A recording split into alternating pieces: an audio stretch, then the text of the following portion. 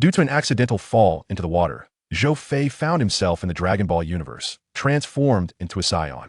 He had bound himself to a gift system, which, fortunately, provided him with valuable items that granted him the ability to protect himself. Thus began the legendary tale of the mightiest Saiyan in the comprehensive universe. Chapter 1, vs. Frisia. In the vast expanse of the cosmos, a white line traversed between numerous planets. Within this line was a spaceship. Inside the vessel, a young man with a tail slowly opened his eyes. Observing the unfamiliar surroundings, he did not feel fear. Have I crossed over? How intriguing. I seem to have caught the wave of trends. Zhou Fei murmured to himself. As he gazed at the ship's control panel, a sudden cacophony of electronic noises erupted. Super gift system binding complete. Due to excessive energy consumption, the system will enter hibernation. Gifts will be automatically distributed at the beginning of each week, allowing for the random selection of 1 or 2 items. As this is your first binding of the gift system, a novice gift has been awarded. Before him appeared a virtual screen, showcasing a square gift box. The gift has been opened for you, Doc. Congratulations. You have obtained the power of Super Saiyan 2 Vegeta, Unlimited Kaioken, New Kamehameha, Flawless 4-Wave Fist, and the Weighted Technique. Not bad. However, you must inform me of the current timeline. Zhou Fei replied that you are currently situated in the Dragon Ball Super Multiverse. The current timeline indicates that Frisia has mastered his golden form and is awaiting son Goku on Earth. Zhou Fei scratched his head, wishing he could retract the words not bad. After all, even with the power of Super Saiyan 2 Vegeta, it wouldn't suffice against the might of a god. Your route to Earth has been adjusted. The system will enter hibernation in 5 seconds. 5, 4, 3, 2, 1. Once the countdown concluded, silence enveloped the ship. He shook his head, feeling somewhat speechless, and glanced at the time displayed on the electronic screen. Already so soon. The screen indicated 5 minutes. Unbeknownst to him, the system had also accelerated the spaceship's speed during the course adjustment. Earth. At that moment, Bulma was being tormented by Frisia. Oh ho ho ho. Unable to move? Then you should beg for mercy. Hurry up and plead with me. With that, he erupted into a wild, unhinged laughter, relishing the torment of Bulma, knowing that Goku would be unable to find his son. After all, debts must be repaid, right? As he concentrated energy at his fingertips, a spaceship plummeted from the sky. With a thunderous crash, it created a massive crater not far from him. Damn it, couldn't you have slowed down a bit? You're making me dizzy. Zhou Fei spat, brushing off the dust from his clothes. Yet, as he continued to brush, he sensed something was amiss. It felt as though numerous eyes were fixated on him. Upon looking up, he was met with hundreds of piercing gazes. Hi there. Don't mind me. I'm just here to observe. Please, continue with your business. Zhou Fei awkwardly smiled. However, his tail revealed his true identity, that you're also a Saiyan. Well, since Goku isn't here, I suppose I shall start with you, Saiyan, Frisia sneered, directing a laser from his fingertip towards Zhou Fei. Whoosh. Thud. The attack struck true. Useless wild monkey. With a disdainful laugh, he withdrew his hand, but within moments, Zhou Fei's voice rang out. Hey, that's a bit excessive, Frisia, Nanny. Everyone turned to the sound, only to see him standing behind the diminutive strategist, Sorb. Bang! A fist struck Sorb's heart, and his eyes rolled back as he fell lifelessly. In his final moments, Sorb could hardly fathom how he had met his end without having done anything. Oh, it seems you wish to resist me, Frisia remarked with interest. Zhou Fei scratched his head. There was no choice. The adversary had already come to him, and it wouldn't be polite not to reciprocate. Piccolo, take Bulma down. You still have some sins of beans, right? Piccolo paused for a moment, but quickly assisted Gohan. This is unacceptable. I haven't had my fill of fun yet. Whoosh! Another beam shot forth from Frisia's fingertip, yet it was met with Zhou Fei's energy blast, neutralizing each other. All right, Frisia, let me entertain you until Goku and the others return. Zhou Fei's demeanor shifted, revealing an expression of great excitement. Though I don't know where you came from, wild monkey, since you wish to play, I shall oblige, and you will witness the horrors of hell. Frisia detached from his small spacecraft. Buzz! Zhou Fei, filled with energy, charged at Frisia. Boom! Their initial clash resulted in a fierce and evenly matched struggle. However, this was merely a superficial probe. After a dozen exchanges, the two opponents stood facing each other, momentarily halted. Frisia, you should transform into your final form. Your first form is no match for me. Zhou Fei chuckled. Frisia's expression darkened. He had lost face this time. He had expected his first form to suffice, but was taken aback by Zhou Fei's prowess. With a furious roar, Frisia unleashed a wave of energy that engulfed all his subordinates. When the energy dissipated, he had transformed into his final form. Zhou Fei focused intently. Frisia's combat power had surged far beyond his own, yet he remained unafraid. Frisia has become this strong. Piccolo exclaimed, his face turning pale as sweat trickled down his brow. This sense of oppression feels so familiar, even stronger than before. Krillin clenched his fists, memories of the battles on Namek flooding his mind. Frieza reveled in the Z fighters' expressions, taking great pleasure in their fear. Oh ho ho ho. Wild monkey, well, I don't know where you hail from, you needn't hide anymore. Transform into a Super Saiyan. Zhou Fei cast a sidelong glance at Frieza, a smile gracing his lips. Frieza, are you not worried about leaving a shadow in your heart once more? Upon hearing this, Frieza's expression darkened, his voice icy as he retorted, to leave a shadow upon me, you must first possess the capability to do so. Zhou Fei shrugged his gaze, sharpening as he let out a low growl. A formidable aura surged forth, crackling with the sound of thunder, as he transformed into a Super Saiyan 2, such overwhelming power. Is this truly Super Saiyan 2? No, it seems somewhat different. Gohan furrowed his brow in contemplation. Although the transformation of this unknown Saiyan resembled Super Saiyan 2, there was an indefinable distinction that eluded him. At that moment, Frieza's expression shifted dramatically. Disbelief etched across his features. How? Is this possible? How could the battle prowess of this wild monkey surpass my own? Nevertheless, despite his incredulity, the battle was inevitable. Swish. Swish. Boom. The two collided, unleashing a tremendous noise as they commenced a brutal melee, exchanging blows with unrelenting ferocity. A cacophony of sound reverberated through the skies. The ocean churned violently, while dark clouds began to gather ominously overhead. Meanwhile, Bulma finally established contact with Whis. After recounting the events, both Goku and Vegeta were astonished. Was Frieza truly an indestructible cockroach, resurrected once more? Upon hearing that other Saiyans were opposing Frieza, Goku and Vegeta exchanged glances, and even Beerus and Whis exhibited a flicker of intrigue. After all, Whis had conducted a search, and aside from Goku, Vegeta, his brother, and the hybrid Saiyans on Earth, no other Saiyans existed. Who then was this unexpected newcomer? On Earth, perhaps sensing a connection with his father, Gohan began to unleash his power. Upon detecting his son's energy within the Destroyer realm, the trio instantly teleported away, disappearing in a flash. Chapter 2. The Hundredfold Kaioken versus Golden Form. Whoosh. In the next instant, Son Goku appeared alongside three others. The arrival of Goku momentarily distracted Frieza. And it was during this fleeting moment that Zhou Fei seized the opportunity to grasp Frieza's tail, executing a Thomas spin. After spinning for over 20 rotations, he released his grip, sending Frieza hurtling like a projectile, crashing into a small mountain, obliterating it entirely. Impressive. However, has that scoundrel Frieza undergone some form of training? His current form exhibits a significant increase in battle power compared to before. Goku's eyes gleamed with excitement. Vegeta, arms crossed and voice cold, declared, regardless of what training he has undergone, I shall personally take him down shortly. Seeing this, Goku immediately waved his hand. Vegeta, that won't do. I need to handle Frieza myself. Kakarot, if you take him on, you'll end up showing him mercy again. Hence I must be the one to finish him off decisively. No, we shall decide this with a game of rock, paper, scissors. Vegeta glanced at Goku, nodding in agreement. The two then commenced their game, best 2 out of 3, resulting in Goku's victory. My apologies, Vegeta. Vegeta huffed in response, choosing to remain silent. The onlookers were taken aback, while Zhou Fei remained pensive. Boom.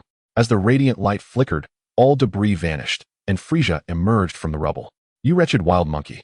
His forehead pulsed with veins, fury radiating from him. With a clap of his hands raised above his head, crackling energy coalesced into a purple energy sphere. Die. Zhou Fei placed his right hand atop his left, with his little finger touching his left index finger, thumbs pressed together, forming a frame through which he unleashed a new Kamehameha. That's my new Kamehameha. How could he? Tian Shinhan exclaimed in astonishment. Boom. The two energies collided, resulting in a cataclysmic explosion that unleashed a tempest of energy. Whoosh. Zhou Fei, fueled by explosive energy, charged into the dust cloud, seizing Frieza's tail and yanking him downwards, plunging them both into the ocean and creating towering waves.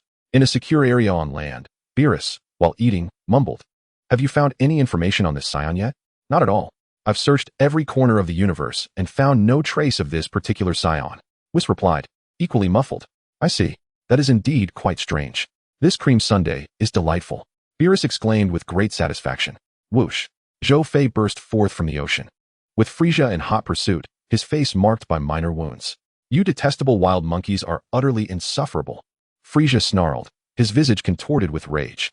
Just as he prepared to strike, his gaze fell upon Beerus, who was savoring a strawberry cream sundae, startling him into exclaiming, "Master Beerus, are you here to thwart my vengeance?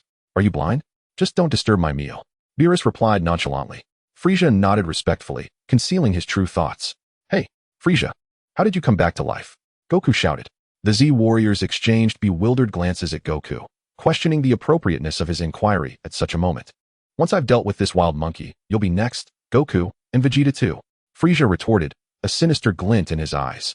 Zhou Fei cleared his throat. "Enough? Frieza, I believe you've had your fun. Show us the fruits of your training, for opportunities like this are fleeting." Frieza raised an eyebrow, realizing Zhou Fei was well informed. "Very well. I had intended to use this against Goku and the others, but since you're aware, prepare to witness the terror of the underworld." As he spoke, he clenched his fists, unleashing a torrent of energy, the once somber sky now crackling with lightning. "What is this?" Goku and Vegeta gazed at Frieza in shock. Crack! Lightning from the heavens struck down, obliterating a hill. Buzz! A blinding golden radiance erupted from Frieza, illuminating the surroundings. As the light dissipated, he successfully transformed. What kind of training has Frieza undergone? His power has surged immensely. If he weren't such a villain, he would indeed make for a formidable opponent. Goku mused. Vegeta huffed, not refuting Goku's observation, acknowledging the truth in his words. "Oh my." Whis observed the golden Frieza, then glanced at Goku and Vegeta, opting to remain silent as he continued to savor his meal. Zhou Fei regarded Frieza with a serious expression, acutely aware of the overwhelming pressure enveloping him. Though he quickly regained his composure. "Wild monkey, I'm granting you an opportunity. You must have some techniques left unutilized, so hurry and use them, or you shall miss your chance. In that case, I must thank you." Without further ado, he began gathering energy. Goku frowned, sensing a familiar aura. Huh. With Zhou Fei's low shout, a red aura ignited around his golden flames, as he mentally declared, "100-fold Kaioken." Boom. An explosive surge of energy surged forth, causing the ocean to boil and the earth to fracture, with stones floating as if defying gravity. Vegeta observed Zhou Fei's transformation solemnly. "Kakarot, that is indeed your Kaioken." Goku nodded with utmost seriousness. Is this guy out of his mind, using Kaioken in Super Saiyan 2? The North Kao on King Kai's planet was astonished. He distinctly remembered teaching this technique to only Goku, yet this individual executed it even more impressively. So the pressing question arose, from where did this Saiyan emerge? Earth. This is your true power. It appears formidable, yet you will never surpass my golden Frieza. Zhou Fei spoke little, swiftly dashing to Frieza and delivering a powerful punch. Frieza reacted promptly, palms overlapping to block the strike, the force of the blow parting the sea. He slid backward for a distance before stabilizing his stance. Just a clever trick. Frieza raised a finger, unleashing a barrage of lasers that fired with the speed of a machine gun. Zhou Fei retorted with his new Kamehameha. The energies clashed once more. This time, the new Kamehameha found itself at a disadvantage. However, Zhou Fei intensified his energy output, causing the Kamehameha's range to expand dramatically. Its power surging, ultimately countering Frieza's assault. The Kamehameha is an exceedingly formidable technique, capable of relentless output as long as one possesses sufficient energy. In the manga, it demonstrated over 20 consecutive strikes, while in the anime, it reached a staggering 30+. In the Z Saga, Tian Shinhan could suppress Cell, whose battle power far exceeded his own, which underscores the Kamehameha's might. Impossible. Boom. The Kamehameha struck him, resulting in a colossal explosion. Wow. Frieza crashed into the ocean. Tian Shinhan gazed intently at Zhou Fei, realizing that his Kamehameha had far exceeded his expectations. Kakarot, how many times do you think this fellow's Kaioken is? Goku shook his head, uncertain of how many times the Kaioken would be required to amplify his power to such an extent, nor could he fathom the toll it would take on the body. Such audacity. Frieza erupted from the depths of the ocean, his face contorted with fury and veins bulging. Unforgivable, absolutely unforgivable. He raised his hands high as energy coalesced into a colossal golden sphere. You shall vanish along with this planet, wild monkey. Zhou Fei, lifting a hand, unleashed an energy sphere of his own, albeit one approximately half the size of Frieza's. Chapter 3. Dying Again, Training in the Hyperbolic Time Chamber. Zzzzz. The two energy spheres clashed, creating immense heat through their friction. Gurgle, gurgle. The ocean began to boil. Buzz. Zhou Fei intensified his energy output. Boom. A dazzling light erupted, the sound of the explosion reverberating throughout the surroundings. Both combatants were hurled away by the shockwave, tumbling for quite a distance before regaining their footing. Hey, my friend, you should be nearing your limit. Allow me to take over from here. Goku called out to Zhou Fei. Zhou Fei shook his head. Limit? How absurd. His Kaioken bore no side effects or upper limits. Moreover, even if there were, he could not relinquish it to Goku. That would be a disservice to his identity as a traveler from another realm. Goku frowned slightly at this. Wasn't he afraid of his body fracturing? Such was Goku's current query. Seizing the moment when Zhou Fei was distracted, the golden Frieza swiftly materialized before him. Just as he was about to reach Zhou Fei pivoted with remarkable speed, delivering a powerful elbow strike to Frieza's face. Ack! Frieza recoiled, clutching his face and retreating hastily. You can't possibly be this weak, can you, Frieza? Zhou Fei taunted. You truly believe you stand a chance against me, wild monkey? That was merely a moment of carelessness. He clenched his fists, straining as his energy surged. Incredible! Frieza's power had skyrocketed. How was he able to achieve such a level? Goku marveled. After finishing the last bite of his sundae, Beerus wiped his mouth with a napkin. I must admit, it surprises me that Frieza can elevate his strength to such heights. Recalling their first encounter, he remembered thinking Frieza's combat prowess was adequate. And since he had been feeling drowsy at the time, he appointed Frieza as a temporary destroyer. Time had passed swiftly, and seeing Frieza now so evolved was indeed quite intriguing. He then cast a glance at Zhou Fei, a glimmer of insight flashing in his eyes. Whis, you feel it too, don't you? The energy emanating from that Saiyan. It doesn't belong to this timeline. Whis replied calmly. In the sky, buzz. The golden radiance expanded once more, disrupting the atmosphere, causing aircraft to falter mid-flight, and shaking the very earth itself. After a mere 10 seconds, the golden glow dissipated, revealing Frieza's skin, now even more resplendent in gold. He had elevated his energy to its utmost limit, convinced that this time, he could finally eliminate the wild monkey. Not bad at all. Humph. You can only boast with words. Whoosh. His speed surged to more than double that of before, and before Zhou Fei could react, he was sent flying, crashing into a cliffside. Yet Frieza's assault did not cease there. A blur flashed past, followed by a cacophony of screams and the sound of landslides. Boom, boom, boom. The heavy, muffled thuds echoed amidst the swirling dust. This is bad. That guy isn't a match for Frieza anymore. I must intervene. Just as Goku prepared to spring into action, he was halted by Vegeta. Vegeta, what are you doing? At this rate, he'll be killed. Step aside. Are you an idiot? Kakarot, focus your senses, Vegeta retorted, retracting his hand with a cold huff. Following Vegeta's advice, Goku began to sense. Amidst the dust, Zhou Fei, merely a passive target for Frieza's assault, reflected on the tribulations of his past life.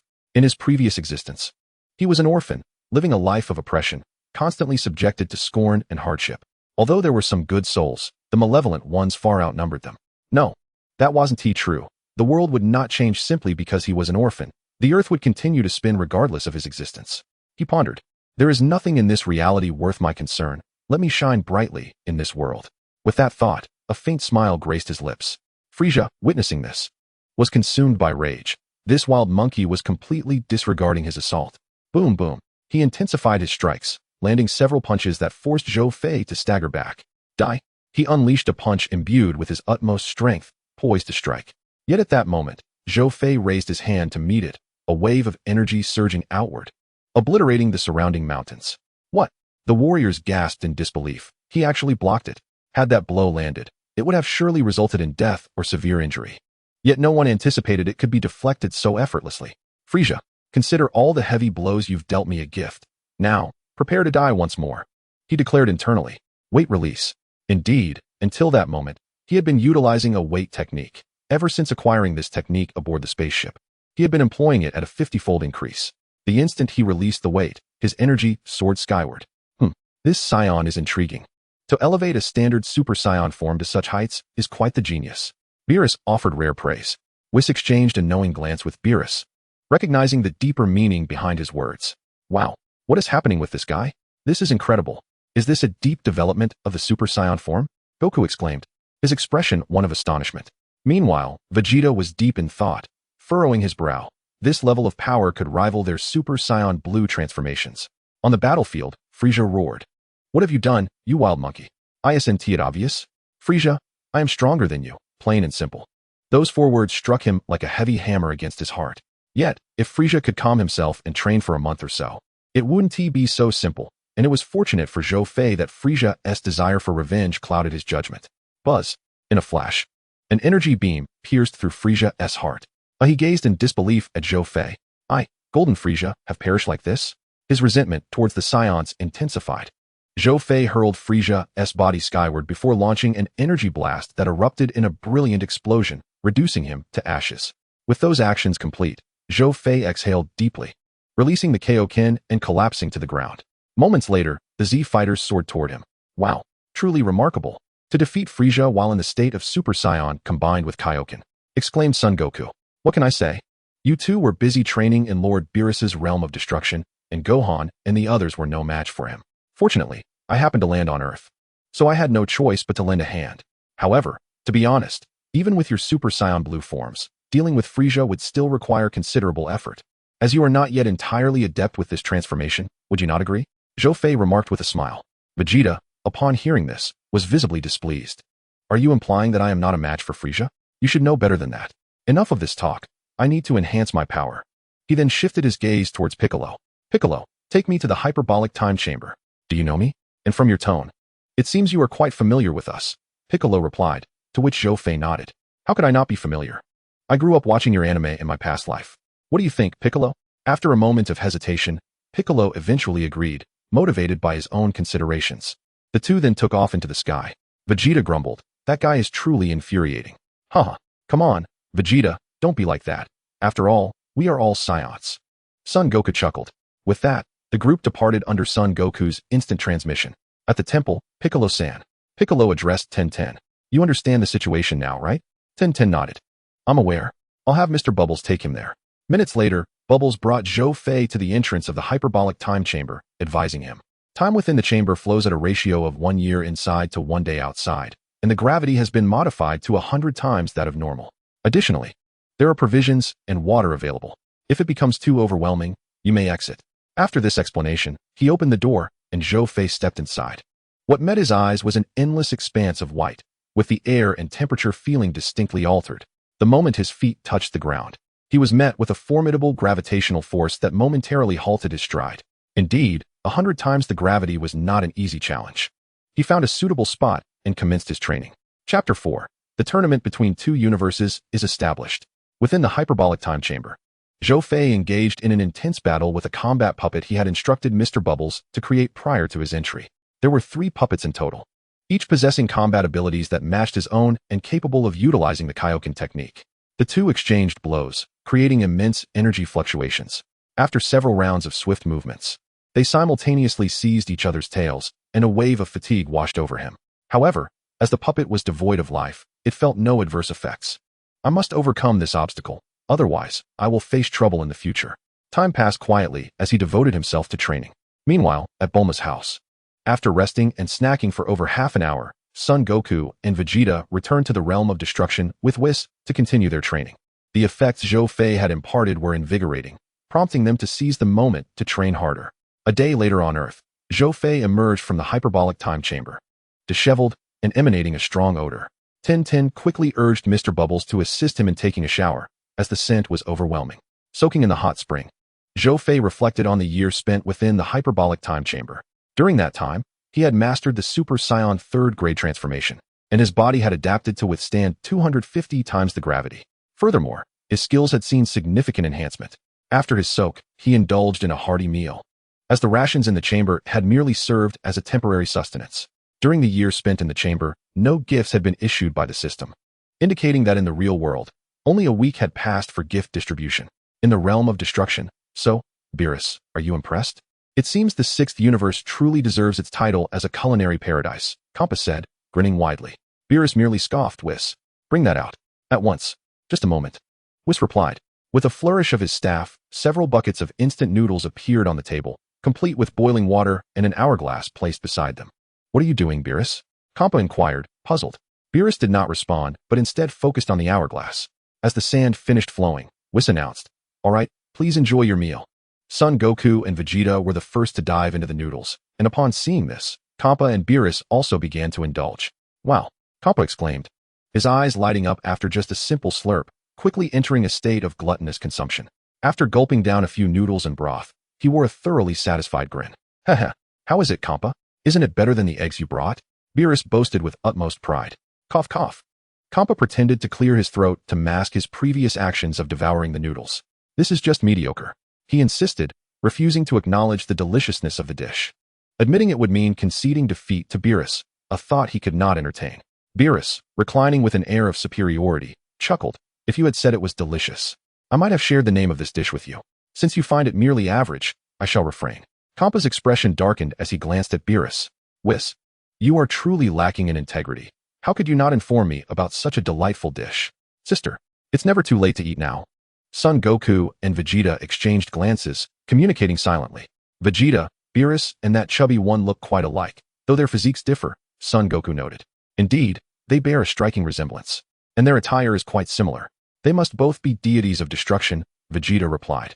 Wait, there are two deities of destruction? Son Goku exclaimed in surprise. That is merely my speculation, Vegeta added. Whis, noticing their silent exchange, smiled gently. You are correct. This gentleman is Kampa, the god of destruction of the sixth universe. The sixth universe. Both exclaimed in unison, astonished to learn that there were other universes beyond their own. Kampa regarded the two mortals with disdain, finding their astonishment utterly laughable, lacking in knowledge. Whis then proceeded to enlighten them about the cosmos. To their astonishment, there were 12 universes in total, implying that other universes also harbored formidable warriors. I truly hope to battle them. Son Goku's enthusiasm ignited once more. Although Vegeta said nothing, his eyes sparkled with anticipation. Beerus, stop holding back and tell me what this dish is called. Kampa urged eagerly. All right. Seeing your eagerness, I shall reveal it to you. This dish is called instant noodles. Instant noodles? What a peculiar name, yet it indeed fits, Kampa mused. This is a delightful delicacy from Earth. And let me tell you, Earth is home to many other exquisite treats, a true paradise for food lovers. Your egg is but a common sight on Earth. Kampa gulped, quickly instructing Beerus, hurry and check. If they have it in the seventh universe, we should have it in our universe as well. As Bardoss searched with her divine staff, she lamented the unfortunate state of their planet, which had begun to crumble due to the foolish infighting of humanity. Kampa, witnessing this, felt a pang of frustration. Very well. Kampa, the culinary competition has concluded. You are already aware of the outcome. It is time for you to return. Beerus has issued an eviction order. Kampa, with a glint in his eye, proposed, what if we engage in a contest, Beerus? A contest? What do you mean? Beerus inquired, bemused by Kampa's ulterior motives. Kampa, striking the table decisively, declared, let us compete in combat. If I emerge victorious, Earth will be mine. Beerus's gaze sharpened. Are you challenging me? The atmosphere shifted palpably. Kampa, nonchalantly picking his nose, replied, I have not finished speaking. It shall not be a duel between you and me, but rather a battle between representatives from our two universes. The victor will claim Earth. Beerus scoffed. Do not spout nonsense. This holds no benefit for me. Why should I engage in a contest with you? Come now. Are you truly afraid, Beerus? Kampa taunted. What did you say? Afraid? What a joke. Even if I were to compete, what leverage do you possess? Do not imply that you wish to take my Earth without recompense. Kampa waved dismissively. I could never take it without cause. I possess something of my own, a wish-granting ball. Have you heard of it? A wish-granting ball. Indeed. Gather 7, and any wish can be fulfilled. At this, Beerus shook his head dismissively. Humph. I thought it was something of significance. It is merely a Dragon Ball. Earth has those too. They are the creation of the Namekians. Do not misunderstand, Beerus. The wish-granting ball I speak of is not of Namekian origin. Their crafting has its limitations. The one I refer to can fulfill any wish, even cosmic ones. Are you not tempted? Kampa was confident that such an enticing offer would compel Beerus to agree. However, Beerus's response surprised him. So, you wish to take advantage of me? That object requires 7 to be effective. Who knows when the last one will be gathered? Just as Kampa was about to retort, Goku interjected. We can have Bulma create a Super Dragon Ball radar. Vegeta nodded. Indeed, she can invent a radar to locate the Super Dragon Balls. Beerus began to ponder this, while Goku encouraged him to accept the challenge. A few moments later, Beerus nodded. Fine, I shall compete with you. This was the response Kampa had awaited. Bardoss and Whis exchanged sighs. Ultimately, following Goku's suggestion, they decided to adopt the rules of the World Martial Arts Tournament on Earth for their contest. Set to take place a week later, Kampa and his entourage departed, while Whis and the others proceeded toward Earth. Meanwhile, on Earth, a young man named Zhou Fei strolled through a food street when he noticed a fleeting glimmer in the sky, visible only to the keenest of eyes, prompting a smile to grace his lips. It seemed the time was nigh. After purchasing a skewer of grilled meat, he savored his snack on his way to Bulma's residence. Should one inquire about the source of his funds, he would simply smirk. They had come from the kindness of others. Chapter 5. The Gift Package. The contest begins. At Capsule Corporation, Bulma confronted Vegeta, exclaiming, How did things come to this? Vegeta, arms crossed and unfazed, replied, It was merely a matter of going with the flow. Do not overthink it. Bulma examined the Dragon Ball radar, contemplating modifications. It can be adjusted. We merely need to alter its sensitivity and search range. However, that seems overly complicated. Is there not a simpler method? Their curiosity piqued. The others awaited her suggestion. We could summon Shenron and inquire about the location of the last Super Dragon Ball. Beerus regarded her with newfound respect, surprised by her sharp intellect. Subsequently, he instructed Vegeta to seek out the Dragon Balls. After over half an hour, Zhou Fei arrived at Capsule Corporation. Among those waiting for Vegeta's return, Goku stood up. Goku, where are you going? Bulma asked. I sense that the Saiyan who aided us the other day has arrived at the door. I see. Please take a seat. I will have someone bring him in. Bulma said, pulling out a device resembling a walkie-talkie and speaking into it. Just as Zhou Fei was about to knock, the door swung open, revealing a robotic servant. In a mechanical voice, it instructed, please follow me. A few minutes later, Zhou Fei found himself in the presence of Goku and the others. Hello, he greeted, taking a seat without hesitation. By the way, I do not know your name yet. Goku remarked. I am Zhou Fei. Goku nodded. Zhou Fei, you are quite impressive. You have grown significantly during your year in the hyperbolic time chamber. Zhou Fei smiled. You and Vegeta are the truly formidable ones. You have both reached the divine realm. My progress is insignificant in comparison. Goku scratched his head, feeling somewhat bashful at the compliment. At that moment, Beerus set aside his snacks and spoke gravely. You are not from this timeline. The atmosphere shifted dramatically. A tension palpable in the air. Zhou Fei thought to himself, it seems the system altered my origins before entering dormancy. He nodded in response, fabricating a story. I hail from a timeline similar to this one, which was obliterated by a malevolent force. I and a few surviving souls escaped to different timelines. Unsure if they would believe him, he simply stated his tale. I see. No wonder your origins are untraceable, Whis remarked calmly. If a timeline is destroyed, its survivors would no longer be associated with it, much like in the future Trunks saga. Goku, bewildered, did not grasp their conversation, feeling lost. As long as you do not engage in activities that threaten the gods, you shall be fine. Zhou Fei nodded at Beerus, fully understanding the implications. A couple of hours later, Vegeta returned with the 7 Dragon Balls. Upon seeing Zhou Fei, he remained cautious, but Bulma's explanation of Zhou Fei's background eased his concerns. The group gathered on the lawn, where Bulma prepared to summon Shenron, only to be halted by Zhou Fei. If you intend to ask Shenron how to locate the Super Dragon Balls, it would be futile. His abilities do not extend that far. Bulma was taken aback, wondering how he knew this. It felt as though he had been observing them all along. However, realizing Beerus was present, she dismissed the thought as impossible. Indeed, ultimately, it is merely a limitation of the Namekian's creations, Whis nodded, affirming Zhou Fei's statement. Bulma found herself troubled by this revelation.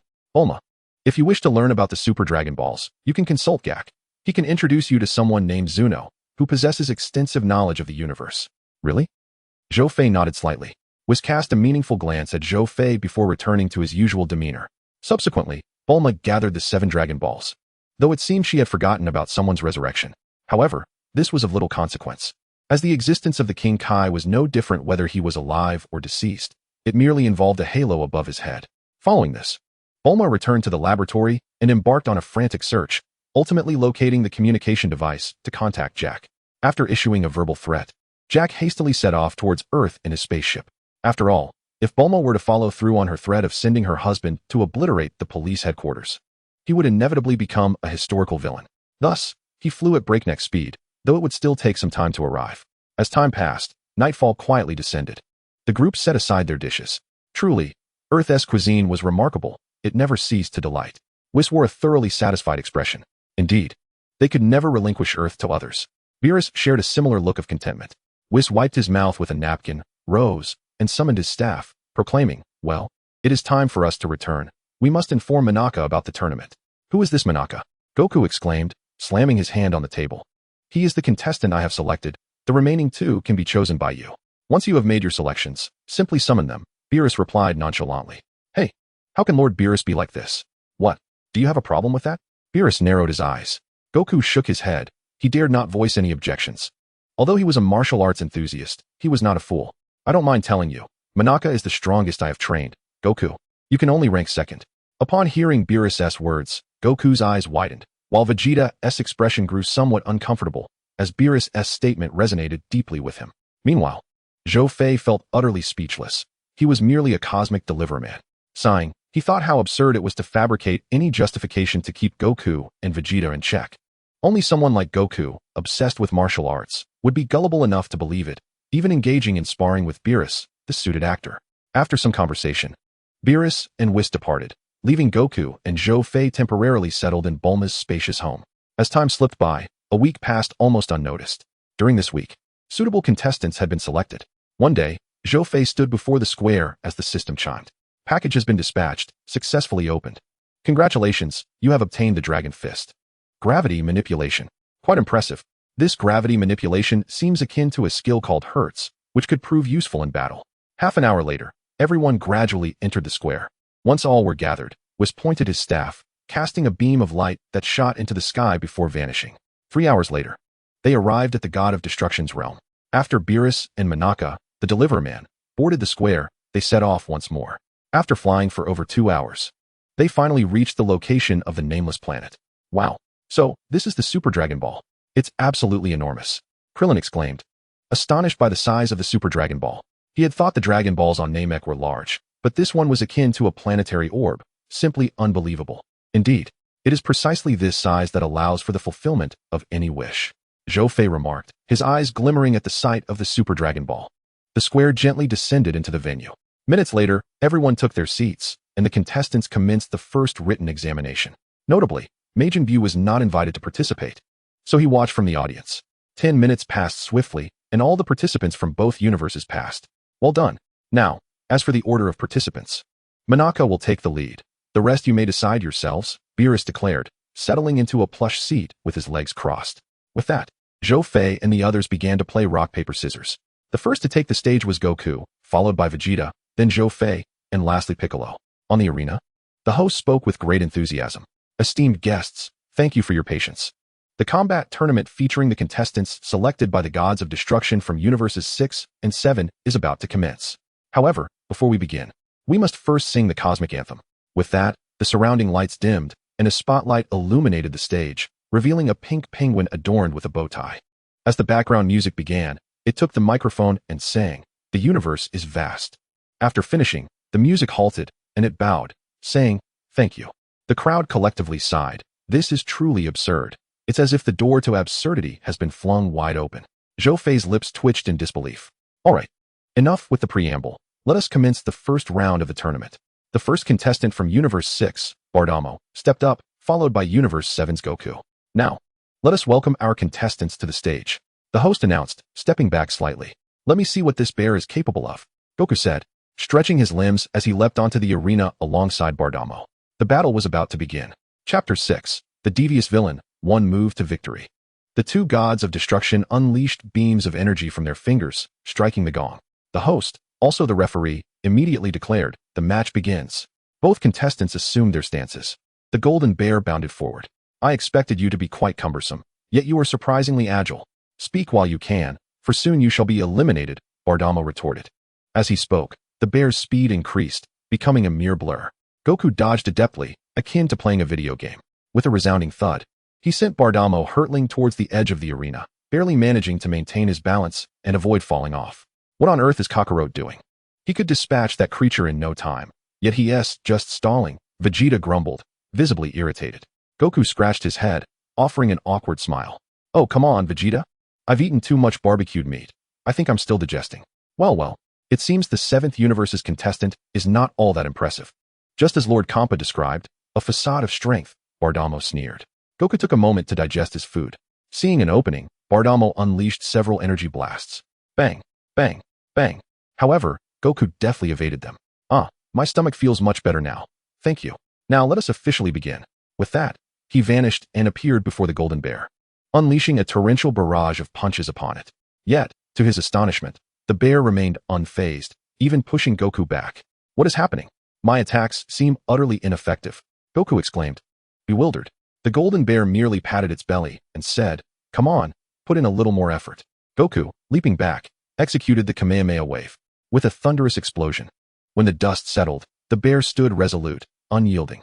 Perplexed, Goku wondered about the bear's physical constitution. The Kamehameha had no effect. Just as he pondered this, Zhou Fei's voice rang out. With a swift maneuver, he targeted the lower half of his opponent and sent him sprawling. Sun Wukong glanced at the golden bear's legs and charged forth just as the golden bear prepared to crouch. In an instant, Sun Wukong seized his legs, and with a powerful heave, he toppled him to the ground. Remarkably effective. This made things considerably easier. He dragged the golden bear toward the edge of the arena while the golden bear retaliated with energy blasts. However, Sun Wukong, possessing keen perception, skillfully evaded each one, ultimately pulling the golden bear to the edge of the platform before executing a 180-degree spin, flinging him out of the ring. Astonishingly, the first match concluded in such a whimsical manner, leaving even the golden bear himself bewildered. At that moment, the referee declared, "The outcome is determined. The victor is Sun Wukong from Universe 7. Sun Wukong flashed a broad grin and gestured with a yay. Soon after, the referee announced, "Next, we invite Frost from Universe 6 to the stage." Frost descended onto the arena from the contestants' area, despite the seemingly amiable demeanor of the Frost demons. Their inner malevolence is difficult to conceal. Zhou Fei cast a dismissive glance at Frost on the stage. Frost, with a friendly wave, extended his hand and remarked, "Your performance earlier was spectacular. It is an honor to compete alongside you." Sun Wukong could hardly believe his eyes. This fellow bore an uncanny resemblance to Frisia, yet their personalities were worlds apart. Zhou Fei observed this exchange with a disdainful smile, utterly repulsed. The match commenced. With the referee's command, Sun Wukong readied himself. While Frost smirked and launched the first attack, he soared over Sun Wukong's head, trapping him with his legs in a 360-degree spin before slamming him down onto the ground. Hiss! Sun Wukong gasped in pain, quickly rising to his feet and gingerly touching his head, which still throbbed from the impact. My apologies. Our physical differences are rather significant," Frost said, feigning politeness. Sun Wukong's expression soured. "What's wrong?" Frost inquired, puzzled. "If you wish to test my strength, why not transform into your final form? You are aware of my final form? It seems you have encountered someone like me in your universe. Indeed. So stop hiding it." "Very well, as you wish." Frost then concentrated, unleashing a surge of energy to transform into his grotesque third form. Vegeta, from the contestants' area, scoffed. "Is this what you call a final form? Who are you trying to fool?" The two combatants clashed fiercely once again, engaging in a thrilling exchange of blows. As they battled, the referee reported information about Frost. "Wow, he has the appearance of a villain but behaves like a model citizen," exclaimed Krillin from the audience. Zhou Fei found this utterly absurd. It seemed this individual had not yet learned his lesson from Frisia's beatings. Boom. After several exchanges, Sun Wukong transformed into Super Saiyan form, sensing Frost's formidable power, prompting Frost to assume his final form. In a flash, Frost dove from the sky, throwing a punch that reverberated through the arena, only to be blocked by Sun Wukong. The momentum shifted dramatically. Witnessing this, Zhou Fei's eyes narrowed, sensing the impending climax. After a series of exchanges, Frost was left battered and bruised, yet he stubbornly charged at Sun Wukong. Frost unleashed a fierce punch, and just as Sun Wukong intended to block it, he hesitated. Suddenly, Frost's eyes gleamed with a sinister light. He withdrew his hand, and Sun Wukong began to sway, as if intoxicated. His vision blurred as he staggered forward a few steps, allowing Frost to exploit the opening with a sweeping kick that sent him crashing to the ground. What happened? Kakarot actually lost. Vegeta was incredulous. No, Sun Wukong did not lose. Frost cheated, Zhou Fei stated flatly. Vegeta glanced at Zhou Fei. "Are you suggesting he used a weapon?" Zhou Fei did not respond but instead shouted towards the referee. "Referee, I demand a check of his hands, particularly the wrists." Zhou Fei's assertion left others confused, while Frost's eyes glinted ominously. "Hey, Beerus, your fighter isn't insinuating that my contestant employed underhanded tactics, is he?" Kappa questioned with evident irritation. Beerus, equally perplexed, regarded Zhou Fei with uncertainty about his intentions. The audience, including the universe police officer Crack, echoed Zhou Fei's sentiment. Yes, the referee must inspect his wrists. The referee found himself in a predicament, glancing between Beerus and Kampa, uncertain of how to proceed. After a moment of contemplation, Beerus stated, "Kampa, for the sake of fairness, let's check your contestant." Kampa narrowed his eyes. "Beerus, are you looking for trouble?" Beerus wore a nonchalant expression. In the contestant area, Piccolo descended to retrieve Sun Wukong, while Zhou Fei leaned in to whisper to Vegeta. Vegeta gave Zhou Fei a knowing look, and Zhou Fei responded affirmatively. Nodding, Vegeta leaped into the arena. "Lord Kampa, since you have such unwavering faith in your contestant, I suggest you scrutinize this match closely." Zhou Fei shouted at Kampa. The audience grew increasingly bewildered, save for Crack. "Humph. I look forward to seeing what tricks you can pull. If my contestant is innocent, you'll be in serious trouble," Kampa threatened without reservation.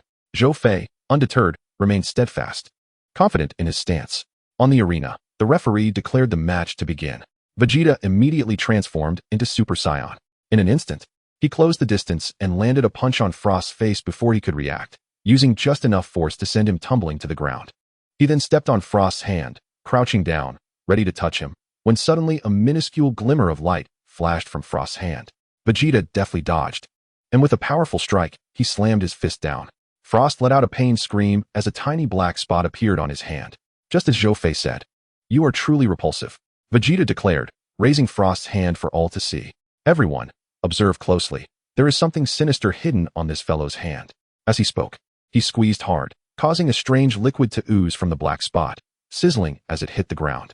"Poison." The crowd gasped in shock. The realization of Frost's deceit dawned upon them as they recalled Sun Wukong's earlier fall. Kampa's expression soured. He had just claimed it impossible. Yet now he faced the silent slap of reality, his pride in tatters. Beerus, witnessing Kampa's discomposure, felt a sense of satisfaction, but his irritation towards Frost lingered. To engage in trickery under the watchful eyes of the gods was utterly audacious. "Humph, you are indeed no different from Frieza. Both are equally revolting." Vegeta propelled himself high into the air, his hands coalescing energy as he bellowed, unleashing the Gallic Gun. A formidable energy wave enveloped him, piercing through both himself and the protective barrier. Bardock, with swift reflexes, waved his staff and promptly restored the shield, while Frost collapsed outside the arena, unconscious. Having dealt with his adversary, Vegeta returned to his normal state, and Son Goku, seated in the contestants' area, also regained consciousness. The referee swiftly announced Vegeta's victory. Chapter 7. Vegeta was defeated, and Son Goku entered the fray. In the contestants' area, Beerus admonished Goku briefly before falling silent. Vegeta's opponent was the mentally fragile robot, Magetta. The two engaged in an intense battle within the square glass enclosure. After several rounds, Vegeta staggered backward, gasping for breath. Beads of sweat pouring from him and evaporating instantly in the heat. In stark contrast, the robot remained unscathed. Steam billowed from Vegeta's head as he charged forward, unleashing a flurry of iron fists. Bang, bang, bang. The relentless punches, coupled with the oppressive heat, forced Vegeta into a defensive stance, gradually retreating towards the edge of the arena. Magetta was performing quite admirably. It appeared that the Saiyan was on the verge of losing. "Lord Kampa, your assessment seems rather hasty," Bardock interjected. "Isn't the situation quite obvious?" Bardock shook her head in exasperation, unsure of how to respond to Lord Kampa. Having such a master was exhausting indeed. On the arena, as Vegeta neared the edge, Magetta raised his fists, poised to deliver a final blow when Vegeta seized the opportunity. "Huh!" He kicked Magetta in the abdomen, sending him flying while simultaneously launching an energy blast. Magetta retaliated by spewing forth magma. As Vegeta's energy blast detonated, the magma surged forth undeterred. "Damn it!" Vegeta grumbled, unleashing the Gallic Gun once more. The violent energy wave clashed with the magma. The arena reverberated with a thunderous roar, and the temperature soared drastically. At that moment, Vegeta's Gallic Gun showed signs of diminishing power. Goku, seated in the contestants' area, slapped his forehead. Vegeta is about to lose it. Just as Goku predicted, Vegeta transformed into his Super Saiyan form, instantly amplifying the power of his energy blast severalfold, overpowering Vegeta's magma. Unyielding, Magetta countered with another eruption of gas, enhancing the magma's potency. Vegeta raised an eyebrow. Though subtle, he sensed that the magma could scorch his energy. After a tense stalemate of several seconds, Vegeta's expression darkened. "Have you all noticed? Vegeta's situation is rather dire," Piccolo remarked. Hearing Piccolo's words, the others turned their gaze towards the glass enclosure, recognizing the gravity of the situation. Vegeta's breathing had become frantic. Goku's expression stiffened. The issue stemmed from the insufficient air within the glass enclosure. The robot had plotted this from the beginning. Even without oxygen, he could survive, allowing him to freely unleash magma to consume the available oxygen, thus putting Vegeta in such a predicament. Zhou Fei explained in a calm tone. "Come on, Vegeta," Goku urged. "TCH." Vegeta grimaced. Already feeling lightheaded, he knew he could not afford to delay any longer. With a mighty roar, he unleashed the full power of Super Saiyan. And in the next moment, his energy blast surged explosively, overwhelming Vegeta's magma. Boom! The glass enclosure shattered, and as he inhaled the fresh air, he immediately concentrated a massive amount of energy into his palms. "Final flash!" he exclaimed. The golden energy blast erupted forth. Simultaneously, Magetta retaliated, unleashing a torrent of magma, even more intense than before. Sizzling sounds filled the air as the tremendous energies collided, causing the arena to erupt, magma and energy splattering everywhere. "Ah!" Vegeta roared, straining with all his might, causing his energy to surge even further. "Is this the full power of Vegeta's Super Saiyan? Indeed, it is formidable." Zhou Fei nodded approvingly. Magetta persisted, Yet Vegeta's ultimate technique was not so easily withstood. In a matter of moments, it reached Magetta, forcing him back to the edge of the arena. Down you go, you scrap metal. Crack. Hearing Vegeta's venomous words was like the shattering of glass. Magetta stumbled, and with a powerful energy wave, he was blasted off the arena, shattering the glass enclosure in the process. Having dealt with his opponent, Vegeta returned to his original state. At that moment, Trunks in the audience hurriedly sent down a bottle of water. Vegeta drained it eagerly. The referee announced Vegeta as the victor, while Magetta returned to the contestants' area, dejectedly sobbing. What happened? He was just so powerful a moment ago. Why is he crying? Goku pondered, perplexed. He was not alone. The audience shared his confusion. Whis explained that Magetta was emotionally fragile and could not bear harsh words. The crowd murmured in disbelief. Bardock and Whis appeared on the arena, simultaneously waving their staffs to repair the arena, which now was even larger than before. They then returned to their respective universes. Notably, Goku was confirmed to re-enter the arena, as he still bore evidence of being struck by Frost's hidden weapon. Vegeta stood on the arena, awaiting the next contender. From Universe 6, Cabba stood up, leaping onto the arena. The two exchanged glances as the drums sounded, and the referee announced the start. I look forward to our match, Cabba said, bowing slightly to Vegeta. The two then assumed their stances. Cabba initiated the attack, diving in with a punch. Vegeta reacted swiftly, stacking his hands to block the strike, though the tremendous force erupted behind him. Impressive power, Vegeta praised. Cabba continued to unleash a barrage of punches, pushing Vegeta back while maintaining the upper hand. Don't get too cocky, Vegeta exclaimed, seizing Cabba's wrists and tossing him aside, sending him several meters away. Cabba braced himself on one hand, gasping for air as he regained his stance. Oh, a technique similar to mine. Vegeta smiled. Suddenly, Cabba's energy wave surged towards him. Vegeta reacted almost instantaneously, unleashing his own energy blast. Boom. The energies clashed, sending a cloud of dust into the air. Truly a Saiyan. Your strength is commendable. Now, let us begin in earnest. As he spoke, Vegeta's aura exploded, transforming into a Super Saiyan, yet Cabba remained unmoved. Upon realizing that Cabba could not transform, he requested instruction, causing Vegeta to feign anger. Without hesitation, Vegeta unleashed a flurry of blows upon Cabba. Observers in the audience wondered if Vegeta had turned malicious again. However, once Cabba successfully transformed, Vegeta displayed a proud smile of approval. Thank you for your guidance. Gabe bowed once more to Vegeta. Humph, remember this feeling. Now, transform again. Gabe was momentarily taken aback. I said transform again. Vegeta's tone grew increasingly stern. Startled, Gabe immediately shifted into his Super Saiyan form. Excellent, you have grasped the essence of it. With that, Vegeta suddenly transformed into his Super Blue state, a formidable energy enveloping the entire arena. Gazing at Vegeta, radiating a blue luminescence, Gabe felt an overwhelming beauty. Before he could react, a heavy punch struck his abdomen, accompanied by Vegeta's voice echoing in his ears, reminding him not to forget the pride of a Saiyan. And he collapsed into unconsciousness. Vegeta reverted to his normal state and cast a glance at the referee, who, startled, promptly declared Vegeta the victor. Following this, Vegeta splashed a bit of water on Gabe's face. Gabe jolted awake, and after exchanging a few words, they promised to visit each other's planets when the opportunity arose. After which Gabe returned to the contestant seats. Vegeta, arms crossed, observed the closed-eyed Hit. Hit stood up, hands in pockets, and approached the arena. You are the strongest among them, aren't you? Hit did not answer his question, but instead advised, you are not my match. It would be wise to concede. Underestimating me could lead to severe consequences. Vegeta transformed into Super Blue. Hit scrutinized his opponent, having observed him from the contestant seats, noting that among the two other Saiyans, one likely possessed this transformation, while the other remained uncertain. Nevertheless, this mattered little to him. As long as he could secure consecutive victories, the prize would be his. Hit extended his hands, assuming a stance with minimal distance. Vegeta squinted, cautiously launching an attack, but before his strike could fully reach its target, he was sent flying. The audience was left in shock, questioning what had just transpired. Why had Vegeta been propelled away by his own actions? Flash was undeniably formidable. Zhou Fei watched Hit intently. Vegeta rose, his expression shifting. He had failed to perceive Hit's attack, which was utterly astonishing. However, he would not be intimidated by such tricks. He launched another offensive. Yet the outcome was not dissimilar. Rising once more, he noticed blood trickling from the corner of his mouth. Wiping it away, Vegeta devised a plan. As Hit charged at him, Vegeta braced himself, enduring the impact of Hit's blow, and immediately seized his hand, grinning, now you cannot break my move. But no sooner had he spoken than a resounding thud echoed as he received another punishing hit. Following this blow, Vegeta's pupils dilated as he collapsed, reverting to his normal state. The spectators wore expressions of confusion, having only witnessed Vegeta flying around before lying motionless on the ground.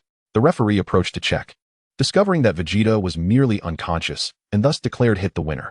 Goku soared onto the stage, placing a Senzu bean in Vegeta's mouth, awakening him instantly. Vegeta, filled with resentment, exited the platform. Next, Piccolo was to take the stage, but he boldly declared his surrender. Beerus remained silent, aware of Piccolo's capabilities. Following that, it was Goku's turn, originally not his, but he and Zhou Fei had swapped places, placing Zhou Fei last, which was inconsequential. He would simply provide a Senzu bean to restore his strength before the match. Chapter 8, A Clash of Titans. Before Vegeta returned to the contestant seats, Goku inquired if he had any suggestions, but Vegeta merely advised him to do his best. This left Goku feeling somewhat uncertain. Goku, remember to observe his movements closely. Zhou Fei reminded him. Goku turned to acknowledge him. With the sound of the gong, the referee announced the start. Goku politely bowed to Hit, momentarily catching him off guard. Goku assumed his stance. What's this? Don't you plan to transform? Goku chuckled innocently. No, transforming now would waste too much energy, and I haven't yet found a way to deal with you. Hit found this remark intriguing. Then I shall strike first. Huh. Without hesitation, Goku charged toward Hit. And as he reached him, he swiftly maneuvered behind him, crouching to attempt a sweeping kick. With a resounding thud, Hit merely turned slightly, his foot landing squarely in Goku's abdomen. Clutching his stomach, Goku staggered back. The impact was indeed substantial. But let us try again once more, he rushed forward. Yet the results remained unchanged after several attempts. On the sidelines, Kampa erupted in laughter. Beerus, you might as well have your contestant concede. It would save face. Humph. Silence. The match hasn't even properly begun. Who knows how it will end? I won't let my contestant concede, Beerus retorted sharply. Heh, when you inevitably lose face. I shall revel in your misfortune, Kampa quipped, delighting in Beerus's displeasure. On stage, that's enough. Goku flexed his muscles, unleashing his super blue transformation. At last, he has revealed it. However, Hit's eyes flickered with caution. Such power was undeniably formidable. Kakarot, have you discovered something? As a partner and rival, Vegeta furrowed his brow, realizing that Kakarot had indeed been more observant, likely having noticed something significant. Zhou Fei's eyes gleamed with insight. Goku, let the sixth universe witness how you will unravel Hit's time skip and spur his growth. With a whoosh, Goku dashed towards Hit, initiating an intense confrontation. The fierce exchange continued for dozens of rounds until Hit suddenly employed his time skip. The moment Goku charged, he was ensnared within the frozen time, launching a punch aimed at Hit's abdomen. Just as the strike was about to connect, Goku blocked it. What? Hit was taken aback, questioning the impossibility of this. Was it mere coincidence? He swiftly retreated, employing time skip once more, this time attempting a sweeping kick to Goku's head. Yet, in the next instant, Goku thwarted this move as well. How about that, Hit? Your time skip has been unraveled. Goku grinned widely. Hit's expression hardened, having lived for over 1,000 years. He had never encountered such a phenomenon. Vegeta clenched his fists, finally comprehending how Kakarot had achieved this. Kakarot had meticulously observed Hit's movements, anticipating his actions to counter the time skip. Was such a feat truly achievable? Krillin found it hard to believe that Goku had reached such heights. It is not that Krillin lacks faith. Rather, he finds it somewhat fantastical that the usually carefree Sun Wukong would observe his opponent's movements and make predictions. Such feats are indeed achievable, provided one can harmonize the mind, body, and technique, alongside possessing the instantaneous judgment necessary for reaction. Only upon fulfilling these requirements can one attain such prowess, Zhou Fei remarked with a calm demeanor. Whis cast a surprised glance at Zhou Fei, acknowledging that this Saiyan was indeed remarkable, even aware of such intricacies. Beerus quietly remarked to Whis, from his demeanor and actions, it appears that the historical trajectory of his previous timeline bears some resemblance to ours. Perhaps, Whis replied ambiguously, stealing a meaningful glance at Zhou Fei. However, Beerus' assertion held a degree of credibility, although it did not pertain to their angelic duties. With a swift motion, Hit retreated once more. It seems you possess considerable strength. But do you truly believe that this is all I am capable of? Sun Wukong shook his head, fully aware that his opponent's power was not merely limited to what he had displayed. Haha, Sun Wukong, I must commend you. You have illuminated the confines of my potential. To express my respect, I shall reveal to you my true strength. With a resounding roar, Hit unleashed an immensely potent purple aura, which dissipated after a few seconds. In the contestant area, Piccolo appeared perplexed. Based on the earlier display of power, it seemed Hit's strength had indeed surged, yet he sensed no significant difference from before. So you can summon such a call too? Sun Wukong was taken aback, realizing that beneath Hit's composed exterior lay unexpected depths. The battle soon intensified, and after several exchanges, Sun Wukong noted that Hit's power had not escalated, leaving him in a state of confusion. With a powerful punch, he sent Hit flying, only for Hit to retaliate with a kick that sent Sun Wukong reeling as both fighters regained their footing at a distance. On the Sixth Universe's side, Kampa observed the arena's developments, addressing Beerus with urgency. Beerus, did you not say that shouting would trigger an upgrade? Why has that fellow not changed at all and remains the same? Beerus shrugged, equally perplexed. Does this mean I cannot win? I will lose, Kampa exclaimed in frustration. In the midst of his agitation, a sudden loud crash resounded as Sun Wukong clutched his abdomen and knelt on one knee, leaving Kampa momentarily stunned. What just transpired? The situation unfolded as both fighters had engaged in a series of brutal exchanges, driving Hit near the edge of the ring. In a moment of fierce determination, Sun Wukong unleashed a powerful punch, only to find himself collapsing to the ground in agony. The onlookers were astonished. What had seemed like a golden opportunity had devolved into this predicament. Observing their confusion, Zhou Fei provided a brief explanation. Upon hearing Zhou Fei's insights, the spectators grasped the simplicity of the situation. Hit's ability had evolved. Sun Wukong, I may not ascend like you Saiyans, but I can grow. This idea had never crossed my mind until I encountered you, so I owe you my gratitude. My growth has enabled my time skip to evolve. And now I can leap 2 seconds ahead. Sun Wukong gradually rose, catching his breath, and adopted a fighting stance with a smile. You have indeed become stronger, he mused, contemplating his next move. Sun Wukong, I advise you not to exert yourself in vain. Even if you can predict 2 seconds, can you foresee beyond that? In an instant, Hit vanished, and the void before Sun Wukong solidified as Hit unleashed a barrage of rapid punches. When time resumed, Sun Wukong let out a pained cry and collapsed once more. Hit glanced at the referee, stating nonchalantly, he cannot rise again, announced the result. I have another match to prepare for. Just as the referee was about to declare the outcome, Sun Wukong astonishingly stood up, albeit shakily. Oh my! Sun Wukong has once again displayed remarkable resilience. The referee was moved by Sun Wukong's tenacity. Hit.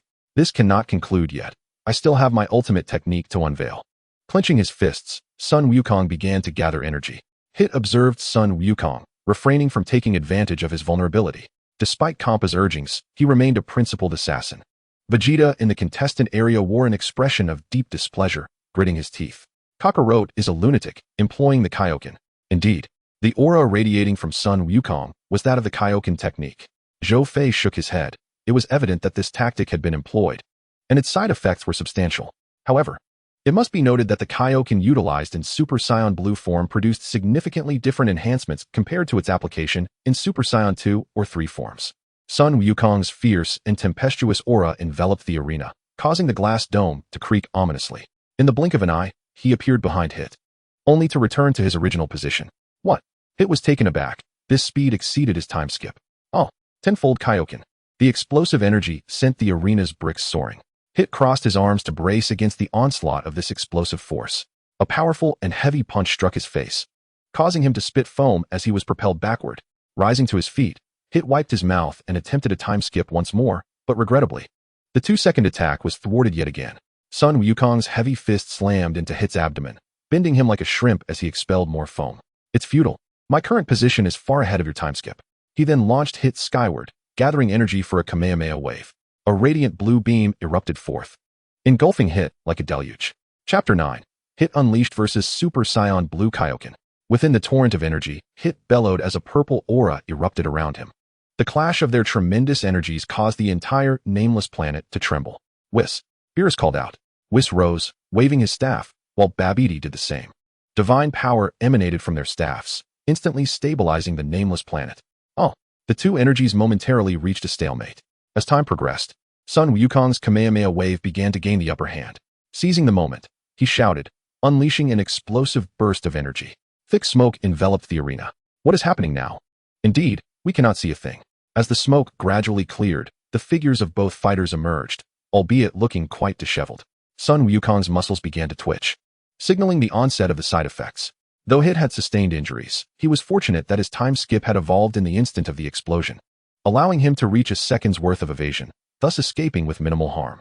Gasping for breath, Son Goku managed to smile. He had not anticipated encountering a fighter of your caliber in other universes. Surely you still possess the strength for one final confrontation. Hit. What do you wish to say? Hit replied. Let us settle this with a decisive blow. I desire to leave no regrets in this battle.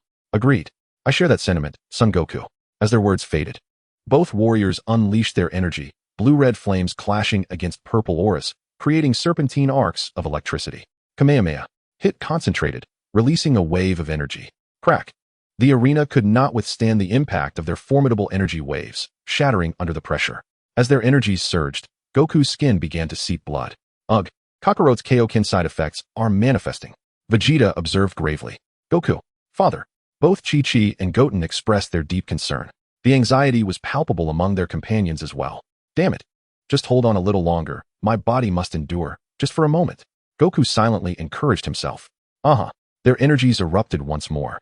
This explosion causing fissures in the void itself. Fortunately, the angels intervened just in time to mend the rifts, or else the entire arena would have been consumed. Whoosh. Bang. Goku was sent hurtling backward, crashing into the glass barrier, which splintered into a myriad of cracks before he fell to the ground.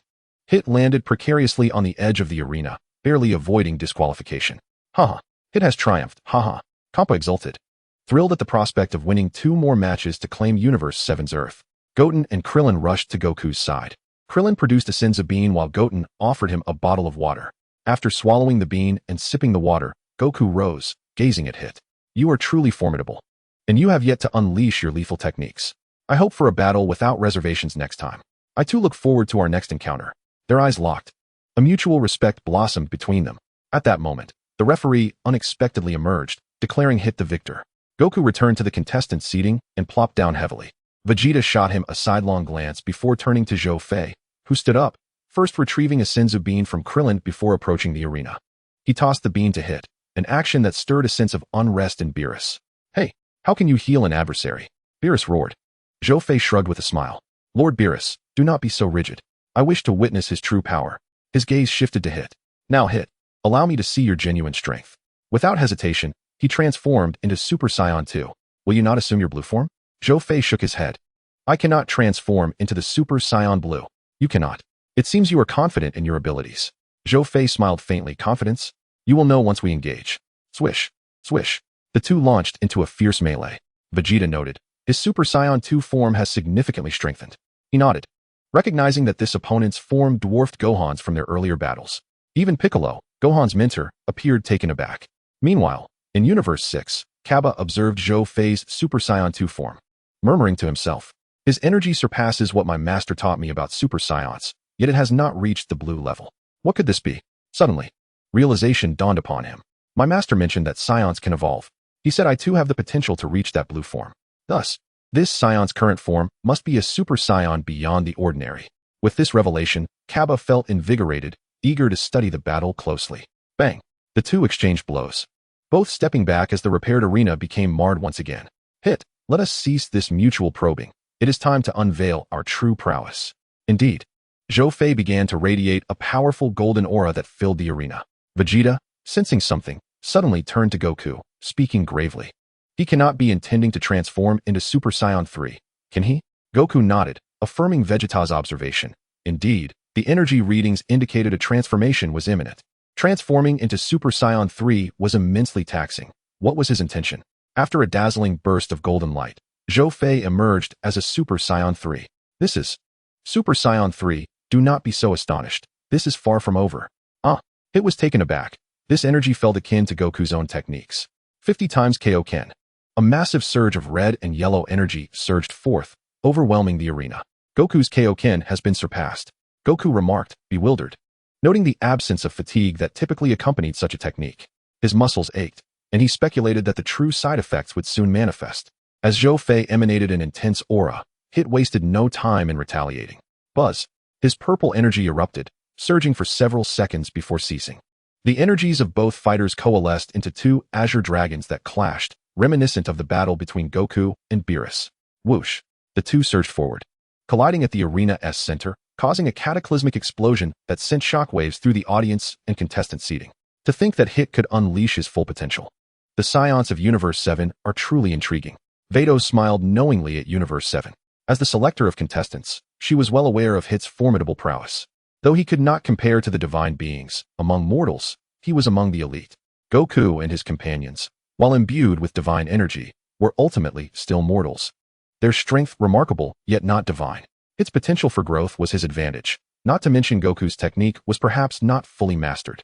As the battle unfolded, the planet itself began to tremble once more. Zhou Fei's power now exceeded that of Super Saiyan 2, utilizing 100 times Kaioken. And his Super Saiyan 3 form did not deplete stamina as significantly as Goku's did. Bang! Bang! The two rapidly shifted positions, unleashing energy blasts. The projectiles collided. And amidst the smoke, Zhou Fei seized an opportune moment, appearing before Hit. Hit's gaze sharpened as he activated his time skip, delivering a straight punch aimed at Zhou Fei's forehead. However, Zhou Fei evaded by a mere fraction, swiftly countering with a kick that sent Hit flying. Hit was somewhat taken aback. His time skip had evolved to a second, yet his opponent was still able to evade it. The companions from Universes 7 and 6 were astonished. Hit, time skip is ineffective against me. You can predict my movements 1 second in advance. Zhou Fei shook his head. I'm not that extraordinary. I merely liberated a fraction of my potential. The aura surrounding Zhou Fei intensified once more. Buzz. Hit was propelled backward by this sudden surge of energy. He focused intently on Zhou Fei, uncertain of what had transpired, yet he sensed an imminent threat. Chapter 10. The Dragon Fist Erupts, Uncertain Victory? On the contestants' bench, Vegeta watched Zhou Fei intently. His teeth clenched in frustration. He felt he might become the perennial third. Simultaneously, he resolved to train relentlessly after this, striving to surpass everyone. Goku cast a sidelong glance at Vegeta and sighed inwardly. He understood Vegeta's mindset. His own fighting spirit ignited, knowing that with a Saiyan like Zhou Fei, battles and training would not be overly tedious. Zhou Fei's power was now infinitely close to Goku's Super Saiyan Blue form. During that week on Earth, he had spent a day in the hyperbolic time chamber, acclimating to 250 times the gravity, then amplifying it by another 100 times to a total of 350 times before emerging. Following that, it was Vegeta and Goku's turn to train inside. Now, he had merely alleviated 100 times the gravity, which led to the surge in his aura, and his transformation belonged to Vegeta's Super Saiyan 3 form, further augmented by the Kaioken technique to achieve such a level. Interesting, it seems he might win. Beerus squinted, remarking. Whis glanced at Beerus with a teasing smile. Lord Beerus, if Zhou Fei triumphs, how will Monaka take the stage? Beerus was momentarily speechless and leaned closer to whisper, you know how it is. Whis stifled a chuckle. Oh ho ho, I just remembered, to motivate Goku and Vegeta, I brought a bystander from the roadside.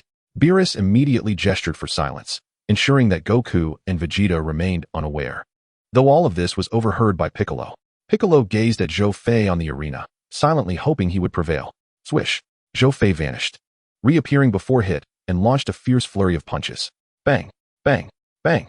Hit swung his arms repeatedly, deflecting Zhou Fei's assaults, yet in the next moment, Zhou Fei altered his attack, delivering a kick. Caught off guard for a fraction of a second, Hit was struck, spitting out foam as he staggered backward for dozens of meters before finally halting, illustrating the immense weight of that kick. This prompted Kampa to fidget in his seat. If they lost, not only would Earth be at stake, but they would also lose the Super Dragon Balls, an immense loss indeed. However, Hit's prowess was not to be underestimated. After enduring Zhou Fei's powerful kick, he immediately retaliated. In a swift motion, he reappeared before Zhou Fei and executed time skip once more. In the next instant, Zhou Fei's pupils constricted, and he too spat out foam, clutching his stomach and kneeling on one knee. Hit's time skip had evolved again. In that fleeting moment, he felt a blur before being struck. This was his counterattack. Ha! Well done, Hit. Keep it up. Kampa exclaimed excitedly, resembling a child. Beerus chuckled softly. Kampa, you might be celebrating prematurely. Zhou Fei rose, appearing behind Hit at blinding speed. It's futile. You can no longer decipher my time skip. As Hit turned, the void around him solidified. He unleashed a flurry of punches, but when time resumed, he discovered his hand was caught by Zhou Fei. You. Hit was astonished that his opponent had the audacity to endure his relentless strikes. Zhou Fei forced a pained smile. Only this way can I inflict genuine harm upon you. As he spoke, he clenched his fist, a potent energy surging within. In an instant, he delivered a crushing blow to Hit's abdomen. Gulp. Hit coughed up a mouthful of blood, staggering backward several steps. Zhou Fei also gripped his stomach, kneeling on one knee. The intensity of their attacks had reached a peak, inflicting the most severe damage they had experienced thus far. Zhou Fei, Hit. Their respective companions cheered fervently for them. I never expected you could contend with me to such an extent. The Saiyans of Universe 7 are truly fascinating. Hit spat out a mouthful of saliva, straightening his posture. Zhou Fei, enduring the pain, stood once more. Zhou Fei, you should be cautious. I will unleash my full potential. As Hit released his energy, the reinforced glass barrier shattered without warning. Fortunately, the two angels swiftly intervened, restoring the barrier. A purple radiance enveloped the arena. Buzz. As the light faded, Hit emerged, his skin glistening as if made of glass. Hit still possesses such energy. Piccolo observed Hit's transformation, beads of cold sweat forming on his brow. He felt the piercing energy even from here. Goku's expression also became grave. He hadn't anticipated Hit's full power to be so formidable. It seemed that even with his Kaioken multiplied, he might not stand a chance. He then turned his gaze toward Zhou Fei, wondering what he would do next. As for Vegeta, his current thoughts revolved around maximizing his power and employing every means necessary to surpass these individuals. He had to. This form only appears in games. This is Awaken Hit. Zhou Fei licked his lips. Since his opponent had shown sincerity, he too needed to reciprocate with equal earnestness. ZZ. Zhou Fei's aura surged once more. Arcs of electricity flashing as he completely lifted his weight training. Indeed, you were holding back. All right, Hit. It's time for us to determine the victor. The two locked eyes, their auras generating electric sparks that clashed. In the instant the lightning vanished, both disappeared, their speed exceeding the limits of time. Wow, how fast! Goku and Vegeta wore serious expressions, unable to keep up with the two on the stage with their naked eyes. Bang, bang, bang. A series of explosive sounds resonated across the arena, the combatants virtually invisible amidst the cacophony. Whis observed the arena thoughtfully. These two have transcended the limits of mortals. With just one opportunity, they could reach the domain of the divine. Perhaps I could make him a candidate. I wonder if my sister thinks the same. As was pondered, Babiti's thoughts were quite similar. Bang, bang. The two reappeared, colliding elbow to elbow. The force of the impact resonated painfully in the ears of their companions. Suddenly, Zhou Fei increased his strength, sending Hit flying. Seizing the opportunity, he rapidly moved to the spot where Hit would land. Clenching his fist, he concentrated his energy. What does he intend to do? Everyone sensed Zhou Fei's actions with confusion. In the next moment, a low growl escaped his lips. Dragon Fist. A golden dragon took shape and erupted forth. Hit was taken aback, hastily activating his time skip, only to discover that it was ineffective against this move. Huh. If that's the case, he uttered softly, conjuring a purple energy orb to collide with the Dragon Fist. Boom. A cataclysmic explosion of destructive energy reverberated, shattering the entire arena. Fortunately, Whis and Beerus worked together to maintain the protective glass dome, albeit temporarily. They exchanged glances before relinquishing their hold and retreating to their respective zones to cast their defensive barriers. Boom.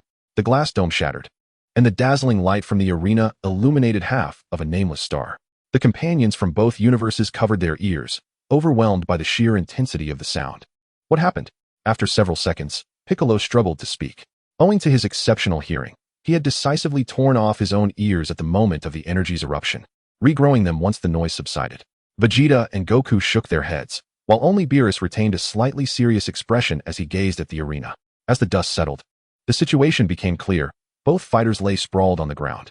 Humph, utterly useless. It seems this round ends in a draw, Kampa scoffed. Lord Kampa, that's not quite fair. Hit gave it his all, and the Saiyans of Universe 7 are indeed formidable, Kaba bravely countered. Silence. You are merely my pawns. Who cares about your lives? Kampa glared angrily at Kaba. Speak another word, and I shall obliterate you. He extended his hand, but in the next instant, two cold glimmers shot forth, startling him into a seated position. He sensed the intent to kill emanating from the direction of the two Saiyans from Universe 7. Goku and Vegeta, which irked him deeply. How humiliating it was for a god of destruction to be intimidated by mere mortals. Just as he prepared to unleash his fury, Vados interjected. Lord Kampa, Kaba speaks the truth, and it was you who proposed this contest. As she spoke, she cast a meaningful glance at Kampa. In that moment, Kampa regained his composure. Chapter 11. The Grand King appears. The Super Dragon grants wishes. On the arena, the referee re-emerged from nowhere, approaching to assess the two fighters' conditions and preparing to announce the result of the match when, unexpectedly, both moved slightly. They struggled to rise. Zhou Fei, I must admit, you are remarkably strong, and I suspect you have yet to unleash your full repertoire, Hit remarked with a chuckle. Huh, you're no different, Hit. If you were to employ your true assassin skills, I fear I would not stand a chance. You are bound by the rules of this contest. While I find myself in a position of advantage, Zhou Fei replied, laughing heartily as he leaned back and collapsed to the ground. The referee stood frozen for a few seconds before rushing over to check, realizing that Hit had fallen unconscious, prompting him to declare the match results. After the announcement, Zhou Fei exhaled deeply, collapsing onto the ground. The seventh universe erupted in cheers upon hearing the victory, meaning Earth had been saved. Kampa of the sixth universe wore a grim expression. Lost. You useless wretches have caused me to lose. Kampa fumed again. Losing to others was tolerable, But losing to Universe 7 was absolutely unacceptable. Goku, having obtained a Senzu bean from Krillin, approached the arena, splitting it in half and tossing one piece to Zhou Fei. Then moving to hit to feed him the other half, reviving both fighters. They stood up, exchanged smiles, and returned to their respective universes. Truly impressive. You Saiyans have reached such heights. It leaves me quite astonished. Beerus praised as he patted Zhou Fei on the shoulder. Zhou Fei remained humble in response. Lord Beerus, you flatter me. It was merely a stroke of luck. Humph. Zhou Fei and Kakarot, I shall surely surpass both of you. Vegeta grumbled discontentedly. Meanwhile, the atmosphere in the 6th universe was markedly different. Kampa glared sharply at Hit, making him feel uncomfortable. Let me return. I no longer desire the cube, Kampa huffed. Return? Do you have the audacity to face defeat? This match has tarnished my reputation. Today, you shall all perish. With that, he raised his hand, gathering energy. Tension gripped Kaba and his companions, for being destroyed by a god of destruction meant true annihilation. Hit prepared for retaliation. Even if death awaited him, he would fight back. What should we do? Goku appeared anxious, wanting to assist. However, Beerus intercepted him. Goku, you Saiyans performed admirably just now, granting me much face. But the actions of gods are predetermined. Mere mortals should not interfere. But, Lord Beerus, they no buts. Do not make me repeat myself, Beerus warned, his expression turning stern and his gaze sharp. Vegeta quickly covered Kakarot's mouth, convinced that one more word from him would provoke Beerus into action.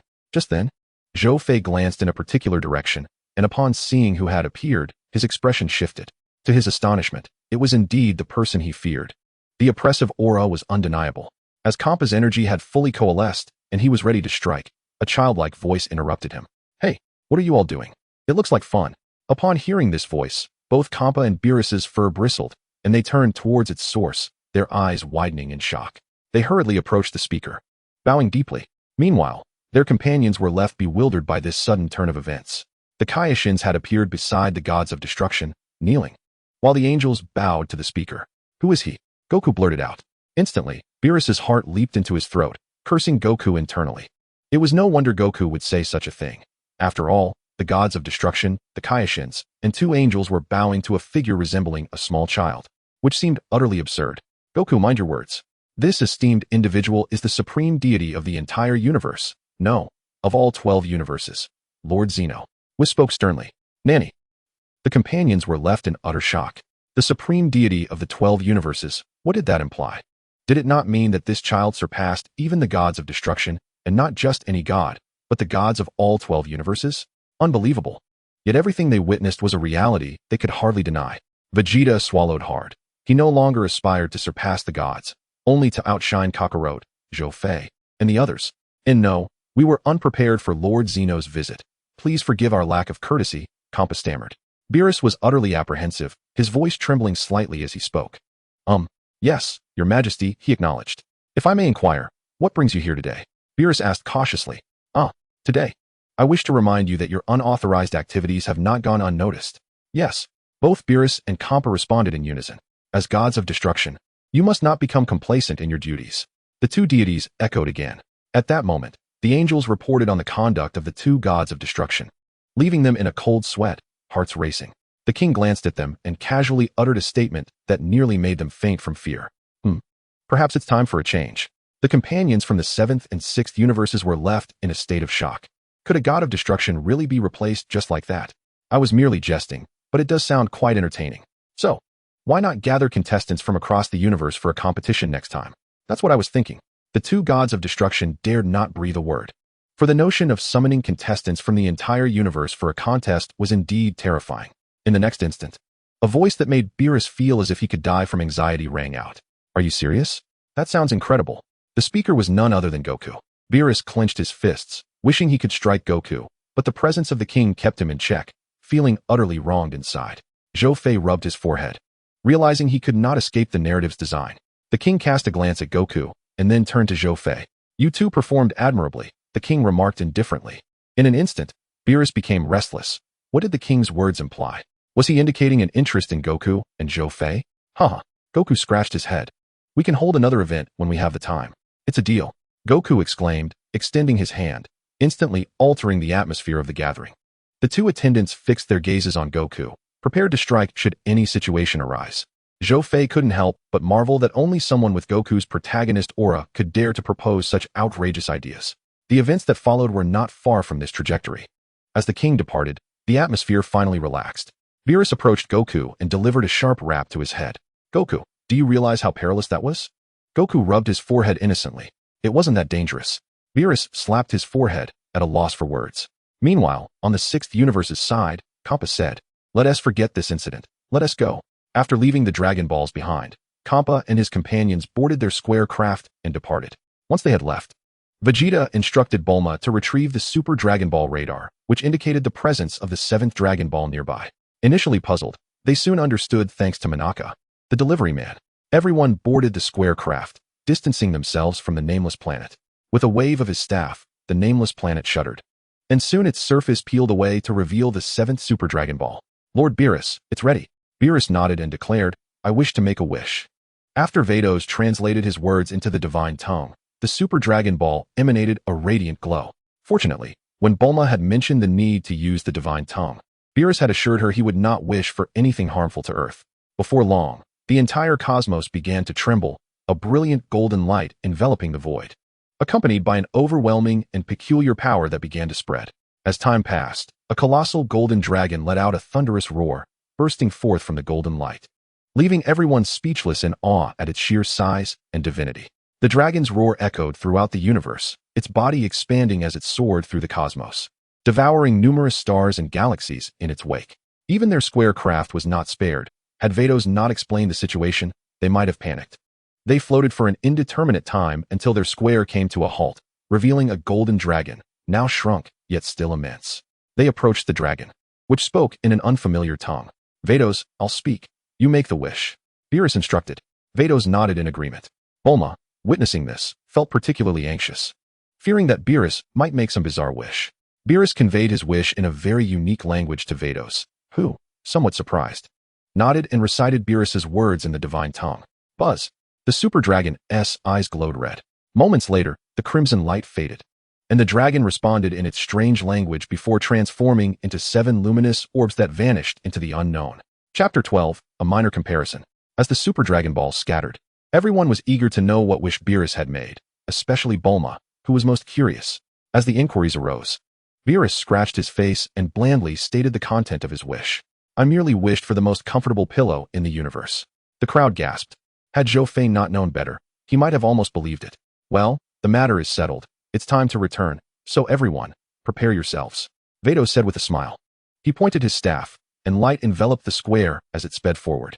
A day later, Bulma stood on the balcony of Capsule Corporation, addressing the void. "To celebrate the victory of Universe 7, I am planning a feast." In the Palace of the Gods of Destruction, Vados, gazing into the crystal ball, said with a smile. "So that means there will be a variety of delectable dishes, correct?" Of course, Bulma's voice echoed from the crystal. Just then, Beerus rushed over, joyful. "Of course, I must participate." "Very well, please arrive by noon tomorrow. Oh, and don't forget to bring Manaka, the one who contributed the most this time," she added. With that, the light of the crystal ball dimmed. The master and servant exchanged glances, falling into silence for a few seconds before Beerus turned, hands clasped behind his back. "If Goku sees Manaka, he will undoubtedly insist on fighting him," Vados suggested with a chuckle. "Should we tell him the truth that Manaka is actually quite weak?" Beerus firmly shook his head. "Absolutely not. That would only diminish Goku and Vegeta's motivation. Besides, I am a god, and if they believe I am lying, it would undermine my authority, you understand?" "I see." Vados displayed an expression of exasperation, pondering how things might have been different had he known. "In any case, we must pretend that Manaka is busy with work and cannot attend, understood?" "Yes, yes." Vados nodded in agreement. Thus, once it was settled that Manaka would be unavailable, time swiftly flowed to the day of the banquet. In the spacious backyard of Capsule Corporation, umbrellas stood beside tables laden with a plethora of scrumptious dishes. The guests engaged in conversation, creating a warm and harmonious atmosphere. "Hey, is Goku still not here?" Kiki shook her head helplessly and remarked. "He hasn't returned since he went to the fields, but fret not. He should make an unexpected appearance shortly." Bulma nodded in agreement, seemingly in accord with this notion. Not far away, Vegeta was scanning the surroundings, his eyes darting left and right. "No need to search. He's still in the room of spirit and time," Piccolo interjected, having approached unnoticed. "TCH," Vegeta scoffed in annoyance. Meanwhile, within the confines of the room of spirit and time, Zhou Fei unleashed a ferocious aura that obliterated the remaining two dummies. Gasping for breath, he muttered to himself, "Damn it. I can't even touch the transformation to the 4th level. Is it truly necessary to be exposed to Bulma's light beam?" After returning from a day of rest, he had immediately resumed training in the room.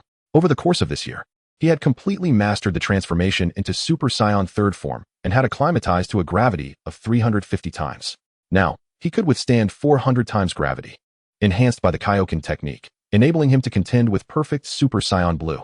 Yet, the thought of Zamasu and Jiren still looming ahead made him realize that this was far from sufficient. Thus, he had tirelessly sought the path toward the evolution of Super Saiyan 4 over the past 6 months, but to no avail, hence his earlier outburst. Although there was a system to await item distribution, it was regrettably too random. Who knew when he would actually receive anything?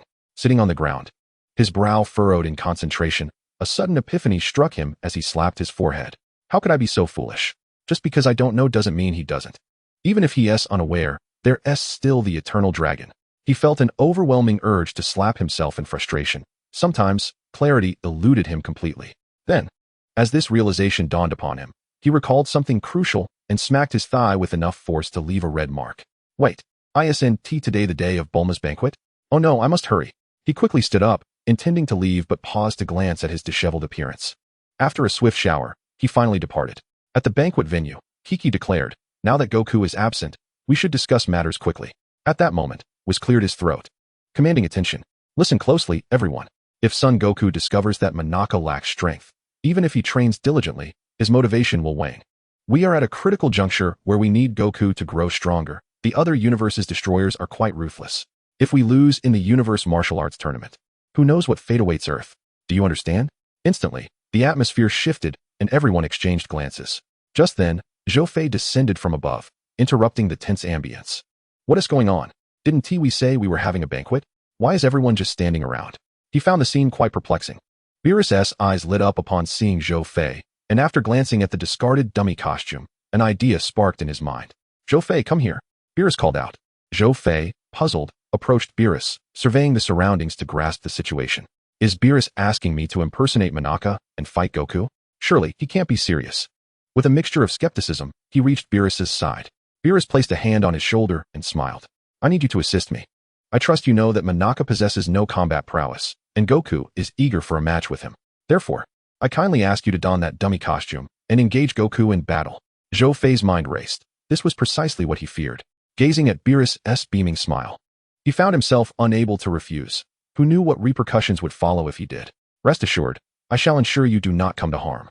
Beerus patted him on the back encouragingly. Before long, Zhou Fei had donned the costume just as Goku arrived. "Wow, Monaka, I didn't realize you had grown so tall." "He let us go?" Goku proclaimed, assuming a fighting stance. At that moment, Bulma stepped forward, her expression fierce. "If you're going to fight, do it far away. Do you intend to ruin the banquet here?" "Ah, I understand. With that, the two fighters took off, distancing themselves by several hundred meters before preparing for battle. Whoosh, whoosh. They charged at one another simultaneously, their fists colliding with a thunderous sound. The dummy costume shattered, causing everyone to watch anxiously, fearing that Goku might discover Zhou Fei's identity. Zhou Fei, however, paid little mind to such concerns. Retracting his fist, he delivered a swift kick that sent Goku flying over 100 meters, then unleashed his aura as he charged forward, launching a relentless assault that forced Goku into a defensive retreat. Seizing the opportunity, Zhou Fei swiftly maneuvered to Goku's rear, embracing him as they plummeted downward. Just as they were about to hit the ground, Zhou Fei released his grip, resulting in a thunderous explosion that sent debris flying into the air. Whoosh! The two emerged from the smoke, facing each other high above. "Monaka, you truly are formidable. All right, I'll unleash my full power now," Goku declared, his energy flaring, mirrored by Zhou Fei's own surge of power. Fortunately, Goku seemed to harbor no suspicions, though it was possible that the side effects of using Kaioken in his Super Saiyan Blue form were beginning to manifest. At that moment, Beerus interjected, "All right, let us call this battle to a close. We can settle this another time." The energies of both Goku and Zhou Fei dissipated. "Why is it over?" "Lord Beerus, I was just getting into the heat of it," Goku complained, somewhat discontented. Beerus shot him a glare, and instantly, Goku's discontent vanished. Scratching his head with a sheepish grin, he remarked, "I'm starving after that fight. It's time for some good food." At this, everyone collectively exhaled in relief for reasons unknown. Zhou Fei, still clad in the dummy costume, sought a cooler spot to remove his gear. his body drenched in sweat. He exhaled deeply, relieved to have completed the task. Just then, Whis approached, waving his staff to cleanse Zhou Fei of his sweat. "Thank you," Zhou Fei expressed gratefully. Whis chuckled with a knowing glint in his eye. "It seems you are on the verge of charting an unconventional path." Zhou Fei's eyes brightened, realizing Whis must be aware of something significant. As he prepared to inquire further, Whis gestured for him to hold off. "Let us discuss this after the banquet. I must go indulge in some delectable food now." With that, he turned and departed. Zhou Fei shrugged and made his way toward the banquet venue. Chapter 13, vs. Copy Vegeta. The banquet continued into the deep hours of the night before finally concluding.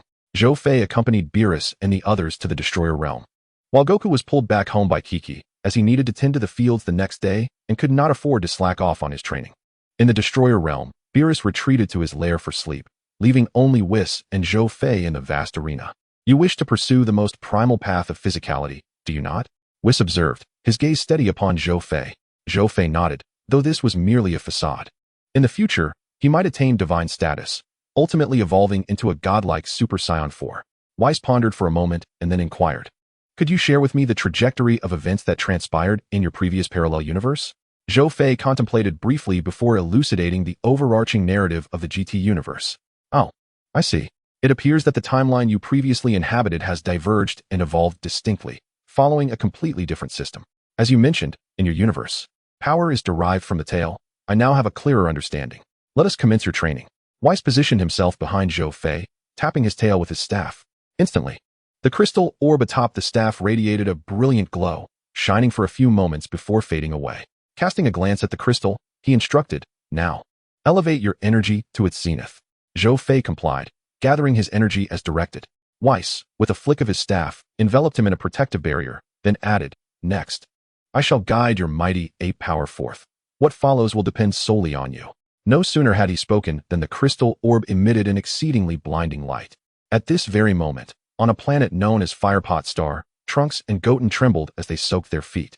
Having been locked inside Monaka's freezing vehicle for several hours due to their playful antics, nearly freezing to death, while they chatted, a creature resembling a beetle rushed towards them, inadvertently knocking Monaka to the ground. Monaka, seemingly unscathed, quickly picked up an item nearby and exclaimed, "Botaju, your monthly Cosmic Martial Arts magazine has arrived. Thank you for utilizing our services." Botaju embraced Monaka warmly in a friendly greeting. However, such intimate moments are often interrupted. A group of bizarrely shaped aliens approached, armed and menacing. "Oh no," in my excitement, I completely forgot about them. Botaju quivered, hiding behind Monaka. "Did you truly believe you could escape my grasp? To my surprise, you have allies. Perfect, I'll capture you all at once," barked a fearsome figure named Griel. Botaju clenched his fists and stood tall. "This is none of their concern. Direct your ire towards me." Though his words rang true, his heart raced with trepidation. He waved his hand, and several henchmen opened fire, sending him crashing to the ground. Trunks, taken aback, realized that Botaju was not as formidable as he had assumed, equating him to Monaka. Thus, Trunks and Goten teamed up, for how could they miss out on the thrill of battle? Within moments, they dispatched their foes. However, as one enemy fled, he spotted a glowing object on the ground and smirked. "Ah, thank you so much. I didn't expect you to be so strong." Botaju expressed his gratitude. Trunks chuckled. "It's merely a trivial matter."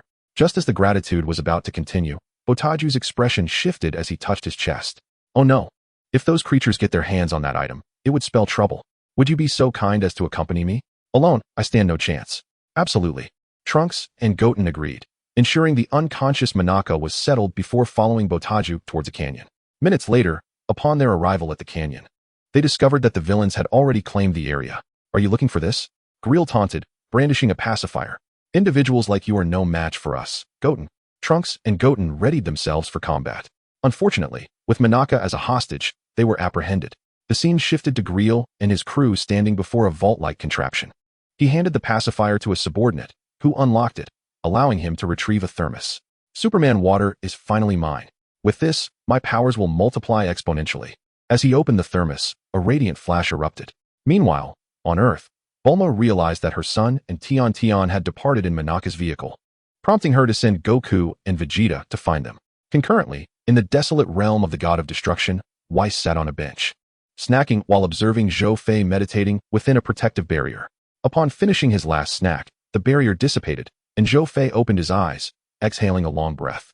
He stood, stretching his limbs, producing a sound akin to popping beans, and clenched his fists.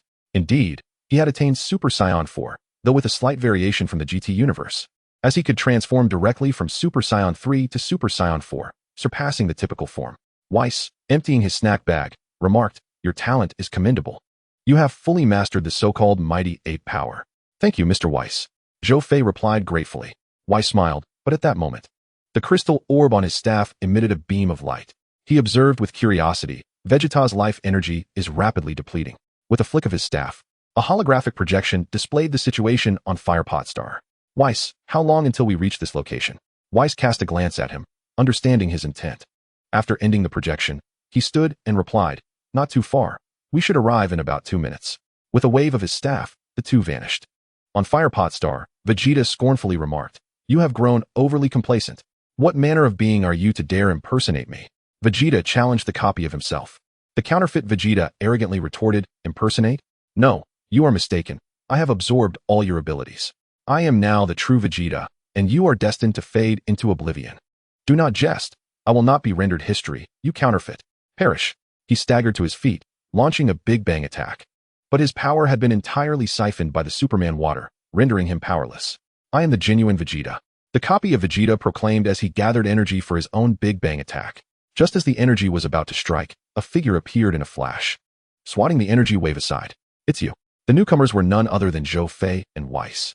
"Weiss, what brings you here?" Vegeta inquired, perplexed. Weiss assessed the situation between Vegeta and his doppelganger and understood. "Let us retreat to a safer location."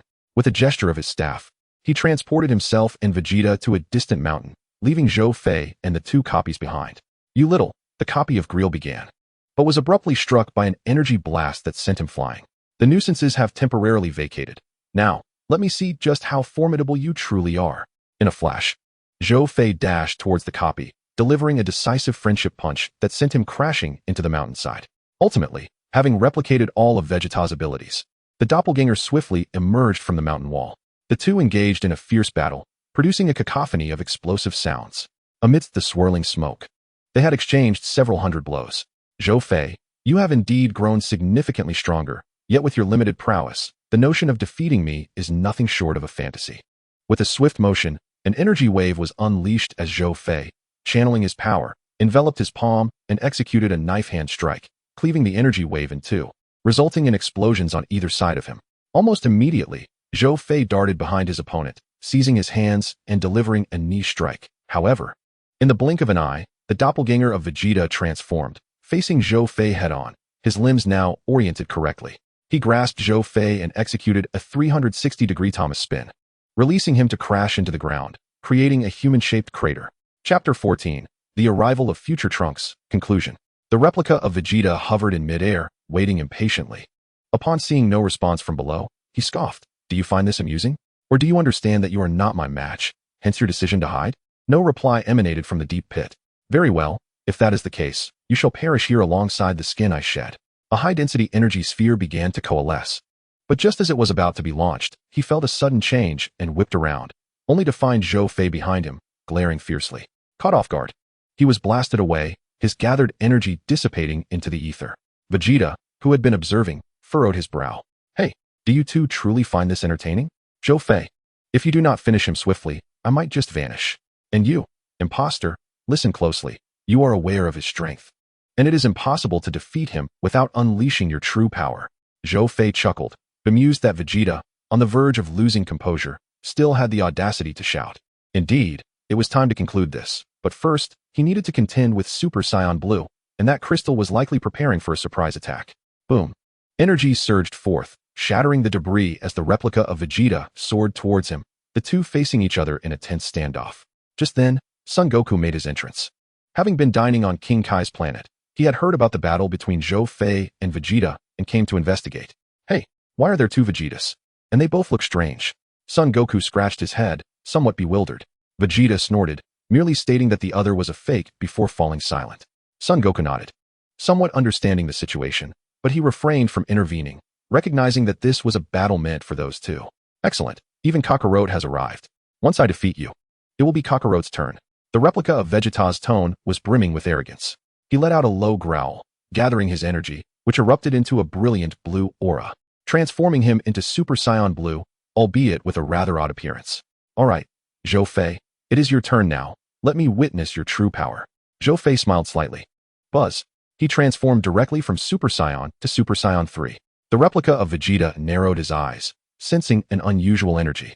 In the next moment, a tremendous surge of power erupted from Zhou Fei, his Super Saiyan 3 aura blazing like flames, ascending into the sky. What is this? In the eyes of the onlookers, he appeared as a Saiyan with jet black hair, adorned with red fur on his chest and palms, and crimson eyes with red eyelids. This spectacle thrilled Son Goku. This is Super Saiyan 4. Whatever it is, you cannot defeat me. With that, the two charged at each other, resulting in a powerful explosion. On the lawn of Capsule Corporation, Bulma gazed anxiously at the sky. Several hours had passed, and still, there was no sign of Vegeta or the others. She pulled out her phone, intending to call Chi-Chi, as it was her son who had taken Goten aboard their spaceship. As she searched for Chi-Chi's number, a sudden flash of light in the void forced her to close her eyes. What the? When the light faded, she opened her eyes to behold a towering machine. Bulma's pupils constricted. A time machine. Could it be? Rushing forward, she discovered someone unconscious inside. Without knowing what had transpired with future Trunks, she could tell from his condition that it was not a good sign. She carefully carried him to a nearby pavilion, where Pilaf and his friends were playing. She entrusted them with looking after him since they were relatively responsible. At that moment, she dialed Jakku's number. With future Trunks appearing, she needed to inform Jakku to return swiftly. On planet Beerus, Vegeta, with a pacifier in his mouth, observed the battle in the sky with growing impatience. The two combatants were indeed evenly matched, yet Vegeta sensed they were merely toying with one another. Meanwhile, Jakku, hiding behind Monaka, felt his pocket vibrate. He took out his phone to find Bulma calling. Swallowing hard, he realized that if Bulma discovered what had happened to her husband, he would be in serious trouble. The thought sent a shiver down his spine, but he answered anyway. Hello, Jakku, where are you and Vegeta? Hurry back, something's happened on Earth. What happened? Bulma exclaimed. What is going on? Bulma. Before Jakku could finish, Son Goku interjected. Fantastic, Bulma. You're here too. Future Trunks has arrived. Nanny, I don't know how it happened, but he is gravely injured. Hurry back for the Senzu beans, and bring Trunks with you. Understood. Bulma, wait just a moment. We'll be there soon. Just as he was about to finish his sentence, Jakku's phone died. Zhou Fei, you must conclude this battle quickly. Something has happened on Earth. Zhou Fei understood the urgency and deduced the situation. Glancing around, he noticed the moving super water core and smiled at the replica of Vegeta. All right, imposter. It's time for our final showdown. A final showdown? Zhou Fei, do you really think you can achieve that? Zhou Fei remained silent, seizing the opportunity to experiment with gravity control, as Whis had already returned to the God of Destruction's realm when he transformed from Super Saiyan 1 to Super Saiyan 3. Zhou Fei waved his hand at the replica of Vegeta, but nothing happened, eliciting a contemptuous smile from the doppelganger. How unfortunate. In the next instant, he plummeted to the ground, crashing into it and creating a large crater, feeling as if an immense weight were pressing down upon him. Once he had secured that area, he turned to face the other direction, waving his hand to stop the super water core, which hovered just over 10 meters away from Son Goku and the others. If Son Goku destroys that core, Vegeta will be saved. Hurry. With a swift motion, Sun Wukong unleashed a powerful energy orb that struck the core of Superman, producing a sharp crack as the core shattered. Simultaneously, the replicated Vegeta began to exhibit fissures across his body, letting out anguished howls. Seizing this opportune moment, Zhou Fei intensified the gravitational force, instantly amplifying it to 500 times. The replicated Vegeta emitted a scream before disintegrating under the immense gravity. Meanwhile, the Vegeta with the pacifier returned to his original state. Thank you. I shall ensure that we settle the score in the future, he remarked. I think the same. Sun Wukong replied. Subsequently, he instructed them to grasp his shoulders, and in an instant, they vanished. As for Monaka, Sun Wukong presumed that someone of such formidable strength would be unharmed. Sun Wukong first teleported to King Kai's planet, and from there, moved to the sacred temple, where he acquired some Senzu beans from the cat sage before returning to the temple and then teleporting to Capsule Corporation. Since he could not detect any substantial energy signatures in West City while searching on the fiery planet, it was necessary to take extra measures. Bulma took the Senzu beans from Sun Wukong and fed them to Trunks. As he swallowed the bean, Trunks gradually regained consciousness, slowly opening his bleary eyes. Trunks, are you all right? Bulma inquired with concern. Yes. Trunks, are you okay? Sun Wukong quickly added. This single inquiry caused Trunks' pupils to dilate as he abruptly threw off the blanket covering him and launched a punch at Sun Wukong. Fortunately, Sun Wukong caught his wrist, but the suddenness of Trunks' action startled everyone, with the exception of Zhou Fei. Sun Wukong was bewildered by this unexpected turn of events. Why was Trunks attacking him? Meanwhile, in the God of Destruction's realm, the God of Destruction and his attendant exchanged glances, sensing that something amusing was unfolding. We should pay a visit, Whis. The God of Destruction suggested.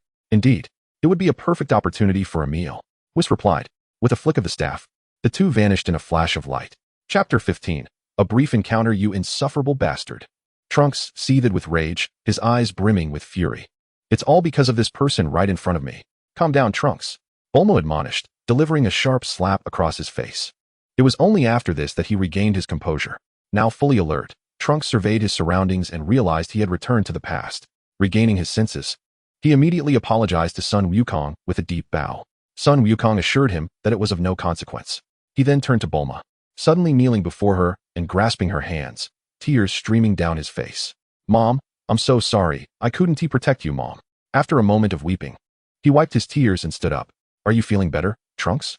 What exactly happened in the future? Mom and Dad? The younger Trunks watched as the older Trunks referred to his parents as Mom and Dad. Recalling how Pilaf had pulled him aside to discuss some scandalous news, his expression shifted, and he promptly asked Mom, who is he? Understanding the concern on her son's face, Bulma gently patted his head. He is you, to be precise. The grown-up version of you. Trunks exclaimed in astonishment, while the Pilaf gang looked equally surprised. Upon closer inspection, they realized it was indeed a larger and smaller version of the same individual. I see, so you have manipulated time. This is a grave offense. The God of Destruction and Whis appeared, and the former's voice grew increasingly frigid. Lord Beerus, what brings you here? And what do you mean by grave offense? Sun Wukong inquired. Beerus cast a cold glance at both Trunkses. How could I not come to witness such an entertaining spectacle? You humans possess an audacity beyond measure, having created a time machine to traverse dimensions and alter the fabric of time itself. Do you have any idea of the catastrophic consequences this could entail? Beerus's tone became more chilling. Even Whis, who typically remained unfazed, regarded the situation with a newfound seriousness. Whis, is manipulating time truly such a severe matter? Vegeta defended Trunks. Whis replied in a calm demeanor, time must flow in a singular direction, much like a sapling growing into a towering tree. If time becomes disordered, that sapling will wither, leading to a singular outcome, annihilation. Sun Wukong and the others exchanged glances, realizing the gravity of the situation. Oh dear, Lord Beerus, let us overlook this incident. Surely, they encountered some trouble that necessitated their return via the time machine. How about this, if you spare Trunks? I shall treat you to a delectable meal that you have never experienced before. Zhou Fei interjected cheerfully, attempting to mediate. Upon hearing of the culinary delights, Beerus's eyes lit up with interest, especially at the prospect of trying something new. You better keep your promise, for if the food is unsatisfactory, I will not hesitate to destroy you. Zhou Fei nodded, reaching into his pocket, retrieving several packets of spicy strips purchased earlier.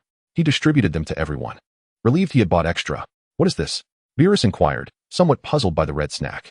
Haha, Lord Beerus, this delightful treat is called spicy strips. A rare delicacy that is irresistibly addictive. Just tear open the packaging and enjoy. Zhou Fei exclaimed, tearing open a packet and indulging. Not one to be left out. Beerus joined in without hesitation. This flavor, exquisite, truly delectable. In no time, Beerus polished off the snack, his eyes squinting in satisfaction as if his very soul had been elevated. He then turned to Zhou Fei, his intentions unmistakable. It seemed he was indeed a glutton, likely having tasted numerous delicacies, but this was perhaps his first encounter with spicy strips. Zhou Fei playfully rummaged through his pockets and sheepishly produced 2 more packets. Lord Beerus, take a look at these. Rest assured, I will uphold my promise. With that, Beerus snatched the packets and sauntered off to a bench to continue his feast. Whis could only shake his head in disbelief, wishing he could have had a share. Trunks. Both the older and younger Trunks responded simultaneously. Older Trunks, please explain what has transpired in the future, Zhou Fei urged. With a heavy sigh, the elder Trunks' eyes filled with fury. After the defeat of Majin Buu, Earth indeed enjoyed a period of peace. However, one day, a being claiming to be Son Goku appeared. Nanny, is that me? Sun Wukong scratched his head, bemused by the revelation. The older Trunks nodded gravely and continued. Though he claimed to be Son Goku, I knew he was not my Uncle Goku.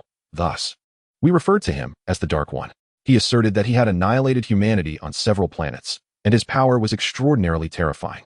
Humanity on Earth was nearly extinct, and my companions, including my mother, perished at his hands. Whis and Beerus exchanged glances, intrigued by the unfolding narrative. Wait, Trunks.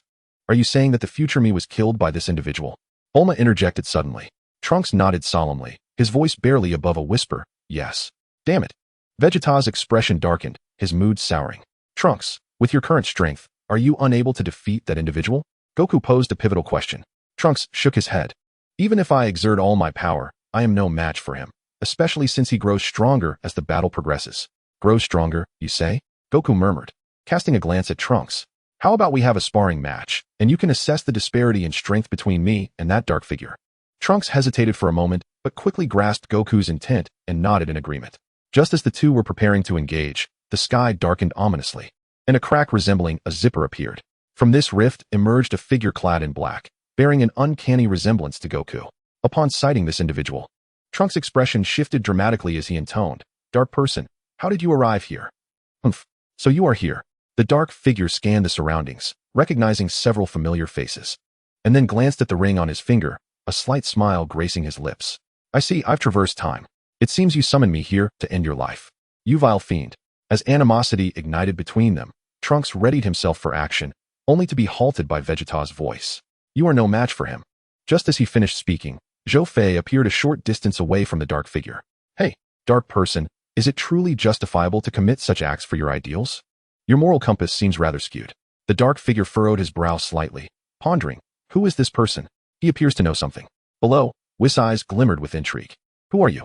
I am merely a Saiyan, Zhou Fei replied with a calm smile.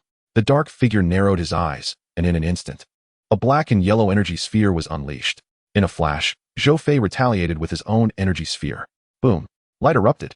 Such prompt reflexes. It appears you are no ordinary foe. Zhou Fei chuckled, shaking his head. Enough with these trivial theatrics. Show me your true strength. He transformed into Super Saiyan 1. The dark figure's eyes brightened. So this is a Super Saiyan. How fortunate I am. With a swift motion, both charged at each other. Dad, who is he? Trunks inquired.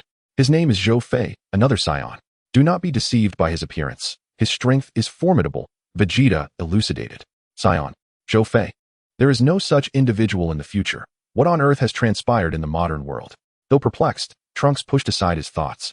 Recalling the words of the deity who mentioned that time is a complex entity. In the air, Zhou Fei swiftly closed the distance to the dark figure and unleashed a straight punch, but the dark figure met it with disdain. Slap. He effortlessly grasped Zhou Fei's fist with tremendous force. Zhou Fei smiled slightly, and suddenly, the dark figure felt his body plunge heavily, crashing into the ground and creating a 100-meter-deep crater. With a simple lift of his hand, the dark figure soared from the pit and propelled himself towards the time rift. Whoosh! Like a rocket, he soared into the temporal fissure. Buzz, buzz, buzz.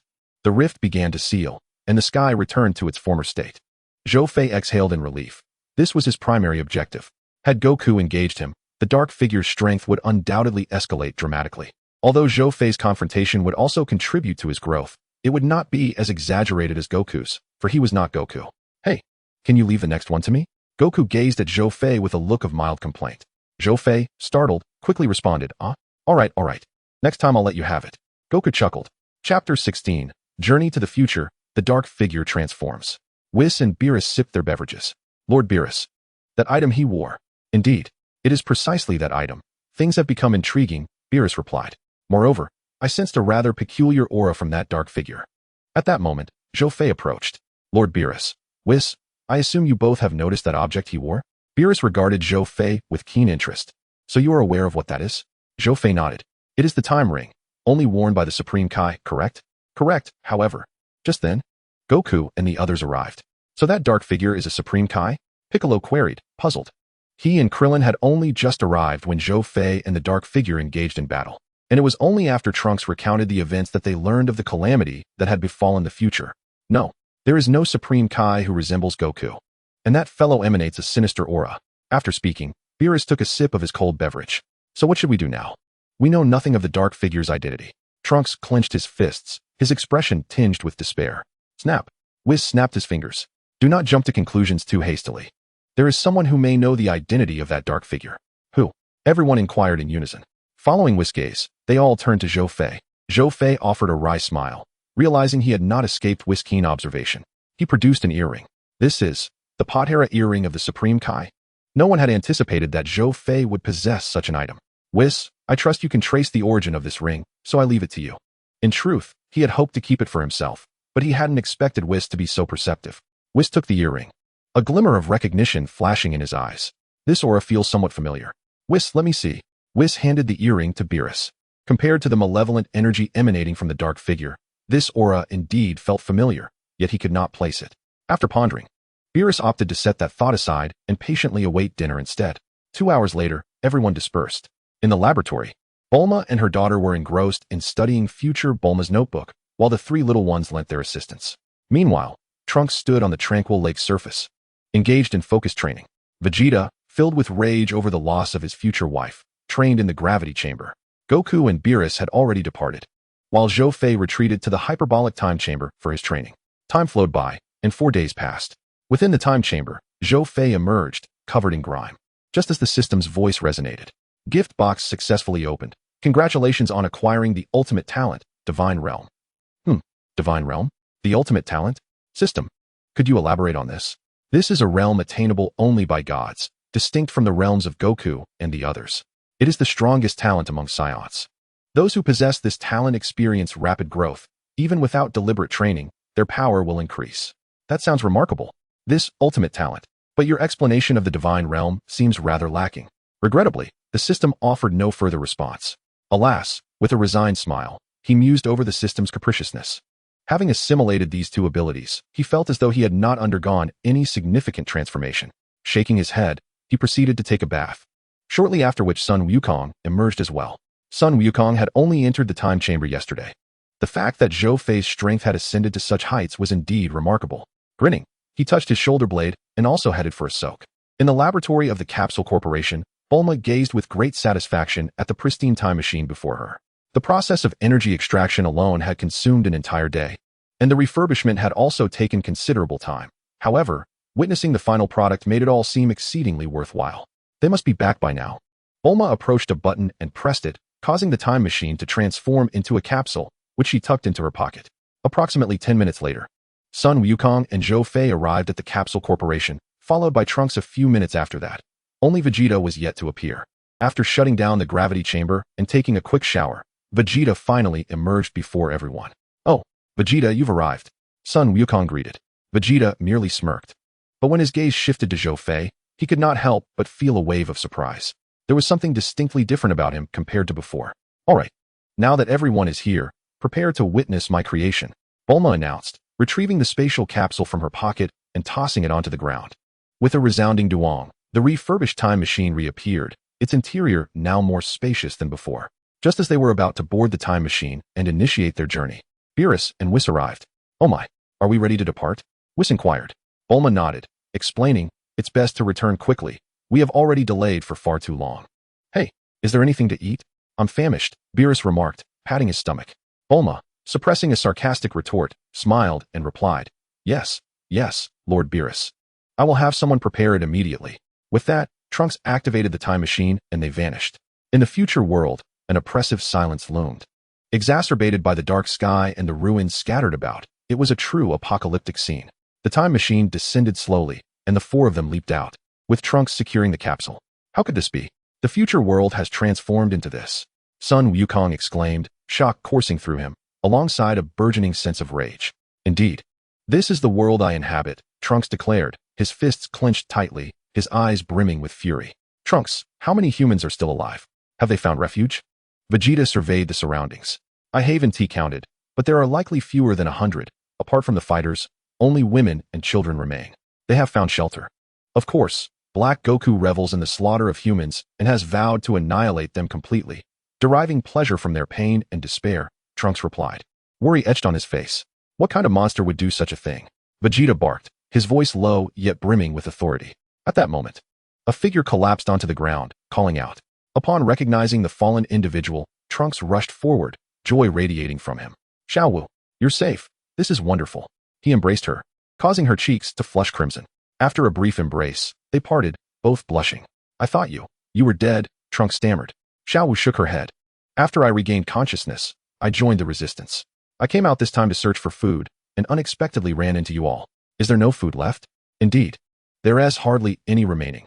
They conversed for a while longer before Trunks introduced Xiao Wu to his father and the others. Vegeta produced a box from his pocket and handed it to Trunks. Take this. It contains food and some essential supplies. Make sure to bring it back for the remaining humans. Trunks accepted the box, momentarily stunned, unsure of his father's intentions. Humph. Trunks, consider this battle as a learning experience. There's no need for you to intervene, Vegeta added, glancing at Sun Wukong and Zhou Fei. All right, Vegeta, I have no objections, Sun Wukong acknowledged. Zhou Fei shrugged, indicating his agreement as well. Both understood that Vegeta was harboring pent-up frustration. But, Dad, no buts. Hurry back and protect the remaining humans. That is your duty. Vegeta admonished sternly. Trunks' expression shifted, but he quickly regained his composure, determination etched on his face. No, Father, let me join. This is my home, our world. I will end this nightmare with my own hands. I said no. You're not going. You have this girl to think of, if things go awry. You can both quickly return to the past, understood? Vegeta's words rendered both Trunks and Xiao Wu blushing. Ahem. Zhou Fei cleared his throat. All right, Vegeta. Your son has grown into a capable young man. He knows what to do. Now, we must depart. The four of them soared into the sky. Landing in a relatively intact area, Vegeta unleashed a surge of energy towards the heavens. Humph. This will ensure he knows where to find us. Sure enough, moments later, dark clouds gathered as the figure of Black Goku descended upon a domed structure. Oh, you truly possess audacity, daring to come here. Aren't you afraid of not being able to return? Black Goku taunted, a sinister smile gracing his lips.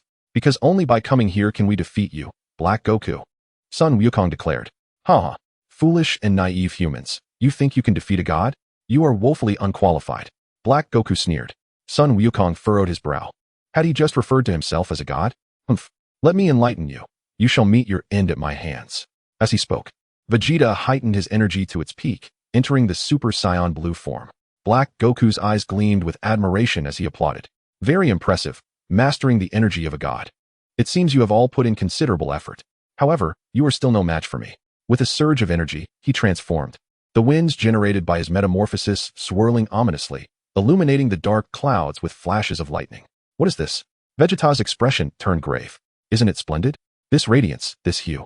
According to your Saiyan naming conventions, I shall call it Super Saiyan Magenta. Black Goku proclaimed, raising his fist in triumph. Sun Wukong, you should feel honored. I have completely absorbed your power, and in my possession, your strength reaches unprecedented heights. Observing Black Goku's self-aggrandizing monologue, Sun Wukong felt an unsettling chill creep over him. Your opponent is me. No matter how you transform, you will never be a match for me, he retorted boldly. With that, Vegeta unleashed a fierce burst of energy and charged at Black Goku. Chapter 17, Godly Super Saiyan 4, 2 vs. 2. As the formidable Vegeta approached, launching a fierce and determined punch, the Dark Man displayed a look of disdain. With effortless grace, he evaded Vegeta's blow, swiftly retaliating with a knee strike to his chest. Ugh! Vegeta spat out a mouthful of froth, his eyes wide with shock. How could this be possible? His power surpassed that of Super Saiyan Blue. No, this was utterly inconceivable. Below, Trunks felt a bead of cold sweat trickle down his brow, his gaze filled with frustration, for he realized he was utterly powerless to assist. Observing this, Zhou Fei stepped closer, gently placing a hand on Trunks' shoulder, murmuring, "It's all right. This will come to an end." Trunks nodded, resolute. Indeed, it would end. And thus he must remain strong. In the air, the Dark Man sneered. Vegeta, you are merely an appetizing appetizer. You, bastard. Vegeta managed to utter, before plummeting to the ground. The weight of his attack was immense, surpassing the limits of Vegeta's physical endurance, resulting in his current predicament.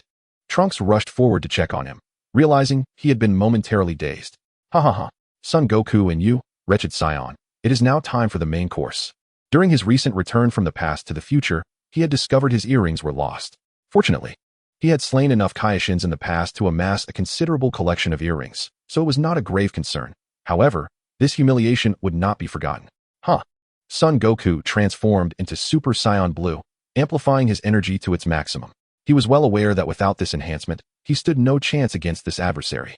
Dark Man, allow me to test your strength, Goku declared, unleashing a barrage of energy blasts. The Dark Man flicked his wrist, summoning a blade of energy that sliced through the blasts, causing them to detonate with thunderous explosions. Amidst the smoke, Son Goku had already reached him. He struck with a powerful punch, but the Dark Man effortlessly countered it, following up with a swift kick. Boom! The kick sent Goku crashing into the ground, creating a crater. How can your strength be so overwhelming? Goku struggled to rise. Disbelief etched across his face. After nearly a year of training in the hyperbolic time chamber, to be reduced to such a state was unfathomable. prompting his gaze to drift towards Zhou Fei, who appeared remarkably unfazed. The dark man landed atop a dome, gathering energy between his palms. Could it be Kamehameha?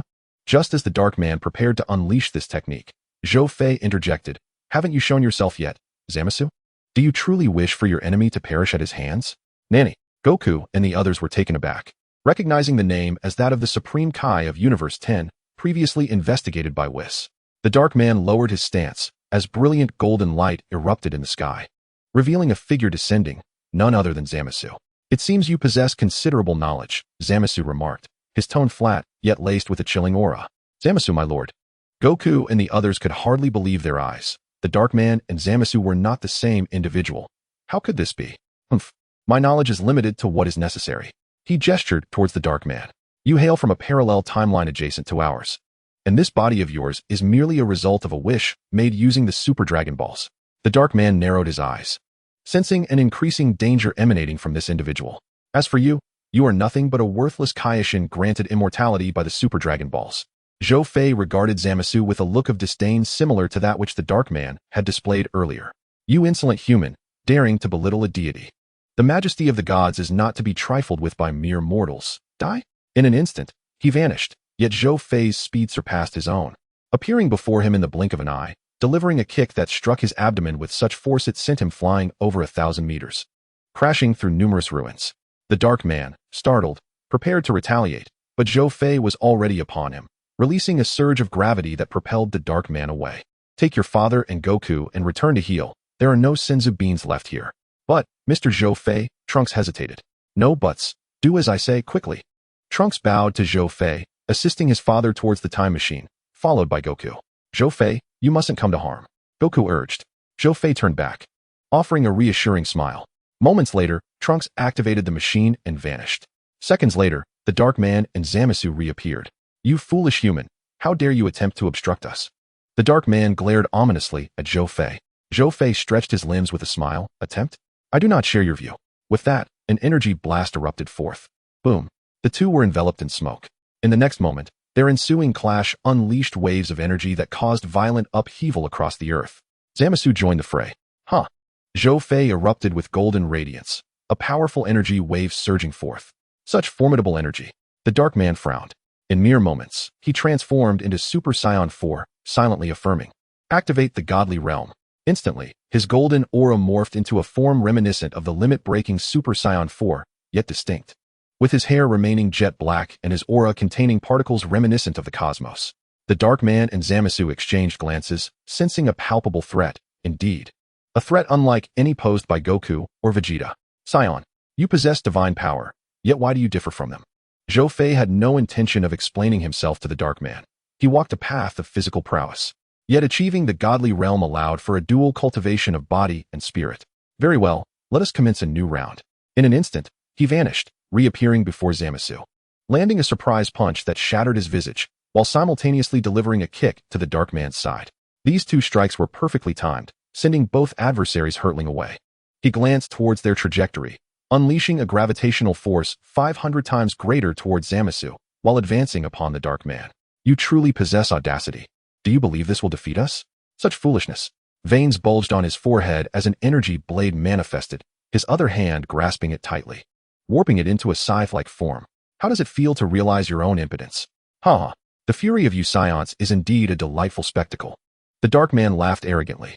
Zhou Fei squinted his eyes just as a thunderous explosion resonated from afar, causing the earth to crack open. Zamas, filled with fury, unleashed a wave of energy with a mere flick of his hand and charged forth. "Stop!" The dark man's voice rang out in an attempt to intervene. However, Zamas, consumed by rage, paid no heed to the warning. A smirk graced Zhou Fei's lips as he raised his hands to unleash a new energy cannon. A surge of formidable energy erupted. Boom, boom. A cacophony of sounds echoed. Oh, the relentless energy battered his body, tearing him apart only for him to regenerate amidst the destruction, an agonizing cycle. The final strike of the energy cannon sent him hurtling tens of thousands of meters away. "How dare you? I am immortal, you fool. Such an attack is futile against me." Zamas screamed in madness. Once more, Zamas soared back into the fray when suddenly an energy blast struck his head, but he recovered almost instantaneously. "How can this be?" Both Thomas and the dark man expressed their astonishment, realizing that their opponent possessed a duality akin to their own. He has utilized the four-body fist. The two Zhou Feis exchanged a glance. With synchronized movements, their hands opened and closed, unleashing a massive energy sphere that surged toward Zama's and the Dark Man. This maneuver was a deliberate imitation of their adversary's attack. Chapter 18. The Return of the Trio. A divine revelation. The explosion reverberated across the land. The Dark Man and Zama's were sent flying, and the two Zhou Feis pursued closely. The primary Zhou Fei confronted the Dark Man, while the secondary clone engaged Zama's. Don't let your arrogance overwhelm you, Saiyan. The Dark Man stabilized himself and executed a powerful kick. Zhou Fei swiftly bent down, evading the strike while attempting to ensnare his waist with his legs, aiming to hurl him away. However, the Dark Man retaliated with a swift chop. Clang! A sharp sound rang out, leaving the Dark Man momentarily numb in his hand. With a smirk, Zhou Fei executed a rapid maneuver, flipping his legs upward and driving the Dark Man's head deep into the ground. Boom! The earth shattered as the Dark Man flipped and leaped, gathering energy into a scythe and sweeping it outward once more. Whoosh! He instantly countered, and the collision unleashed a shockwave that scattered debris in all directions. Meanwhile, Zama's was being overwhelmingly suppressed. The real world had descended into night. In the vast courtyard of the Capsule Corporation, a colossal table was set, where Beerus and Whis savored delectable dishes. At that moment, both Beerus and Whis froze and gazed up at the sky. Back so soon? Beerus remarked, somewhat astonished. The time machine descended from the heavens, with Trunks carrying Vegeta and Goku. Ah! Bulma exclaimed, rushing over to support Vegeta. What happened? She inquired. Trunks' expression turned solemn, his voice heavy. The Dark Man has beaten my father and Uncle Goku to this state. He can now transform into a Super Saiyan. Moreover, he hesitated. Bulma furrowed her brow. Moreover what? Speak up, Trunks.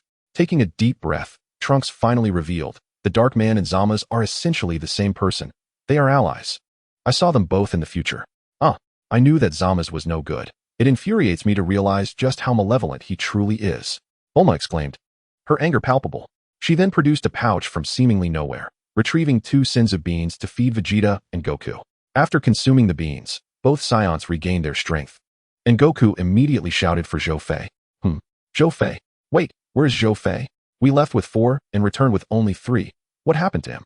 Vegeta, maintaining a stoic expression, began to explain. Zhou Fei held off Zama's and the Dark Man to buy us time. Indeed, Goku and Trunks echoed in agreement.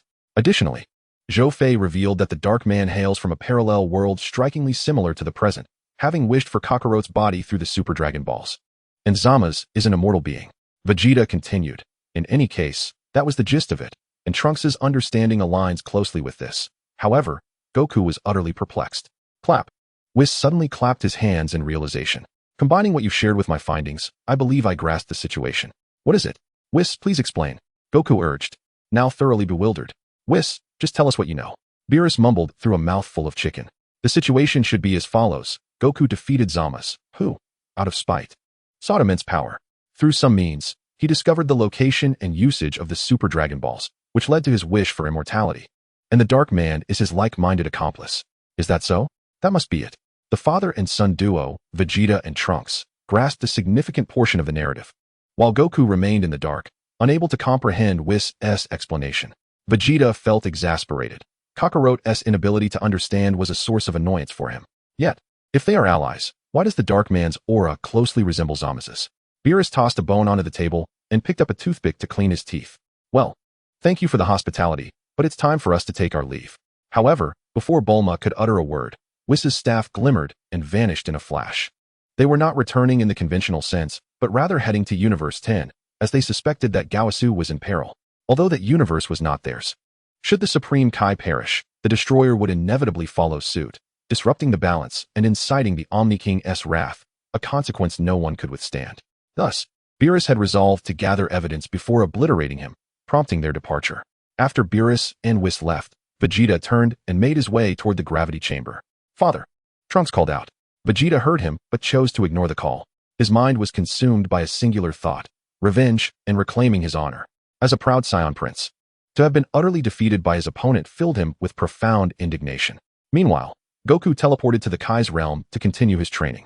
As time passed, the next day at noon, the three had recuperated after half a day and prepared Senzu beans before boarding the time machine, disappearing amidst the eager gazes of the onlookers. Boom! A mountain was obliterated, dust rising like a mushroom cloud. The four had battled for 3 days and 2 nights. Bang! For figures intertwined within shimmering light. Whoosh! They descended upon the city. Saiyans, your race is far too dangerous and must be eradicated. The Dark Man and Zamas bellowed in unison. Suddenly, Zhou Fei raised an eyebrow and instantly reverted to his Super Saiyan 4 form, dispelling the four-body fist. You are beginning to fear. Indeed, you are merely human. Incapable of rivaling the divine. The fate of humanity is an unchangeable demise, Zamas scoffed. Zhou Fei had no desire to engage in further verbal sparring, as such narcissism was tiresome. As the distant radiance flickered, the time machine descended to the ground, and 3 figures emerged. Trunks swiftly secured the time capsule, while Vegeta and Goku propelled themselves towards Zhou Fei with fervor. Foolish humans returning to court death again. Wouldn't T fleeing be a wiser choice? The Dark One sneered. To which Vegeta retorted, in the lexicon of Saiyans, the word retreat does not exist. With that, Vegeta transformed into his Super Blue form and charged at the Dark One. Seeking death. Are we? The battle erupted with a series of thunderous clashes. Zhou Fei, are you alright? Goku inquired with concern. Zhou Fei shook his head, indicating he was fine. Goku retrieved a small pouch from his pocket and poured out a senzu bean. After consuming it, Zhou Fei felt his energy fully restored. Though he had expended considerable ki using the Force Spirit Fist and entering the God Realm, he had also validated his strength, now surpassing Super Blue, equating to Goku's 20-fold Kaioken and Vegeta's Deep Blue form. The upcoming challenges promised to be formidable. Zhou Fei cast a keen glance at Zamasu and the Dark One.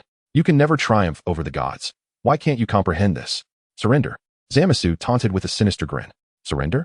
Zamasu, you utterly misunderstand humanity. To surrender signifies death. To persist embodies hope. Therefore, we humans shall never yield. Trunks proclaimed passionately. You humans possess no hope. Zamasu unleashed a barrage of energy blasts. Clang, clang, clang. Trunks parried each blast with his sword. At that moment, a flash of light heralded the arrival of the Supreme Kai of Universe 7 and the Supreme Kai of Universe 10. Cease, Zamasu. Gawasu commanded. You are Gawasu. From that realm. How delightful. Zamasu replied with a condescending smile. Why have you come, Supreme Kai? Goku asked. Suddenly, the Dark One appeared beside Zamasu, wiping away the blood from his lips, casting a glance at Gawasu without uttering a word, for the ancient being could not grasp his ideals. Humans, your game ends here. Behold the true power of the gods. Kneel before the divine radiance. The Dark One and Zamasu exchanged a knowing look. Zamasu smirked, donning the Patera earrings on his right ear. Could they be attempting? We must interrupt them. Yet, Goku and Vegeta were a moment too late. A blinding light illuminated half the sky. Moments later, as the brilliance faded, the fused form of Zamasu emerged, exuding an overwhelming aura that stirred violent winds. My form embodies justice. My essence is the world. Bow and worship. My exalted and beautiful form is that of the immortal god, Zamasu. Ha ha ha. Zhou Fei's gaze sharpened. The worst-case scenario had materialized. Chapter 19. Half-Power versus Absolute God. Zamasu looked down upon the gathered fighters, closing his eyes, seemingly unperturbed by their impending assaults. He reveled in the energy surging within him, a smirk appearing on his lips. I can sense 2 powers merging within me. Indeed, this is the energy I require. As he opened his eyes, a ferocious aura erupted once more. The malevolent energy intensified, overwhelming everyone present. They struggled to withstand it, but soon, Zamasu summoned a ring of light behind him. Nanny, this stance of Zamasu's was unprecedented to them, save for Zhou Fei. Zamasu, why would you commit such horrific acts? Gawasu questioned, incredulity etched on his face. Horrific?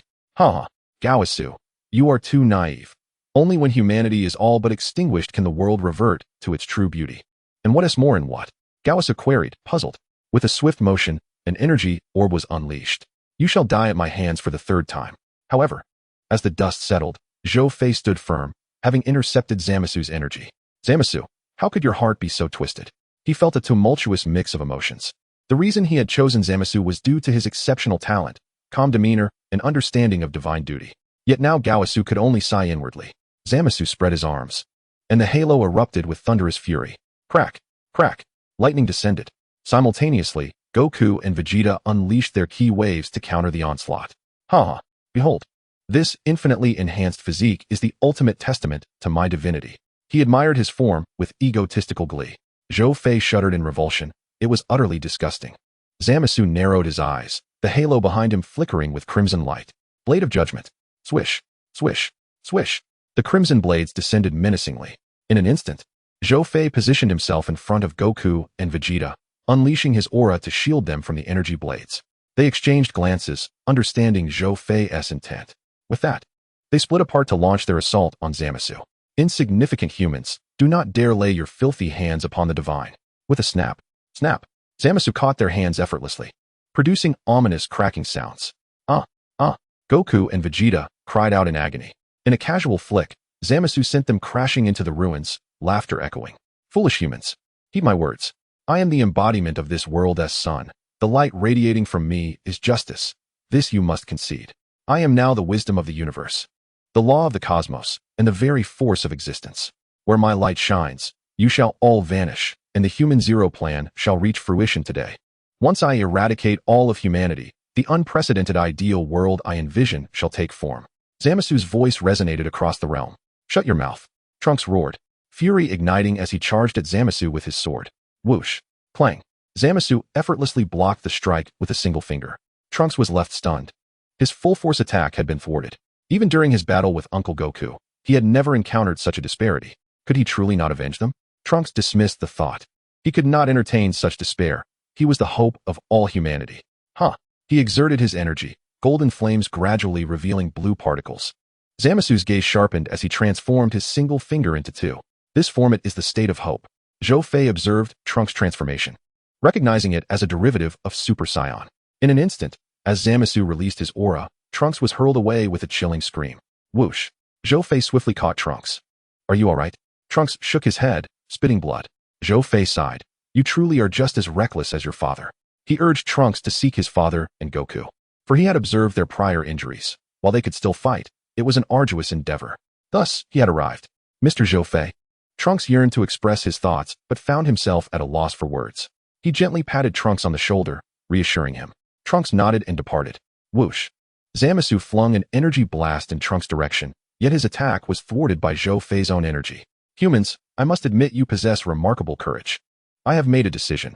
If you become my servant, I shall spare your life. What do you say? Zamasu chuckled. Zhou Fei rolled his eyes and feigned retching. You are utterly repulsive and shameless to boot. Good.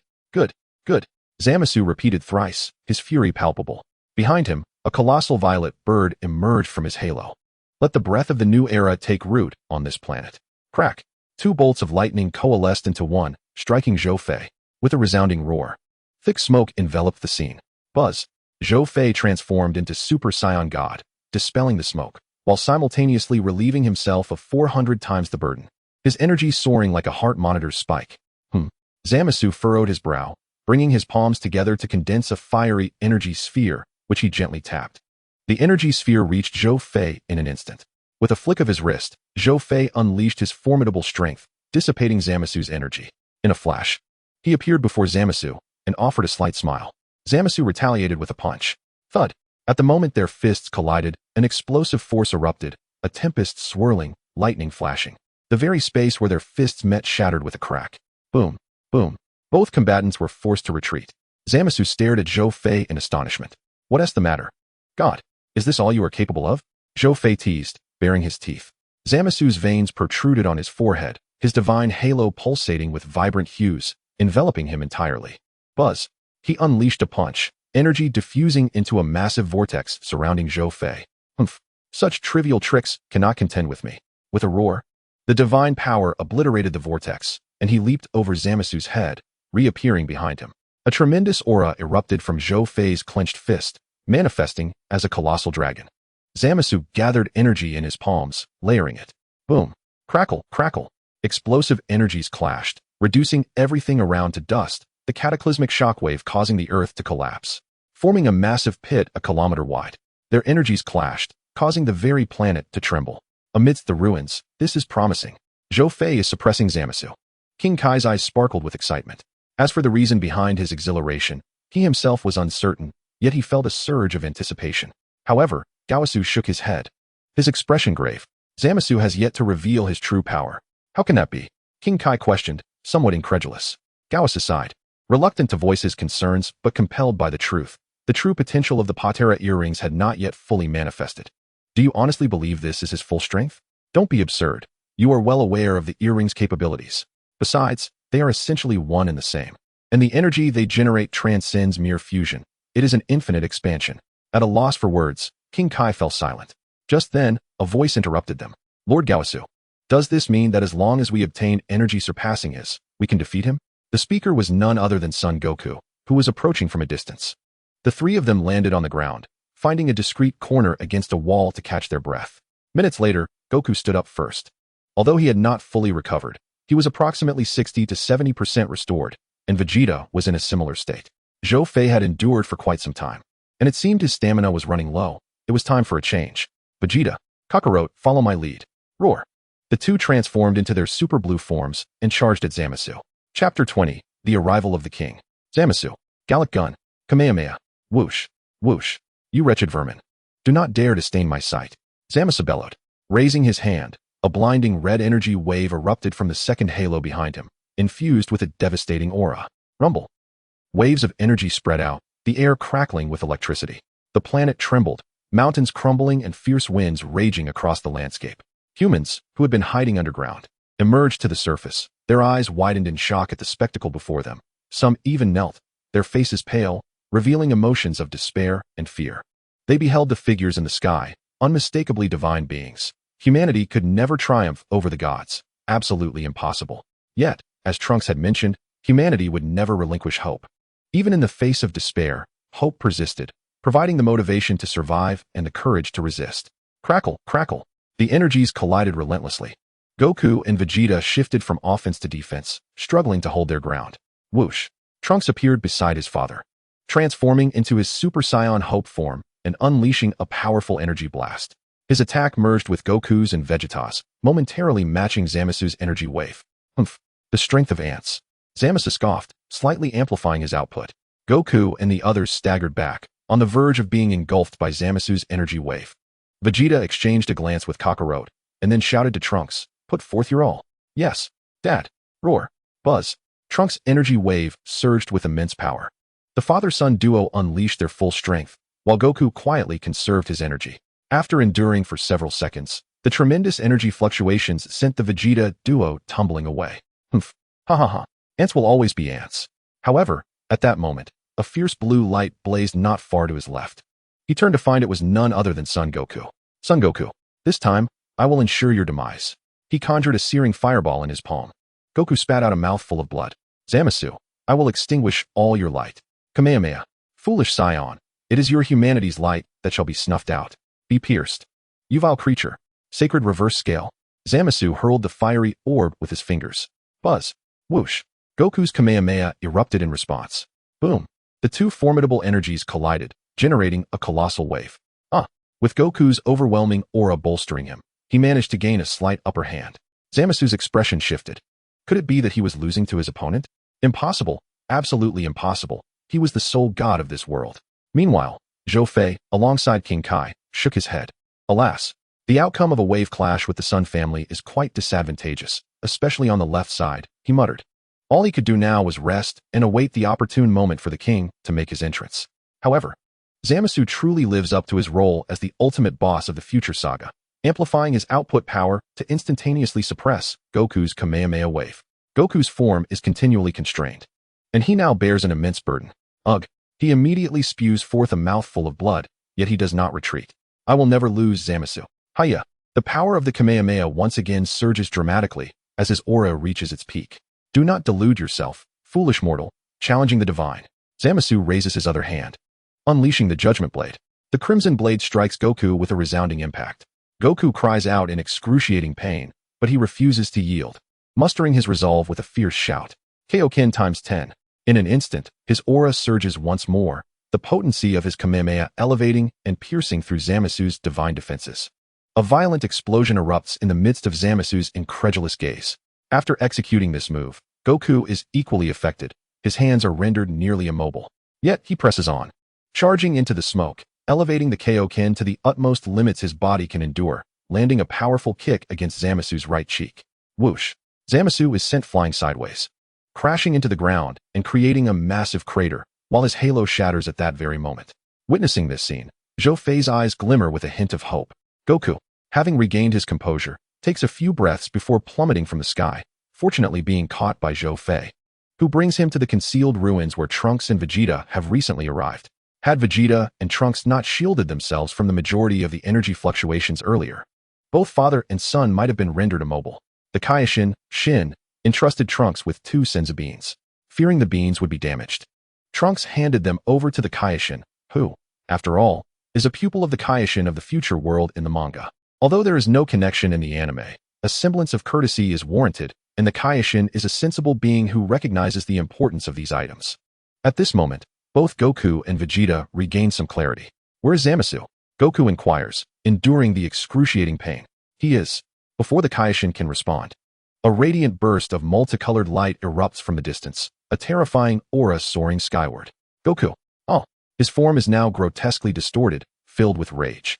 As the sole deity, he cannot accept having been bested by a mere mortal. He raises his right hand and proclaims loudly, "Let the light of justice strike me." A weak and ineffectual god has no right to exist if he cannot eradicate evildoers. Boom. Crack. A torrent of pink-purple lightning descends from the stormy clouds, converging upon Zamasu, whose right cheek now resembles that of a toad, while his right arm undulates like a pool of liquid. Subsequently, his right arm swells to an enormous size. Bam! His hand crashes down upon the ground like a boulder. What on earth is happening? Why does his body not revert to its original state? Both Goku and Vegeta are thoroughly perplexed. Gyaos sighs, blinking his eyes a few times, lamenting. Though Zamasu's body has become immortal, the dark beings are not truly immortal. Do you mean that the non-immortal dark beings have affected the immortal body? Gyaos nods, surprised by the intelligence of this human named Vegeta. He continues, if Zamasu's body and soul lose their balance, then our chance to defeat him arises. However, even so, we will require a power greater than ever before to achieve this. Trunks glances outside. Win? How do we win? Where can we find such formidable power now? With Zhou Fei's assistance, Goku slowly sits up, straightening his back to survey the scene outside, when suddenly, inspiration strikes him. I've thought of a plan. All eyes turn toward Goku. Since they confuse, Vegeta and I confuse as well. Ah, you mean the Patera earrings? As he speaks, Gyaosu removes the earrings. This brings back memories of their battle against Majin Buu, when they fused and displayed an unparalleled form, though it is puzzling why they later reverted to their original selves. Upon witnessing this, Vegeta immediately turns his head away, rejecting the idea. No way, Kakarot. I absolutely refuse to fuse with you, you bastard. Trunks looks on in astonishment at his father and Uncle Goku, unable to fathom what their fusion might entail. Goku rubs his forehead, having anticipated this reaction, but he has no choice but to persuade him. Vegeta, come on. We've fused once before. It won't be a huge issue this time. Bastard. How can you even mention that? Vegeta's expression darkens, for that fusion had made him acutely aware of the disparity between himself and Kakarot, leaving him averse to fusing with Kakarot ever since. Just then, a powerful gust of wind sweeps through, causing all structures to collapse. Vegeta, please, if this world faces destruction, he will surely slaughter even more innocents, perhaps even venture to other worlds to eliminate Bulma and Trunks. By then, it will be too late for regrets. At these words, Vegeta closes his eyes, grappling with an internal struggle. After a few seconds, he smirks, accepting the Senzu bean and the Patera earrings from Goku, his expression somber. Bastard Kakarot. This is the last time I will fuse with you. Saying this, he dons the earrings and consumes the Senzu bean. Just as Goku is about to put on his earring, a thought strikes him. Lord Gyaosu, I don't understand why the fusion would be undone after wearing the earrings. Wasn't it supposed to be a permanent fusion? Gyaosu explains, because only the Kaioshin can maintain a fusion indefinitely. Anyone else can only sustain it for 1 hour. 1 hour? Time is indeed of the essence. Nevertheless, he prepares the earrings and consumes the Senzu bean. As the light flickers, a furious Zamasu turns his gaze toward the source of the illumination, spotting Goku and Vegeta adorned with the earrings. Damn mortals, how dare you use divine artifacts? Buzz. A flash of white light erupts, heralding the arrival of Vegeto. Who are you? Zamasu's gaze fixates on the newcomer, sensing a formidable threat. Hehe. Vegeto grins. I am the fusion of Kakarot and Vegeta, and I am known as Vegeto. Remember this name, for I am the one who will defeat you. And I am Super Saiyan Blue Vegeto. In an instant, a brilliant and resplendent blue light explodes, enveloping half the sky and piercing through the dark clouds. The intense and explosive aura inspires a sense of reverence in Trunks. He can scarcely believe his eyes, witnessing the immense power generated by his father and Uncle Goku's fusion.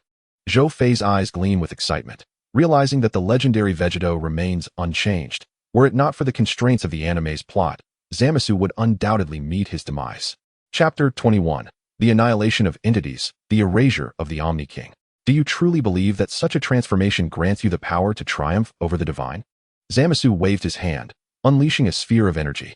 Vegeta, with an expression of indifference, merely gazed at the impending energy projectile, and with a graceful flick of his wrist, he unleashed a force that obliterated the attack. What? Zamasu was genuinely taken aback.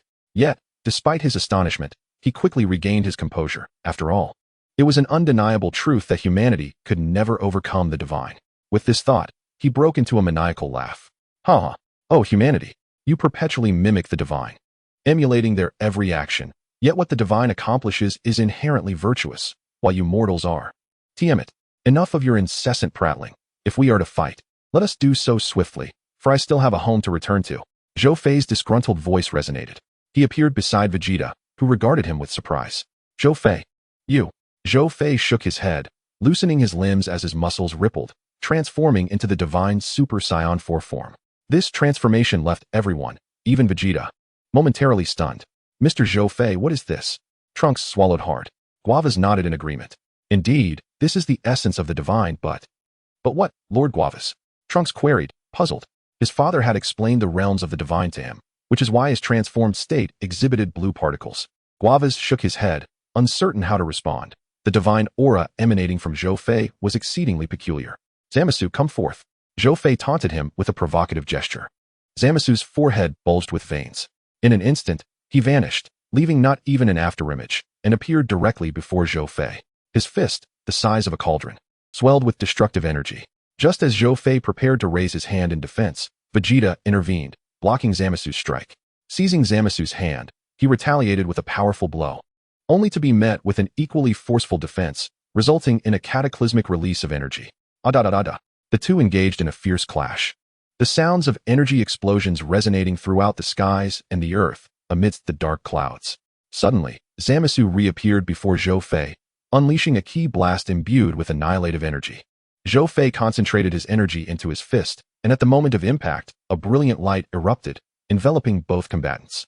In that instant, Vegeta emerged from the explosion, and the three figures intermingled in a dance of combat. Gulp. Incredible.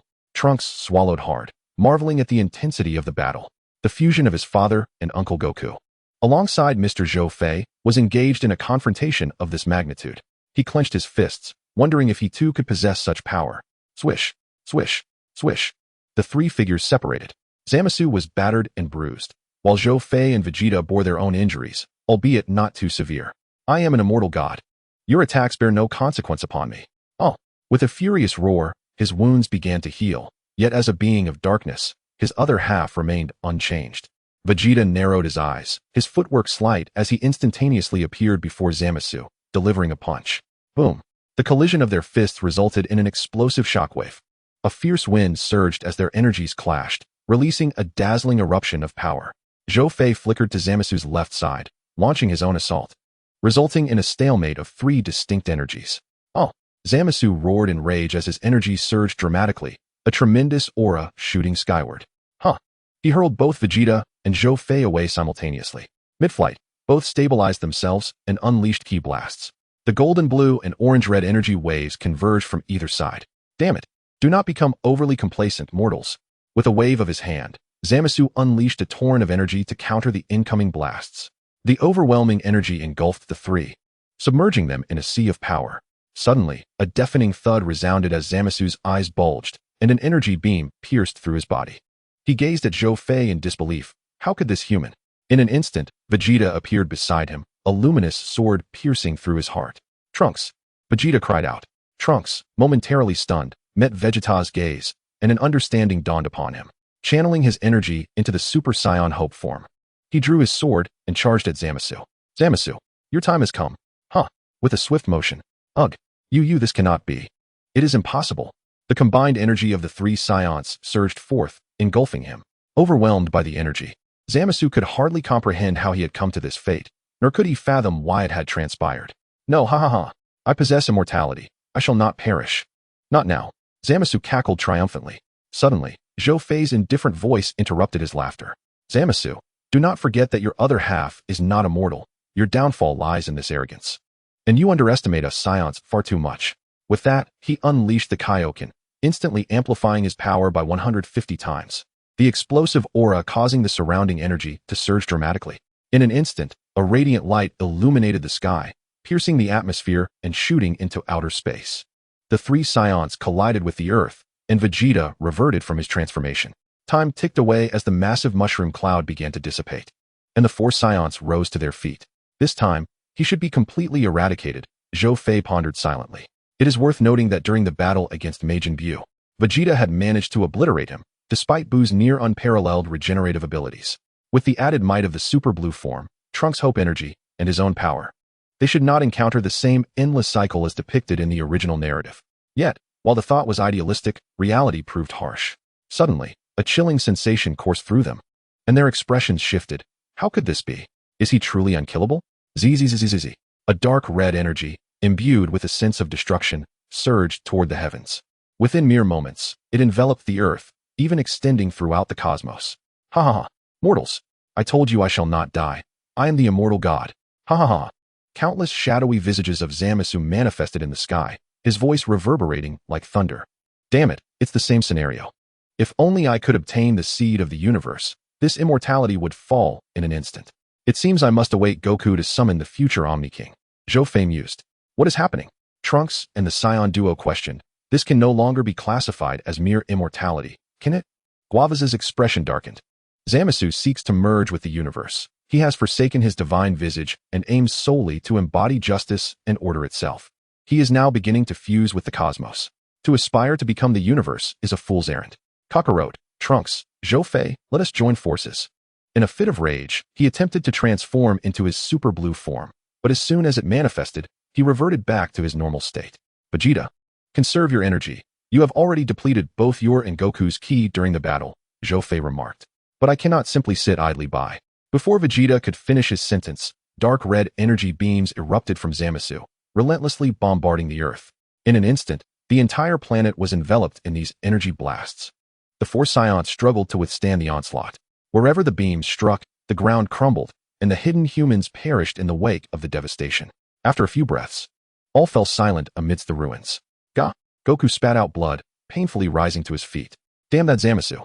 His words came with great effort, beads of sweat dotting his forehead.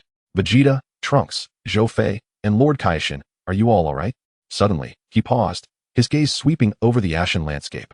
Trunks, too, witnessed the desolation, closing his eyes to sense the presence of any remaining humans. But despite his efforts, he found no trace of life.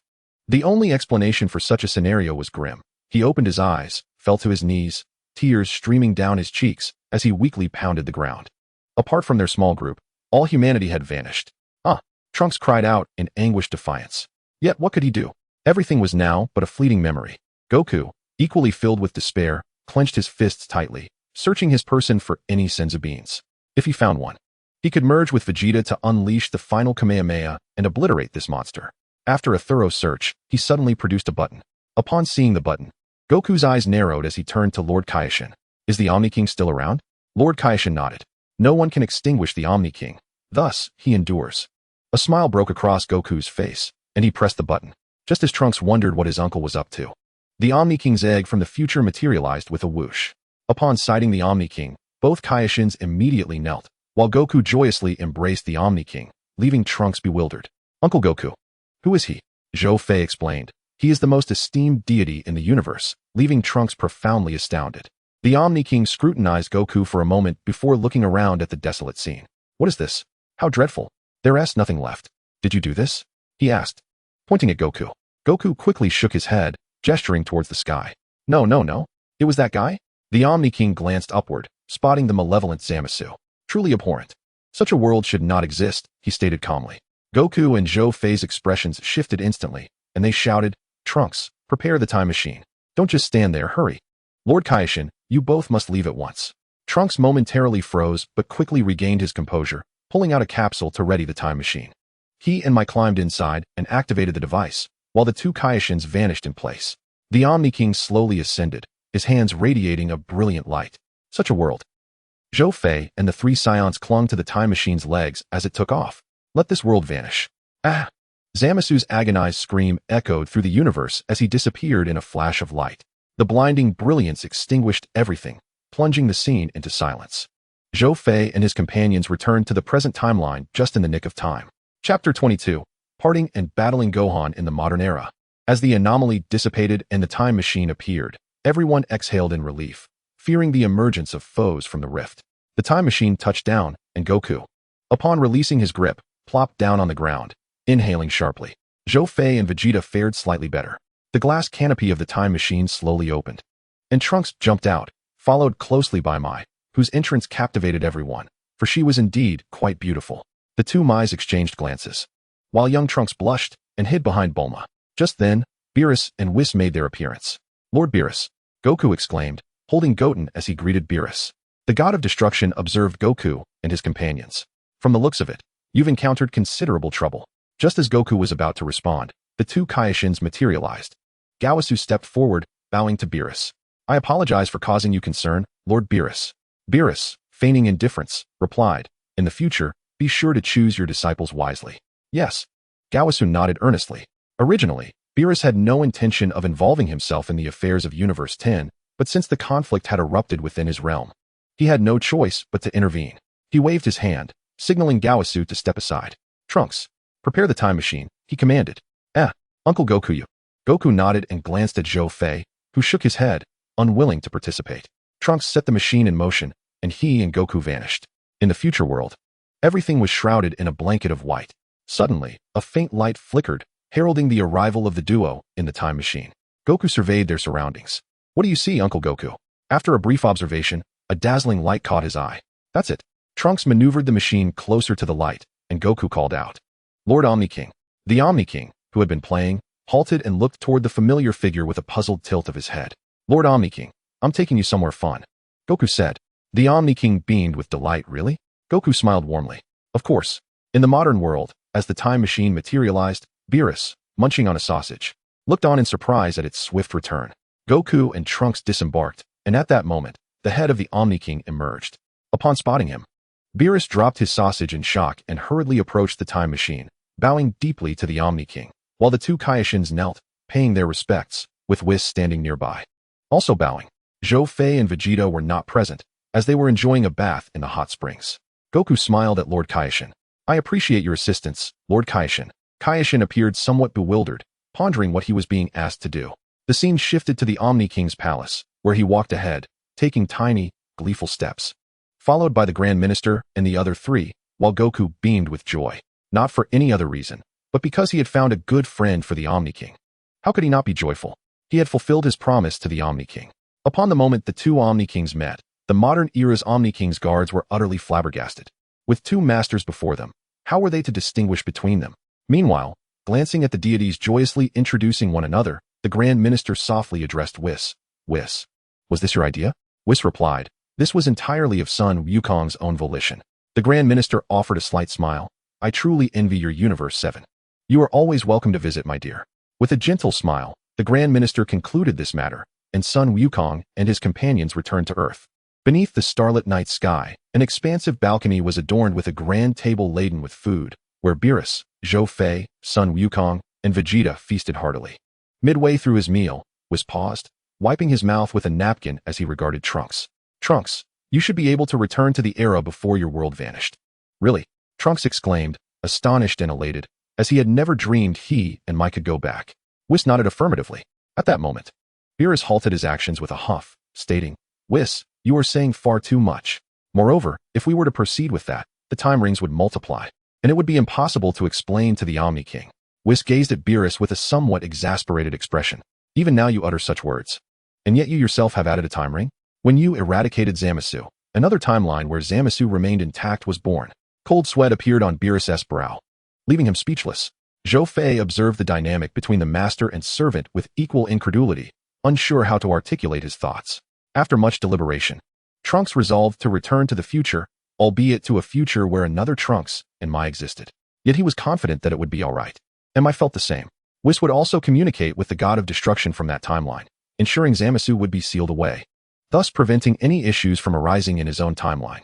Once the discussions concluded, everyone felt a sense of relief, and after over an hour of dining, they dispersed to rest. The following morning, after breakfast, Bulma had completed refueling the time machine. The group gathered together. "Thank you, Uncle Wukong." "Mr. Zhou Fei?" Trunks expressed as he shook hands with both Sun Wukong and Zhou Fei. Enjoy your new life. Zhou Fei encouraged, patting him on the shoulder. Trunks acknowledged this and turned to Vegeta. With a stern gaze, Vegeta grunted, throwing a punch at him, which Trunks adeptly blocked, and the two shared a knowing smile. This was Vegeta's unique way of educating his son. After packing the spatial capsules prepared by his mother, Trunks and Mai boarded the time machine, which began to ascend slowly. At that moment, Piccolo and Gohan flew over, their eyes gleaming as they looked at Trunks inside the machine. With one hand raised, they called out, "Take care, Trunks." Trunks, within the time machine, reminisced about the past, tears welling in his eyes. He wiped them away and nodded at Gohan. "To the future. Here we come." Amidst the farewells, the time machine vanished.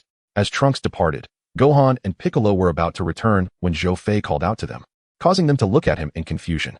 "Hey, Gohan, let's have a match. I want to see how strong you've become." Gohan regarded Zhou Fei's serious expression, pondering for a few seconds before agreeing, curious to measure his strength against this Saiyan. Sun Wukong became instantly intrigued upon hearing his son was to battle Zhou Fei. Piccolo nodded in agreement. "You indeed need to test your strength." "All right, I understand," Gohan replied. They arrived at a forest above, a private estate purchased by Bulma, where any destruction could be rectified by gathering the Dragon Balls for restoration. The two faced off, Gohan assuming a serious stance, while Zhou Fei maintained a relaxed demeanor. Preparing for the upcoming contest, Gohan concentrated, searching for an opening. In an instant, he moved, dashing in front of Zhou Fei and unleashing a punch. Zhou Fei smirked, countering with his own fist. A thunderous clash erupted, the air fracturing as a powerful shockwave obliterated the surrounding forest. Gohan furrowed his brow. "Is this all you've got? No. This cannot be your true strength." "Huh," he shouted, transforming into Super Saiyan 2. "Super Saiyan 2, huh? Not bad." He then also transformed into Super Saiyan 2, beckoning Gohan to come at him. In a flash, Gohan disappeared from sight. Zhou Fei, with a subtle smile, pivoted and delivered a punch to the right. Gohan emerged, crashing through numerous trees, creating a cleft in the earth. He collided with a massive tree, steadying himself and shaking his arm. Even after dissipating much of his force, his arm felt tingly. Just as he regained his composure, Zhou Fei was already upon him, startling him, and he kicked out.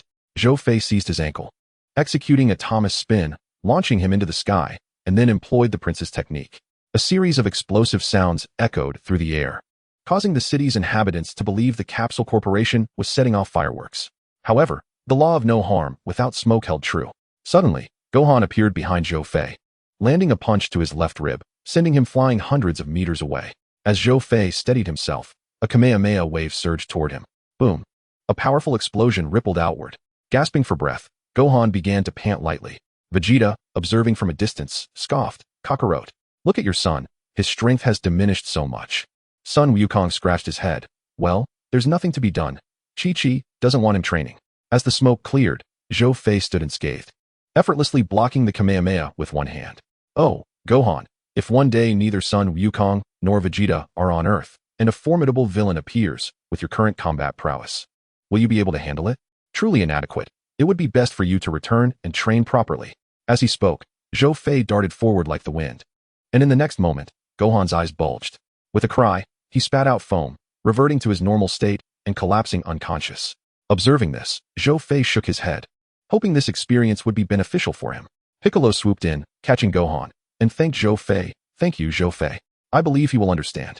Zhou Fei smiled at Piccolo, patting his shoulder, inwardly reflecting on the exhaustion of being a mentor.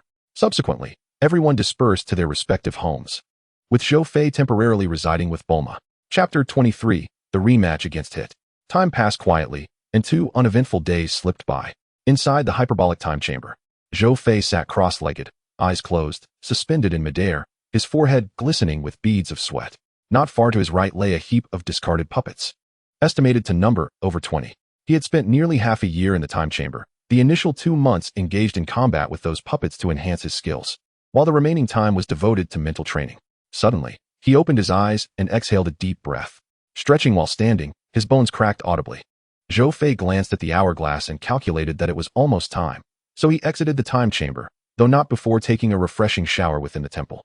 On a certain planet in the 6th universe, Hit had accomplished a task objective and now stood before a grave, scrutinizing the mission chip in his hand. As he gazed at the image displayed on the chip, his eyes glimmered with intensity before he crushed it in his grip. He then turned and vanished into the night. On Earth, Zhou Fei sat in a restaurant, enjoying his meal, much to the astonishment of those around him, as his table overflowed with bowls. This person can eat far too much. Could he be the reincarnation of a starving ghost? They murmured. If only I had his appetite, they envied. Zhou Fei sighed, thinking it unnecessary for such a fuss over merely having a meal. He retrieved his phone from his pocket to check the time. 2 days remained until the week was up, and he wondered what might await him. His anticipation was palpable, having satisfied his hunger and thirst. He settled the bill and left the restaurant, strolling down the street when he suddenly paused, turning his gaze towards a certain direction. A subtle smile graced his lips as he melted into the crowd. 2 hours later, amidst a landscape of jagged rocks, Zhou Fei performed a set of stretching exercises, surveying his surroundings with a faint smile. I know you're already here. What's the matter? Aren't you going to show yourself? Yet, silence enveloped him. A few minutes later, a cold voice pierced the quiet. Zhou Fei, I've taken a contract to kill you. Oh, how intriguing. Does a hired assassin also provide the name of their employer? No, I'm merely giving you a heads up, lest you find yourself oblivious to your demise. Zhou Fei grinned, his energy surging as he transformed into Super Saiyan 3. Then let's see what you've got. Hit. As he finished speaking, Zhou Fei vanished in a flash, just as the ground beneath him suddenly shattered. Your senses are quite sharp. Hit concealed himself behind a massive rock. Moments later, Zhou Fei reappeared at Hit's previous location, smirking. Truly impressive, a top-tier assassin who can completely mask his presence. Hey, Hit, I have a proposal. His words went unanswered. Suddenly, he spun around, releasing a powerful energy blast that detonated with a thunderous roar, sending dust billowing into the air. What do you think? Can we discuss my proposal now? After all, you can't assassinate me. After several seconds, Hit's voice emerged. Go ahead. Zhou Fei chuckled. How about we have a rematch from our last competition? Are you joking? Zhou Fei, I am an assassin. Zhou Fei shook his head. I'm not jesting. I know exactly who contracted you to kill me. You know? Zhou Fei nodded nonchalantly, a smile playing on his lips. Hit, contemplating Zhou Fei's expression, suddenly had a realization and appeared atop a nearby boulder. All right, then let us have another match. With a swift motion, both combatants locked eyes and simultaneously vanished, seamlessly shifting the battleground. Minutes later, they found themselves on a solitary island. Excellent. Here we won't disturb anyone else. Huh. Zhou Fei entered a state of heightened energy, his golden aura erupting like a fountain into the sky. As golden light flickered and the earth trembled, he transformed into Super Saiyan 4. Now, Hit, let us see just how strong you've become. In a blur, Hit's fist shot forward. Zhou Fei, sensing the impending strike, released a surge of energy that momentarily halted him, narrowly grazing Hit's cheek, while he himself staggered back, leaving deep imprints in the ground with each step. Huh, quite impressive. You've recognized my tactics so swiftly, Hit said, a smile gracing his face, unfazed by the encounter. The two readied themselves once more, charging at each other. Purple and yellow energies clashed in the air, resembling a dazzling fireworks display. Both had grown significantly stronger, reminiscent of a martial arts tournament revival. Bardos observed the battle with a serene smile, yet sensed another presence lurking around Zhou Fei. Hey Bardos, what form is Zhou Fei in? And why can't he hit? Xiangpa inquired, puzzled. Bardos replied softly, according to Whis, it's called Super Saiyan 4. As for why he can't land a hit on Hit, that's because Hit exists in another dimension. Xiangpa still appeared confused. What does it mean to be in another dimension? Bardos sighed, glancing at Xiangpa before elaborating. He is capable of existing in another dimension because he has stored the time of his jumps, creating an alternate space, akin to a parallel dimension. Thus, he is visible to the naked eye yet remains untouchable. I may not fully grasp it, but it certainly seems formidable, Xiangpa shrugged, bemused by the explanation. Hit materialized before Zhou Fei, delivering a punch. In a split second, Zhou Fei released 100-fold gravity, his energy spiking dramatically. With a swift motion, he narrowly missed Hit's face, retreating with each step, leaving behind deep footprints in the earth. Huh, truly remarkable. You've caught on so quickly, Hit said, his smile unfaltering. The two resumed their stances and charged at one another once more. The clash of purple and yellow energies painted the sky with vibrant colors, reminiscent of a grand fireworks display. Both had significantly strengthened, echoing the spirit of a martial arts tournament revival. Bardos watched the duel with a serene smile, sensing various hidden energies swirling around Zhou Fei. Xiangpa, grinning, remarked, it was quite astute of you to hire someone to assassinate Zhou Fei. If Lord Zeno truly intends to host a universal martial arts tournament, Zhou Fei poses a considerable threat, not to mention that Goku also remains a contender. It's wise to eliminate one at a time. Bardos smiled in response. That wasn't my idea. I'm merely an intermediary. Xiangpa was left perplexed once more. The battle between the two had turned the island into a scene of utter devastation. With a swift motion, they reappeared, both slightly breathless. Not bad. Hit. I didn't expect my Super Saiyan 4 form to only match you evenly. Evenly matched? Zhou Fei, you dare say such things? I know you haven't unleashed your true power, just as I have not. Zhou Fei rubbed his nose, grinning mischievously. What do you plan to do next? You wish to kill me, yet find yourself unable, and moreover, it is I who issued this mission, Hit remarked with a knowing smile. I anticipated this outcome. Very well. Let us reserve our battle for another occasion. This time, I shall accept my mission's failure. Zhou Fei gazed at him, somewhat astonished. A failure? Does this imply that I have claimed the first drop of blood in the illustrious career of the legendary assassin Hit? Wow. Zhou Fei, why didn't you invite me to your fight with Hit? That's rather disloyal. Suddenly, the voice of Sun Wukong echoed. The two turned to see Sun Wukong, along with Vegeta, Beerus, and their attendants, not far from Kampa and his entourage. Kampa and Beerus exchanged a glance, a disdainful snort escaping their lips as they turned their heads away. Thus, the confrontation dissipated in this manner. Next time, let us have a battle. Sun Wukong clapped Zhou Fei on the shoulder, his face alight with excitement. Zhou Fei managed a resigned smile. He recalled their previous encounter in the hyperbolic time chamber, surprised that Sun Wukong still desired to fight. All right, I'll make time for it. With that, everyone parted ways. Chapter 24, an appetizer before the Universe Martial Arts Tournament. Time swiftly passed. 2 days had elapsed since Zhou Fei's battle with Hit. Awakening early from the room prepared for him by Bulma, the system's voice resonated. Gift package successfully opened. Congratulations on acquiring self-healing technique and ultimate Kamehameha. This Kamehameha seems to be a collaborative technique, doesn't it? And this self-healing technique, could it be? As long as it is not a direct headshot, you can recover from any degree of injury. Before Zhou Fei could inquire further, the system promptly answered. Remarkable. This is akin to the most rudimentary form of immortality. Accepting the two skills, he happily set off for breakfast. Now, his array of abilities included Dragon Fist, Gravity Manipulation, for Body Fist, Limitless King Kai Fist, New Energy Wave, Divine Realm, Weight Technique, Vegeta's Super Saiyan 4 Transformation, the strongest Saiyan talent, Ultimate Kamehameha, and Self-Healing Technique. Meanwhile, in the realm of the gods of destruction, this Daifuku is quite delightful. Beerus praised. Since you are so fond of training, why not become a god of destruction yourself? Sun Wukong shook his head vigorously, suddenly recalling something. By the way, what about that matter, Lord Beerus? The Universe Martial Arts Tournament that Achan mentioned. Upon hearing Sun Wukong refer to Zeno as Achan, Beerus felt a jolt of shock. Food nearly choking him. Whis quickly provided him with water, allowing Beerus to swallow before he angrily tugged at Sun Wukong's ear. Do not be so disrespectful. One must address Zeno as Lord Zeno.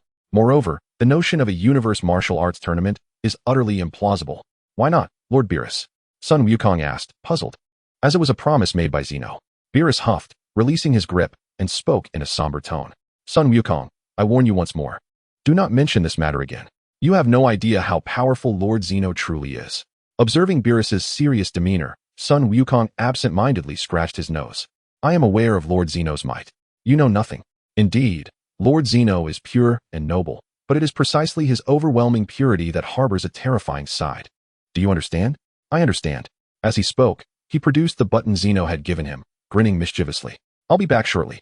With the press of a button, he vanished. Beerus, filled with frustration, turned away to sulk alone, while Whis shook his head, uncertain whether what was to come would be good or bad. Before the palace of Zeno, the grand doors slowly creaked open, revealing the Grand Priest. Oh, it's you. The Grand Priest ushered him into the palace. Sun Wukong saw the two Zenas playing a game of planetary collision. Ah, you've come. Would you like to join us? The modern Zeno invited. I can't differentiate between you two, but Achan mentioned hosting a Universe Martial Arts Tournament. What is the status on that? I've been eagerly waiting. I forgot. The Zeno exclaimed. Haha, just as I suspected. Sun Wukong chuckled, scratching his head. The future Zeno looked curiously at the modern Zeno. What is this martial arts tournament? The modern Zeno asked with a smile. It's a lot of fun. Sun Wukong replied. Upon hearing this, the future Zeno's eyes sparkled, pointing at the planetary collision game. Is it more enjoyable than this? Of course. The Zeno affirmed, nodding. The future Zeno, overjoyed, accidentally kicked the game over, scattering planets across the floor. Watching the two Zenas, Sun Wukong saw them both raise their hands in agreement to host the Universe Martial Arts Tournament. And he leaped with joy. Both Zenas laughed, and at that moment, the Grand Priest spoke. Once the specific schedule and details of the tournament are confirmed, I will promptly inform the Kaishins of each universe. After bidding farewell to the Zenas, Sun Wukong returned to the realm of the gods of destruction. Upon his return, he was met with a reprimand from Beerus, though fortunately, it was not too severe as no major incidents occurred. Otherwise, Beerus might have been driven to madness. Soon after, the three arrived at the Kaishin realm. Upon entering, they hadn't even sipped a cup of tea when the Grand Priest emerged from the void. The two Kaishins and a Kaishin attendant, along with Beerus, knelt in reverence. I shall now announce the schedule and contents of the tournament. He then produced a scroll, slowly unfurling it to reveal its contents. On the date of the King's calendar, 31,355,603 days, commencing at 1:57. There shall gather 10 selected participants from each universe to hold a power tournament in the Void Realm. Upon concluding his announcement, the Grand Priest gracefully descended. Sun Wukong posed a series of questions, all of which the Grand Priest answered, even revealing that defeated universes would face personal eradication by Lord Zeno, which sent shivers down the spines of the Kaishins and Beerus. Oh, by the way, Sun Wukong, Lord Zeno has a favor to ask of you. Sun Wukong pointed at himself, puzzled. Me help? The Grand Priest nodded.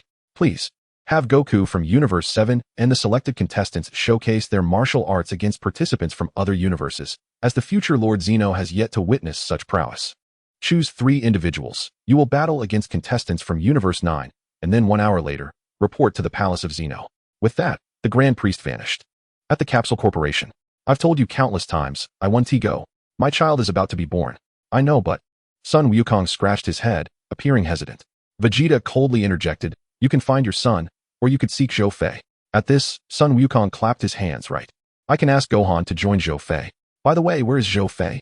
Sun Wukong glanced around, sensing for Zhou Fei's presence, but finding none. I'll inform him shortly. Haha. Thank you, Vegeta. Humph. Vegeta haughtily turned his head. With that, Sun Wukong departed the Capsule Corporation and, after a brief flight, arrived at Gohan's location. Upon being informed of the gravity of the situation, Gohan felt a profound sense of helplessness. What on earth had his father done? Nevertheless, he consented, for he had someone he wished to protect. The father and son exchanged a few more words when, from a distance, Zhou Fei soared towards them. Ah, Zhou Fei, you've arrived. Goku greeted with enthusiasm. All right, time waits for no one. Goku smiled, and with a swift instant transmission, he whisked the two away. After a series of twists and turns, they arrived at the palace of the Omni King. As they entered the palace, it was not long before they encountered the contestants from Universe 9, along with the Kaishin and the God of Destruction. Both groups bowed in reverence to the Grand Minister. With a wave of his hand, the Grand Minister transported everyone to a designated arena. All deities of the universe, descend. With the Grand Minister's command, the gods from the other universes appeared. As all deities assembled, a brief silence ensued before the Grand Minister spoke again. Esteemed Kaishin and gods of destruction from across the universe, you must have heard of the upcoming power tournament, which has been requested by the Omni King. Prior to this tournament, as another Omni King from the future is unfamiliar with the nature of the martial arts competition, a comprehensive exhibition match will be held. As the Grand Minister concluded his words, a radiant light appeared behind him, revealing the Omni King and his attendants. The gathered deities knelt on one knee in respectful greeting. Goku, eager to greet the Omni King, was halted by Zhou Fei. The Grand Minister then clarified that this exhibition match was proposed by Goku, who subsequently delivered an impassioned speech. The exhibition match will feature 3 contestants from both Universe 7 and Universe 9, engaging in one-on-one battles without a time limit, continuing until one party concedes or the match can no longer proceed. I hope everyone will give their utmost in this contest. Now, let the first match commence. May the chosen contestants take to the stage, announced the Grand Minister before moving closer to the Omni King. At that moment, a red-furred dog from Universe 9 ascended the stage. Zhou Fei from Universe 7 also gracefully leaped onto the arena. Noticing both sides had taken their positions, the Grand Minister raised his hand to signal the start of the match. Chapter 25. 1 victory, 1 draw. You are my opponent? You don't look like much. Basil scoffed. Zhou Fei shrugged, thinking, is this guy out of his mind? The red-furred dog swiftly approached, launching a kick. Bang! Zhou Fei caught it with one hand, smiled slightly, and seized the ankle, flinging him away. The red-furred dog executed several perfect flips in midair before landing gracefully. Whoosh! The red-furred dog began to dart around, soon creating numerous afterimages that surrounded Zhou Fei. These phantoms, each imbued with concentrated energy, launched a coordinated attack. As the opponent's strikes neared their target, a powerful wave of energy erupted from Zhou Fei, dispersing all the afterimages. His eyes then locked onto the true form of his adversary, and in an instant, he maneuvered behind him. Nanny! In the red-furred dog's astonished gaze, Zhou Fei grasped his tail and executed a spinning throw. Boom, boom, boom. The resounding impacts echoed throughout the arena, accompanied by the pained cries of the red-furred dog.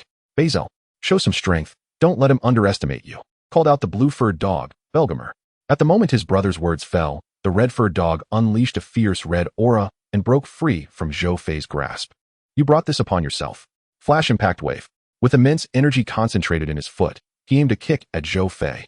Zhou Fei smirked. Dismissing such a trivial energy attack, he raised one hand and, with a commanding shout, conjured a barrier of energy. With a tremendous crash, the arena shattered. Yet Zhou Fei remained unscathed. How is this possible? The red-furred dog questioned, glancing at his foot, perplexed. Could it be that the previous impact was insufficient? Hey, is this all you've got? Zhou Fei remarked nonchalantly.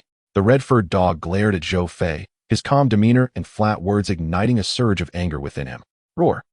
He erupted with a violent red flame, channeling energy into his foot. Let us see how you handle this. Whoosh, whoosh, whoosh. Several beams of laser energy surged toward Zhou Fei. Now this is interesting. Zhou Fei transformed into Super Saiyan and unleashed multiple energy blasts that collided with the red-furred dog's assault. Boom. A series of explosions resonated through the air. Amidst the chaos, Zhou Fei reappeared before the red-furred dog, landing a powerful punch to his face, sending him flying. He crashed into a pillar and tumbled out of the arena. Yet, the excitement was far from over. The Omni King desired to witness a more thrilling battle, and thus the fight continued. The red-furred dog staggered back onto the stage, calling out to the Kaioshin, "Give me that thing." The Kaioshin, Laurel, produced a pill and tossed it into Bazel's mouth. In an instant, his energy skyrocketed. Ha! Now, witness the gap in our strengths. He leaped into the air, unleashing a barrage of energy shockwaves with a series of kicks, his ultimate technique, the Wolf Assault. It was akin to a devastating area attack that engulfed the entire arena. The intense light assaulted the spectators' visual senses, under the cover of the explosions and blinding brilliance. Zhou Fei stealthily positioned himself behind the red-furred dog. Ha! Now you know my might. Just as he reveled in his triumph, Zhou Fei's calm voice pierced through the din, whispering in his ear. Indeed, quite impressive. However, relying on drugs to reach this level is merely your limit. This battle ends here. As the red-furred dog attempted to react, golden energy enveloped him. Accompanied by explosions and anguished cries, a flash of light erupted, and the red-furred dog plummeted from the smoke, collapsing on the stage, motionless, clearly incapacitated. In that fleeting moment, Zhou Fei had attached energy to his opponent, then released a gravity of 200 times, unleashing the full power of Super Saiyan, resulting in an explosion that severely injured him. The red-furred dog was carried off by his brother, while Zhou Fei leaped back to Universe 7. The first round goes to Zhou Fei of Universe 7. The Grand Minister snapped his fingers, restoring the shattered arena to its former state. Now, may the contestants for the second round take the stage. In Universe 7, Gohan removed his glasses, handing them to his father for safekeeping, before stepping onto the stage. From Universe 9, the brown-furred dog, Lavanda, emerged, casting a dark glare at Gohan. Gohan's expression sharpened. He could not sense his opponent's energy. Yet he could tell that this adversary was formidable. Let the second round commence. With the Grand Minister's declaration, the battle was set to ignite. The two engaged in close combat, exchanging blows in a fierce melee. After several exchanges, Lavanda seized Gohan's hands, performing a backflip, grinning ominously, and exhaled a noxious gas that infected Gohan's eyes. Gohan recoiled, clutching his eyes and stumbling backward. Seizing the opportunity, Lavanda enveloped his fists in poison and launched a relentless assault on Gohan. Ugh! A powerful punch struck his abdomen, causing Son Gohan to collapse to the ground. My poison is quite unbearable, isn't it? Gohan rose to his feet, and Lavanda, adhering to the principle of taking advantage of a weakness, launched a fierce assault on him. Blinded by invisibility, Gohan could only passively endure the onslaught. Bang! Lavanda delivered a kick that sent Gohan flying several meters away. Struggling, Gohan managed to rise and stand tall. Lavanda regarded him with a sinister grin. My poison will silently seep into your body, causing it to rot away gradually. However, Gohan was not deceived by his words. He focused intently on sensing Lavanda's movements and attacks. Just as Gohan concentrated on his perception, Lavanda stealthily positioned himself behind him, offering a menacing smile before launching an attack, which Gohan successfully blocked, countering with a strike of his own. Stung by Gohan's punch, Lavanda quickly retreated. Impossible. You can't hit me, you can't even see. That was merely coincidence. As he spoke, he closed the distance to Gohan and unleashed a flurry of attacks, but Gohan adeptly parried them all. Why? How can you block my strikes? In his moment of confusion, Gohan landed a kick to Lavanda's chin, propelling him several meters away. I am fully aware of your intentions, Gohan declared. Lavanda spat, seething with anger. Damn it, I will kill you. He slowly ascended from the ground, his palms releasing toxic energy blasts. Boom, boom, boom. A series of poisonous projectiles struck Gohan, the toxins within them beginning to spread through his body. Yet, the resilient Gohan swayed and braced himself against the onslaught of the toxic blasts.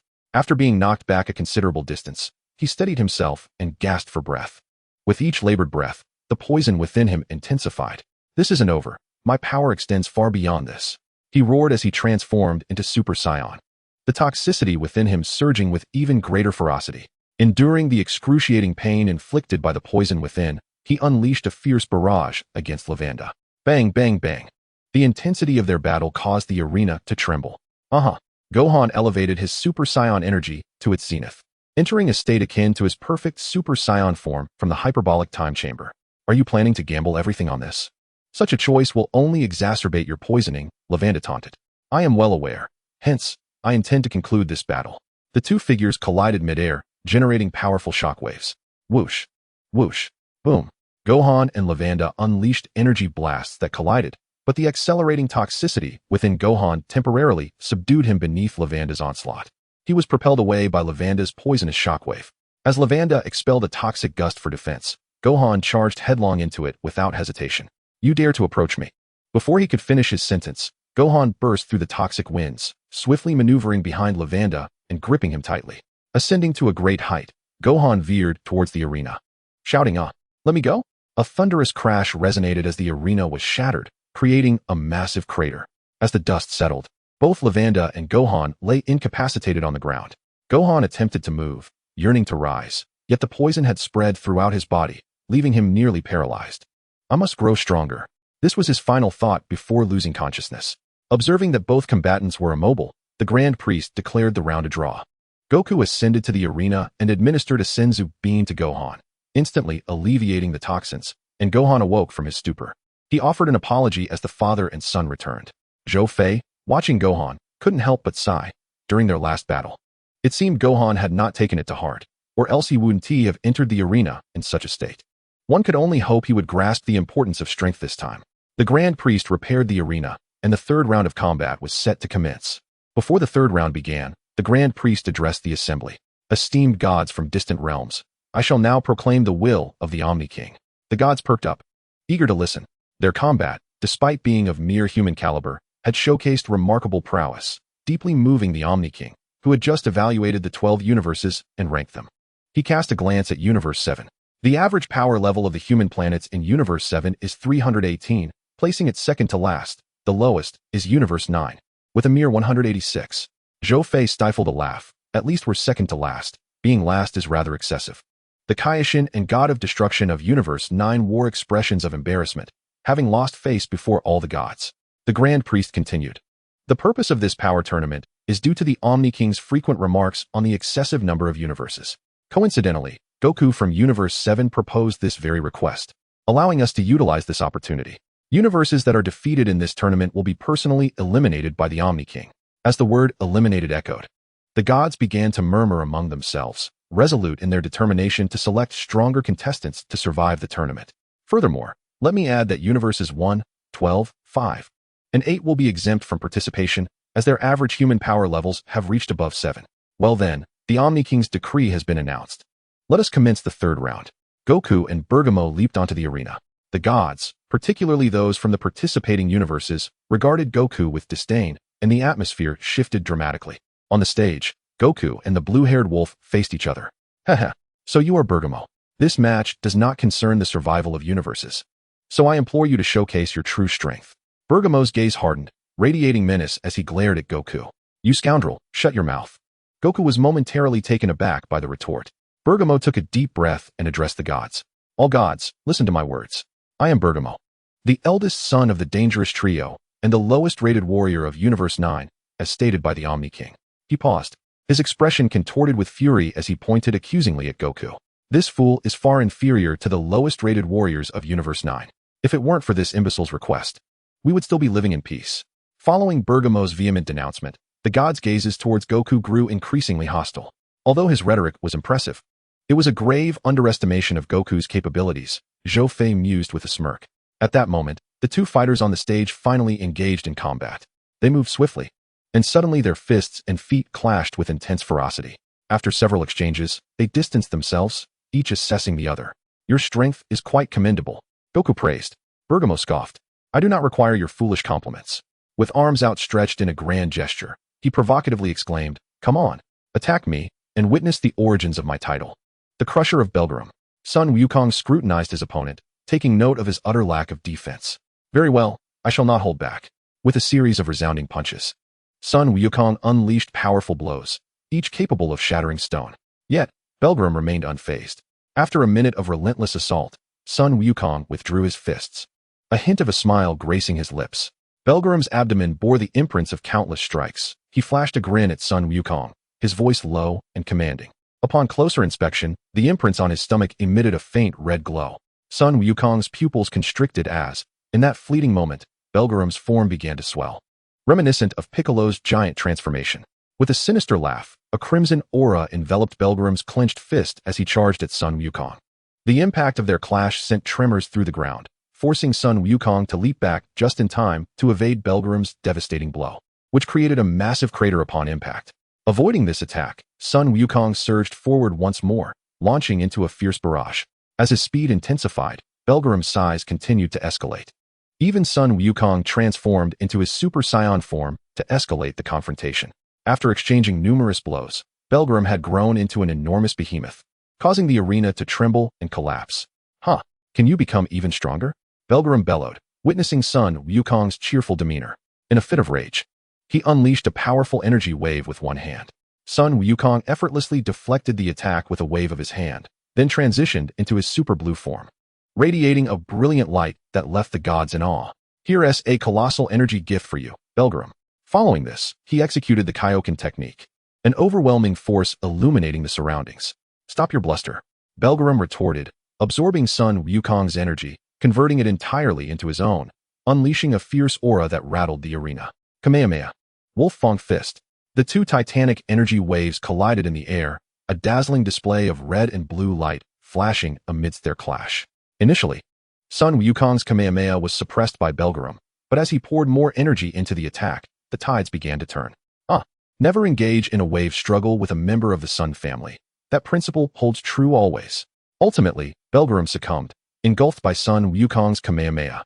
The space quaked, and the arena erupted in an explosion, shrouded in thick smoke. Sighing, Zhou Fei shook his head in dismay, thinking to himself about how Sun Wukong had unnecessarily transformed into a Super Saiyan just to defeat a mere lackey when a simple transformation would have sufficed. As the smoke cleared, a desolate wasteland emerged, with Belgarum lying amidst the rubble, gazing blankly at the imposing figure above him. A bittersweet smile forming on his lips as he murmured before losing consciousness, "The seventh universe is truly beyond imagination." At that moment, the Grand Minister promptly declared the end of the third round, with the seventh universe emerging victorious. Belgarum was assisted off the stage by his two brothers. Sun Wukong, addressing the gathered gods, proclaimed boldly, "Bring forth the finest warriors. I shall vanquish them all without exception." The gods murmured amongst themselves, their disdain for Sun Wukong growing. Have you all heard? The two Omni Kings are exceedingly pleased with the battle between the seventh and ninth universes. Therefore, perform admirably at the Tournament of Power. Now, I shall elucidate the rules for the upcoming tournament. With a flourish of his hand, a radiant light materialized, revealing an arena. This is the stage that will be constructed in the Null Realm. The objective is to force your opponent off the platform to win. Only martial arts may be employed. Weapons are prohibited, and no harm to the opponent's life is allowed.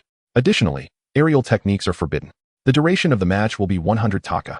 Following this pronouncement, a profound silence enveloped the arena. Suddenly, a figure clad in black robes leaped down. "Forgive my rudeness, Lord Omni King." He then removed his robe, revealing himself to Sun Wukong while striking a pose. "Sun Wukong, I am Topo, the leader of the proud warrior team from the brave and beautiful 11th universe. Come, let us battle. Should you confront me with malevolent intent, my fist shall ensure your utter obliteration." "Excellent. I was just lamenting the lack of a worthy opponent," Sun Wukong replied with enthusiasm. At that moment, the god of destruction from the 11th universe, Kai, requested permission from the Omni King, and upon receiving consent, the battle between Sun Wukong and Topo commenced. Sun Wukong sensed Topo's formidable strength, prompting him to transform into Super Saiyan 1. with Topo's verbal taunts echoing. Their duel finally began.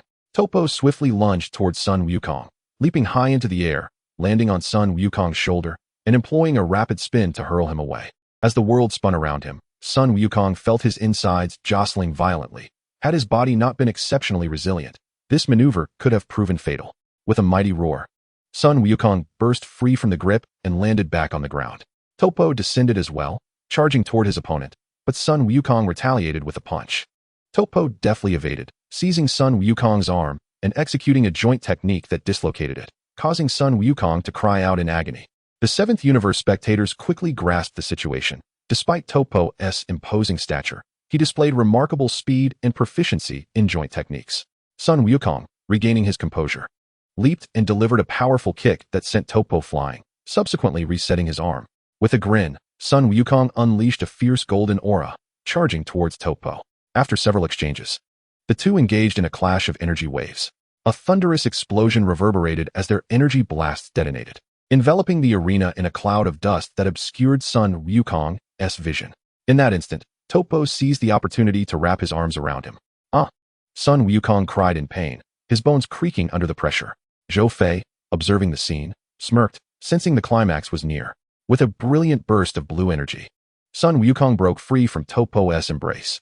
"Oh, it seems you still have some strength left." No sooner had he spoken than Sun Wukong unleashed a flurry of kicks that sent Topo hurtling away. Justice shall prevail. The two warriors launched into a renewed battle, their forms intertwining in the air. The two Omni Kings watched intently, captivated by the spectacle. As the combat intensified, the already dilapidated arena became further ravaged. Seizing a moment, Sun Wukong struck with ferocity, driving Topo into the ground before unleashing his Kamehameha wave with blinding speed. A brilliant blue light enveloped Topo. Boom!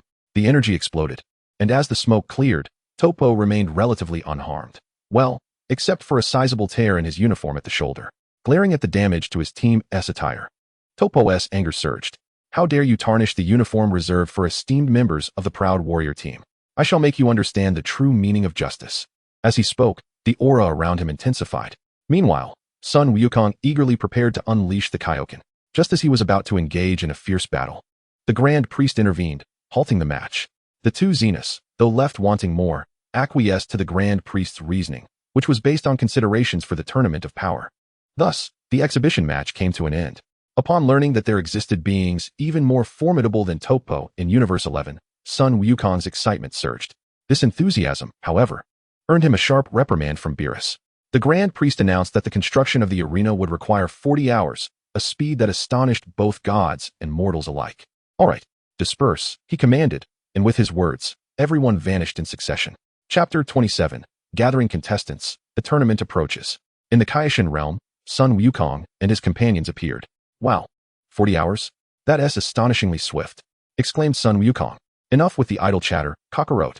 This is all you're doing. You'd better find me 10 reliable fighters," Beerus snapped, tugging on Sun Wukong's ear, his fury palpable. "Ouch, ouch, I understand. Lord Beerus, please let go." Sun Wukong grimaced in pain, pleading for mercy. Noting this, Beerus released his grip with a huff, and Sun Wukong rubbed his reddened ear. "Now, let's return to Bulma's place for a strategy meeting. We can discuss while dining. Thanks to certain individuals, if we don't indulge now, there might be nothing left to eat after we lose." "What do you mean, Lord Beerus? Aren't you also known for casually destroying planets?" Sun Wukong retorted. After a playful exchange of banter between Sun Wukong and Beerus, they ultimately made their way to Earth. At Capsule Corporation, Bulma was nearing her due date. Vegeta glanced at Bulma's belly before turning away, pondering potential names for their child. Lost in thought, he found himself on the open balcony. "Vegeta, I have delightful news," Sun Wukong exclaimed, his exuberance causing Vegeta to raise an eyebrow in curiosity. "What is it, Kakarot?" he inquired. Sun Wukong animatedly shared the prospect of battling other universe contestants. Vegeta, however, regarded him with a skeptical gaze. "Kakarot, something seems off. Why are you so eager for me to participate? Wouldn't you be happier if I opted out?" Sun Wukong found himself momentarily speechless. And even Beerus's interjection failed to sway Vegeta, as he was preoccupied with the impending birth of his child. Zhou Fei observed Vegeta's transformation into a quintessential example of a cold exterior with a warm heart, a sharp tongue paired with a soft disposition.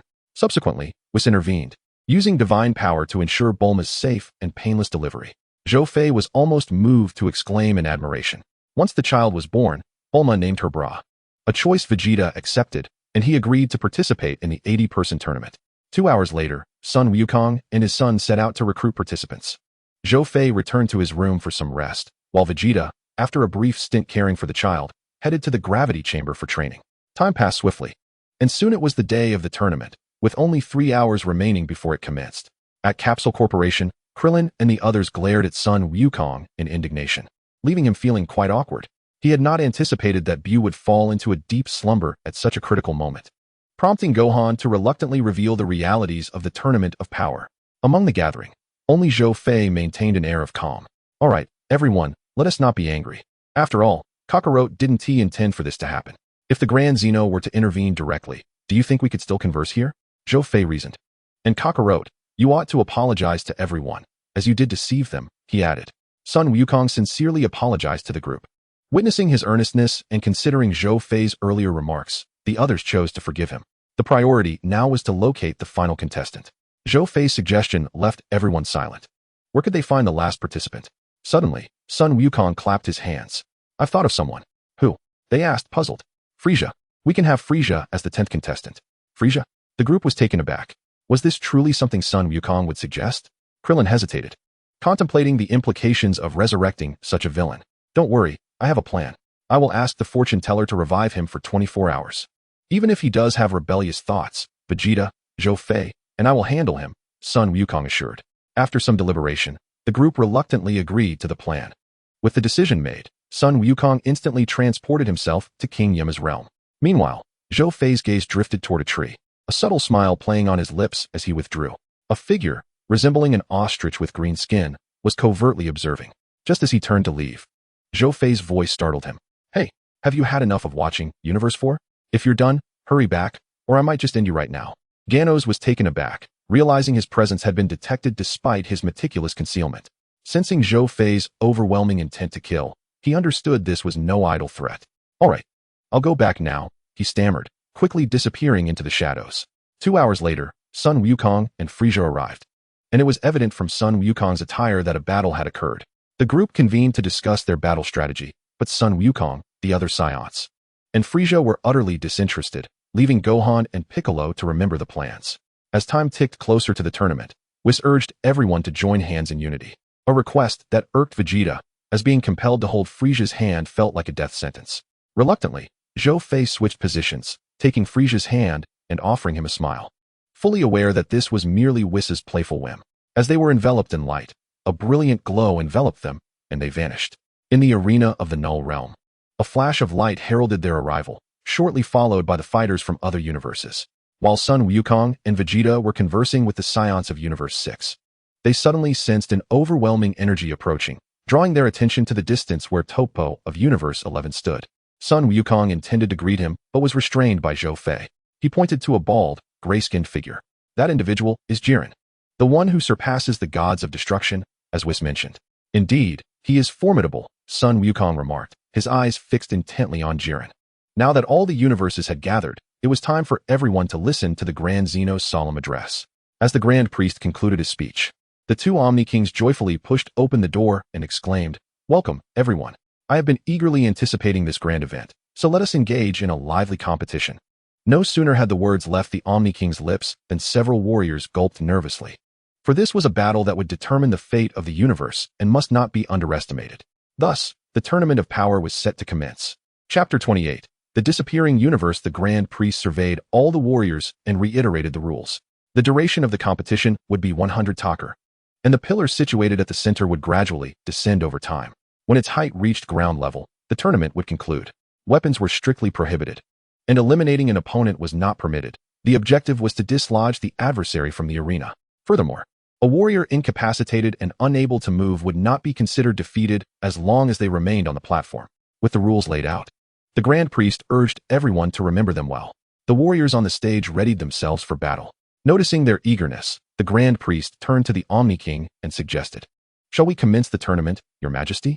Yes, let us begin," the Omni King replied. Nodding in affirmation, the Grand Priest turned back. "Warriors of the various universes, please prepare yourselves." 10 seconds later, with a wave of his hand, the Grand Priest announced the commencement of the Tournament of Power. As his voice echoed, chaos erupted. In mere moments, a dazzling array of energy auras exploded forth. The two Omni Kings watched with delight, their faces beaming with joy. What a lively spectacle. I shall not hold back. Goku rushed toward Toppo, only to be intercepted by a warrior from Universe 4, leading to an immediate clash.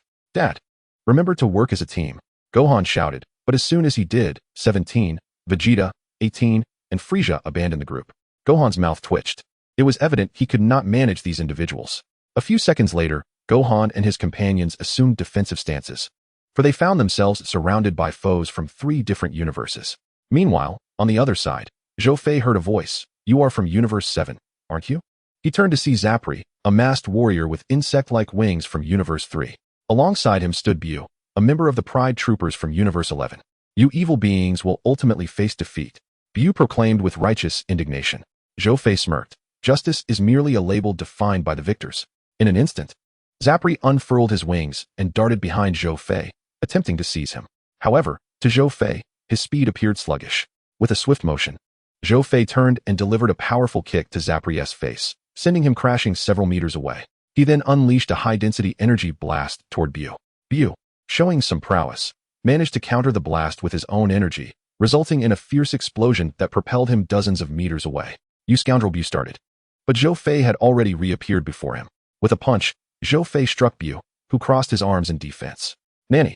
Bu had underestimated Zhou Fei. What seemed like a light punch unleashed tremendous force, sending him flying like a detached kite. He longed to halt his trajectory, but it was futile. Bu. Tispo raced toward Bu at breakneck speed, aiming to intercept him, but just as he reached his destination, an energy blast hurtled toward him. Sensing the blast's might, he cursed under his breath, dodging just in time, but failed to save Bu. Thus, Universe 11 lost one competitor. Zhou Fei clapped his hands together. Now this is quite enjoyable.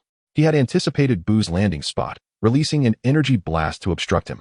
Suddenly, several figures emerged, encircling him. Upon closer inspection, he recognized them as the infamous trio from Universe 9, along with 2 other competitors. They had intended to target Goku first, but now it seemed he was the chosen one. First, we eliminate you, then Goku and that oily-haired fellow. The red-haired dog grinned maliciously.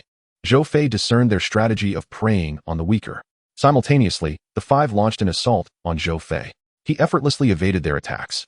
Just as the second member of the trio bent down to avoid him, he expelled a cloud of toxic gas.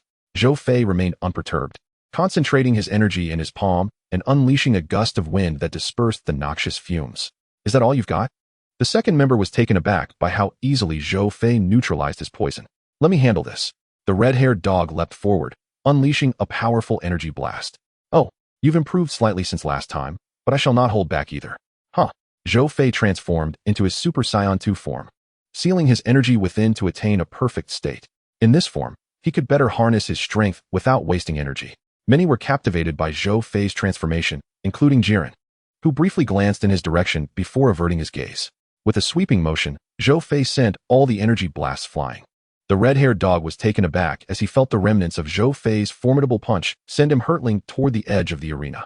This sight sent shockwaves through the Universe 9 god of destruction, fearing that if he were eliminated, the trio's combat effectiveness would diminish significantly. Just before the red-haired dog fell off the platform, a spiderweb-like thread from Universe SIXS organ pulled him back. Thank you, he exclaimed gratefully. The 3 brothers quickly formed a dangerous triangular formation, their red, yellow, and blue lights swirling around him, perfectly synchronizing their timing and distance with each rotation. I see now why Goku struggled to break free, Zhou Fei thought to himself. Earlier, he sensed he could not detect the trio's energy, but now, roar! He suddenly unleashed the sealed energy within him, creating a fierce wave that shattered the triangular formation. Seizing the opportunity, he swiftly escaped their encirclement. Yet as soon as he broke free, all the competitors from Universe 9 closed in on him. What a classless universe, ganging up on one. Let us see how this plays out. Zhou Fei narrowed his eyes slightly. In a flash, he targeted the 2 individuals from the 9th universe, launching an attack that made them acknowledge his prowess. With a wave of his hand, energy waves erupted, sending them both flying off the platform.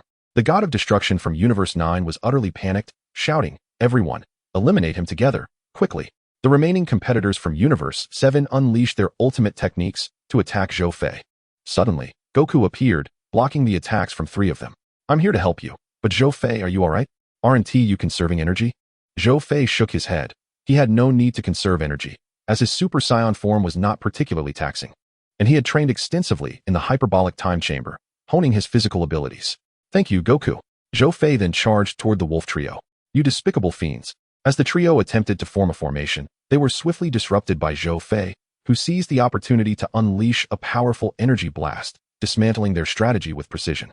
A relentless series of fierce skirmishes ensued, with the four figures darting about, yet the trio, caught in their Super Saiyan 2 forms, proved no match for him. In mere moments, he had cornered them to the very edge of the arena. The Supreme Kai of Universe 9 swallowed hard at the sight. Noting that his own fighters were continually falling from the stage, a total of exactly 7, leaving only the perilous trio at the brink. The three brothers exchanged glances. And at once, the colors red, yellow, and blue erupted in a dazzling display. Zhou Fei recognized that they were about to unleash their ultimate technique. With no hesitation, he prepared his stance, eager to test the efficacy of the new technique he had acquired not long ago. Triangular formation, dangerous ray, ultimate magic piercing, flash Kamehameha. The colossal energy waves, a fusion of their vibrant energies and Zhou Fei's striking golden blue wave, collided with a thunderous boom. The resulting shockwaves resonated through the arena, causing the energy waves of the dangerous trio to dissipate instantaneously, engulfing them before an explosive finale sent them tumbling off the stage, returning them to the audience. Having unleashed his energy wave, Zhou Fei reverted to his normal state, thoroughly satisfied with the potency of the technique. Meanwhile, the deities of destruction observed on their divine iPads as it was displayed that all warriors from Universe 9 had fallen from the arena. The Grand Priest squinted slightly, his tone devoid of emotion as he announced, with all warriors from Universe 9 eliminated, their universe is on the brink of annihilation. At that moment, the fighters on the stage ceased their battles, captivated by the unfolding scene. The two kings clasped their small hands, and with a flash of brilliance from Universe 9's seating area, all except for the angels vanished, along with the entire universe itself. This extraordinary spectacle left many of the less formidable fighters in utter shock. Zhou Fei observed the scene with an air of detachment. It was not that he lacked fear, but rather that he held unwavering faith in the skills bestowed upon him by his system and his own capabilities. Chapter 29, The Elimination of Frost, a Subtle Probe. With the disappearance of Universe 9, a lull fell over all the fighters. The central pillar of the arena slowly descended a notch. The kings watched in bewilderment. Hey, Grand Priest, everyone has stopped fighting. Indeed, what is happening? The Grand Priest, surveying the entire arena, responded with a cheerful demeanor. The battle will resume shortly. Warriors everywhere are struggling to contain their anxiety. As he had predicted, the fighters, still reeling from the shocking disappearance of an entire universe, resumed their battles in a desperate bid for survival. A resplendent explosion of colors erupted once more. The Saiyan duo sought their targets and fortuitously spotted Hit and Bergamo approaching. Vegeta, with keen eyes, fixed his gaze on Hit and coldly remarked to Goku, Kakarot, leave him to me. I owe him a favor. And you, don't squander your strength. Understood, Vegeta. Just don't go overboard, Goku replied as he turned to seek out his own combatants. Yaha, Vegeta shouted, transforming into Super Saiyan and charging at Hit, only to be intercepted by Bergamo, allowing Hit to vanish from sight. Thus, a battle commenced between them. Meanwhile, Gohan's small team faced several waves of enemy attacks, with Krillin and his wife teaming up to deal with a foe who feigned death, only to soon encounter another. A particularly keen-sensed opponent, who was ultimately subdued by Krillin. Just as he reveled in his success, Frost's figure emerged, tail sweeping toward Krillin. Krillin and Android 18 gasped in alarm, realizing the imminent danger, but just then, Zhou Fei appeared, grasping Frost's tail firmly. Hey, you truly have a penchant for ambushes, Zhou Fei remarked. It's you bastard. Frost seethed, his teeth gritted. Though they had never fought before, he harbored a deep-seated hatred for all Saiyans. Krillin exhaled a sigh of relief, collapsing onto the ground, and Android 18 also relaxed. Thank you, Zhou Fei, Krillin expressed his gratitude. Zhou Fei waved off the thanks and turned his attention back to Frost. Just then, as he shifted his gaze, Frost launched a punch, which Zhou Fei effortlessly blocked with one hand, while the other, still gripping Frost's tail, yanked upwards, sending him soaring into the air. Whoosh! Zhou Fei released several energy blasts. Nanny, Frost, suspended in midair, executed several evasive maneuvers to dodge all the blasts, and as he prepared to mock Zhou Fei, he discovered that Zhou Fei had vanished from his previous position. Suddenly, he felt a weight on his shoulder, causing him to plummet rapidly. Frost, how is life as a fugitive treating you? Can you comprehend the feelings of the inhabitants of the planets you have invaded? Zhou Fei held him in a grappling hold, looking down on him with disdain. Frost bellowed in fury, attempting to break free. Zhou Fei scoffed, increasing his grip, and with a sharp crack, Frost emitted a pained cry, though his arm did not dislocate. You damn Saiyan, I'll kill you. Frost was now consumed by rage. Zhou Fei clicked his tongue, suddenly dragging him toward a massive boulder, causing Frost to cry out in agony. Just as they were about to collide with the boulder, a red laser shot forth, shattering the rock, and Zhou Fei halted abruptly. What do you mean by this, Frisia? Zhou Fei demanded. Indeed, it was Frisia who had intervened. Oh ho ho ho. Nothing much, just seeing you having such fun, so. In the next instant, a barrage of energy beams erupted from Frisia's fingertips. Zhou Fei narrowed his eyes, beginning to understand Frisia's intentions. If you wish to perform, then I shall play along, and let me see how much you have progressed. As his thoughts raced, he continued to move, deflecting all incoming energy blasts. Swish.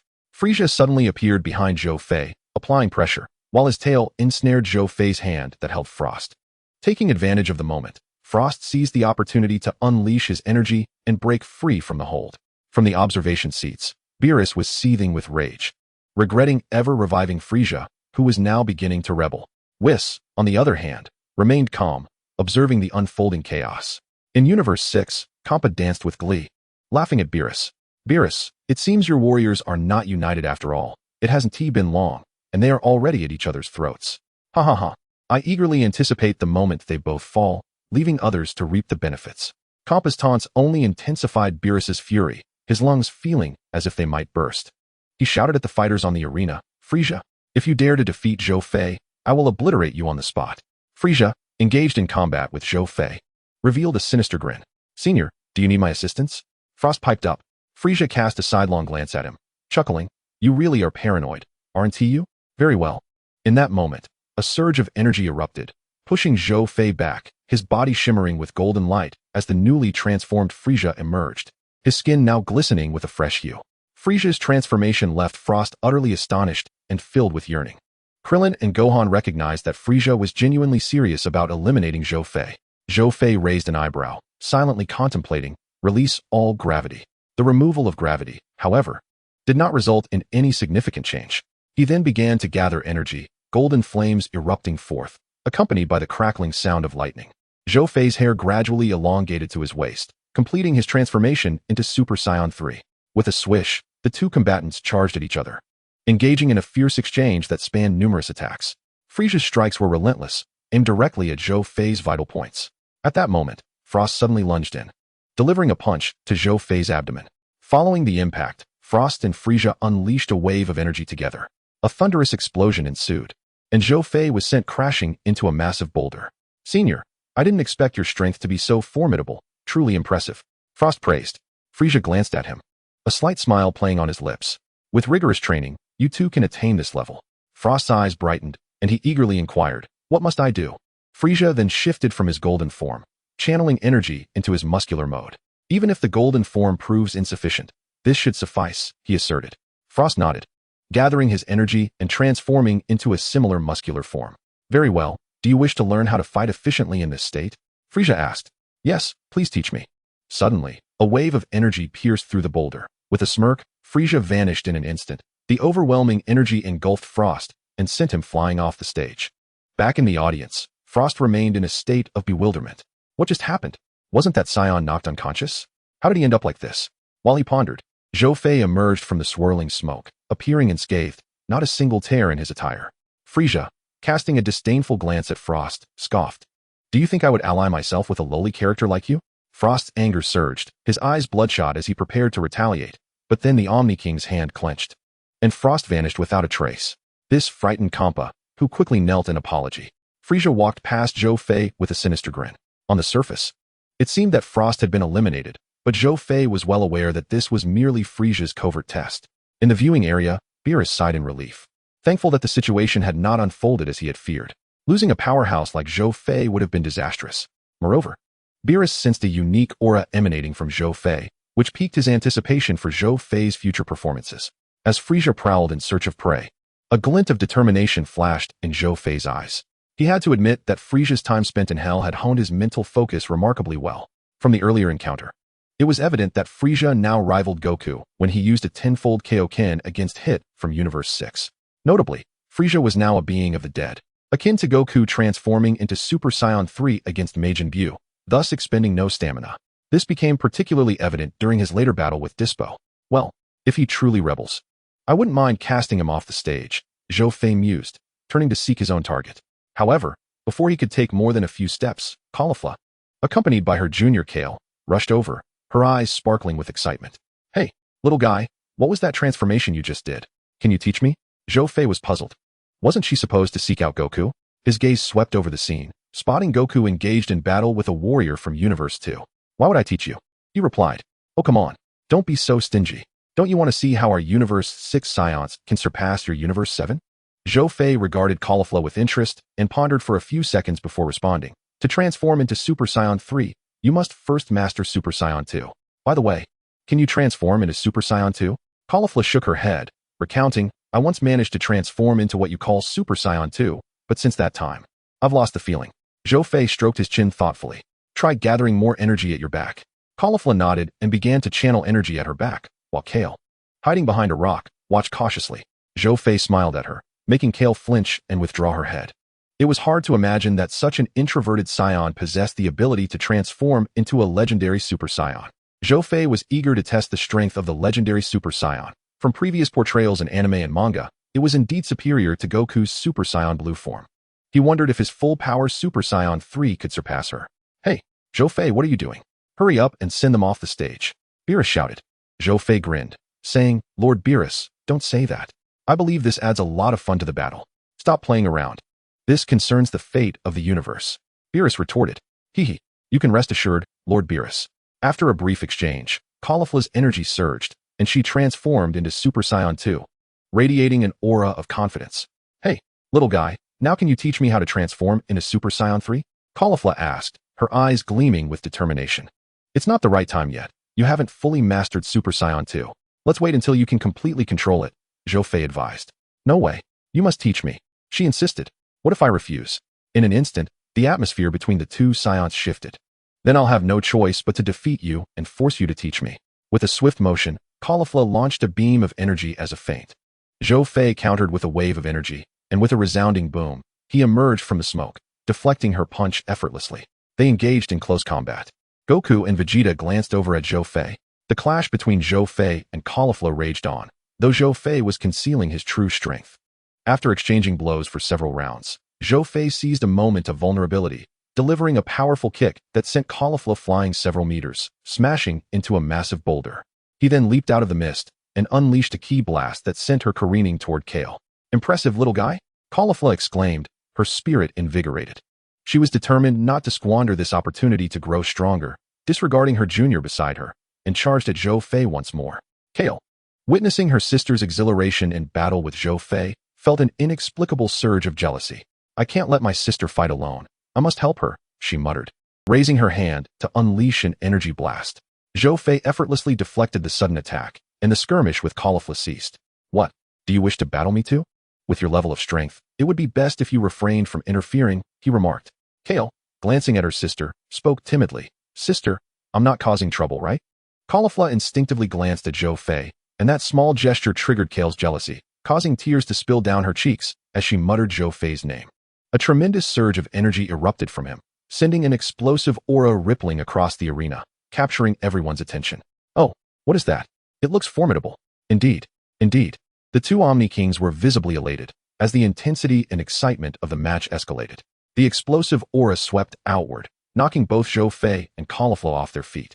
As Caulifla found herself perilously close to falling off the stage, she was saved by Hit. What is this aura? It feels ominous, Vegeta remarked gravely, directing his gaze towards Zhou Fei. This is bad. Kale has transformed, Jabe observed. Meanwhile, Goku, having switched his target, was filled with exhilaration as he beheld Kale's transformation.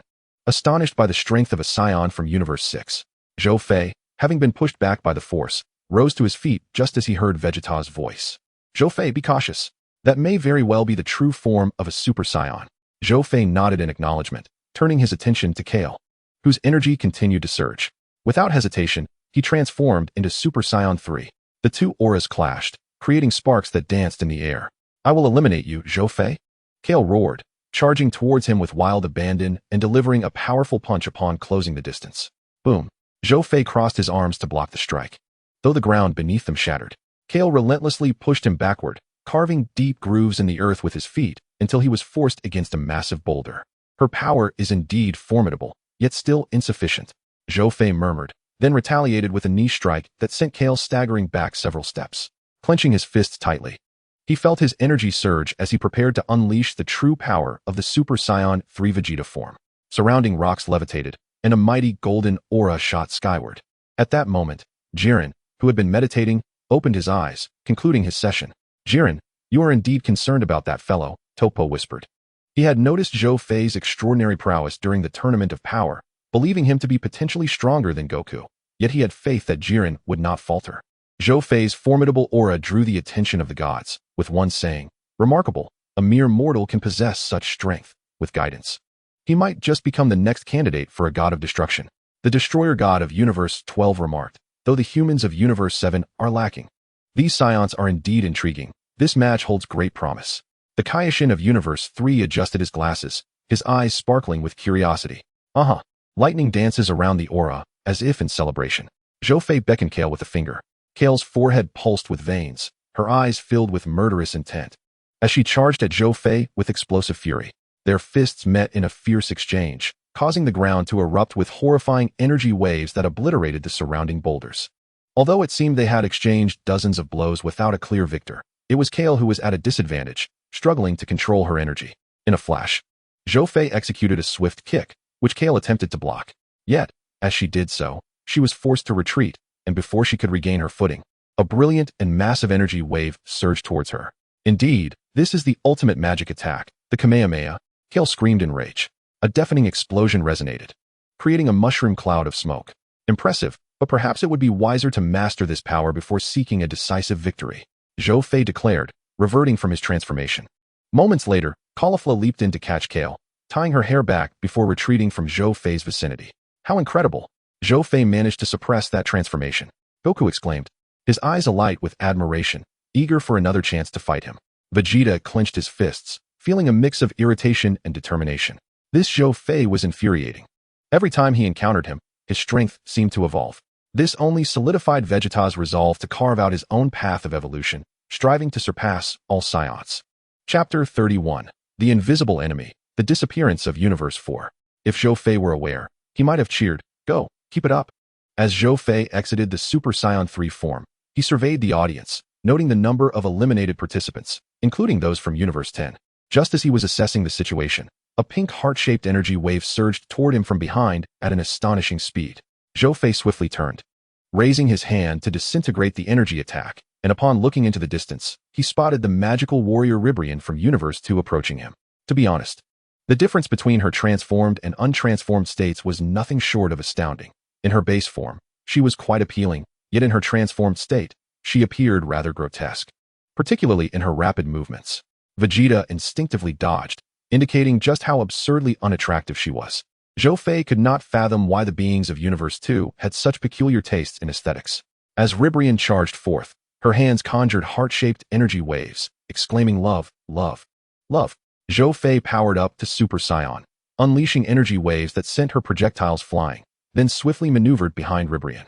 The witch's reflexes were quick, and in an instant, their figures danced through the arena. The Tournament of Power had reached a fever pitch, with many participants being eliminated, including Krillin, Master Roshi, and Tien from Universe 7, leaving Universe 11 with the most contestants still standing. As they clashed, Goku found himself facing off against the Pride Troopers from Universe 11. He was grappled by a fighter capable of manipulating weight, presenting a significant challenge to his core strength. Suddenly, a small goat-like warrior launched a surprise attack with a high-speed tornado. Goku's body trembled under the assault. "Hey, how about that? My ultra-high-speed spinning attack is quite powerful, isn't it?" the goat warrior boasted. Goku exploded with energy, breaking free from the grasp and delivering a punch to the goat, followed by a kick to the abdomen of Taboo, sending both flying. Just then, an energy barrier from an alternate dimension immobilized his movements. "What is this?" Goku pondered, feeling the barrier. The female warrior Kokot laughed. "That's my dimensional trap. No matter what, you won't be able to break free." Goku's gaze sharpened as he transformed into Super Saiyan Blue, his intense energy shattering the dimensional sphere. "Nanny!" Kokot gasped, stumbling backward. At that moment, two other warriors surged toward Goku, effectively surrounding him with 5 members of the Pride Troopers. Meanwhile, Gohan and his group were on alert. "Gohan, be careful. I sense a hidden presence around us," Piccolo cautioned. Gohan nodded, acknowledging the faint but elusive energy. Android 18 and her brother were also vigilant. Suddenly, 18 leaned forward, nearly toppling off the stage, when Piccolo swiftly extended his arms to catch her. Be careful. On the 18th, a simple expression of gratitude was uttered. Yet, at that very moment, Piccolo found himself under attack, forced to retreat repeatedly. In the midst of the unseen assault, he executed an evasive maneuver known as the R-dash, gathering his energy rapidly to unleash a tremendous super-explosive wave. The overwhelming force erupted instantaneously, obliterating everything in its vicinity. Once the explosion subsided, Piccolo began to catch his breath. Gohan, observing his mentor, inquired, "Uncle Piccolo, are you all right?" Piccolo gestured with his hands to indicate that he was unscathed. In the audience, Beerus observed the situation on the arena with a grave expression, perplexed as to how even he could not discern the source of the attack against Piccolo. Meanwhile, the god of destruction from Universe 4 snickered. "Hey, Katra, what are you laughing at?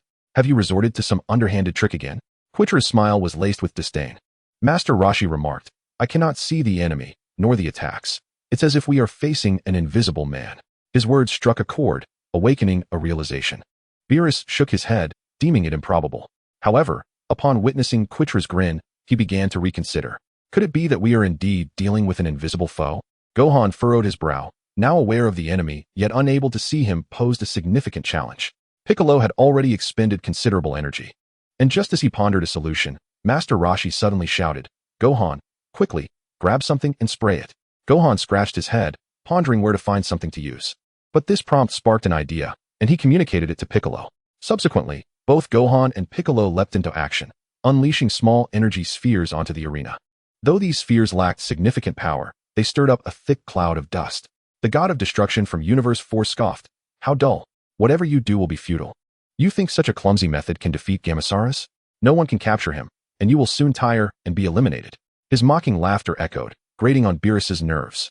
Yet, Katra underestimated Gohan's strategy, as the swirling dust cloaked the invisible opponent's form. In an instant, Piccolo materialized before Gamasaurus, delivering a powerful kick that sent him crashing into a boulder. Enraged, Gamasaurus charged at Piccolo, who effortlessly dodged and retaliated with a series of energy blasts that once again sent his opponent careening into a rock. "As long as I can see your form, the rest is manageable," Piccolo declared, unleashing a formidable energy wave that erupted with a blinding flash, resulting in a massive explosion of mist, ultimately leading to Gamasaurus's elimination. Thus, Universe 4 was left with but a single warrior. Katra, now gritting his teeth, had lost all semblance of his earlier arrogance. It was now Beerus's turn to revel in triumph, teasing, "Did you see that, Katra? Your little scheme is utterly ineffective against our Universe 7. Katra outwardly displayed anger. Yet inwardly he chuckled. "Go ahead and laugh. This is merely the beginning." On the arena, shortly after dispatching Gamasaurus, Piccolo was once again targeted. It seemed the assailants were relentless, taking advantage of his earlier fatigue. "What on earth?" Piccolo exclaimed as he braced himself against the incoming strikes. After enduring over 10 attacks, he discerned a crucial difference from the previous invisible foe. He could distinctly sense this opponent's energy. "As long as I can detect your aura, this will be manageable." With a flurry of energy blasts, Piccolo obliterated another boulder. Unbeknownst to him, he had inadvertently edged toward the arena's boundary. As he steadied himself to assess the surroundings, he suddenly turned, executing a slicing hand strike, but it met with emptiness. Alarmed, he prepared to pivot when a barrage of attacks struck his back, causing him to tumble out of the arena. Back in the audience, Piccolo glanced at his hand, perplexed. I could feel the invisible opponent's aura, yet my strikes failed to connect, as if he had no physical form. "What?" Beerus exclaimed, astonished by this revelation. "Such a technique exists?" Meanwhile, number 17, having descended from a large rock, felt an odd sensation. Suddenly, he spun around and launched a kick, only to find nothing but emptiness, similar to Piccolo's earlier experience. His back soon faced a relentless assault, propelling him towards the edge of the arena. In a swift motion, Gohan raced to the edge and caught number 17. "Are you all right, 17? "Yes." Observing a small cloud of dust moving on the ground, number 17 leaped onto a boulder. After a series of maneuvers, he discovered that the opponent was not an invisible entity, but rather a diminutive insectoid being. The insect laughed. "Even if you discover me, it makes no difference. Your efforts will be in vain." Both number 17 and Gohan unleashed energy blasts, but the insect evaded them effortlessly. "We can't hit him at all." It was relying on agility to avoid their attacks. "If we could eliminate his standing ground, we might have a chance." Inspired by number 17's observation, Gohan formulated a plan. He struck the ground with a mighty punch, causing cracks to ripple across the surface, momentarily unbalancing the insect. Seizing the opportunity, number 17 unleashed a series of energy blasts, sending the insect hurtling away. Spotting its form, number 17 quickly deployed a small protective sphere, encapsulating the insect within. No matter how the insect struggled, it could not escape. Number 17 launched the sphere high into the air before delivering a powerful kick, propelling it straight out of the arena. Thus, the last contender from Universe 4 was eliminated. The Grand Minister pressed a button, causing the avatar of Damon's representative to turn dark. The Grand Priest then announced, the representative from Universe 4, Damon, has been eliminated. The God of Destruction, now trembling with fear, his eyes ablaze, began to thrash about in a desperate struggle for survival. Yet, the two Grand Kais would not grant him his wish. With a mere clasp of their hands, they eradicated him along with his universe. Thus, at this stage of the tournament, 3 universes had vanished, leaving 5 remaining. Chapter 32, The Anticipated Battle. The warriors displayed little more than a sense of indifference at the disappearance of yet another universe, having grown accustomed to the grim reality, especially as time was running short. In the vicinity of Zhou Fei, the battle escalated. Behold my might! The beautiful girl charge. Ribrian erupted with a pink aura, launching a fierce assault against Zhou Fei. I am determined to claim victory and obtain the Super Dragon Balls, she proclaimed amidst her offensive. Zhou Fei, unfazed, chuckled. What do you plan to do once you acquire the Super Dragon Balls? Why, I shall become a deity. I aim to be the beloved goddess of love, cherished by all of the universe's inhabitants. Zhou Fei could not help but scoff internally at her aspirations, thinking, with your appearance and stature, perhaps you should reconsider that title. However, the female god of destruction from Universe 2, Helis, stood in admiration of Ribrian's declaration. Indeed, it is no surprise that you, Ribrian from our Universe 2's magical girl warriors, possess a soul so radiant that it sends shivers through my very being. The god of destruction and Ribrian exchanged a tender gaze, leaving Zhou Fei at a loss for words. What could he possibly say? What more could he express? What, pray tell, is your purpose for participating in this battle from Universe 7? Zhou Fei shrugged nonchalantly, stating, I have no particular aim. I merely heard that this competition boasts many formidable fighters, and I wish to test my mettle. His words rang true, with a system at his disposal. What further goals could he require? He had long since reached the pinnacle of his existence. Although he must await a week, such a delay was trivial for him. Ribrian was skeptical of his claims, yet she found some truth in them. Indeed, she was a master, a superlative one at that. At that moment, Kakunsa from the Universe 2 Magical Girl Trio, alongside another competitor named Roji, produced a glow stick to cheer Ribrian on. Upon receiving the energy from her sister's support, Ribrian radiated a dazzling light, and soon a massive pink heart enveloped her, forming a cocoon that burst open moments later, revealing Ribrian adorned with pink wings. Thank you for all the love. I have been reborn. Now, I am Super Ribrian, she declared, striking a heart pose as hearts danced around her. Zhou Fei raised an eyebrow, impressed by the considerable increase in her power. By the standards of the Science, she had attained the pinnacle of Super Saiyan 2. Zhou Fei heightened his energy to the peak of Super Saiyan 1. The two engaged in a relentless exchange of energy waves, resulting in a series of explosive clashes. With thick clouds of dust billowing about, Buzz, Goku, ensnared by the 5 members of the Pride Troopers, transformed into his Super Saiyan Blue form. Eliminating all 5 before reverting to his normal state, his gaze now fixed upon Jiren. Toppo intended to intervene, but Jiren raised a hand to signal him to refrain. Thus, Goku and Jiren stood in a standoff. In the audience from Universe 11, Kai, the god of Universe 11, adjusted his glasses, a glimmer of excitement flashing in his eyes. Is it finally about to commence? This battle has garnered much attention. Are you worried about Jiren? Fear not. No one can defeat him, regardless of who they are. The god of destruction, the clown, replied with an air of nonchalance and pride. Kai glanced at the clown god of destruction, pondering the reason behind his certainty. Yet, if he was bold enough to assert such a claim, it implied Jiren's strength was indeed formidable. The clown god of destruction closed his eyes and communicated telepathically with Jiren. Jiren. Yes, I hear you, Jiren replied. The time for conserving your strength has passed. Eliminate Goku first, then take out the others. Show the gods of the various universes your true power. Understood. Leave it to me, Jiren. As Jiren advanced, the very arena, nay, the entire void, quaked under his aura. Sensing Jiren's energy, all present halted their actions. The battle between Zhou Fei and Ribrian ceased as their gazes turned toward Jiren. In this battle, push your limits, Goku. Without lingering, he resumed his assault on Ribrian, forcing her into a defensive stance. Oh ho ho ho. A truly fearsome creature has entered the fray, Frieza remarked, narrowing his eyes at Jiren, who was steadily approaching Goku. Toppo, perched upon a massive rock, murmured to himself, Jiren, unleash your full potential for the sake of your aspirations and to acquire the Super Dragon Balls. The changes in the void piqued the interest of the two Zeniths. Wow, how astonishing. We must keep a close watch on that individual. What will unfold next? I can hardly wait. The eyes of the two Zeniths sparkled with excitement. Goku regarded Jiren, adopting a fighting stance. At long last, you are willing to engage with me, Jiren. Just as Goku's words fell, Jiren unleashed an unparalleled wave of ferocious energy that swept across the arena. The gods of destruction, including Beerus, displayed expressions of astonishment. Goku, his expression grave, locked his gaze on Jiren, and as sweat dripped from his brow, he unleashed the Kamehameha in a test of strength. Whoosh! Boom! The Kamehameha was effortlessly withstood by Jiren's overwhelming aura, failing to break through his defenses. Realizing his attacks were futile, Goku transformed into Super Saiyan 1, yet Jiren remained unmoved, merely permitting Goku to strike him, a mere scratch. Super Saiyan 1 proved ineffective, so I shall ascend to Super Saiyan 2. Even in this form, Jiren barely acknowledged Goku's efforts, merely shifting his head slightly. No matter the technique, be it kick or punch, Goku's assaults had little impact on Jiren. After a relentless series of strikes, Goku leaped back and transformed into Super Saiyan God, launching another assault. This time, however, his attack elicited a response from Jiren, who raised a single finger to block it. The ground beneath them crumbled under the force of their confrontation. No matter how fluidly Goku executed his punches, they failed to yield any results against Jiren.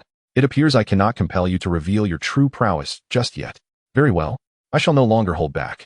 Reverting from Super Saiyan God, Goku began to accumulate energy, and soon a blue glow enveloped him as he transformed into Super Saiyan Blue.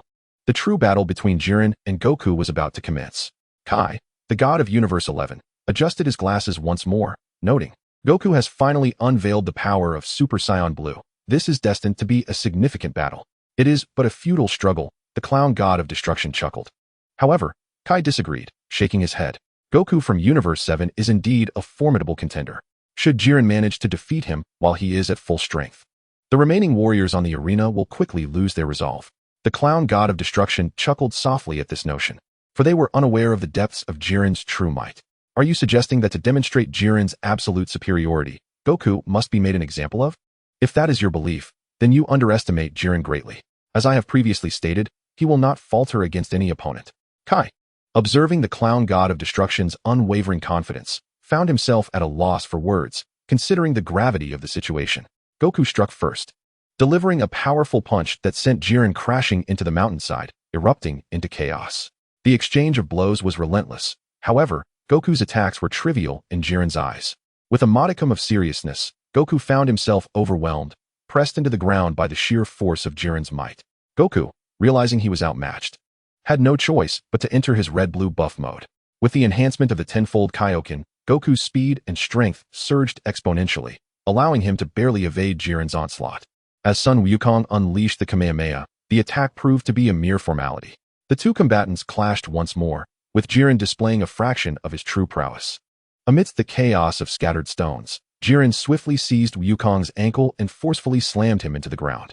Undeterred, Wukong charged towards Jiren with unyielding vigor. Their forms flickered across the arena, their assaults flowing like an unending river. Regrettably, in the face of overwhelming strength, Wukong succumbed once again, this time pinned beneath Jiren's foot. Wukong struggled valiantly, but Jiren grasped his hair and lifted him, dismissively scoffing, "It's over." Sun Wukong. A punch to Wukong's abdomen forced him to expel a frothy gasp, followed by a devastating blast that sent him careening through several massive boulders, akin to a bullet, towards the edge of the arena. Jiren slowly turned away, for a true warrior never looks back.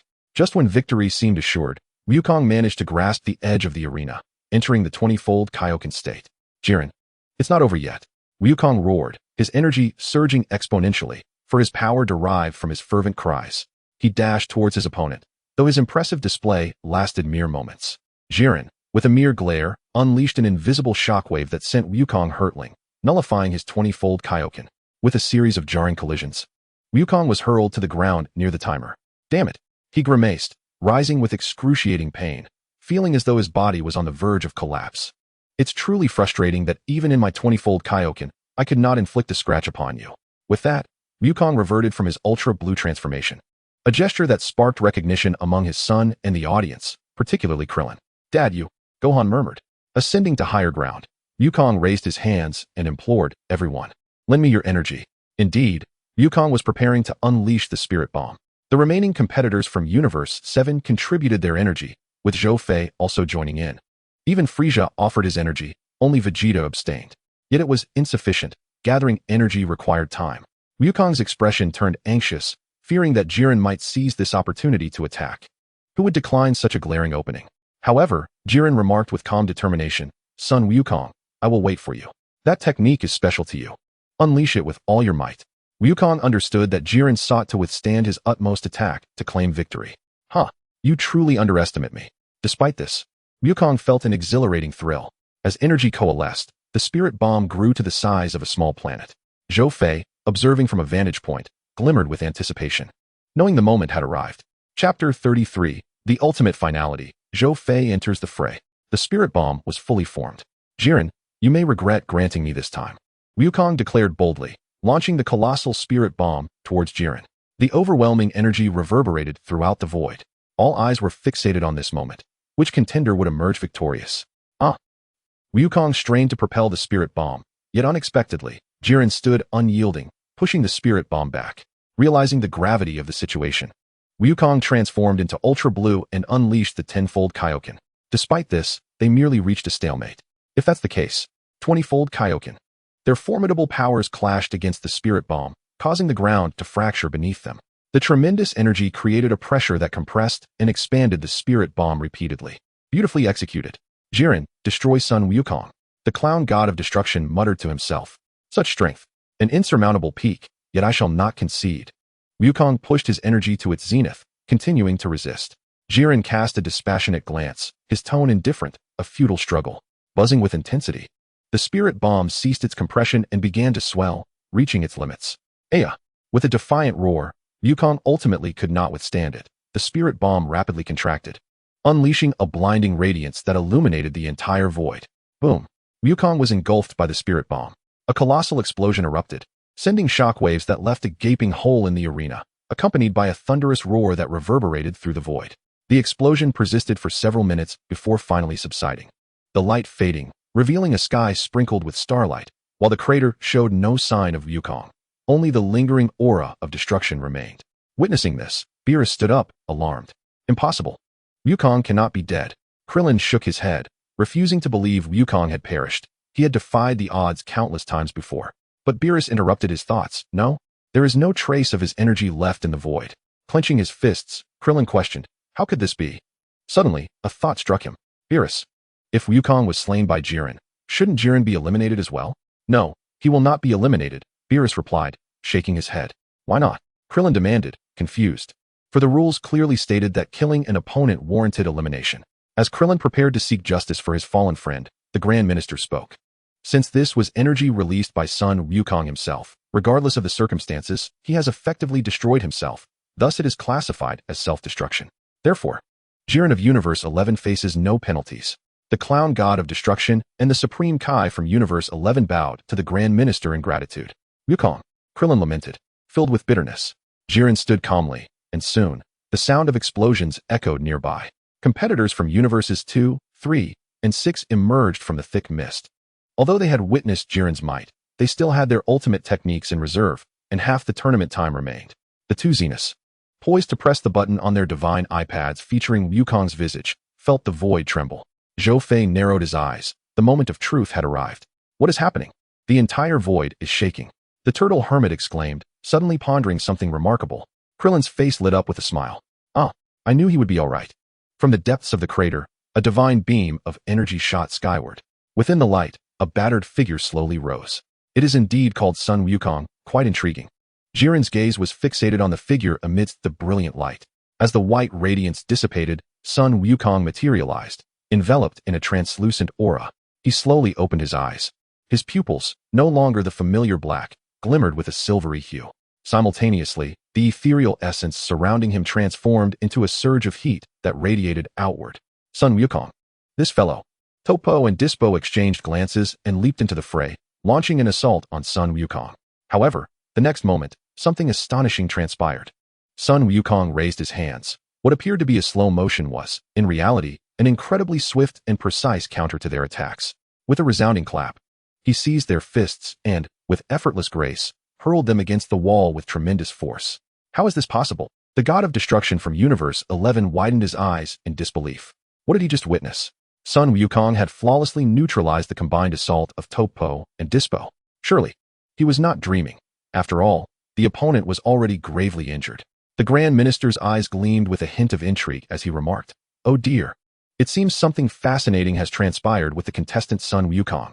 He also cast a sidelong glance at the Saiyan named Zhou Fei. The two Zeniths were equally delighted. Sun Wukong was not only alive, but had grown stronger than before, which piqued their curiosity. Sun Wukong disregarded Topo and Dispo, instead advancing towards Jiren. To others, it seemed he was merely walking towards Jiren, yet in Sun Wukong's perception, he had instantaneously reached Jiren's side, delivering a swift kick that Jiren narrowly evaded by crouching. Rising swiftly, Jiren unleashed a punch, but Sun Wukong seemed to have anticipated it, tilting his head to dodge, while simultaneously returning a blow. Unfazed, Jiren sidestepped the attack. Bang, bang, bang. In that fleeting moment, their exchanges reached a pinnacle of speed, so much so that even the gods struggled to fully perceive their movements. Observing this scene from atop a colossal stone, Vegeta's expression darkened as he gritted his teeth, pondering, what on earth has happened to Kakarot? How is he capable of executing attacks that even the Super Saiyan Blue form couldn't achieve? The Ultra Instinct technique, such power is truly formidable. Zhou Fei felt a pang of envy towards such strength. While he admired it, he believed that when the time came, his perfected Ultra Instinct form would not pale in comparison. For now, however, it was not yet time to reveal it. At least not until the opponent's full power was unleashed, but there were still matters to attend to. As he observed Sun Wukong engaged in a fierce battle with Jiren, Beerus's gaze sharpened. From Sun Wukong's silver pupils and the aura he emitted, he contemplated a certain possibility. To confirm his suspicions, he posed a question. Whis? Could it be that he is now? Indeed.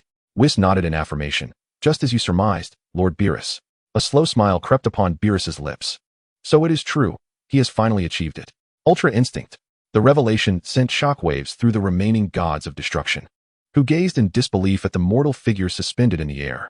This was Ultra Instinct, a technique belonging to the divine. How could it manifest in a mortal warrior? Such a thing is absolutely inconceivable. What is Ultra Instinct?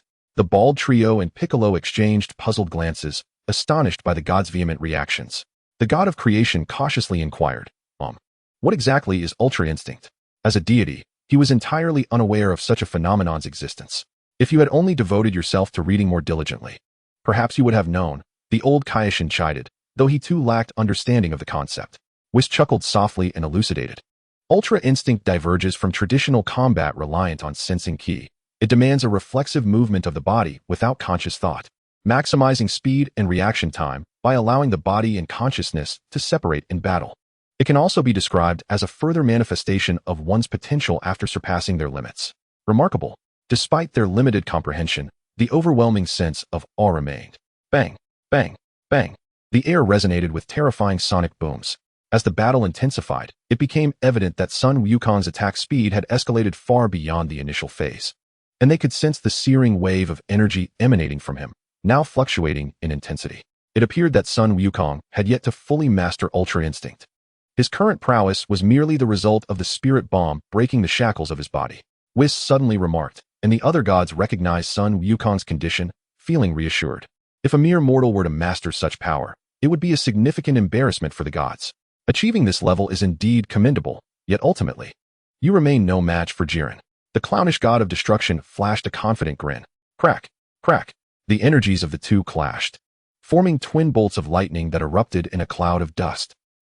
In an instant, Sun Wukong unleashed an explosive surge of energy, sending Jiren hurtling through the air with a powerful kick, executing the Kamehameha. However, Jiren merely narrowed his eyes and effortlessly deflected the Kamehameha.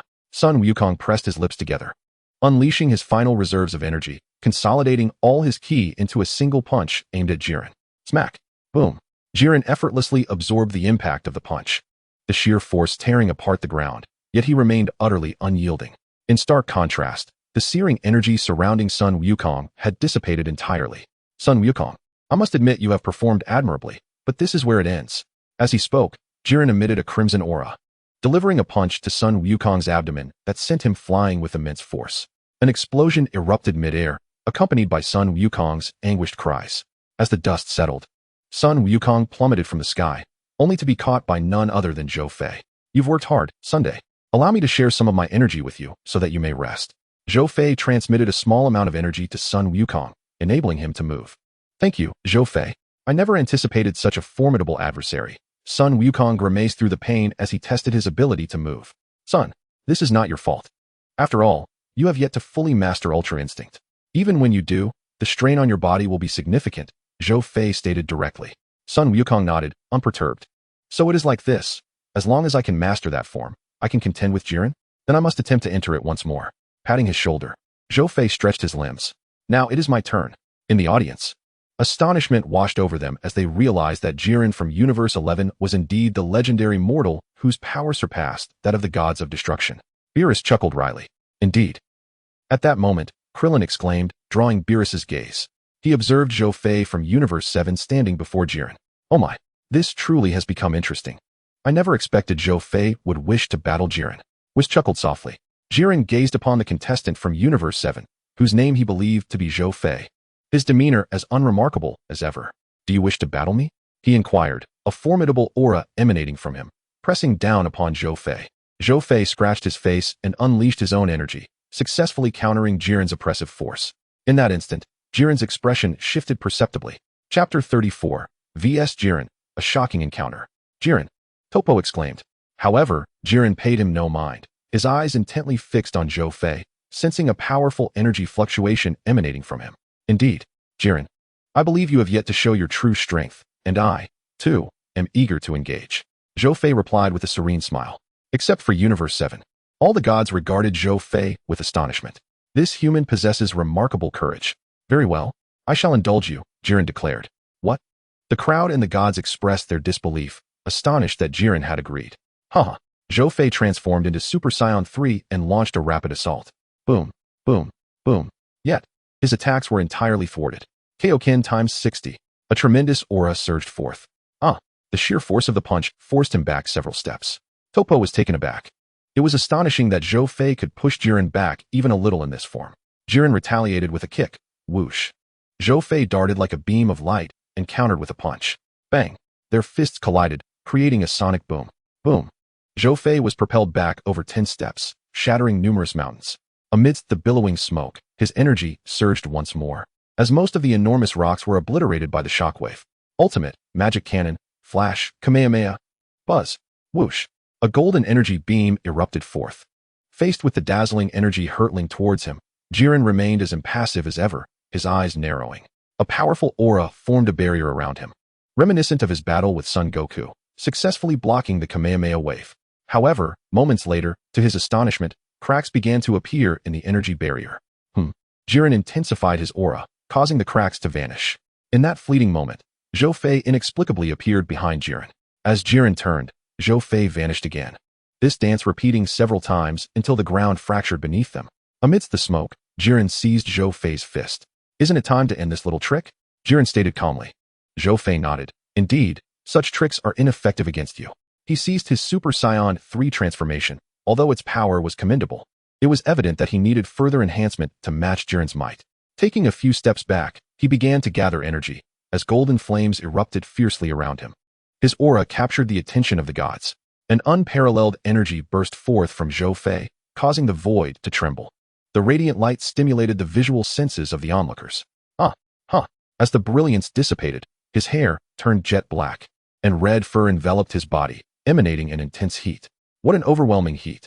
It surpasses even the warmth of Goku. Krillin swallowed hard, having never witnessed Zhou Fei's Super Saiyan 4 form. Whis. This is the evolutionary path he has chosen, Beerus remarked. Whis nodded, observing that Zhou Fei's current strength was a significant enhancement compared to his initial transformation into Super Saiyan 4. This represents the primal form of the Saiyans, diverging from the path taken by Goku and the others, Whis stated calmly. Beerus squinted at Zhou Fei, a smirk gracing his lips. Jiren, let us commence the true battle. Whoosh, whoosh. Jiren and Zhou Fei simultaneously vanished. Thump, thump, thump. The sound echoed through the void like a heartbeat, causing ripples in the air.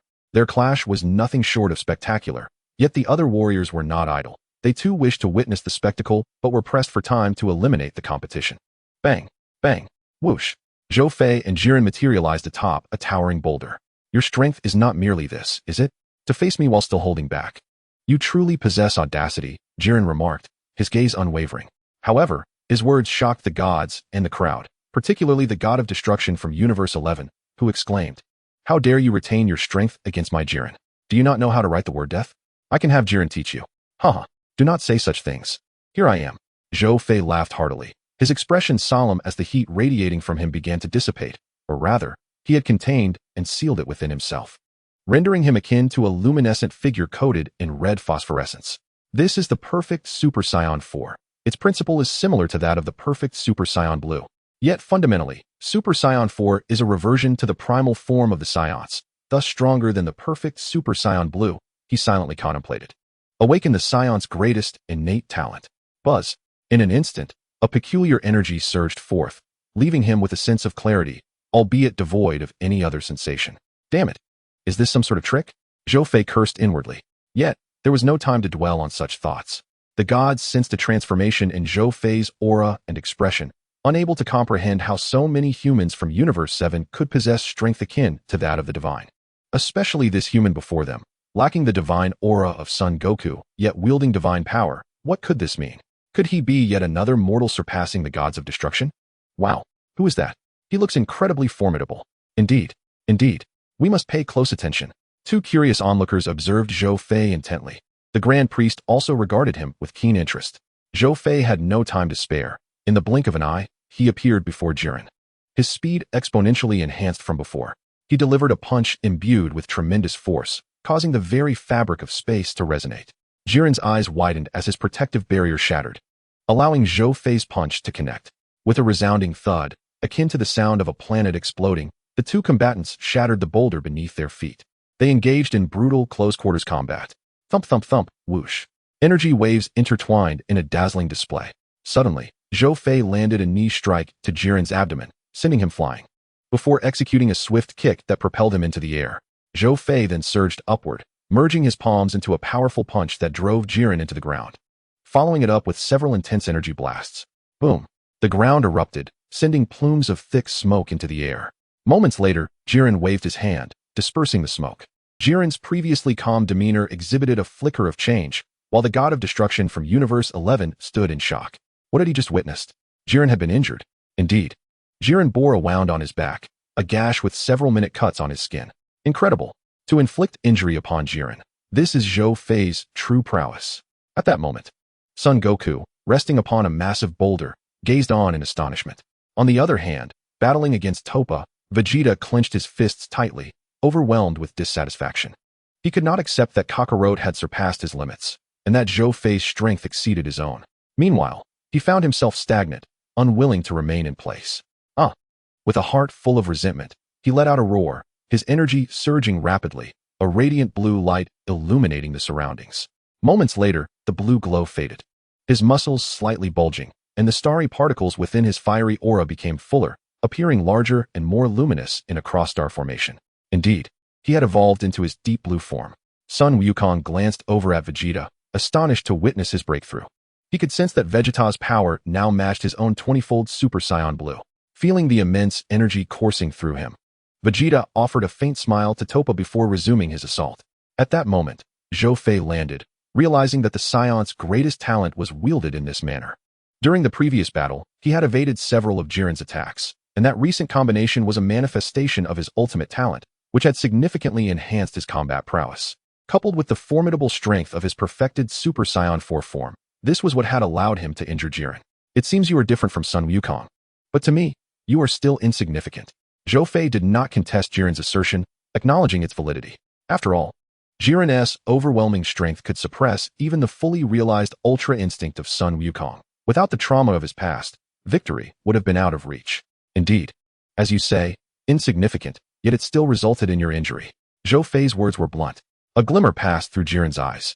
In the audience, the god of destruction, Beerus, shouted, "Jiren, stop wasting time. Eliminate him." Jiren nodded, slowly approaching Zhou Fei, but halted abruptly as an incredibly terrifying aura emanated from Zhou Fei. Red starry particles manifesting around him. This abrupt transformation caused even Beerus to rise to his feet, He had never anticipated that Zhou Fei had mastered the divine realm, which explained the peculiar sensation he had felt. The remaining gods exchanged astonished glances, realizing that this human harbored the power of a deity. The Grand Minister regarded Zhou Fei with surprise, sensing the depth of his power. Unlike the other gods of destruction, he perceived much more. Recognizing that Zhou Fei had ascended to a divine level while still in a mortal form, Jiren's gaze sharpened. For the first time, he felt a hint of danger. Bang! Before he could react, he was sent flying. A tremendous sound reverberated as the entire arena trembled. A surge of red energy erupted, creating a heat wave that obliterated the surrounding boulders. Wiping the blood from the corner of his mouth, Jiren stared at Zhou Fei, enunciating each word with intensity. I indeed underestimated you. You possess hidden strength. Yet, I am the strongest, and you cannot defeat me. His body enveloped in blazing red energy. Swish, swish. The two charged toward each other, clashing with their might. Crackling. The fields of energy generated by Zhou Fei and Jiren collided fiercely, reducing everything around them to mere dust. For a moment, they were locked in a stalemate. Meanwhile, Sun Wukong, still on the ground, observed Zhou Fei's direction, contemplating that even his 20-fold Kaioken might not suffice against him. Perhaps he would need to fuse with Vegeta to stand a chance.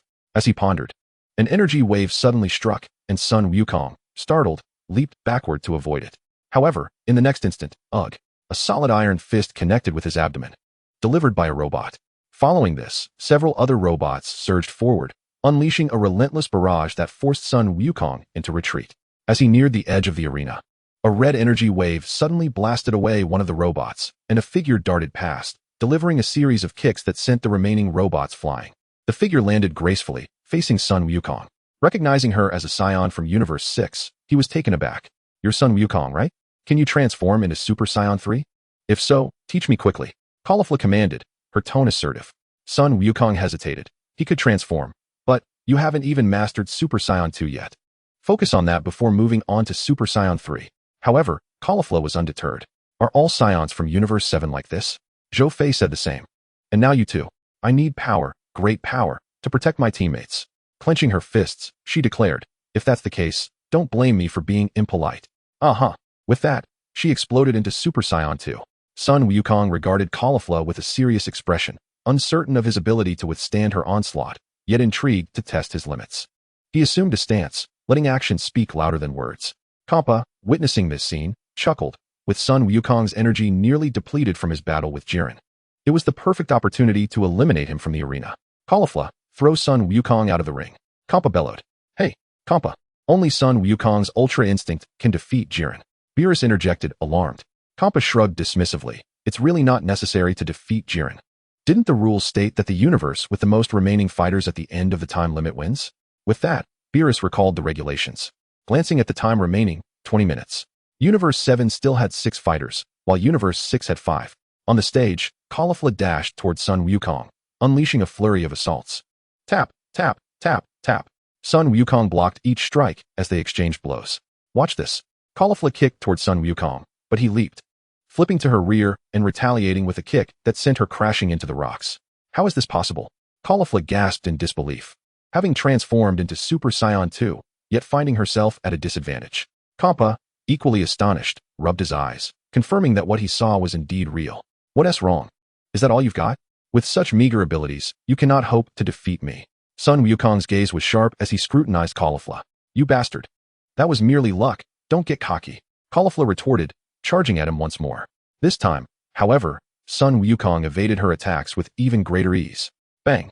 Sun Wukong delivered a knife-hand strike to her neck, causing Caulifla to stumble back. Rising again, she swung her fists at him, but he ducked, countering with a punch aimed at her abdomen.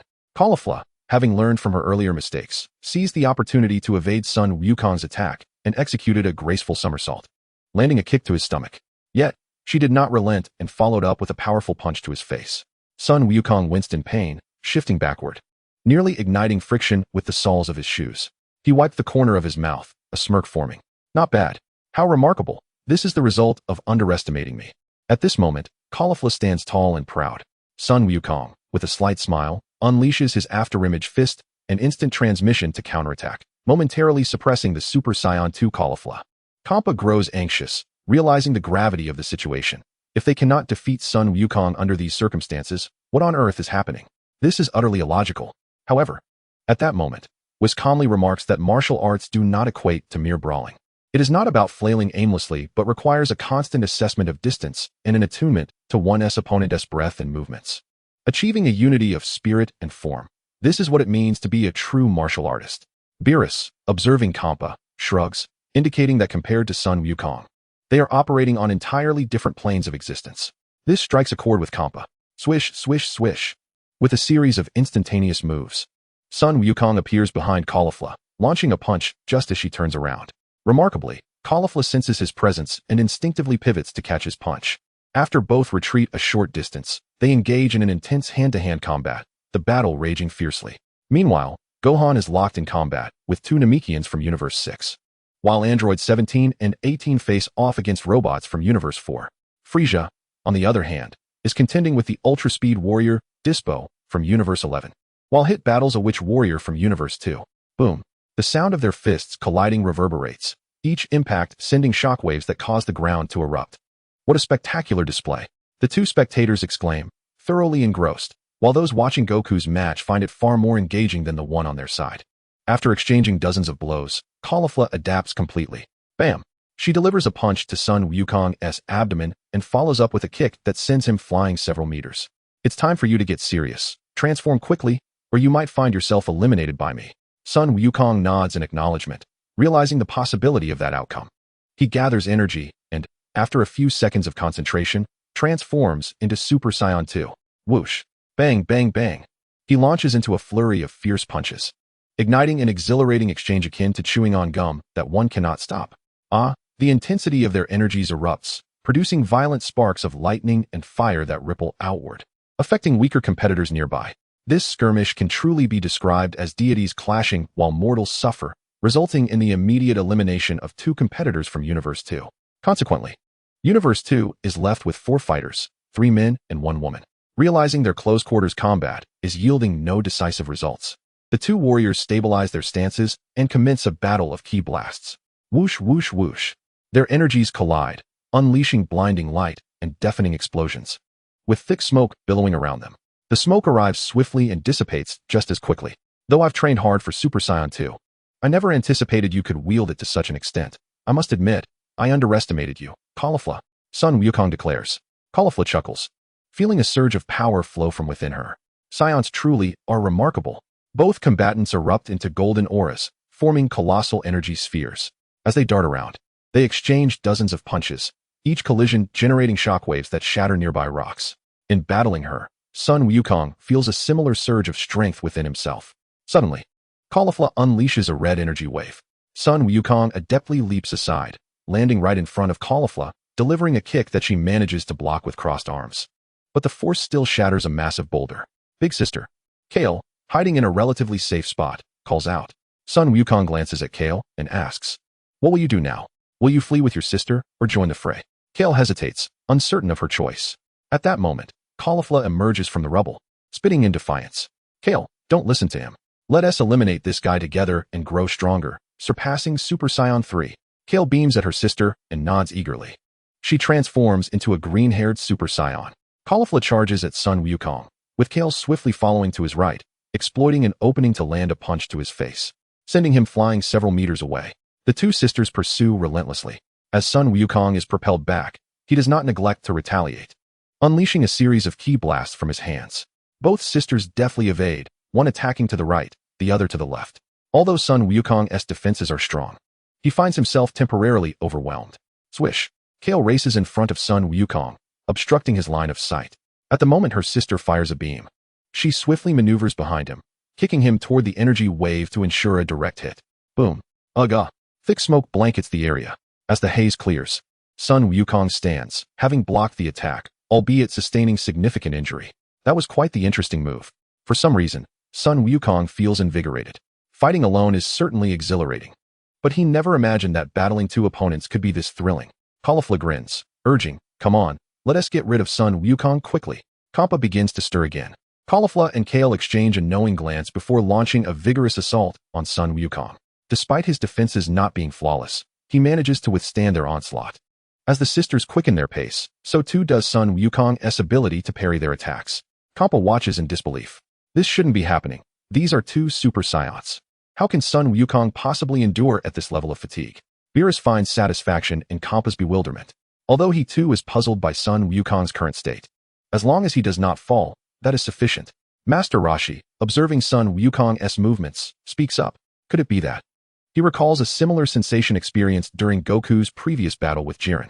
Tien and Krillin share a look of astonishment, while Whis interjects, that's impossible. As Ultra Instinct is a technique that even the gods of destruction find challenging to master, even Goku would not easily grasp it.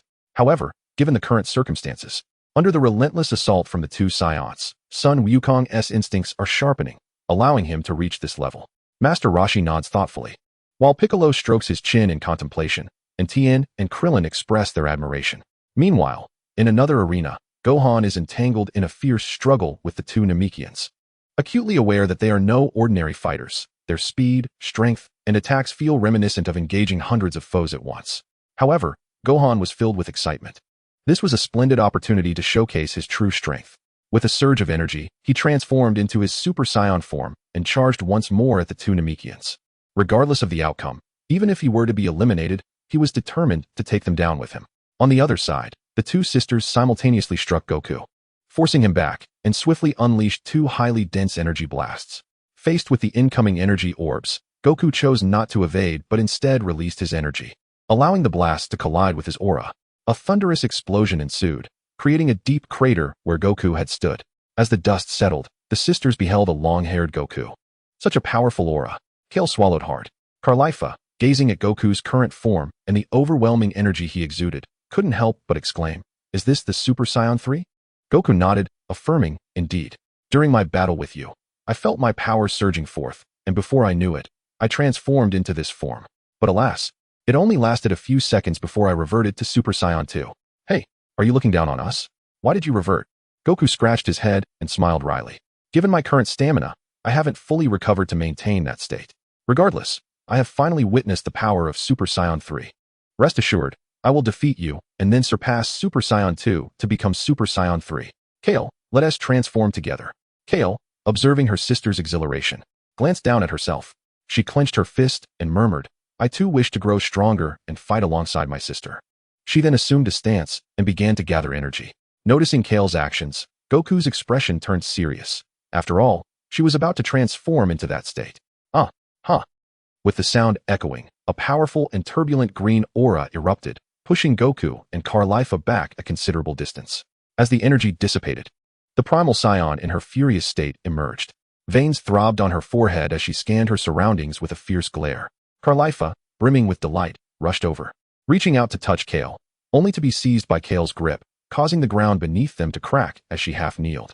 "It seems you no longer recognize me. Even if you exhaust all your strength and lose yourself, the only one who can fight by my side is you, Kale. You are my most cherished junior and my staunchest friend." Tears involuntarily streamed down Kale's face upon hearing her sister's words. As the tears fell to the ground, her pupils returned to normal, and a wave of energy enveloped her, reverting her robust form to its original state, though her aura remained unchanged. Goku's gaze sharpened, preparing himself for the imminent confrontation. As he assumed his stance, he trembled uncontrollably. The fact that she could induce such a reaction in him was a testament to her Saiyan instincts. She was indeed formidable. If he let his guard down, he could make a grave error. Yet, amidst his serious demeanor, excitement danced in his eyes. Buzz, roar. The three Saiyans simultaneously unleashed their energy, flames igniting furiously. "Let us go, Kale." "Yes, sister." Goku swiftly charged toward the two, while Kale seized her sister, spinning her around and launching her toward Goku.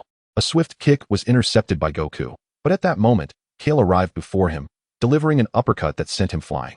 Carlifa took advantage of the moment to maneuver behind him and kicked out again. Bang! Goku flipped through the air several times before landing. The sisters began their evasive tactics, making it difficult for Goku to track their movements. Suddenly, Kale exploited an opening, kicking Goku in the back and sending him crashing into a massive boulder, which shattered upon impact. The explosion unleashed a wave of light that rapidly split into several bursts. A series of explosions echoed, but Goku managed to escape unscathed. However, he was met with Carlifa's form rushing toward him. To counter her assault, Goku executed the solar flare, blinding her momentarily, causing her to collide with the mountainside. As she landed, Kale pursued, slamming her arm into Goku and embedding him into the rock face with tremendous force, nearly stealing his breath away. "Huh!" Kale shouted. relentlessly pushing his body through several rock formations. What immense power! Goku gathered energy beneath his feet, propelling himself away and flipping to land gracefully. Your teamwork is quite impressive. I didn't expect you to reach this level. It seems I must showcase some of my own abilities. Clenching his fists tightly, he gathered energy and transformed into Super Saiyan God. While he still lacked the stamina to attain Super Saiyan Blue, the resilience and longevity of Super Saiyan God would serve him better in this situation. First, red hair. Regardless, we will defeat you. The sisters charged at Goku once again, flanking him from both sides. However, this time Goku effortlessly blocked their attacks, countering with a punch and a kick. Carlifa, with a sudden burst of energy, lunged at Goku, only to find him evading her with ease. He delivered a heavy uppercut to her abdomen, causing her to double over in pain. Sister, Kale cried out in concern. At that moment, Goku was already upon her, launching an attack. Seeing her sister in distress, Carlifa gritted her teeth and seized an opportunity, kicking Goku's leg and causing him to stumble. Kale capitalized on this moment, unleashing an energy wave. Boom! The energy wave enveloped Goku. This time you're finished. Not necessarily. Goku burst through the energy wave, landing a punch on Kale's face and sending her stumbling back. He then unleashed two controllable Kamehameha waves, pursuing the sisters. Kale managed to push back the energy blasts with sheer strength, but Carlifa was not so fortunate. She was caught and blasted away. Seeing her sister potentially flying out of the ring due to the explosion, Kale hastened to catch her, while Goku stood atop a high ground. Sister, are you alright? Kale exclaimed anxiously, observing Carlifa's pained expression. The previous explosion had inflicted significant damage on her. You two are truly impressive. Your strength is extraordinary. However, at a critical moment, you faltered. After the tournament, let us have another match. With that, Goku unleashed a Kamehameha wave, a brilliant blue beam engulfing the sisters as it tore through the ring, creating a massive hole. Goku shook his head and prepared to turn away when suddenly, a figure leaped out, blocking his path. Upon seeing this figure, Goku's pupils constricted, and he instinctively retreated several steps. Meanwhile, Zhou Fei and Jiren both halted, turning their attention to Goku. In that fleeting moment, they sensed an overwhelming aura, one that not just Goku felt, but everyone present. They had not anticipated the emergence of another formidable presence at this moment. Zhou Fei knew exactly who it was, but a glimmer of realization flashed in Jiren's eyes. Could it be? Goku gazed at the figure adorned with patera earrings, a wry smile forming on his lips, confirming his suspicions. It was indeed the bearer of the patera earrings. Ahaha. Finally, the long-awaited secret weapon has arrived, and it is time to put it to good use. Haha. Kampa now beams with pride as he gazes at Beerus. Beerus, however, is indignant, exclaiming, "Are you really cheating so brazenly? Merging like that?" He begins to protest. Yet, the two fighters, Kabo and Kale, find the situation amusing and harmless, rendering Beerus's objections futile. He is left with no choice but to concede. Kampa casts a knowing glance at Beerus, silently challenging him to merge as well if he dares. Beerus has pondered this option, but the thought of both of them being eliminated dissuades him. Such a gamble is not worth the risk. Chapter 37. The Return of Ultimate Freedom, Part 2, Yoshi. Since it is the fusion of Caulifla and Kale, we shall call her Caulifla. The newly formed Caulifla exclaims excitedly, feeling the power coursing through her veins. She clenches her fists, stretching her limbs, her aura surging, creating an overwhelming sense of pressure that causes Goku to pale. Beads of sweat trickling down his cheeks. This is truly magnificent. I feel an endless wellspring of power emerging from deep within me. Caulifla laughs heartily. Goku, however, gazes at her with a serious expression. The magnitude of her energy is unfathomable, and he cannot gauge her limits. Caulifla strides forward, closing the distance of several meters. Goku, now, allow me to demonstrate the true extent of my strength. With a mere lean forward, she appears behind Goku in an instant. His pupils dilate as he swiftly turns and attempts a kick, but Caulifla evades effortlessly, landing a powerful punch that sends him flying. As he tumbles through the air, he unleashes a Kamehameha wave, but Caulifla merely swats it aside and swiftly appears before him, landing another blow to his face, propelling him over 100 meters away. The battle is entirely one-sided. Hee. What do you think, Goku? I am quite formidable, am I not? Caulifla taunts with a grin. Goku, enduring excruciating pain, rises to his feet, incredulous. I never imagined that your fusion would yield such power. Observing Goku's expression, Caulifla bursts into laughter. Honestly, the continuous flow of power after merging is simply exhilarating. Caulifla's energy escalates further. In the audience, Kampa is overjoyed, exclaiming, "This is fantastic. Let us send Goku flying off the stage." Beerus grits his teeth, unsure of how to respond, simply hoping Goku can hold his ground. With her energy heightened, Caulifla launches another assault on Goku. Though he narrowly dodges her initial strike, he is soon met with a devastating blow to the stomach, causing him to clutch his midsection.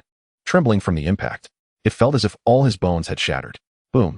Caulifla delivers a powerful hammer fist, and though Goku raises his arms to block, he still sinks slightly under the force. Is this truly all you've got, old man? She mocks, kicking him away before rushing forward to grasp his legs and initiate a spinning maneuver. Whoosh. Goku is sent soaring over 100 meters, crashing through numerous boulders along the way. Though this move appears ordinary, in Caulifla's fused state, its power is terrifyingly amplified, the force of impact exponentially greater. Ugh! Goku's anguished cry echoes. Hearing his father's distress, Gohan instinctively wishes to assist, yet this slight movement exposes him to vulnerability, and the two Namekians seize the opportunity, launching a series of counterattacks that force Gohan to retreat. Meanwhile, Vegeta finds himself in a similar predicament. Distracted, he falls prey to an ambush from Toppo, who takes advantage of the moment to execute a justice chokehold. However, he underestimates Vegeta in his Ultra Instinct form. Vegeta retaliates with a powerful elbow strike that sends Toppo flying, yet he has no intention of aiding Kakarot. As for the others, they remain preoccupied. Frieza is otherwise engaged, while androids 17 and 18 are held up by competitors from universes 3 and 2. Zhou Fei, though no longer battling Jiren, also refrains from lending assistance. Indeed, it appears that he and Jiren have reached an unspoken understanding, choosing to meditate and prepare for the next true confrontation rather than continue their skirmish. Returning to the fray, Goku rises after being sent sprawling, and Caulifla, like a gust of wind, appears before him, unleashing a fervent onslaught. Her rapid strikes force Goku into a defensive position. Whoosh. Boom. Try this. A green energy sphere hurtles toward Goku, exploding violently upon contact. Yet, amidst the smoke, Goku transforms into Super Saiyan Blue, successfully countering the attack. Caulifla narrows her eyes. I anticipated you would transform into that form. If I hold back any longer, I may commit an irreparable error. Goku responds, Caulifla, I won't hold back either. Without hesitation, she enters Super Saiyan mode, her immense energy obliterating the ground and causing a fierce explosion. Both warriors charge from the mist, colliding in a whirlwind of combat. The deafening sounds of their battle resonate throughout the arena, debris flying as energy storms rage. After several rounds of melee combat prove ineffective, both simultaneously employ their royal techniques. Energy blasts collide and explode, their energies continuously surging. The arena begins to shake violently. Swish, swish. The two fighters retreat briefly. Caulifla raises one hand, releasing a highly dense energy sphere. Goku, alarmed, quickly activates his Kaioken. Empowered by the buff, he deflects the energy sphere with a single strike. The audience watches with concern for Goku's stamina. Forcing the Kaioken while still fatigued could be perilous. Goku, your skills are impressive. I intend to defeat you and surpass you. Huh. As she speaks, Caulifla launches 2 more energy blasts, but Goku evades them expertly. He closes the distance and delivers a powerful punch. Yet Caulifla crosses her arms to block, still staggering back several meters, her arms smoking and tingling. Hiss. This sensation is truly exhilarating. Yes. Watch me defeat you in one go. She charges at Goku, throwing heavy punches, but he deftly dodges, countering with a powerful strike to her abdomen. Wow. Caulifla is sent flying, crashing into the ground and creating a large crater. Kampa, his face paling, stands up and shouts, You used the Patera earrings. If you lose, I will not forgive you. Do you hear me? Boom. Before he can finish, an explosion interrupts him. Be quiet. Those watching should focus on the fight. Caulifla retorts, turning to Goku. You hit a little harder than I expected. I will return the favor tenfold. Buzzing. Whoosh. Whoosh. Caulifla launches 2 more energy blasts. But Goku counters with a Kamehameha wave, obliterating both attacks. Yet, to his surprise, Caulifla appears behind him. Despite sensing her approach, he is momentarily unable to react. Bang! Sun Wukong was abruptly sent flying by Kefla's formidable heavy leg whip, even losing his access to the Ultra Instinct form. Nanny. Beerus was taken aback, his countenance shifting dramatically at this unforeseen turn of events. Kampa, filled with elation, commanded Kefla to swiftly dispose of Sun Wukong from the arena. Kefla, gazing at the fallen Sun Wukong, remarked, Though it is quite enjoyable to spar with you, this is a competition, and I must throw you off. Just as she prepared to advance, she was momentarily stunned, for Sun Wukong, akin to an indestructible zombie, rose once more. Gritting her teeth, Kefla conjured 3 energy spheres in each hand, hurling them towards Sun Wukong, determined to prove he could not withstand this onslaught. The spectators, particularly the bald-headed Tulin, felt their hearts leap into their throats. If he were struck, it would be the end. Yet, as the energy spheres neared Sun Wukong, he effortlessly evaded each one. What? Kefla's eyes widened in disbelief. How did he evade her attack? Was it merely a stroke of luck? Indeed, it must be mere coincidence. Kefla consoled herself. Sun Wukong, that was just luck. This time you have no chance. She once again gathered a highly concentrated energy sphere and launched it at him. Yet, much like before, he completely dodged it. Why? What on earth was happening? Just as Kefla was engulfed in astonishment, a searing energy erupted from Sun Wukong, his hair taking on a silver-streaked appearance, and as he opened his eyes, his pupils transformed into silver. This is... Kefla's pupils quivered at the sight of those eyes. The audience gasped in shock. This form was reminiscent of his first encounter with Jiren. It had resurfaced yet again. Even Whis was taken by surprise, not anticipating that Sun Wukong would once more transcend his limits and enter the realm of the gods. Beerus, envious, turned a shade of purple, astonished that Sun Wukong had once again surpassed his limits and attained Ultra Instinct. TCH, what can such a half-baked state achieve? Kefla, unleash your full strength and throw Sun Wukong off. Kampa bellowed. Kefla rolled her eyes, as if to say, do I need you to tell me that? Sun Wukong lightly leaped backward and landed atop a towering boulder. A tremendous wave of heat emanated from him, forcing Kefla to brace herself with her hands as the surrounding rocks were shattered by his aura. You can no longer defeat me, Sun Wukong stated calmly, his gaze steady upon Kefla. You insolent fool, do not underestimate me. I shall not be defeated by you. I am the strongest. Uh-huh. A fierce energy erupted from Kefla, matching Sun Wukong's heat, her body crackling with electricity as she ascended to Super Saiyan 2. The explosive energy she emitted was nearly equal to his. The collision of their auras shattered the standoff that had gripped the majority of the audience. Wow. That form of Wukong has appeared again. It's radiating heat. The two onlookers, the full-blooded Saiyans, were wide-eyed with excitement, reveling in the escalating intensity of the battle. Indeed, it's emitting substantial heat. The deities echoed, casting sidelong glances at Jiren and Zhou Fei, lingering on Zhou Fei for a moment before retracting their gaze. Ha! Here it comes, here it comes, here it comes. This is the power. Being a Saiyan is simply marvelous. Sun Wukong, I will continuously ascend, surpassing you, no? Surpassing all Saiyans, Kefla declared with great confidence. With a sweeping motion of her hand, several red energy spheres materialized above her palm, swirling together to form a vortex-like shape. Hee. I feel this attack could obliterate the entire universe. Sun Wukong gazed at her steadily as the searing energy dissipated, preparing his stance. Kefla smirked. Is this where your power increase ends? Yes, this is more than sufficient. Then prepare to be blasted off the stage, Sun Wukong. In an instant, the boulder crumbled as she charged towards Sun Wukong, yet he nonchalantly evaded her assault. The powerful vortex of energy detonated in the distance, causing the arena to tremble violently. In the midst of Chapter 38, as Kefla nearly lost her balance due to inertia, she regained her composure and swiftly executed a kick. Sun Wukong, without even glancing, crouched down and evaded, the force of her powerful kick sweeping past. Unfazed, Kefla performed a somersault and unleashed a barrage of attacks upon him, yet even in a half-crouch, Sun Wukong evaded them all with ease. Subsequently, Sun Wukong stood tall and showcased an impressive display of serpentine dodges, evading all of her rapid strikes without her even grazing his attire. Damn it, do not underestimate me. As the saying goes, output relies solely on the roar. Yet no matter how Kefla shouted to bolster her attack, she could not lay a finger on a single hair of Sun Wukong. From a high vantage point, Frisia observed this spectacle, a glint of intrigue flashing in his eyes as he flicked his tail and chuckled. Oh ho ho ho, Sun Wukong, please, continue to grow stronger. Kakarot's movements had evolved. Each time he could precisely dodge the attacks, as if his body were instinctively responding. What could this mean? Vegeta, watching Sun Wukong's movements, suddenly had a realization, his expression shifting. Could it be? He recalled Whis' previous words. Thinking before reacting leads to a limitation in speed. From the five senses to the brain, then transmitting through the nerves to the body, it takes too much time. If every part of the body could independently judge and act, that would be ideal, but achieving that is exceedingly challenging. Thus, was it not the case that Kakarot had accomplished this? Contemplating this, Vegeta clenched his fists. Although he had acquired new power, Kakarot had far surpassed him. Yet he felt no despair. After all, he would rely on his own methods to break through his limits. This was the essence of Prince Vegeta, a proud warrior forging his own path as a Saiyan. Bang! Sun Wukong exerted his strength, sending Kefla hurtling away, crashing through several massive boulders. Sun Wukong glanced at his fists, sensing he had grasped something pivotal. Boom! Kefla emerged from the rubble. Hey, old man, Your previous attack had quite the momentum. But alas, its power fell short. Surely, you have more tricks up your sleeve? It seems I have grasped a fragment of something, the Ultra Instinct.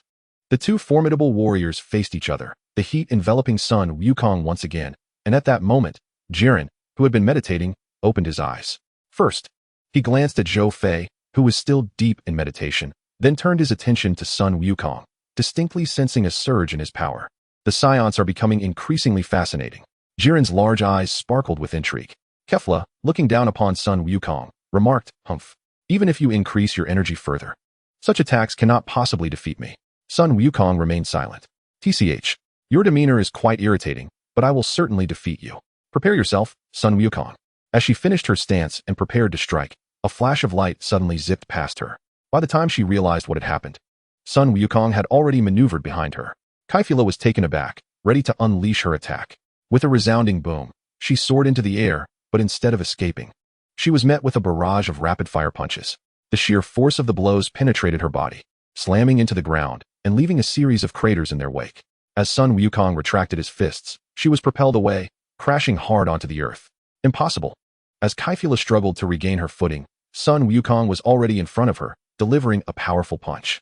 She raised her arm to defend, but the collision of their tremendous energies caused the ground to buckle beneath them.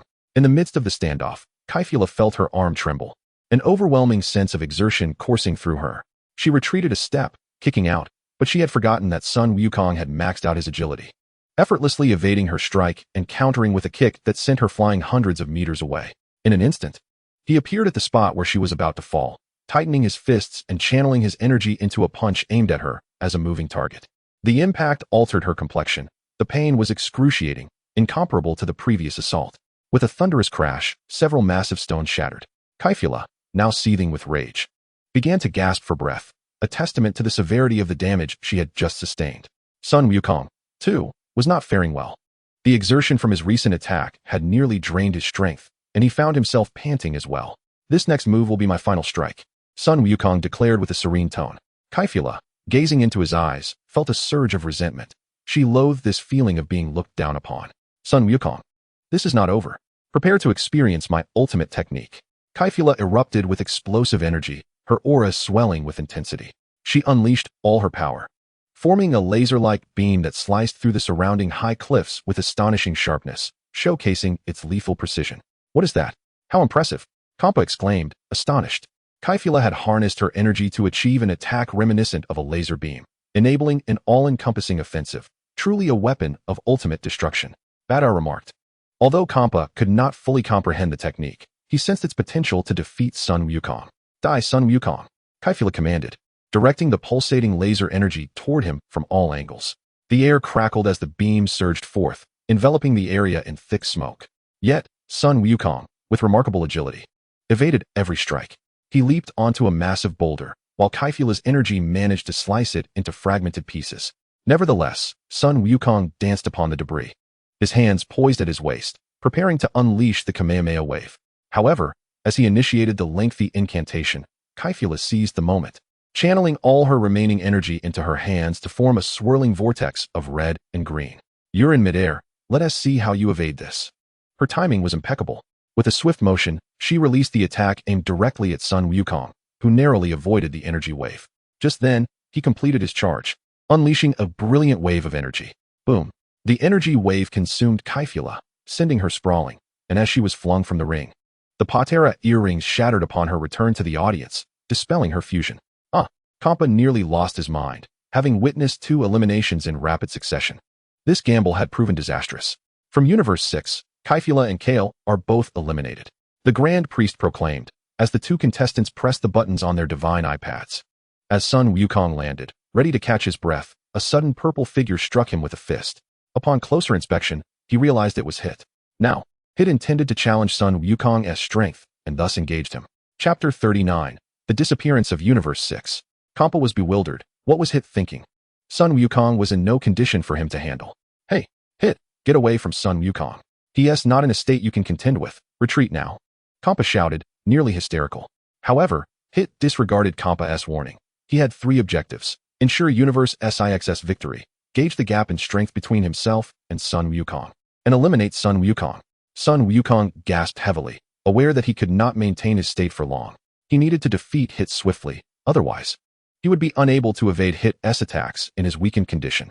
Taking a moment to steady his breath, he seized Hit's arm and forcefully flung him away. Hit executed several rolls in the air before landing gracefully.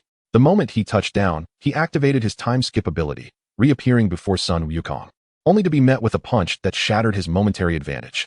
Bang! Hit's eyes widened in shock as he was sent flying, crashing through multiple boulders. Kampa observed this scene, shrugging his shoulders with a disgruntled expression. You see, ignoring my advice leads to this. Lord Kampa, perhaps Hit has his own strategy, Badar suggested. Kampa scoffed.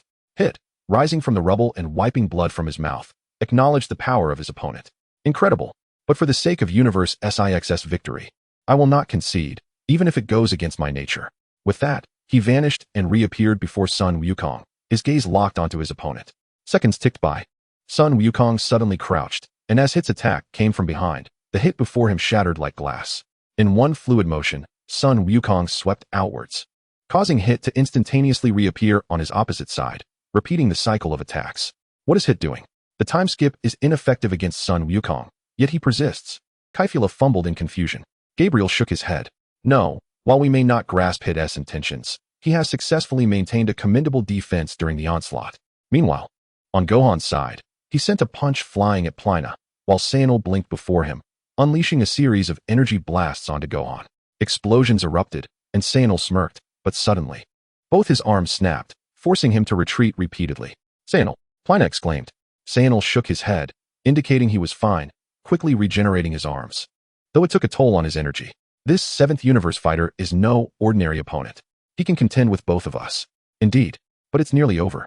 Isn't it, Saiyan?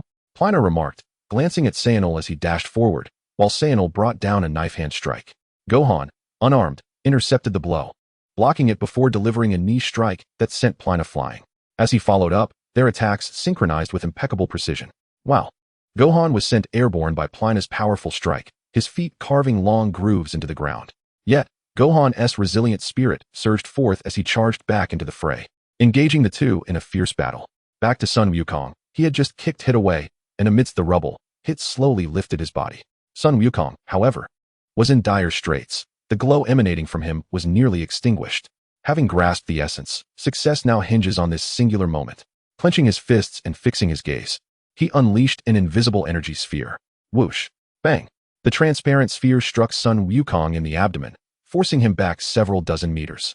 In an instant, Hit appeared before him, delivering a powerful punch to the very spot where the energy sphere had struck, sending Wukong flying hundreds of meters away. Suddenly, as if time itself had slowed, Wukong felt his body stiffen, enveloped in a faint violet glow. His movements were hindered. Hit, throw him down. This time, he must be thrown down, exclaimed Kampa. Though unaware of the unfolding situation, he recognized the advantage they had. Oh dear, Lord Kampa, didn't you just say he should leave Wukong alone? Why are you insisting he must be thrown down? Bardos remarked. Isn't that called adapting to circumstances? Kampa retorted, waving his hand dismissively. Bardos teased, Lord Kampa's adaptability is indeed quite impressive. Meanwhile, the companions from Universe 7 wore grim expressions, fully aware that Wukong's ultra instinct was about to expire. Facing such dire circumstances, how could he possibly navigate through this predicament? Immobile, Sun Wukong gazed at Hit, mustering the last remnants of his dwindling energy for a final surge. Hit's expression shifted. This technique was equally taxing on him. In that case, I shall settle this with a decisive strike. He concentrated his meager stamina and aura into a singular purple energy sphere directed at Wukong.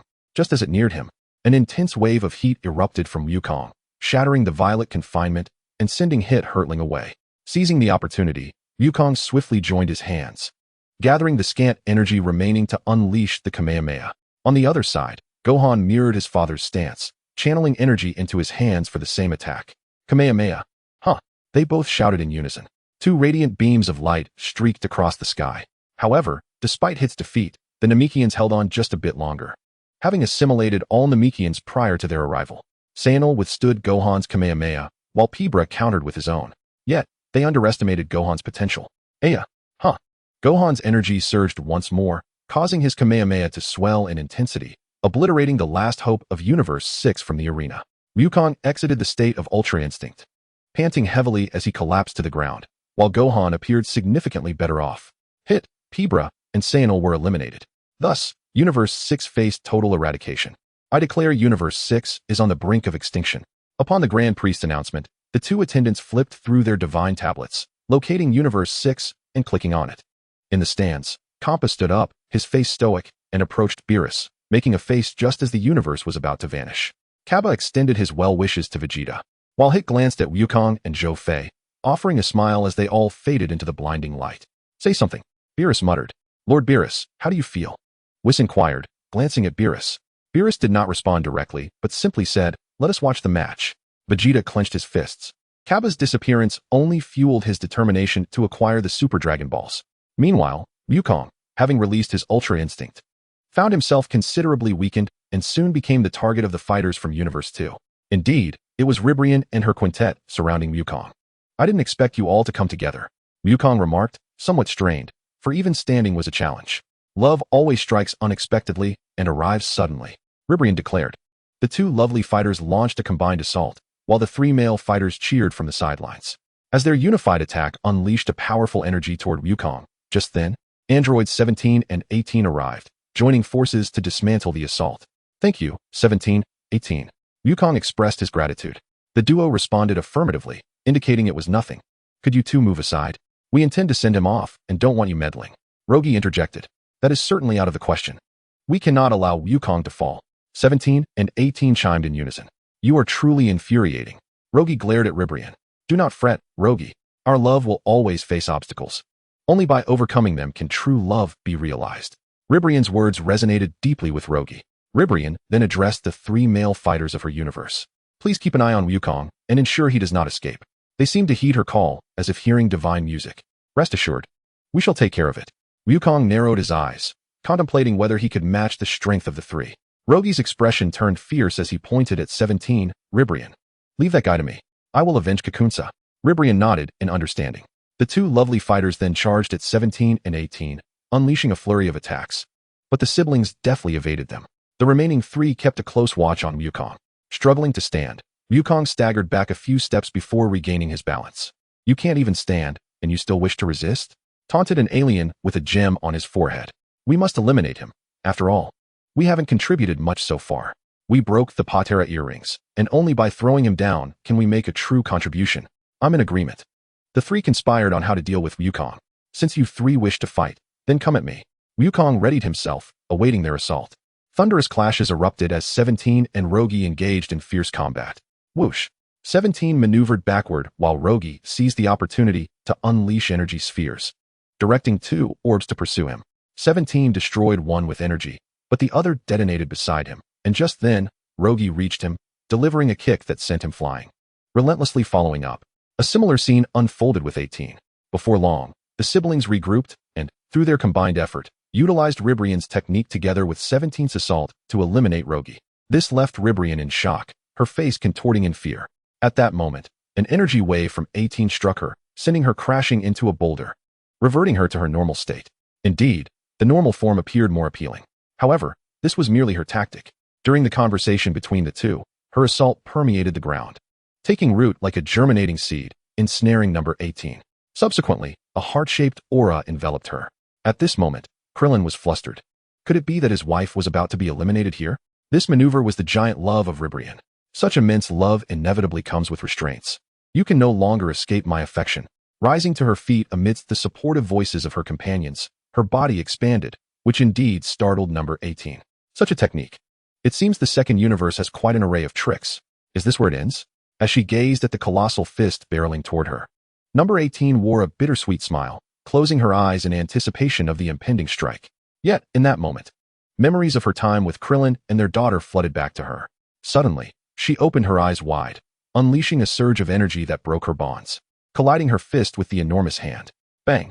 Her feet sank into the ground, sliding back a considerable distance. What is happening? How could someone devoid of love possess such strength? Ribrian was taken aback. Number 18 looked up at Ribrian. What is going on? You'll have to figure that out for yourself. I have nothing more to say. With a low growl, she shattered Ribrian's fist and swiftly darted along her giant arm. Just then, number 17 arrived, using his barrier to deflect the energy wave that Ribrian unleashed from her mouth. Number 18 leapt into the air, just as Ribrian gathered energy for another explosion. Instead of dodging, number 18 threw a punch, astonishingly dispersing the energy. Yes, I have lost. Thus, through the combined efforts of the sibling duo, Ribrian was eliminated. Ribrian from the second universe has been defeated, declared the Grand Priest, as the Omni King pressed the icon on his iPad. Number 18 breathed a sigh of relief and then headed towards Goku with number 17 to provide assistance. Goku was holding up well. After all, this was his own choice. As he sought to surpass his limits once more, after exchanging blows for several rounds, even 3 against 1, they were unable to subdue Goku. In pursuit of victory, the trio from the second universe showcased their newfound powers, transforming into the 3 forms of Ribrian. At that moment, the sibling duo of 18 and 17 also arrived. Thus, a fierce 3-on-3 battle ensued. Bang, bang, bang. The violent energies clashed, creating a substantial rupture in the arena. Seventh universe, your resilience matches our love. We acknowledge you as great warriors of affection. However, for the triumph of the second universe, we must elevate love to its utmost limit and eliminate you with all our might. The 3 warriors declared in unison, emanating a pinkish energy that coalesced above their heads into a massive black heart. Number 18 unleashed a ki blast, but it was absorbed by the black heart, which swelled even larger. The god of destruction from the second universe rose, a gleam igniting in her beautiful eyes. Indeed, this is Ribrian's ultimate technique, which they failed to master. Excessive love can sometimes bind and inflict suffering. However, when love reaches its zenith, only those who can control its weight can unleash such a beautiful yet devastating technique. The 3 warriors spoke in unison. Beautiful black hole. Whoosh. Boom. The black heart enveloped Goku and the others, exerting a formidable gravitational force that rendered them powerless to resist as the heart continued to descend. Such overwhelming gravity could rival even Bulma's gravity training chamber. Even my instant transmission is futile. However, Goku struggled to rise, adjusting his breathing. Compared to love, what truly suits me is, without a doubt, sheer determination. He unleashed a burst of energy, entering Super Saiyan Blue, merging his hands. He prepared to release the Kamehameha wave. Given his current stamina, this would be his sole attempt. Failure would mean doom. Kamehameha, The azure energy beam erupted, initially curving upward. Goku focused intently, augmenting his output, and the ki blast gradually straightened. With another fierce shout, his Kamehameha pierced through the shell of the heart, resulting in a tremendous explosion that engulfed the 3 warriors. Aya! The screams of the 3 echoed as they returned to the audience. All contestants from the second universe have been eliminated. I hereby announce the impending demise of the second universe. As the 2 Omni Kings pressed the remaining 3 icons of the second universe on the iPad, they raised their hands in unison and clenched them, leaving behind a heart as all from the second universe vanished in the final moment. With 12 minutes remaining in the match, 5 universes have already disappeared, leaving 3. In the audience, the god of destruction from the third universe, Moscow, emitted a peculiar sound. On the arena, the crystal ball atop Pepperoni's staff glimmered with radiant light. It was a command from Lord Moscow. Come forth, warriors of the third universe. At his command, the last 4 mechanical warriors, Kazaki, Panchia, Borita, and Baera, gathered around him. Their primary objective now is to annihilate the 7th universe, which has the largest number of participants. Baera, it's your turn. Leave it to me. He had barely charged forward when he was intercepted by the sibling duo of number 17 and number 18, leading to an intense battle that ultimately resulted in his elimination. Indeed, he had barely made an entrance before being taken out. The crystal ball of Pepperoni shone brightly, and he merged with the remaining 3 robots. After a flash of eerie light, a towering creature exuding an intensely violent aura was born. The presence of this colossal being caused Goku and the others to change their expressions. Chapter 41. The Disappearance of the Third Universe, the Final Battle. Buzz. Oniraza unleashed a flurry of expanding energy spheres. Boom. The arena trembled violently. Oniraza scanned the surroundings, locking eyes on the meditating Zhou Fei, and without a second thought, charged toward him. This is bad. I must assist Mr. Zhou Fei, Gohan exclaimed, his expression shifting. Just as he was about to act, Goku blocked his path. Shaking his head, Dad? Gohan looked at his father in confusion. At that moment, everyone paused, for Zhou Fei had opened his eyes. In an instant, a tempest formed from his energy swept across the arena, causing it to shake incessantly. Oniraza halted his advance. Zhou Fei stretched, feeling as if his meditation had been akin to a rejuvenating sleep. What is that? He spotted the towering Oniraza, who leapt into the air, launching a punch formed from the gathered air pressure. Oniraza swung his fist. Boom. His massive form staggered back several steps, causing the arena to tremble. Zhou Fei landed before Goku and the others. Time is short. I'll handle this behemoth. You all focus on Universe 11. Alright, but be careful. He may be more formidable than he seems. Don't worry. Zhou Fei patted Goku on the shoulder and strode toward Oniraza. Oniraza glared at the approaching tiny human, roaring fiercely as he lifted his foot to stomp down on Zhou Fei. Bang! A tremendous sound erupted, raising a cloud of dust, and the arena quaked, showcasing the sheer power of that stomp. As he was poised to burst into laughter, a sudden series of muffled thuds erupted, reminiscent of a hammer striking an anvil. Oniraza felt his foot being lifted, and alarmed, he increased his pressure, attempting to subdue Zhou Fei. Boom! Thud, thud, thud! Oniraza staggered backward, crashing into several massive boulders before regaining his balance. To tread upon me? You are far too premature. Zhou Fei scoffed. Roar! Oniraza, incensed, opened his mouth wide, unleashing a crimson energy beam. Buzz! Transforming into his Super Saiyan form, he unleashed a powerful energy wave. The ground shook with a resounding boom, sending up a colossal cloud of smoke. Oniraza swung a fist into the smoke, and with a resounding bang, the earth cracked, as if bewitched. He unleashed a flurry of punches and kicks into the haze. The entire arena tilted precariously as shock waves rippled outward, engulfing vast stretches in dense dust. Roar! Suddenly, the appendage analogous to his ear flickered. Whoosh! In an instant, it vanished, followed by a detonation where he had just stood. Swift to evade, I see, Zhou Fei muttered, waving his hand. 400 times gravity field. Crack! Crack! The ground within a 2-kilometer radius of him began to collapse in layers. Thud! Oniraza was abruptly halted, pinned to the ground by the overwhelming force of gravity. What is happening? The Supreme Kai of Universe 3, ELE, adjusted his glasses. The god of destruction, Moscow, emitted a peculiar sound. The angel, Cambry, translated, why is he lying there? Get up quickly. What is going on? Why did he suddenly drop? The two Xeno were perplexed. The Grand Minister declared, it is due to Zhou Fei's manipulation of gravity in that area. Wow, how impressive. Indeed, spectacular and formidable. The two Xeno exclaimed excitedly. Buzz! Roar! Oniraza, fueled by rage, struggled to rise. However, adjusting to 400 times gravity was no simple feat. Zhou Fei, having returned to his normal state, approached him with a smile, assuming a fighting stance, and with a new energy blast, sent him flying out of the arena, thereby nullifying his fusion. One could say Oniraza was rather unfortunate. His offensive had barely begun before he faced defeat. All members of Universe 3 are eliminated.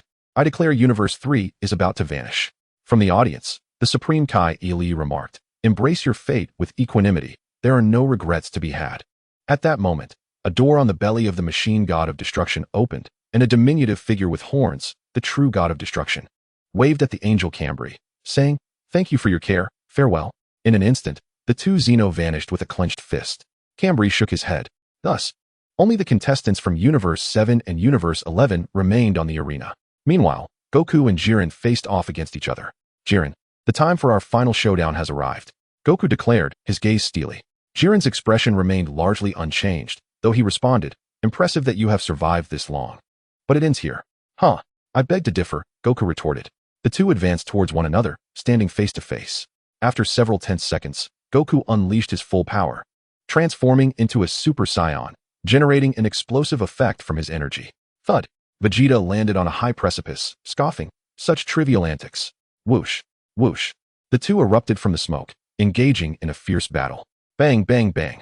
They exchanged blows for several rounds, testing each other's strength, as they landed simultaneously. Just as Goku prepared for a second round of attacks, Vegeta transformed into Super Saiyan Blue and charged at Jiren. Jiren, show me your strength. Facing Vegeta's fierce onslaught, Jiren stood unmoving, showing no intent to defend against Vegeta's tempestuous strikes. I've never encountered anyone with such a formidable and weighty aura, but the one who will claim the Super Dragon Balls will be me. Upon hearing this, Jiren's demeanor shifted as he delivered a knee strike to Vegeta's chest, followed by an elbow to the back of his neck. Vegeta was sent skidding across the ground, and as Jiren readied to unleash an energy wave, Goku kicked him away. Jiren, come fight me. Goku charged forward. Jiren steadied himself, unleashing a barrage of ultra-fast punches, while Goku's expression shifted as he quickly crossed his arms to guard, unfortunately underestimating the power behind Jiren's fists. Bang, bang, bang. He was sent flying after several strikes. Meanwhile, Vegeta observed the exchange from the ground, keenly noting Jiren's punching pattern. Goku rolled twice upon landing, expelling air from his lungs as Jiren suddenly appeared before him. Bang! Their elbows collided, and though Goku barely managed to withstand the impact, Jiren's other elbow struck Goku's head. At that moment, Vegeta charged in, but Jiren, without even glancing, sent him flying with a single punch. Seizing the opportunity, Goku attempted a Lushan Rising Dragon Fist, but unfortunately, Jiren anticipated this and easily dodged, countering with a kick that sent Goku tumbling once more. Vegeta landed and charged at him again.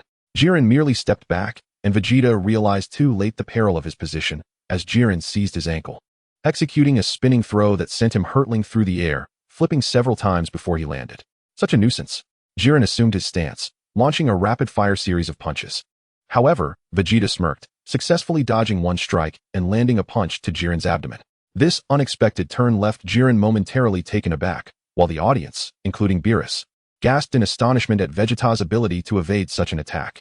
Truly remarkable, Vegeta, Piccolo commented, noting how Vegeta had meticulously observed Jiren's movements while Goku was sent flying by Jiren's rapid-fire punches.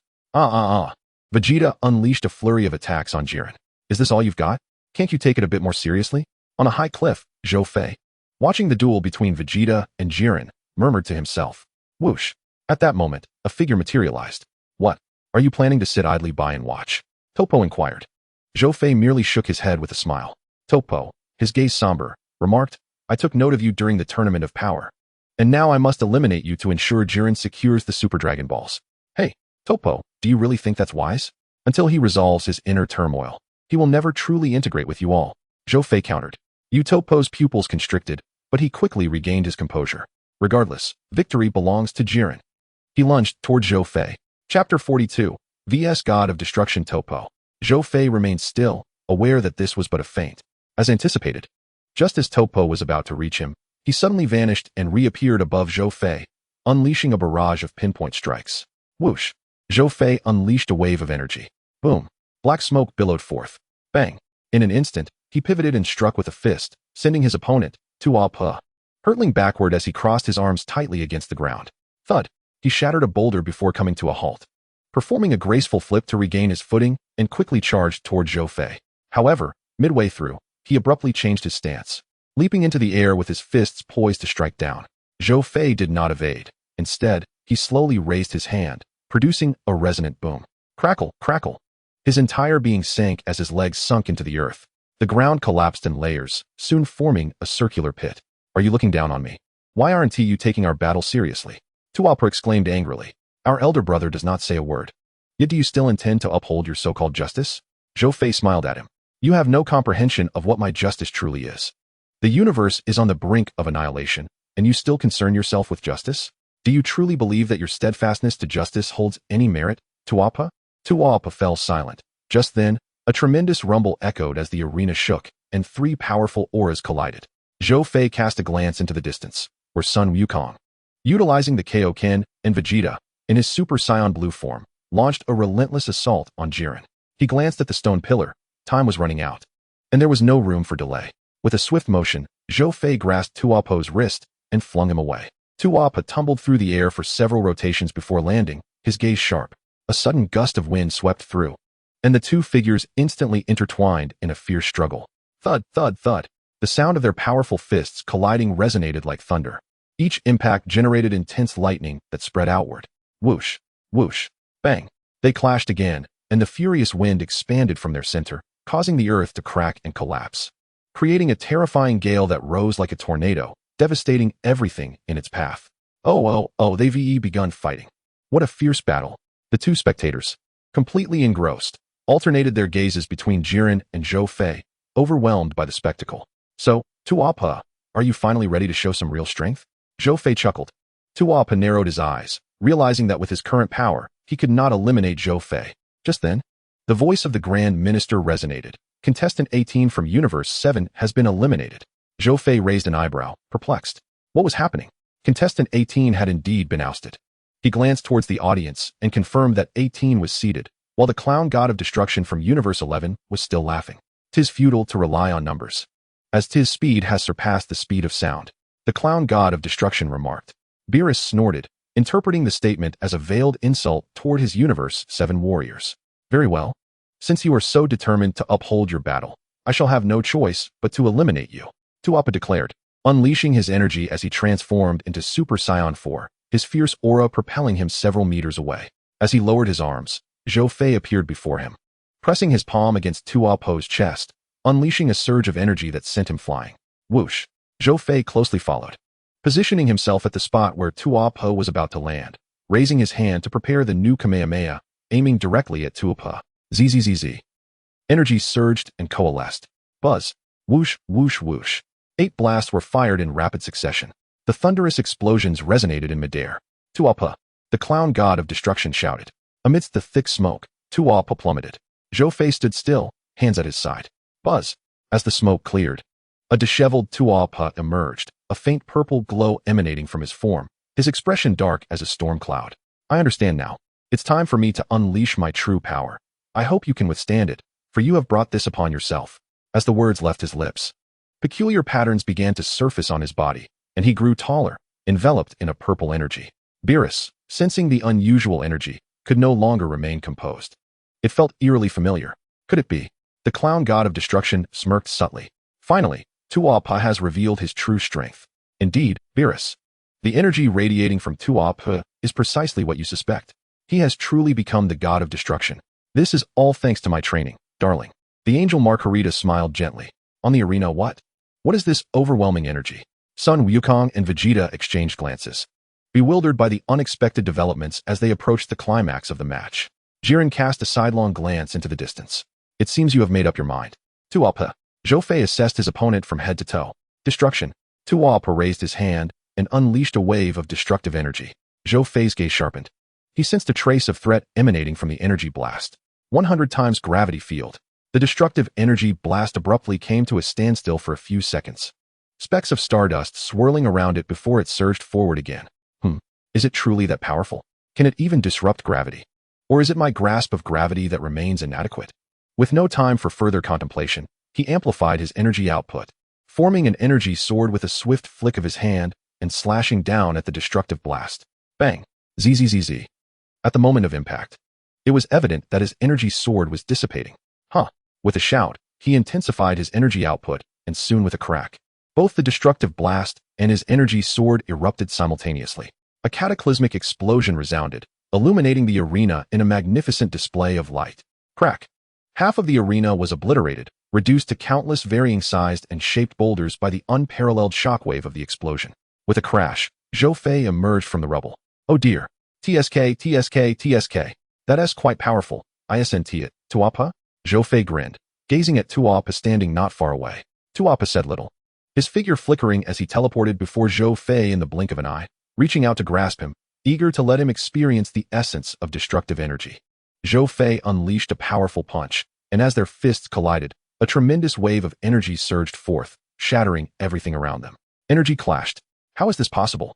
How could he withstand the destructive energy with bare hands? The Supreme Kai was taken aback by the spectacle. The clown god of destruction shook his head, equally puzzled. How could the energy meant to destroy everything fail against this individual's power? Little did he know that Vegeta's energy was inherently unique, especially in his Super Saiyan 4 form. Zzz.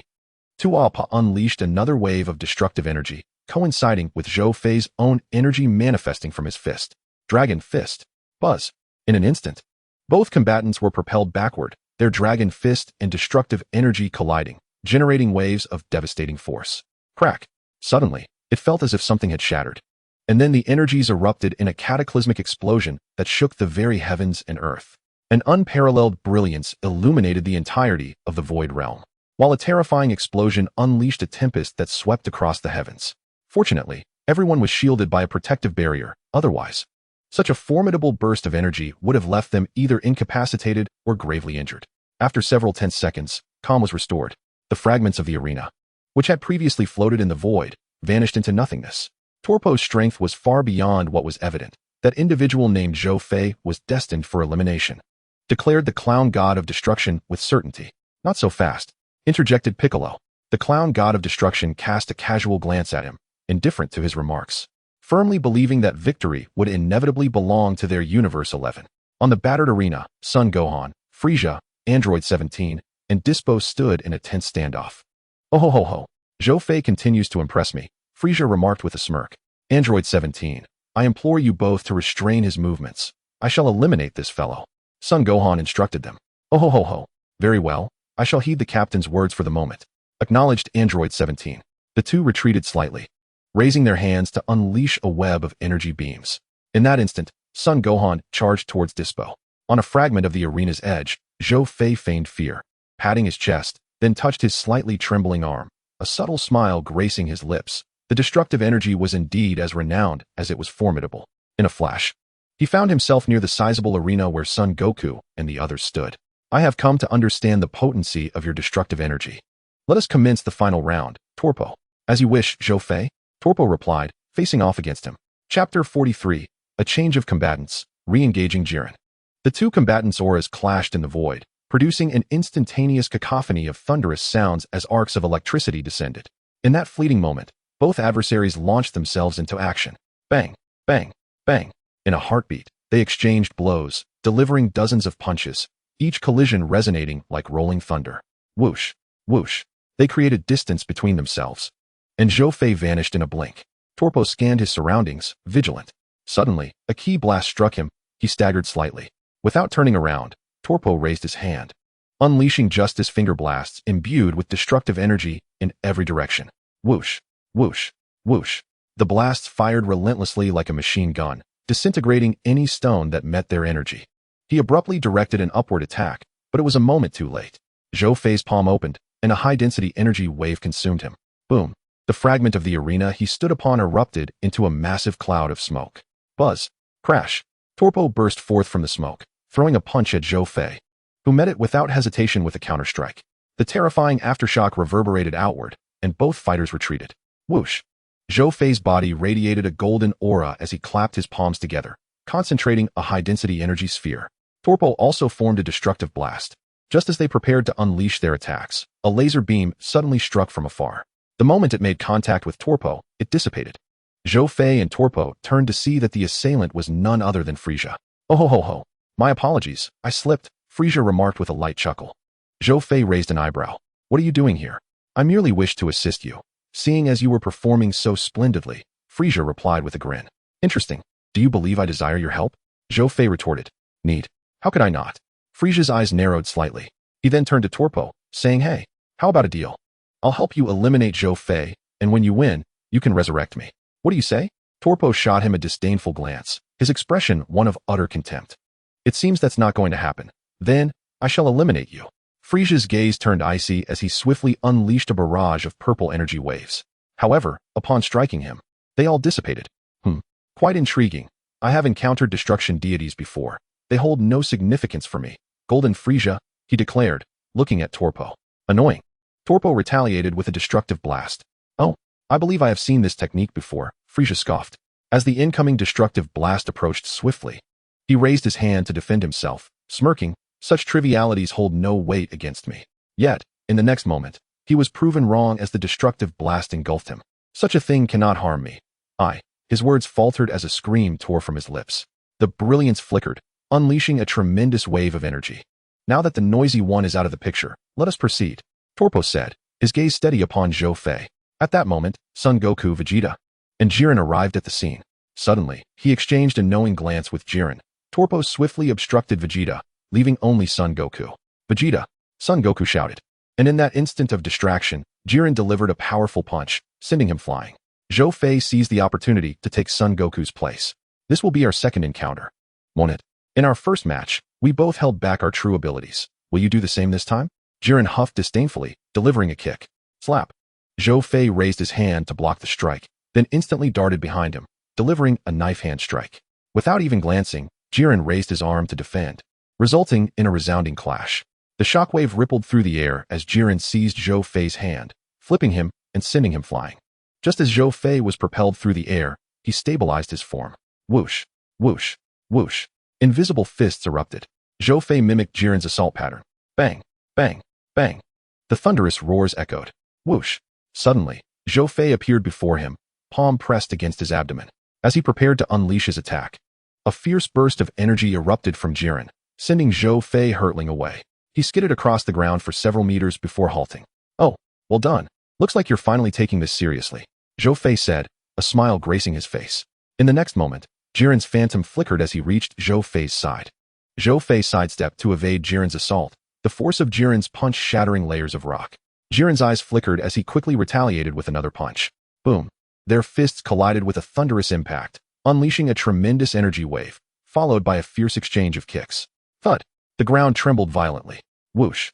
Zhou Fei leapt into the air, delivering a downward kick with such force that it seemed capable of annihilating worlds, erupting in a cataclysmic explosion of unparalleled energy. This strike sent Jiren crashing into the ground. Buzz! A massive surge of energy erupted like a geyser, shattering the already battered fragment of the arena. The overwhelming pressure from Jiren's energy was so intense that it felt as if Zhou Fei's body might be crushed. The barren landscape witnessed a difficult swallow from the onlookers. Was he truly prepared to unleash his full strength? Piccolo pondered, his brow furrowed. The god of destruction from Universe 11 remarked, "I have never witnessed Jiren unleash such a ferocious aura." The clown god of destruction smiled with narrowed eyes. Jiren is indeed taking this seriously. A crimson energy orb was cast from his hand. Zhou Fei executed a swift knife hand strike, resulting in a resounding crack. The orb split in two, exploding around him. At that moment, a terrifying energy sphere formed, swiftly diminishing to the size of a shuttlecock, and was hurled towards him. Sensing the immense power, Zhou Fei raised an eyebrow, gathering his energy to unleash a Kamehameha wave. As the two forces collided, a shockwave surged forth. Meanwhile, Torpo and Vegeta were locked in fierce combat. With a swift leap, he gathered energy in his palms and unleashed the ultimate flash, while Torpo countered with destructive energy. The two energies clashed, crackling ominously. "I shall not be defeated by destructive energy," Torpo proclaimed. The standoff lasted over 10 seconds until the destructive energy obliterated his attack. Vegeta deftly dodged aside. "Humph. Is this the extent of your power after enhancing your energy?" Torpo scoffed. "With such feeble strength, you cannot hope to defeat me. Absolutely not." As Vegeta regarded Torpo, the latter suddenly closed in, landing a punch that sent him flying, then swiftly appearing behind him to unleash an energy blast that struck him down, creating a massive crater upon impact. Vegeta emerged from the smoke just as Torpo descended before him, delivering a powerful strike. Vegeta blocked the attack and retaliated with a kick to Torpo's leg. Stumbling, Torpo steadied himself with one hand, then kicked Vegeta away. Is this the same person from before? Vegeta pondered, recalling their previous encounters, which felt worlds apart from the present. He shook his head in disbelief. How laughable that one who claims to uphold justice has turned to destruction. I have no need for a justice that cannot protect our universe. With that, he charged at Vegeta, delivering a kick that sent him flying, accompanied by an explosive energy wave. Vegeta crashed through several mountains, landing amidst the rubble. Torpo surveyed the debris. What nonsense about a Saiyans promise. Spare me. You bear too many burdens to ever defeat me. Regardless, I must survive. I have forsaken too much already. As soon as he finished speaking, he raised his hands, gathering destructive energy. However, just as he prepared to launch his attack, the Grand Minister's voice echoed. Contestant Dispo from Universe 11 has been eliminated. Contestant Gohan from Universe 7 has also been eliminated. The Omni King pressed the icon on his divine iPad. Torpo pursed his lips, his gaze darkening. Chapter 44, Elimination of Torpo, All-Out Battle with Jiren. A massive energy sphere took shape, aimed at Vegeta. Universe 7, meet your demise. As he watched the destructive energy sphere approach him, his thoughts raced. Trunks, Bulma, Bra, and the promise made with Kaba, the pride of being a Saiyan, all of it. You claim to have discarded all excess, but don't jest. I am different. I will never relinquish what matters. Just then, the energy sphere engulfed him. However, with a resounding hum, Vegeta erupted in rage, kicking the energy sphere away. In the moment Torpo was momentarily stunned, Vegeta charged in, delivering a punch that sent him flying, followed by a relentless onslaught of energy blasts. No matter how strong the destructive energy was, it could not escape the rule of being rendered harmless. After a series of explosions, Vegeta surged forward, launching a barrage of attacks that temporarily subdued Torpo. Bang! As Torpo collided with a massive boulder, he attempted to unleash his energy, but Vegeta was too close, striking him with a fist that shattered his concentration. What? Before he could comprehend the situation, a flurry of heavy punches rained down upon him, forcing him to retreat repeatedly. With such inadequate strength, do not even think of claiming you have grown stronger. The final kick sent him flying into the distance. How astonishing! How did Uncle Vegeta manage to disregard Torpo's destructive energy? Gohan exclaimed. The clown god of destruction from Universe 11 wore a grim expression. If that is the case, then we must annihilate his every attack. As long as he is not dead, anything goes. Now move. The last 3 words were shouted in a fit of hysteria. Torpo rose to his feet, just as Vegeta charged at him once more. No matter what, we will do whatever it takes to survive. Destruction. Vegeta's fists were enveloped in a deep blue aura. With a powerful punch, he shattered the destructive orb. What? If it were just the previous attack? He might have understood, but why could he disperse the energy of destruction with a single punch? You, who cannot even uphold your own pride, I, Vegeta, shall not be defeated by someone like you. As Torpo steadied himself, he fired 3 destructive orbs. Yet, all were dodged by Vegeta. Destruction. Bang. Just as the destructive orbs formed, Vegeta delivered a heavy punch that knocked Torpo back, then leaped into the air, kicking him away. Vegeta did not rush in. I shall make you taste the attacks that cannot be destroyed. He rapidly elevated his energy, soon forming a protective aura around his body.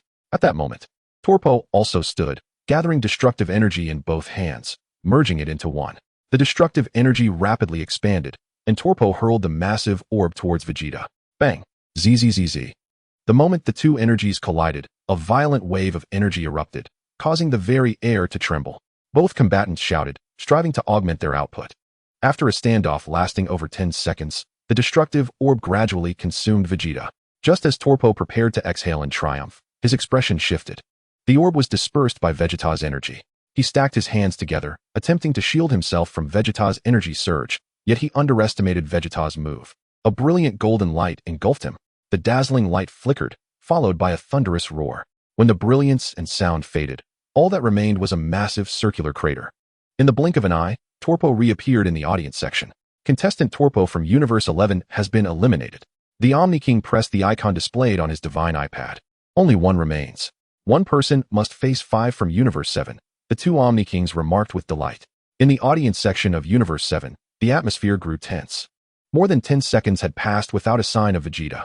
They could only fathom one grim possibility, that Vegeta had perished in an explosion. Sigh. Vegeta. Master Roshi lamented, just as Krillin excitedly pointed towards the arena.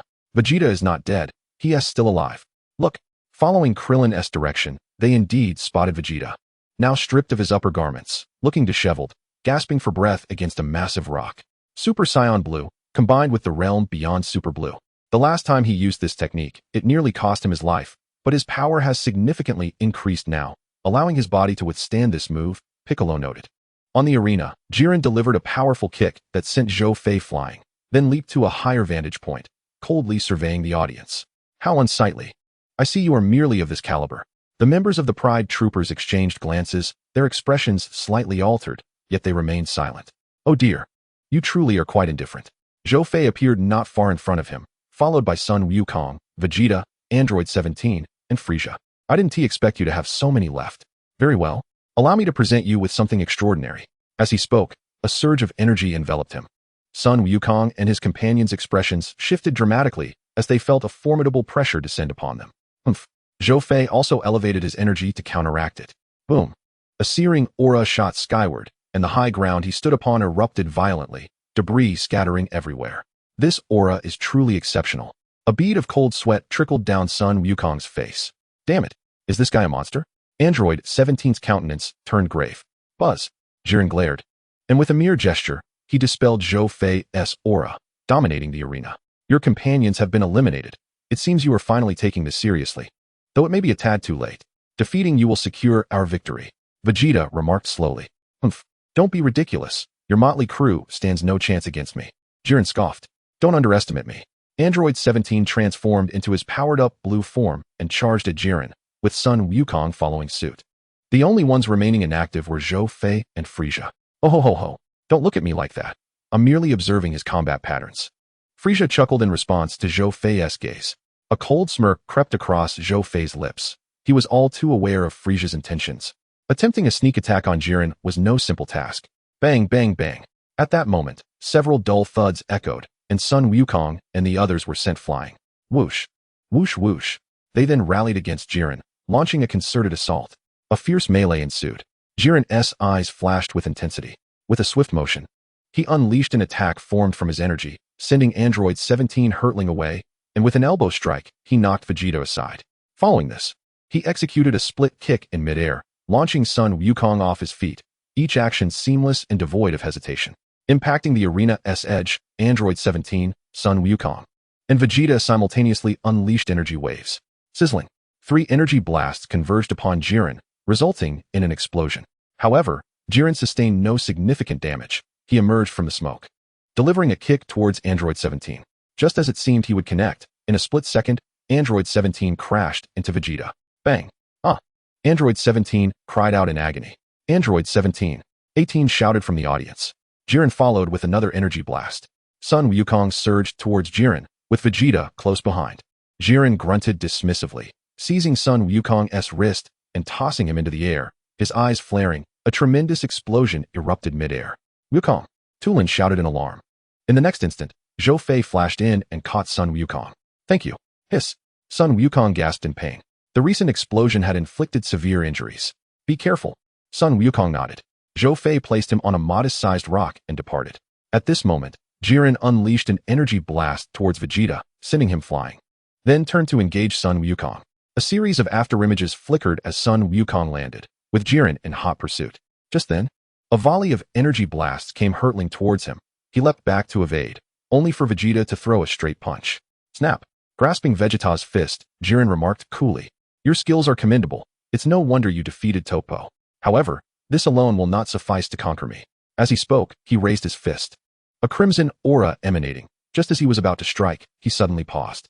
He found himself ensnared by a sphere of energy. Oh ho ho ho. How does it feel to be immobilized now? This is what we call a nightmare.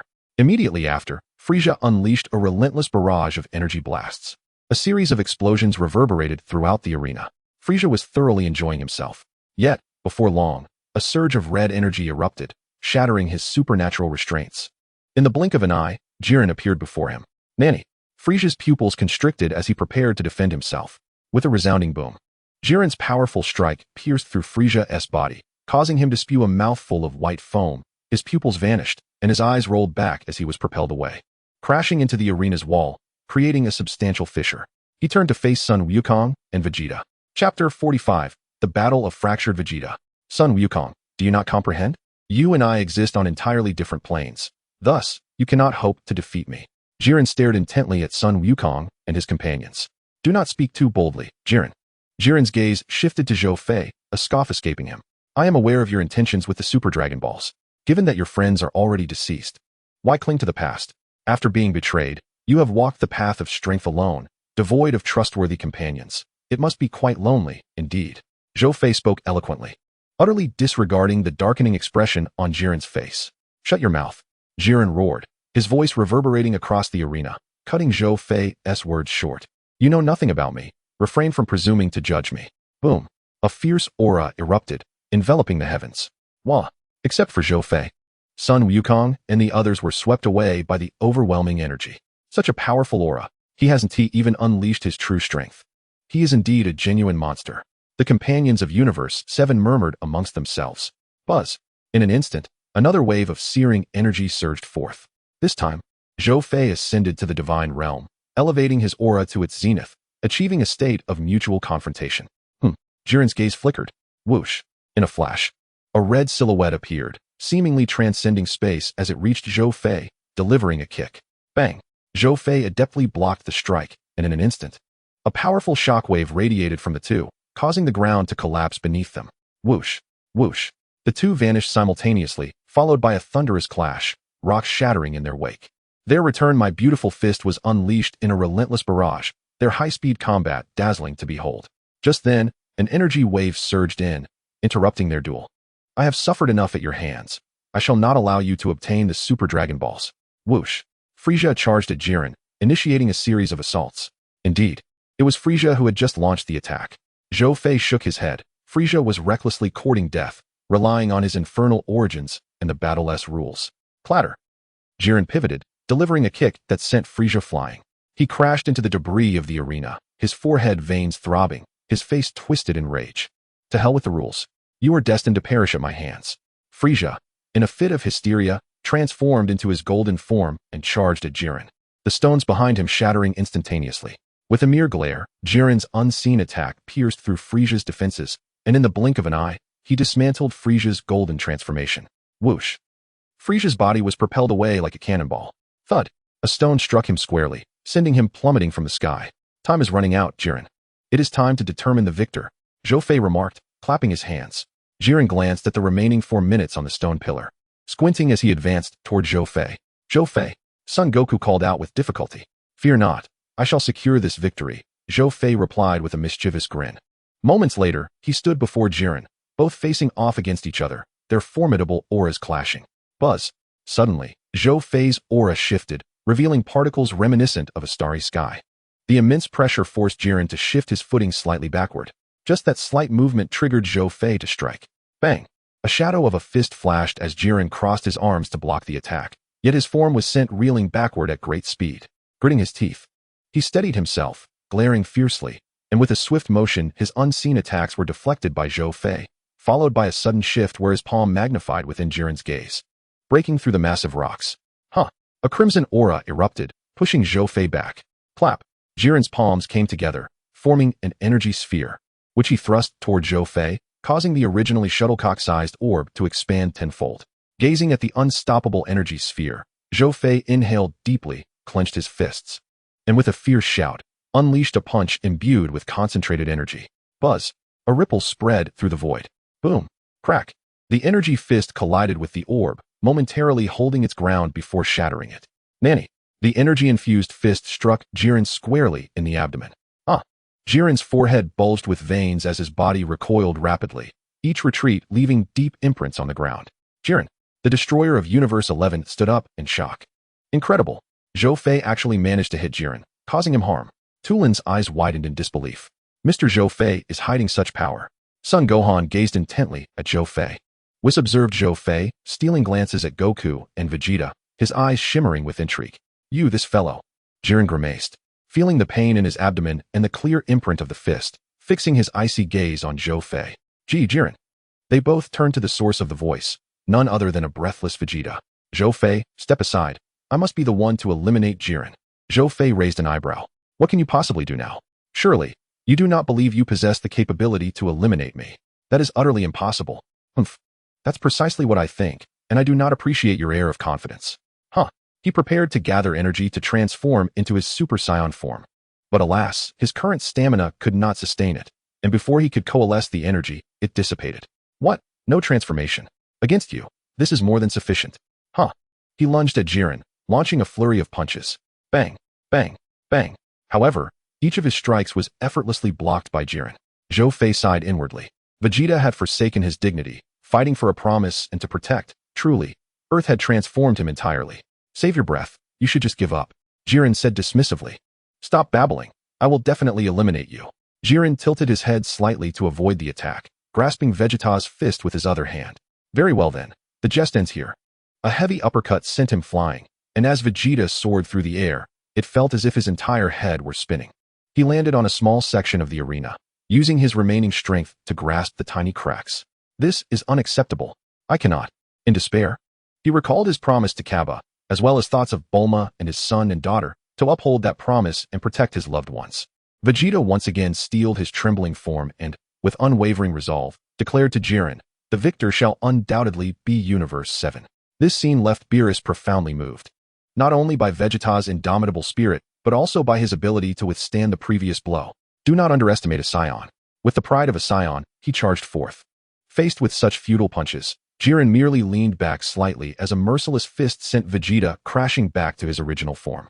His face and body were bruised and battered, having truly reached his limits. Yet even so, Vegeta struggled to rise once again. It is not over yet. He charged at Jiren once more. This time, his attack was even more feeble, making it easy for Jiren to block, and in the instant his hands faltered, Jiren retaliated. Bang, bang, bang.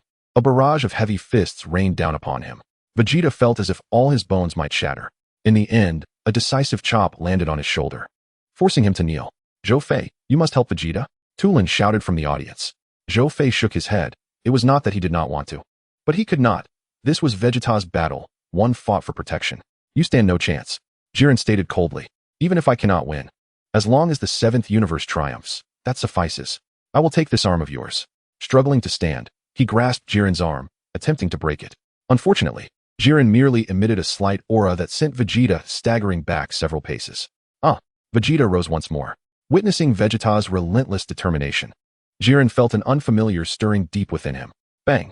Without any embellishments, a single punch sent him flying, and Vegeta hung precariously on a small ledge of the arena. His head spun, the voice of Bulma echoed in his ears, and driven by love, he rose again, despite his grievous injuries and overwhelming fatigue. With steadfast will and the weight of promises and expectations from his loved ones, Vegeta summoned his final strength and unleashed his final flash. Boom. Yet, in the end, it could not escape the law of smoke and injury. You scoundrel! Vegeta launched a punch, but Jiren effortlessly caught it. I acknowledge your proud dignity. But this is where it ends. Bang! A perfectly timed heavy punch sent Vegeta flying out of the arena. This time, he was utterly drained of strength. I truly am a fool. I am sorry, Bulma Kappa. From here on out, it is up to you, Zhou Fei Kakarot. A faint glow emanated from his hand, transferring to Son Goku. In the 7th universe, the contestant Vegeta has been eliminated. The future Omni King extinguished the icon on his divine iPad. Sensing the presence of his beloved wife, Vegeta, Goku rose to his feet and glanced towards Zhou Fei, who nodded in understanding. With a swift leap, he ascended to a higher ground. Goku comprehended the meaning behind Zhou Fei's gaze. It was not only a desire for another duel against Jiren, but also a yearning to surpass his limits and defeat him in the Ultra Instinct state. Chapter 46, On Equal Footing. Goku's eyes gleamed with determination as he stared at Jiren, inhaling deeply to transform into Super Saiyan Blue. Though he wished to unleash the Kaioken, his energy reserves were insufficient, leaving him with no choice but to proceed in this manner. I still cannot fathom the true value of what he entrusted to you. Goku remained silent. Trust is utterly worthless. Upon hearing this, Goku finally made his move, assuming a combat stance. Is that truly how you feel? No sooner had the words escaped his lips than Goku initiated the attack. A fierce close-quarters brawl ensued, with each combatant delivering heavy blows. After exchanging several strikes, Goku executed a backflip, launching a series of energy blasts. Alas, he fell victim once more to the unyielding law of smoke and no damage. As the smoke dissipated, Jiren charged at Goku, who narrowly evaded the assault with instant transmission, attempting to strike from behind.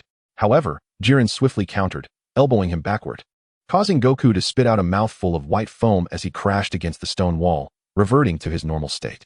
In the audience, Tulin watched anxiously as Goku was mercilessly battered, while Piccolo turned pale with fear. If things continued this way, Goku would surely be eliminated. Master Roshi averted his gaze, unable to bear the sight. Goku, propped up on one hand, gritted his teeth and unsteadily rose to his feet, his body battered and fatigued. Is this truly your limit? Jiren observed Goku with an indifferent expression. To him, only overwhelming power held significance, and the only one he regarded with any seriousness was Zhou Fei. Gasping for breath, Goku steeled himself. I absolutely cannot lose here.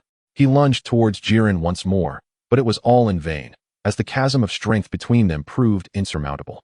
Goku soon found himself on the defensive, pushed back to the edge of the arena. One more powerful blow from Jiren would send him plummeting into the abyss, leaving only Zhou Fei and himself in the match.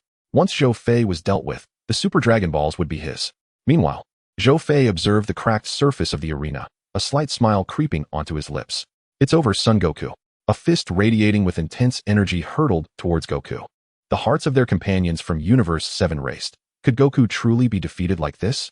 In that moment, Goku's mind flooded with images of his teammates and the voices of his friends and family. Just as Jiren's fist approached, it pierced through Goku's illusion, startling him as he realized it was merely a phantom. Turning to see Goku, now enveloped in a shimmering silver aura with silver eyes, Zhou Fei whispered, "Has it activated again? This time, it must be the final attempt. I hope he can endure."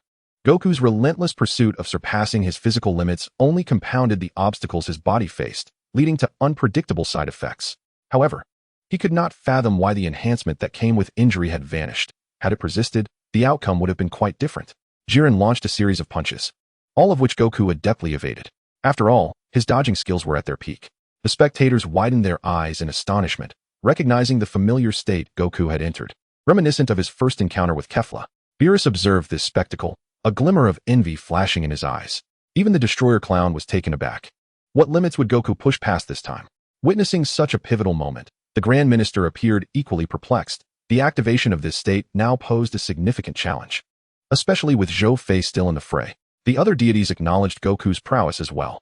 The two angels were visibly thrilled, finding Goku's display undeniably impressive, and eagerly anticipated the unfolding battle. With a swift blink, Goku had traversed over 10 meters, arriving before Jiren. Boom! The collision of their fists unleashed a blinding explosion akin to a nuclear detonation, shattering the already crumbling arena into fragments. In the chaos of the explosion, their furious exchanges intensified, the tempo of their attack and defense dizzying. In mere seconds, they had engaged in dozens of exchanges. With a mighty roar, Goku unleashed a punch so powerful it leveled everything in its path, though Jiren narrowly dodged. In response, Jiren struck with lightning speed, only to be evaded by Goku as well. Thus, they found themselves locked in a fleeting cycle of attack and defense. Suddenly, Goku executed a sweeping kick, causing a series of explosions in the void. Unfazed, Jiren retaliated with a piercing glare, unleashing an unseen assault. This time, Goku effortlessly blocked every strike. After successfully defending against the attack, Goku seized the opportunity to counter, causing the very fabric of the void to tremble with their ferocious clashes. What a spectacular display of combat. Goku's movements grew increasingly razor-sharp, the Kaioshin remarked. Yet, the old Kaioshin interjected, despite that, at critical moments, his power is still insufficient. At that juncture, Whis elucidated, it seems he is overthinking, akin to his battle with Kefla. In the instant he intends to strike, thoughts and judgments swirl in his mind. In the state of ultra instinct, excessive contemplation only slows his techniques, preventing his true potential from being realized.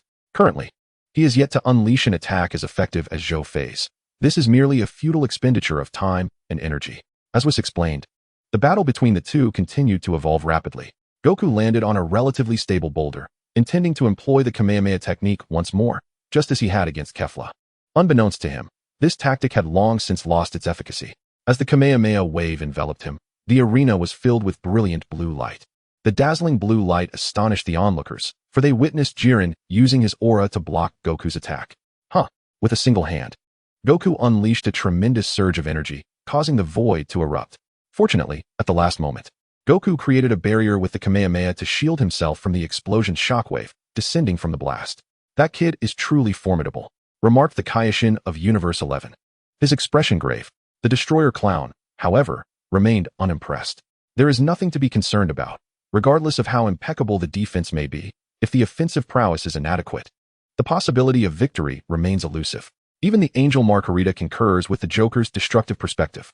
Defense, too, can gradually collapse from exhaustion, and once he depletes his energy, it will be the end for Zhou Fei. Such fanciful musings. Vegeta scoffed. At that moment, the Destroyer Joker rose to his feet. What do you mean? What do you imply? It seems rather premature to draw conclusions now. Throughout this battle, we Saiyans have repeatedly transcended our limits, a fact you cannot deny. As a deity of your stature, it would be rather reckless not to recognize this. The Joker squinted. Are you suggesting that under these circumstances, he might still achieve Ultra Instinct? That is sheer fantasy. Everything you have just uttered is mere rambling. Yet, the unwavering determination in Vegeta's expression stirred a flicker of unease within the Joker, a nagging sense of foreboding. Jiren has little time left. Swiftly eliminate Goku. Jiren focused his energy on the arena, charging towards Goku. At this moment, Vegeta shouted loudly, Kakarot, I have entrusted you with my pride and my promise. If you lose here, I shall never forgive you. Surpass the realm of the gods and defeat Jiren before me. Did you hear that, Kakarot? Steadying himself while still in free fall, Goku unleashed a fierce roar, his fiery aura erupting and sweeping across the arena. Finally, it is here. The pinnacle is about to manifest.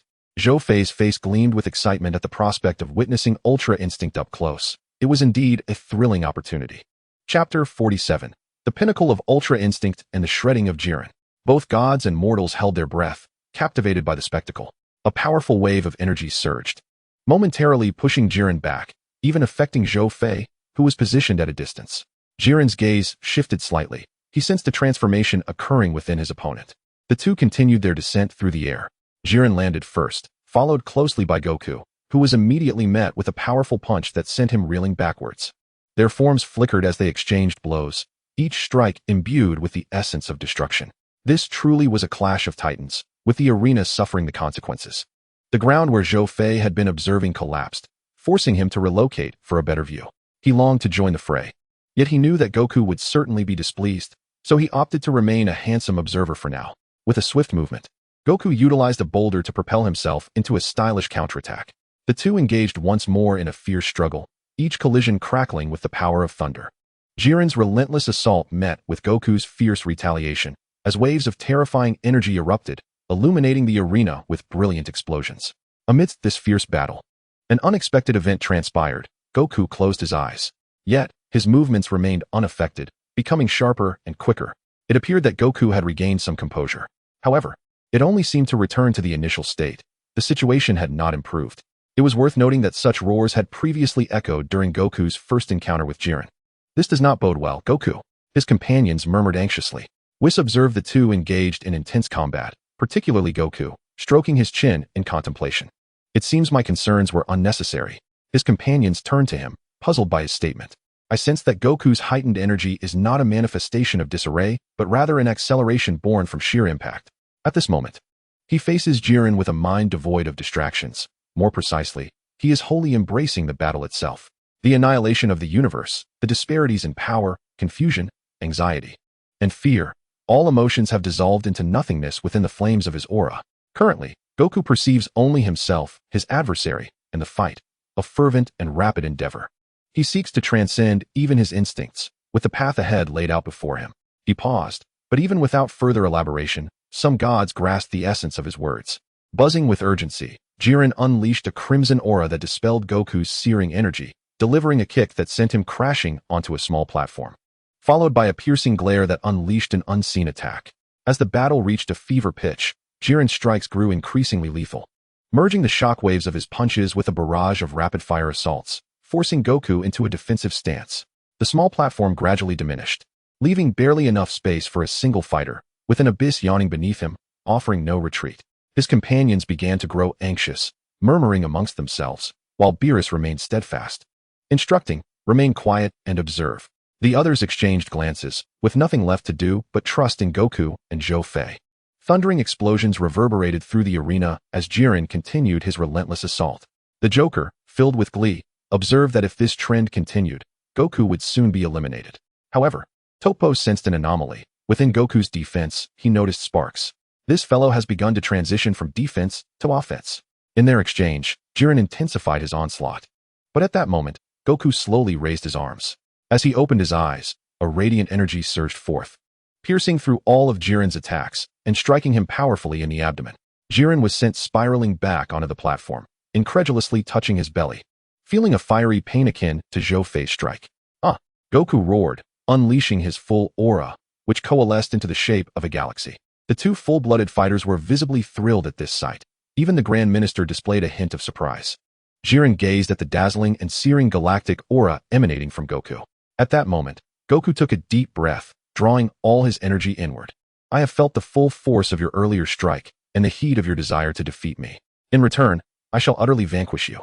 Jiren, too, ignited with fiery energy, compressing his amassed power to its utmost limit, forming a hyperdense energy sphere. Should this energy sphere detonate in the universe, it would spell destruction for all. "This is it, Goku," he bellowed, hurling it towards him. Confronted with such terrifying energy, Goku underwent yet another remarkable transformation. With a mere flick of his toes, the previously chaotic and scorching battlefield suddenly fell silent, as if everything that had transpired was merely a fleeting illusion. There is a saying, "The most fearful thing is sudden silence." All present, gods and mortals alike, stood in astonishment. Jiren blinked in disbelief, only to find Goku had inexplicably appeared behind him. He emanated a silvery radiance, obscuring his features from view. However, the crimson energy sphere in his hand was unmistakable, his own power. With a subtle motion of his fingertips, Sun Wukong caused the scarlet energy to disintegrate. In the distance, Zhou Fei, seated cross-legged upon a boulder, sprang to his feet in exhilaration upon witnessing this spectacle. The path of the divine had finally reached its zenith.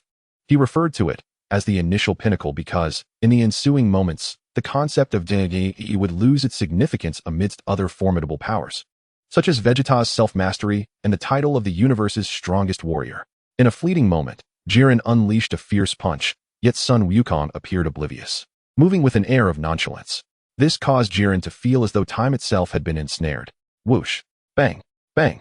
With a mere flip, Sun Wukong unleashed a barrage of attacks upon Jiren, who staggered back to the edge of the arena, barely managing to regain his footing.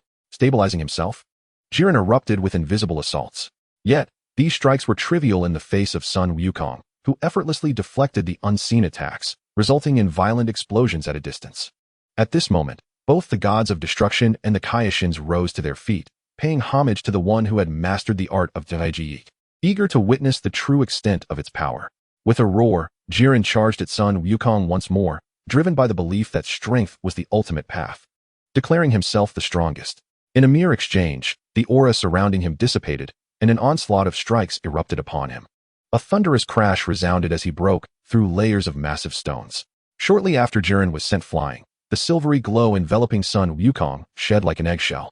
revealing his flowing silver hair and an aura of noble sanctity. Gazing upon Sun Wukong's transformed visage, Jiren felt an inexplicable flicker of trepidation wash over him. Shaking his head, he quickly dismissed such irrational thoughts. Fear? No, that was utterly inconceivable. Who was he? He was Jiren. With a delicate motion of his toes, Sun Wukong transformed into a streak of light, leaving a crimson mark upon Jiren's face in an instant. Do not presume that a mere increase in power grants you the right to disregard others. Clenching his fists tightly, Jiren charged at Sun Wukong, unleashing a relentless barrage of attacks. In his moment of disarray, how could he hope to strike the pinnacle of Zhou? With ease, Sun Wukong evaded, countering with swift agility.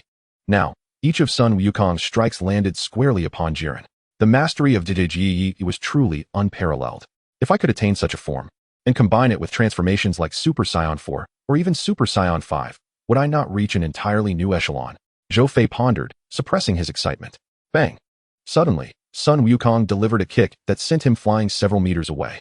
Jiren soared into the air, raising his hands to gather a terrifying energy, and without hesitation, he hurled it towards Sun Wukong. Sun Wukong, with an unperturbed demeanor, slowly raised his hand and unleashed a shockwave that neutralized Jiren's energy. Nevertheless, the ensuing explosion engulfed the battlefield in chaos. How could my energy be obliterated?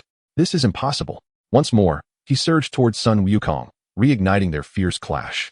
After exchanging blows for several rounds, it became evident that Jiren was being dominated by Sun Wukong. After sustaining multiple heavy strikes, Jiren was thoroughly disoriented. Bang! A powerful punch struck Jiren in the abdomen, causing him to arch backward and spew forth a mouthful of foam as he was propelled away. The subsequent series of thunderous crashes shattered several boulders, leaving him sprawled amidst the debris. Sun Wukong stood vigilant, surveying the rubble. In an instant, an overwhelming aura erupted, obliterating all remnants of stone. Jiren, gasping for breath, beheld the now invincible Sun Wukong, particularly fixated on his unwavering silver eyes. This cannot be. I will not lose. Absolutely not. Strength is justice. Strength is absolute. If I cannot win, then all is meaningless. To lose would mean losing everything, just as I did once before. I refuse to endure such treatment again. Jiren ground his teeth as he uttered this declaration. Transforming his past traumas into raw power, he let out a primal roar, unleashing his aura in its entirety. Cataclysmic flames erupted from within him, his muscles bulging and tearing through his garments, as the searing energy engulfed the arena, even forcing the already formidable Sun Wukong to retreat. The explosion of his form, in terms of combat prowess, could indeed suppress Zhou. If not for the constraints of the narrative, it might have been a different outcome. Zhou Fei shook his head, feeling a twinge of regret. Chapter 48, Victory, a Wish. The tempestuous aura enveloped the spectators, making them feel as though they were in the depths of hell. The terrifying shockwaves detonated the arena, leaving destruction in their wake. Akin to an apocalyptic scenario, as the battlefield was swiftly shrouded in Jiren's infernal energy. Amidst the fiery depths, Jiren advanced towards Sun Wukong like a demon. Sun Wukong, grave and focused, observed Jiren, whose aura had surged explosively compared to before. Whoosh, whoosh. Two streaks of red and silver intertwined.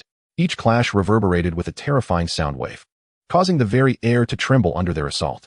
They descended to engage in close-quarters combat, each collision generating shockwaves that leveled the uneven ground around them. In mere moments, they exchanged countless blows. The eyes of the gods struggled to keep pace with their speed, relying solely on instinct to follow their movements. Damn it! He has forced Kakarot into a corner, and the memories of past traumas have unleashed his latent potential.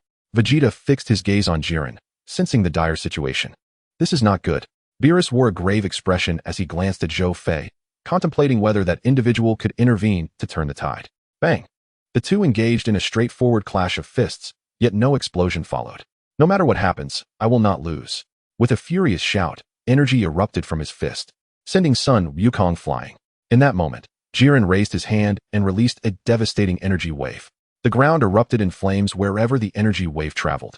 With that single strike, Sun Wukong found himself on the defensive, leaping onto a massive stone as a relentless barrage of energy blasts rained down upon him. For the moment, he could only endure the continuous onslaught. Whoosh! Jiren leaped into the air, unleashing an energy wave, while Sun Wukong reciprocated with a Kamehameha. The powerful energies clashed, creating a dazzling display of light.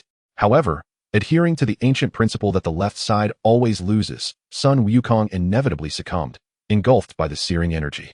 A deafening explosion resounded across the heavens and earth, creating a gaping chasm in the arena. Jiren stared impassively at the billowing smoke, initially believing it to be the end, only for Sun Wukong's figure to burst forth from the haze once more. In that instant, Jiren vanished, and Sun Wukong's foot shattered the ground beneath him. After several collisions, they began to grapple in a contest of strength. To his astonishment, "You still possess such formidable power. You truly are an indomitable opponent." The breaths of the two clashed violently, shattering the ground beneath them in an instant, as a thick cloud of smoke billowed, giving Sun Wukong the opportunity to launch a counterattack.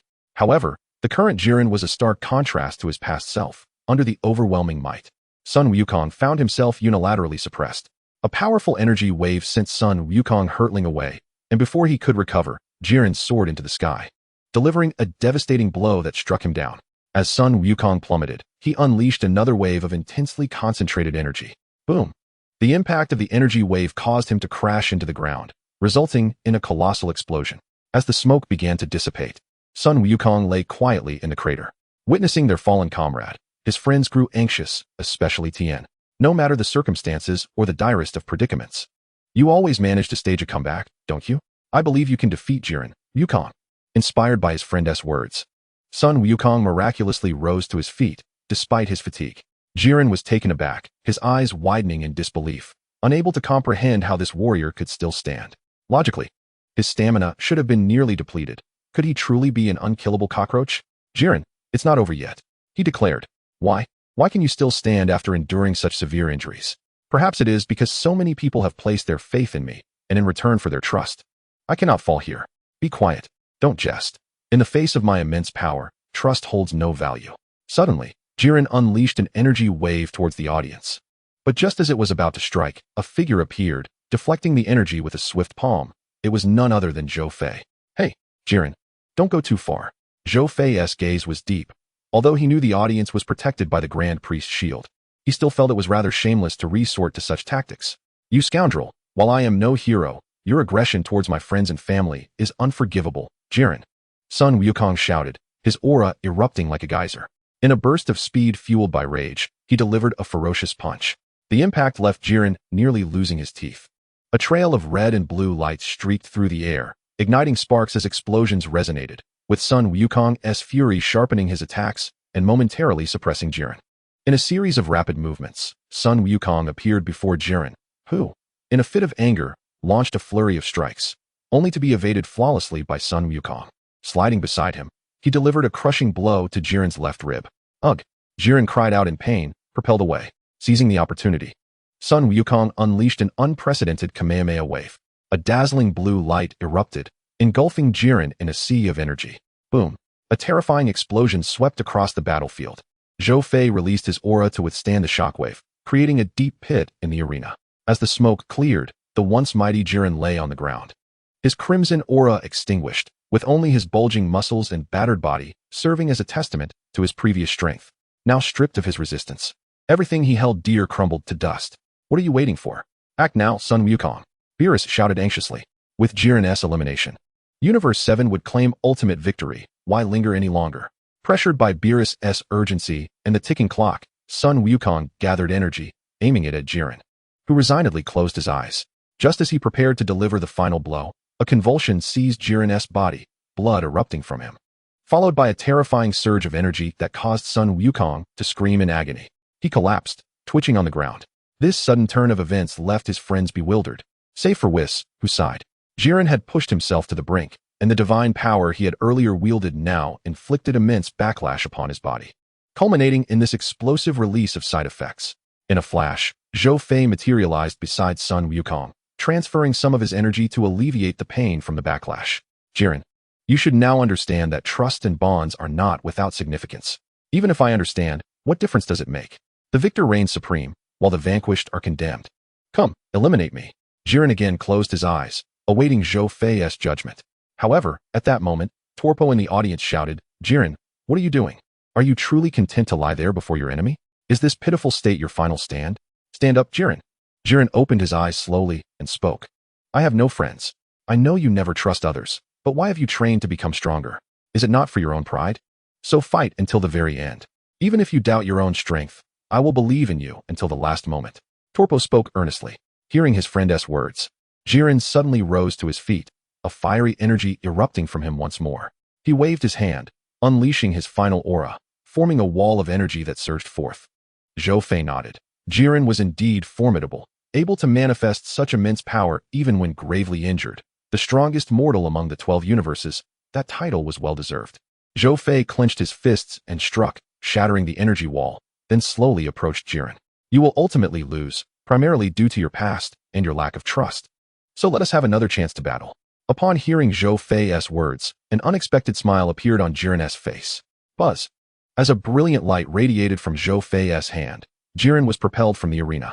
With all contestants from Universe 11 eliminated, I hereby declare that Universe 11 will soon vanish. The audience surrounded Jiren. Jiren, thank you. Torpo expressed his gratitude. Why? He still could not comprehend. Yet, despite his confusion, he inexplicably felt a sense of joy as he smiled and faded along with Universe 11. On the arena, Zhou Fei shook his head. Throughout this encounter, he hadn't truly engaged in battle, making it seem as though he had merely come to tour the event. However, there would be opportunities in the future. He scanned the area and said, "You two have rested long enough. It's time for you to join the fray." His friends were puzzled. Who was he referring to? The next moment, several stones shattered, revealing Frisia and Android 17. Android 18 stood up, elated. I never imagined we would win this match in such a manner. Android 17 remarked, rubbing his painfully sore shoulder. Oh ho ho ho. You truly are something, Sun Wukong. I was right about you. But remember our agreement. Frisia grinned at Sun Wukong. Having regained some strength, Sun Wukong slowly rose to his feet, and just as he was about to speak, the Grand Priest approached them, asking, Zhou Fei, have you decided on your wish? Zhou Fei nodded. Upon witnessing the High Priest summon forth the magnificent dragon, the arrival of this celestial being remained as awe-inspiring as ever, prompting even the two Supreme Kais to rise in reverence, igniting a spark of excitement in Zhou Fei's eyes. Very well, now articulate your desire, the High Priest said with a serene smile, gazing at Zhou Fei. Let us restore the universes that were erased during the tournament. Zhou Fei declared, a wish that astonished all the gods and mortals present. Are you certain this is your wish? Indeed, indeed. It's not too late to reconsider. The two Supreme Kais urged. Zhou Fei shook his head, affirming that this was his final wish. The Supreme Kais nodded in agreement, and the High Priest conveyed the wish to the dragon. Zhou Fei believed that by requesting the revival of all erased universes within the multiverse framework, there was a possibility of resurrecting those 6 unknown universes. The dragon's eyes glowed with a crimson light, and a dazzling stream of golden energy swept across the multiverse, reviving all the universes that had been erased during the competition. As the dragon dissipated, the spectacle concluded, and after a few moments, everyone returned to Earth alongside Whis. Thus, the fate of the universes reached a resolution, yet new crises loomed on the horizon. Chapter 49, A New Foe Approaches. At Capsule Corporation on Earth, Bulma expressed her surprise at their swift return, noting that only about 40 minutes had elapsed. Emerging from the cosmic cube, Goku and his companions settled onto the grass. Bulma, prepare some delicious food. I'm famished, Vegeta remarked. Bulma paused, casting a bewildered glance at Vegeta. After years of marriage, she sensed a change in him, but quickly dismissed it as mere imagination. Nevertheless, seeing everyone's exhaustion, she instructed the cooks to prepare a feast. Hey, Goku, you haven't forgotten our agreement, have you? If you haven't, send me back to hell first, Frisia's voice interjected. Goku nodded. He certainly remembered. You still have some time, don't you? Frisia sneered, observing the joyous reunion around him, feeling as though he were in a version of hell himself. In that case, you might as well join in the happiness. Whis chuckled, waving his staff, enveloping Frisia in a vibrant green light, causing the halo above his head to vanish. What is this? Frisia pondered in disbelief. This is a gift from Lord Beerus. He mentioned you performed admirably in this battle. Frisia's expression stiffened. Is this acceptable? I have no intention of abandoning my wicked ways. At that time, let either me, Vegeta, or Zhou Fei be the ones to defeat you, Goku declared. Zhou Fei rolled his eyes, thinking, aren't you two enough already? Shortly thereafter, Frisia departed with Whis, returning to his own planet. An hour and a half later, 2 large tables were laden with an abundance of food, and everyone indulged in the feast. Time passed, and a month later, on an island 1,600 kilometers south of West City, Bulma, her daughter Bra, and the god of destruction along with 3 Saiyans were present. Goku and Vegeta were engaged in intense sparring on the ocean, while Zhou Fei sat atop a high rock, meditating. During this month, he occasionally trained in the room of spirit and time at the temple, or in the realm of the god of destruction. In essence, he was either training or on his way to train. He had recently opened 5 gifts, though 3 of them turned out to be empty, which left him rather speechless. He hadn't expected the system to bestow empty gifts. The items he did acquire included the ability to conjure matter, a supernova, seeds of the Tree of Might, manipulation of energy, and instantaneous movement. He had experimented with the matter conjuring ability, successfully creating simple garments and robust objects. As for the seeds of the Tree of Might, he was intrigued but aware that planting them could dramatically affect the planet, so he refrained from attempting to grow them. Regarding instantaneous movement, he found it akin to Jebediah's technique. Upon acquiring this ability, he had been inundated with numerous coordinate data in his mind, allowing him to teleport to any planet within the 7th universe, and he considered the possibility of gathering the Super Dragon Balls to wish for all universe coordinates, which, combined with his instantaneous movement, would be exhilarating. Bang, bang, bang. With each fierce clash between Goku and Vegeta, the waves crashed violently against the island. Beerus, reclining on a lounge chair, suddenly opened his eyes, covering his ears as he rushed outside, exclaiming, "You rascals are deafening. Could you be a bit quieter while fighting?" Goku, startled, abandoned his sparring with Vegeta. Zhou Fei opened his eyes and shook his head. The group gathered under a large sunshade, enjoying a delightful meal. In the midst of their dining, Whis posed an unexpected question to Goku. "Goku-san, why do you pursue greater power? Are you perhaps interested in the position of a god of destruction?" Upon hearing this, especially the last part, Beerus became restless. Goku waved his hands vigorously. "Not at all. I have no interest in that." Beerus felt a twinge of self-importance. During the recent universe martial arts tournament, formidable fighters from other universes emerged, igniting his excitement. "Indeed, your combat aspirations do extend to those from other universes," Vegeta remarked. Whis then directed his inquiries towards Vegeta and Zhou Fei. Vegeta explained his motivation stemmed from Frieza. As Goku had resurrected the villain, and to prevent further destruction of Earth, he aimed to become stronger. The group's gaze shifted toward Zhou Fei. How could he articulate that he possessed a system capable of infinite enhancement? Zhou Fei shrugged. "My desire to grow stronger is quite simple. I wish to avoid the tragedies that befell my original timeline."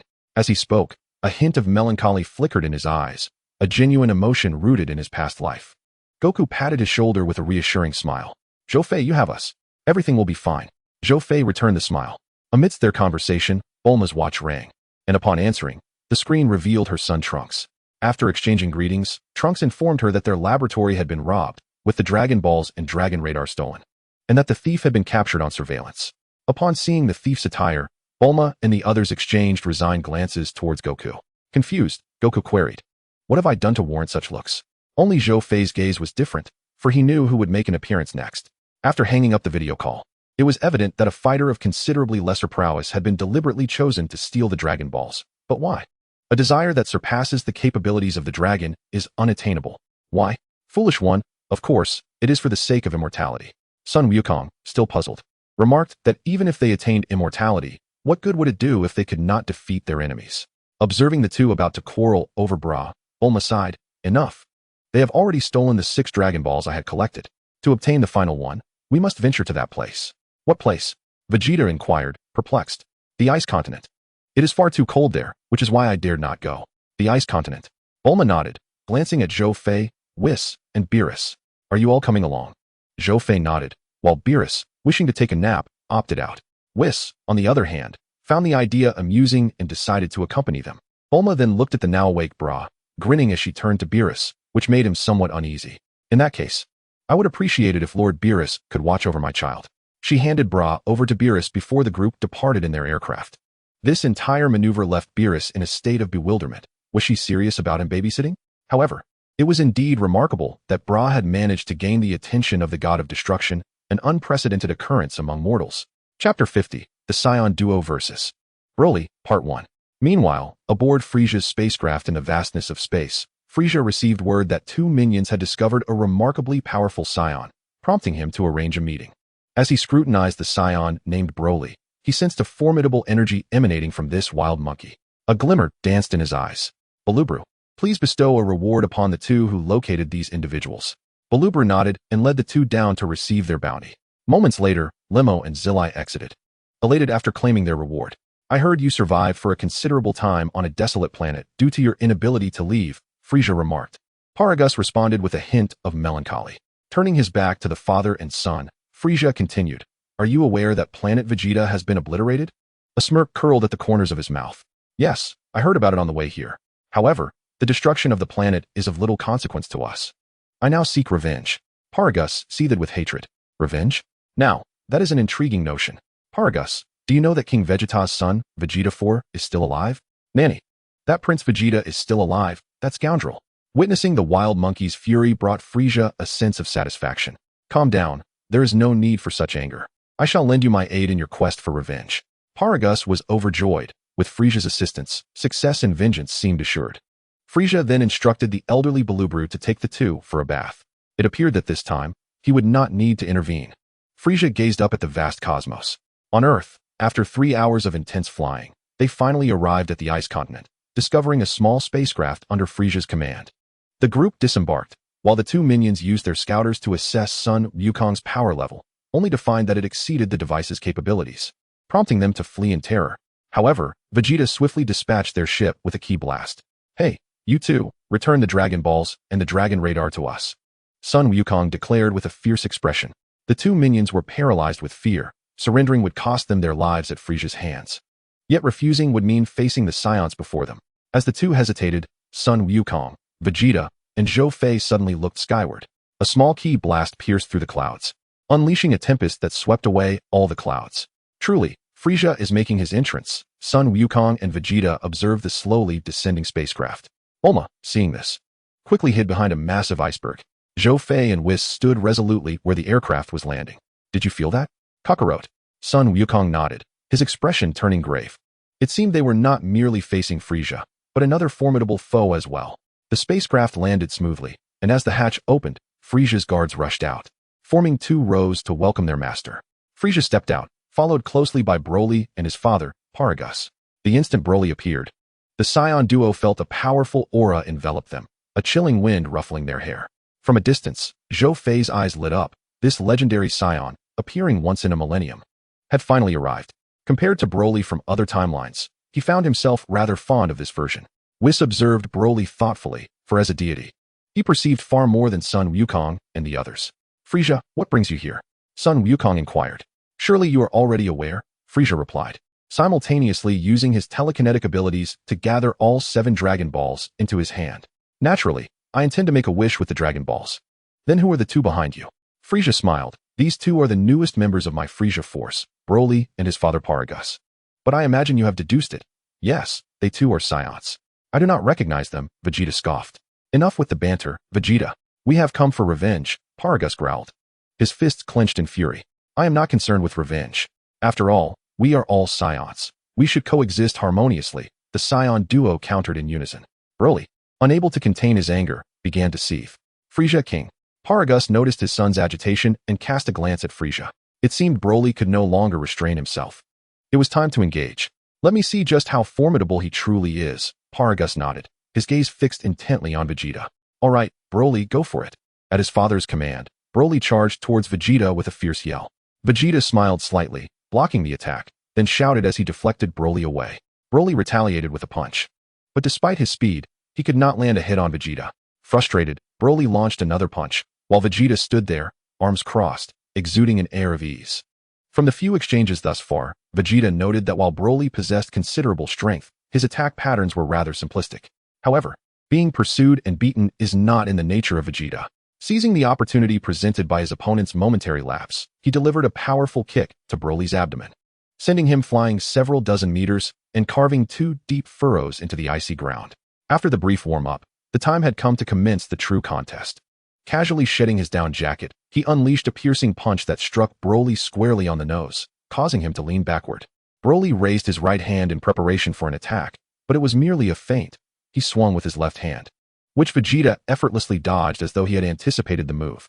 With a swift somersault, Vegeta kicked Broly in the stomach, followed by a hand-supported Thomas spin that instantly toppled him. Before Broly could even regain his bearings, Vegeta sent him flying once more, pursuing closely behind. The sequence of movements flowed seamlessly, devoid of any unnecessary embellishments. The 2 warriors clashed repeatedly upon the vast, unyielding ice surface, their immense power causing the ice to shatter beneath them. After several exchanges, Broly clenched his fist and launched a heavy blow. Unfortunately, his attack was too conspicuous. Vegeta was already prepared, easily evading the strike and swatting Broly's hand aside. Broly stumbled, nearly plummeting from the air. With a furious roar, he unleashed his energy and darted towards Vegeta at blinding speed, blocking his path. Even Vegeta had to concede the speed was remarkable. However, Broly's attacks remained simple and direct, easily repelled by Vegeta. After all, most of Broly's combat techniques were inherited from his father, making them trivial for someone of Vegeta's experience. Yet, as time passed, Vegeta began to perceive a troubling development. This Saiyan, named Broly, was rapidly evolving. Broly swung his fist once more, bang. Although Vegeta managed to block the strike, the sheer force propelled him backward. Regaining his stance, Vegeta clenched his fists and struck downwards with tremendous force, creating a resounding impact. Though he sent Broly flying, the latter quickly reignited his energy and charged at Vegeta again. Now accustomed to Vegeta's speed, he swiftly maneuvered behind him. Vegeta was momentarily taken aback, but in that instant, Broly's punch connected, sending Vegeta soaring. Fortunately, Vegeta was prepared. The two locked fingers, suspended in midair as they competed in a test of strength. Vegeta gripped Broly's fingers tightly, the earlier strike igniting his fury. Feeling the pain, Broly attempted to break free, but at that moment, a golden aura began to radiate from Vegeta. "You are indeed a formidable opponent," he exclaimed, delivering a headbutt that sent Broly flying, transforming into Super Saiyan. With a cold gaze fixed on Broly, Vegeta's intense demeanor proved unbearable for him. Broly, in a furious rage, attempted to replicate his earlier strategy by moving swiftly behind Vegeta once more. However, Vegeta effortlessly raised a hand, striking him back. Paragus watched in shock, bewildered by Vegeta's transformation. What is happening? Could it be that Broly cannot ascend to Super Saiyan? Frieza observed Paragus with a hint of curiosity. Nanny? Super Saiyan? Could it be the legendary one? Paragus swallowed hard, panic beginning to set in. If this truly was the legendary Super Saiyan, then his plans for vengeance would be thwarted. As the battlefield erupted into a second round of combat, Broly found himself under relentless pressure. Broly roared in frustration. The simplicity of his attack patterns left him vulnerable against Vegeta's seasoned experience. For Broly, his combat experience was akin to that of a child. Yet, he had yet to fully unleash his potential. Bang! Vegeta landed a heavy punch to Broly's face. But this time, Broly did not yield. He absorbed the blow with his face, his furious gaze directed at Vegeta, eyes ablaze with rage. What is this guy's deal? Vegeta sensed something was amiss. Broly concentrated his energy into his fist and delivered a crushing blow to Vegeta's abdomen. Vegeta blocked the attack, but was still propelled backward by the immense force, crashing through a massive ice formation. Damn it, this guy's growth rate is astounding. The ground trembled as Broly relentlessly pressed forward, using his fist to drive Vegeta, cleaving through the colossal ice structure in their path. Observing the fierce clash, Zhou Fei narrowed his eyes at Broly, noting that his rage was escalating. It would not be long before it was his turn to enter the fray. Especially since he had not showcased his abilities during the Tournament of Power. A barrage of energy blasts erupted. Vegeta deftly evaded them, altering his trajectory to ascend higher into the sky, while his aura shifted into Super Saiyan God mode. A crimson energy enveloped him, forcing Broly to halt in his tracks. Overwhelmed by an immense pressure, Vegeta raised his hand, releasing several energy blasts that struck Broly, merely sending him flying without inflicting significant damage. As Broly advanced in a fury, Vegeta remained expressionless, deftly dodging his attacks. After several exchanges, he seized Broly's fist and delivered a seemingly light punch, yet it struck with the force of a hammer, launching Broly thousands of meters away, where he collided with several small icebergs, diminishing the impact of his flight. Boom! Ultimately, Broly crashed into a sturdy ice mountain, creating a massive breach. Paragus, witnessing the stark disparity in power, slumped to the ground, contemplating surrender. However, upon seeing his son on the brink of losing control, he sprang back to his feet, panicking as he shouted, "Broly, stop! Come back! Are you ignoring my words?" Broly. Frieza regarded Broly thoughtfully. Broly clutched his forehead and roared. What is happening? Vegeta sensed an extraordinarily potent energy radiating from him. Though puzzled, he dismissed it as inconsequential. He raised his hand, unleashing a brilliant energy wave. Boom! The energy wave engulfed Broly, resulting in a violent explosion. With a scoff, Vegeta prepared to retreat when suddenly the ocean began to quake as if boiling. The sea surged, forming a colossal whirlpool, from which Broly erupted, muscles bulging, his pupils glowing with a green-gold flame. Zhou Fei appeared beside them in an instant. Hey, what is going on with this guy? Vegeta, Zhou Fei, have you ever encountered this type of Saiyan? Vegeta shook his head while Zhou Fei remained silent, his eyes gleaming with excitement. Broly erupted into a furious roar, and suddenly, a green energy wave burst forth from his mouth.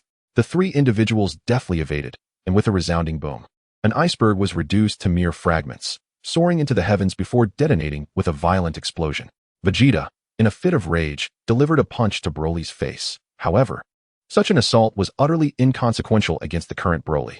Swiftly retaliating, Broly sent Vegeta hurtling away and pursued him with remarkable speed. Thud, thud, thud. A flurry of punches rained down upon Vegeta, who was left with no choice but to defend himself.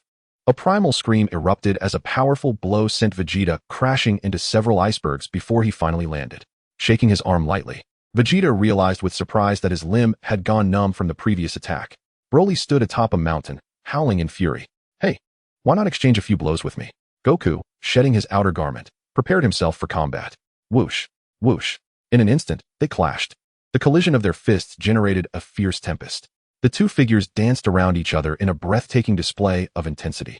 After a number of exchanges, Vegeta, unable to match Broly in his base form, transformed into Super Saiyan, yet the outcome remained less than satisfactory, compelling him to ascend to Super Saiyan God. As Broly charged at him in a furious onslaught, Goku utilized a technique akin to using a feather to lift a mountain, dissipating much of Broly's power. Nevertheless, even so, Broly's strikes shattered the ice beneath them, reminiscent of tectonic upheaval. Goku leaped backward, only for Broly to pivot and charge at him once more. Hey, calm down. Yet Broly, consumed by rage, paid no heed and unleashed another reckless punch. Goku frowned slightly, raising both hands to temporarily bind Broly's movements with divine energy. Listen to me. We Saiyans are living peacefully on Earth, and you are not a villain. There is no benefit in heeding the words of those wicked individuals, so please, cease this fighting. Unperturbed, Broly's fury surged anew, breaking free from Goku's restraints and ensnaring him in a vice-like grip of energy. Goku's heart raced in alarm. Boom. A heavy fist collided with his face, but Goku managed to withstand it, countering with a throw that sent Broly crashing into the thick ice layer, causing it to collapse over an expansive area. Goku ascended into the air, but Broly rose once more, roaring with renewed anger, his green aura flaring violently.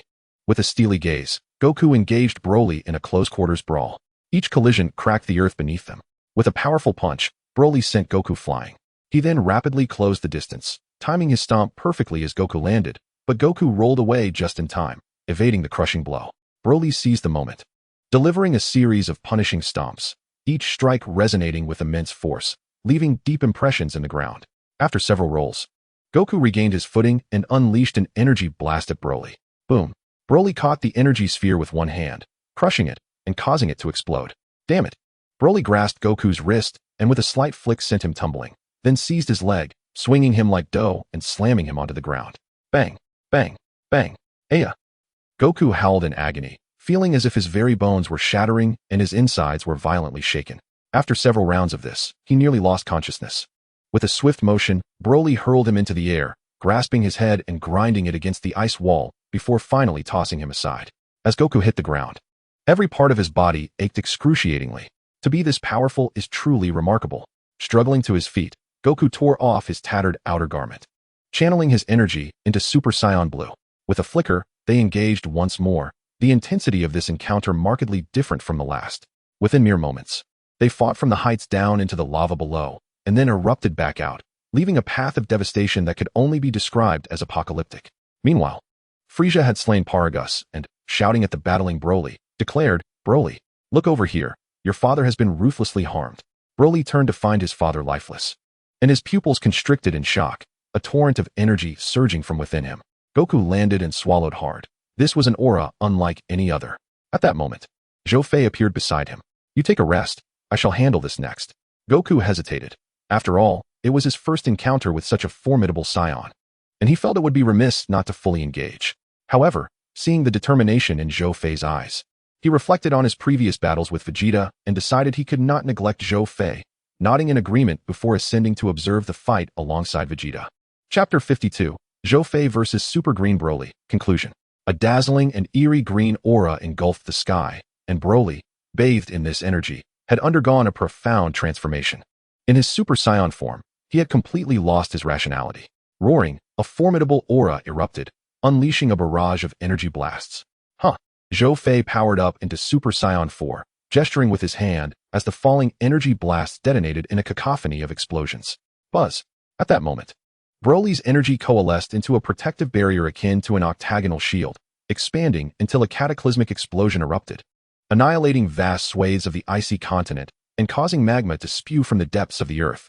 Zhou Fei's gaze sharpened as he transformed into a streak of light, delivering a powerful kick to Broly's abdomen. Broly's body bent slightly, but did not falter. He retaliated with an open palm strike aimed at Zhou Fei.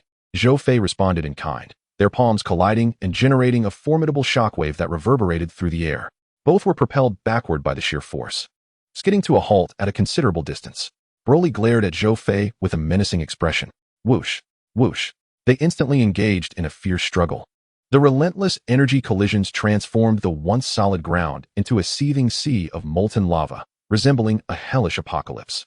Suddenly, a red afterimage darted past, striking the air with tremendous force and creating a vacuum that unleashed a tempest. Broly was launched like a cannonball, soaring thousands of meters before plummeting into the lava. Boom. Shortly after, the lava erupted, and Broly emerged unscathed, save for some tattered clothing. Roaring like a beast, he expanded and contracted his green energy, dashing towards Zhou Fei with lightning speed. Good heavens, his speed has increased even further, releasing the 500 times gravity. In an instant, Zhou Fei's aura surged dramatically. In that fleeting moment of ascension, Broly reached him and unleashed a ferocious punch. Bang! Zhou Fei absorbed the impact nonchalantly as an overwhelming shockwave erupted, causing the very fabric of reality to tremble. Grasping Broly's fist, he hurled him away, prompting Broly to retaliate with an energy wave. In the blink of an eye, Zhou Fei countered with his own energy wave, clashing against Broly's. Zzz. The powerful energy waves collided, creating an incessant tremor in the void. What on earth is this Saiyan's origin? Why have we never heard of him before? Goku pondered in confusion. Did you not hear that scoundrel Frieza say they live on a remote and inhospitable planet? Vegeta let out a disdainful snort and cast a sidelong glance at him. However, he could not deny the truth that this Saiyan was indeed extraordinarily powerful. He had an unsettling premonition that even if he transformed into Super Saiyan Blue, he might not stand a chance against this being named Broly. Simultaneously, a wave of indignation surged within him. Aside from Zhou Fei and Kakarot, there was another Saiyan who surpassed him, the prince of all Saiyans. This was a profound affront to his pride. How could he aspire to grow stronger and surpass Kakarot and Zhou Fei when such challenges loomed before him? On the battlefield, the formidable energy waves of the two warriors clashed for several seconds, neutralizing one another. In a flash, Zhou Fei seized the moment when the energy dissipated and lunged at Broly, driving his knee into Broly's face. Broly staggered back, but quickly retaliated. The two engaged in a fierce close-quarters combat, each blow resounding like thunder, shaking the very heavens. Meanwhile, the earth trembled under the weight of their ferocious conflict, sending waves of panic rippling through the populace. Elsewhere, Beerus, who was watching over his child, opened his eyes to see Bra playing gleefully atop him. He wore a look of exasperation before his gaze shifted to the distant battlefield. I hope you finish soon. I'm rather looking forward to my meal.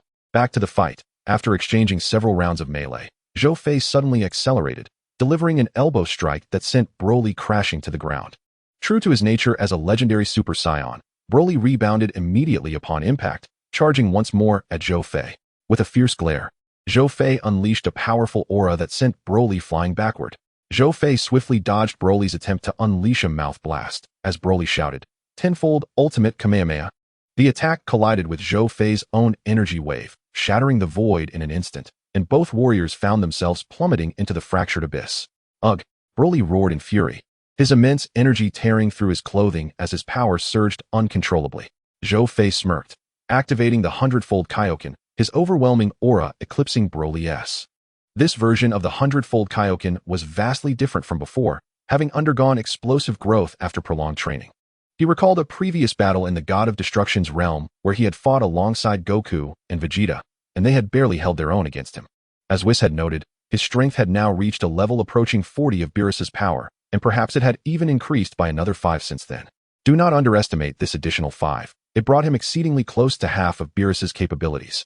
One must recognize that Beerus was a master of concealing his true strength, consistently enhancing his energy in unfathomable ways. Zhou Fei speculated that Beerus intentionally restrained his power.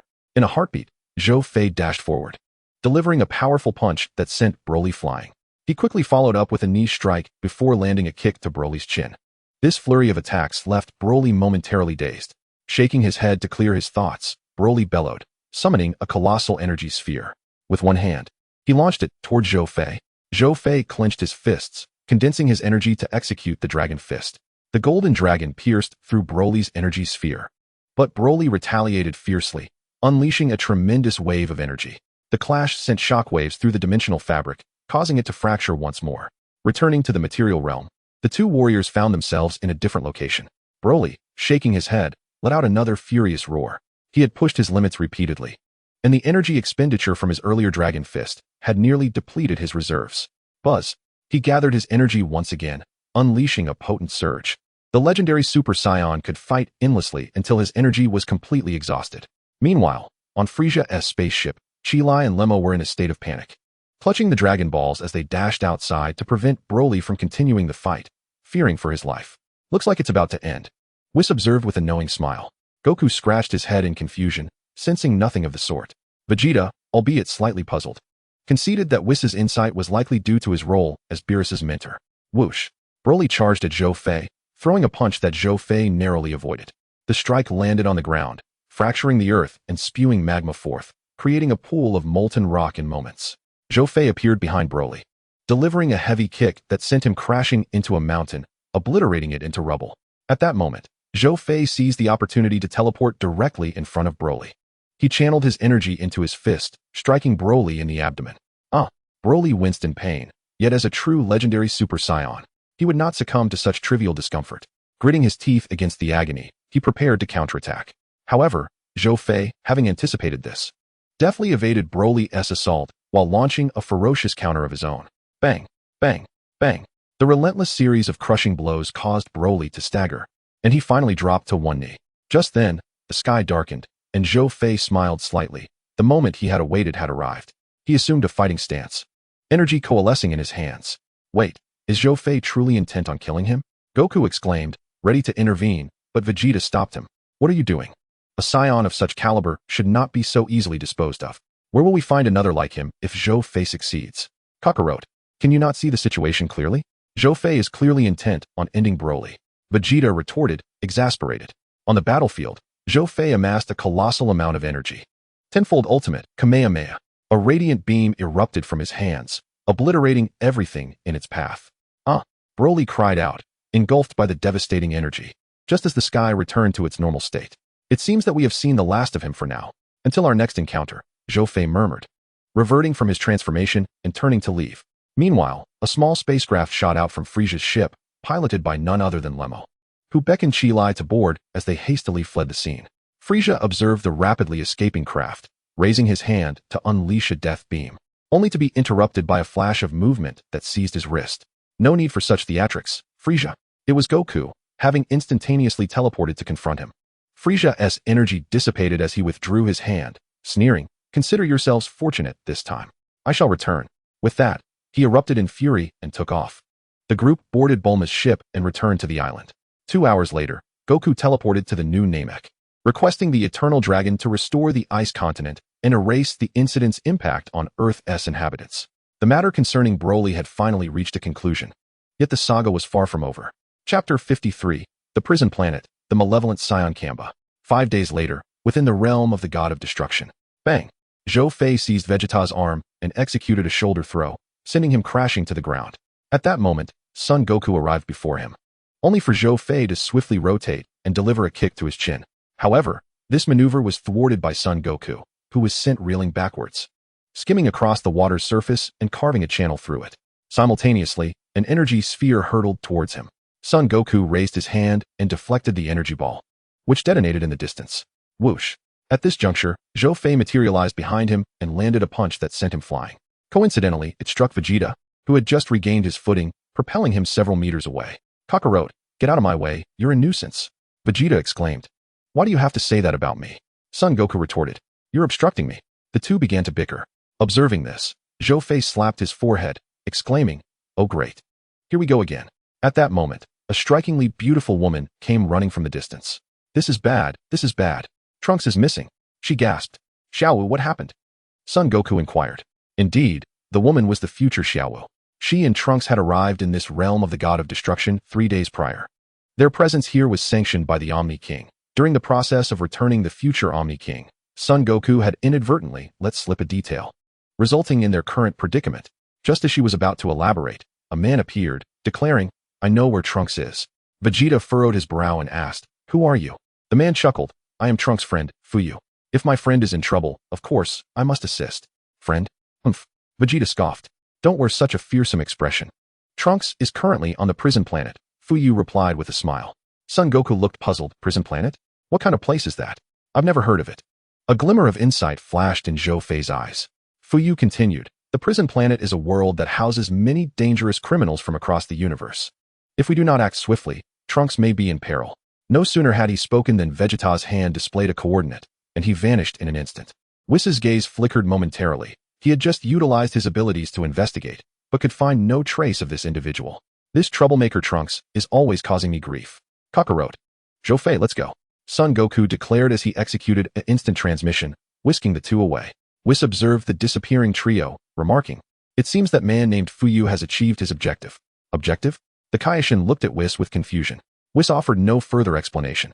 At that moment, the Kaioshin handed a pair of earrings to Xiaowu, and together they vanished. In a certain cosmic expanse, upon a colossal planet linked by 7 others, Son Goku and his companions, along with the Kaioshin and Xiaowu, materialized. After guiding Xiaowu to this location, the Kaioshin vanished. Is this the prison planet? Son Goku surveyed the surroundings. Will Trunks be here? Xiaowu pondered. Zhou Fei comforted her with a pat on the shoulder. Do not worry, we will certainly find Trunks.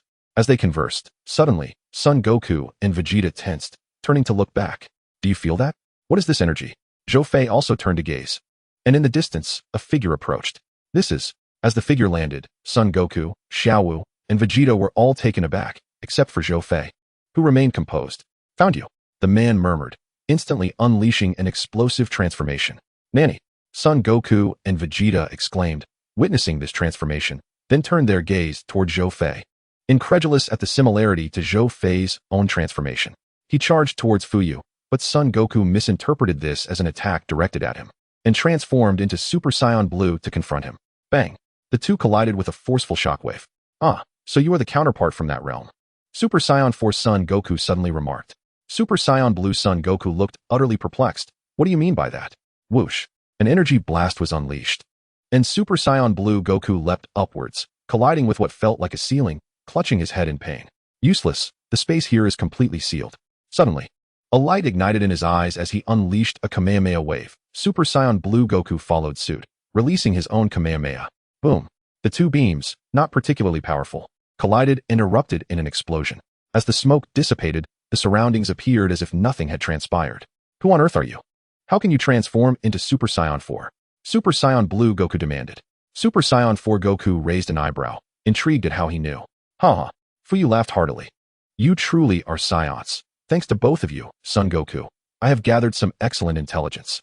Hey, what are you talking about, Fuyu? Super Saiyan Blue Goku queried. At this juncture, Zhou Fei stepped forward. This prison is merely his experimental laboratory. He captured Trunks to lure us here. Fuyu turned his gaze to Zhou Fei, a glimmer of light flashing in his eyes. You are quite perceptive, just as you said. Then his attention shifted back to Super Saiyan 4 Goku.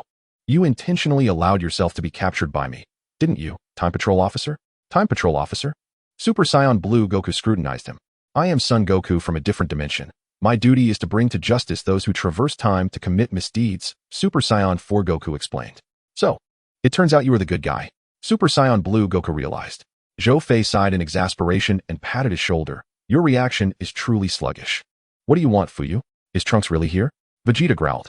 Trunks is indeed here, but to find him, you must rely on your own abilities. Oh, and to leave this place, you will need to gather the special Dragon Balls. Good luck to you all, he said before suddenly vanishing. Damn it. That guy. Vegeta clenched his fists, his eyes fierce. All right, let us proceed cautiously. We still don't know what we might encounter, Zhou Fei suggested. Son Goku and Vegeta nodded, while the Son Goku from another parallel dimension cast a surprised glance at Zhou Fei. Since that's the case, you all search for a way out here. I still need to investigate further to see what he is up to. The group exchanged nods, and Goku took off into the skies. The remaining 4 walked onward, having traveled for nearly half an hour when they suddenly halted. In the distance, a figure emanating a dark, ominous aura approached. What a powerful energy. And it feels so malevolent. Son Goku exclaimed in shock, gazing at the descending figure. Xiaowu, find a place to hide, Zhou Fei instructed. Xiaowu nodded and scurried away. Just moments after she had fled, a barrage of energy blasts rained down upon them. Zhou Fei unleashed a barrage of energy blasts, effortlessly obliterating his opponent's projectiles. Whoosh! Fueled by a surge of rage, Zhou Fei charged at his adversary. Enveloped in a powerful aura, he delivered a punch that connected with his foe. In that fleeting moment of contact, Zhou Fei sensed a malevolent energy attempting to corrode his own. Astonishingly vivid and fiercely invasive, yet to me, it was but a trifling matter. With a low growl, he unleashed his energy, dispersing the evil aura. His fist struck the opponent's face, propelling him hundreds of meters away. Ha! Excellent, splendid.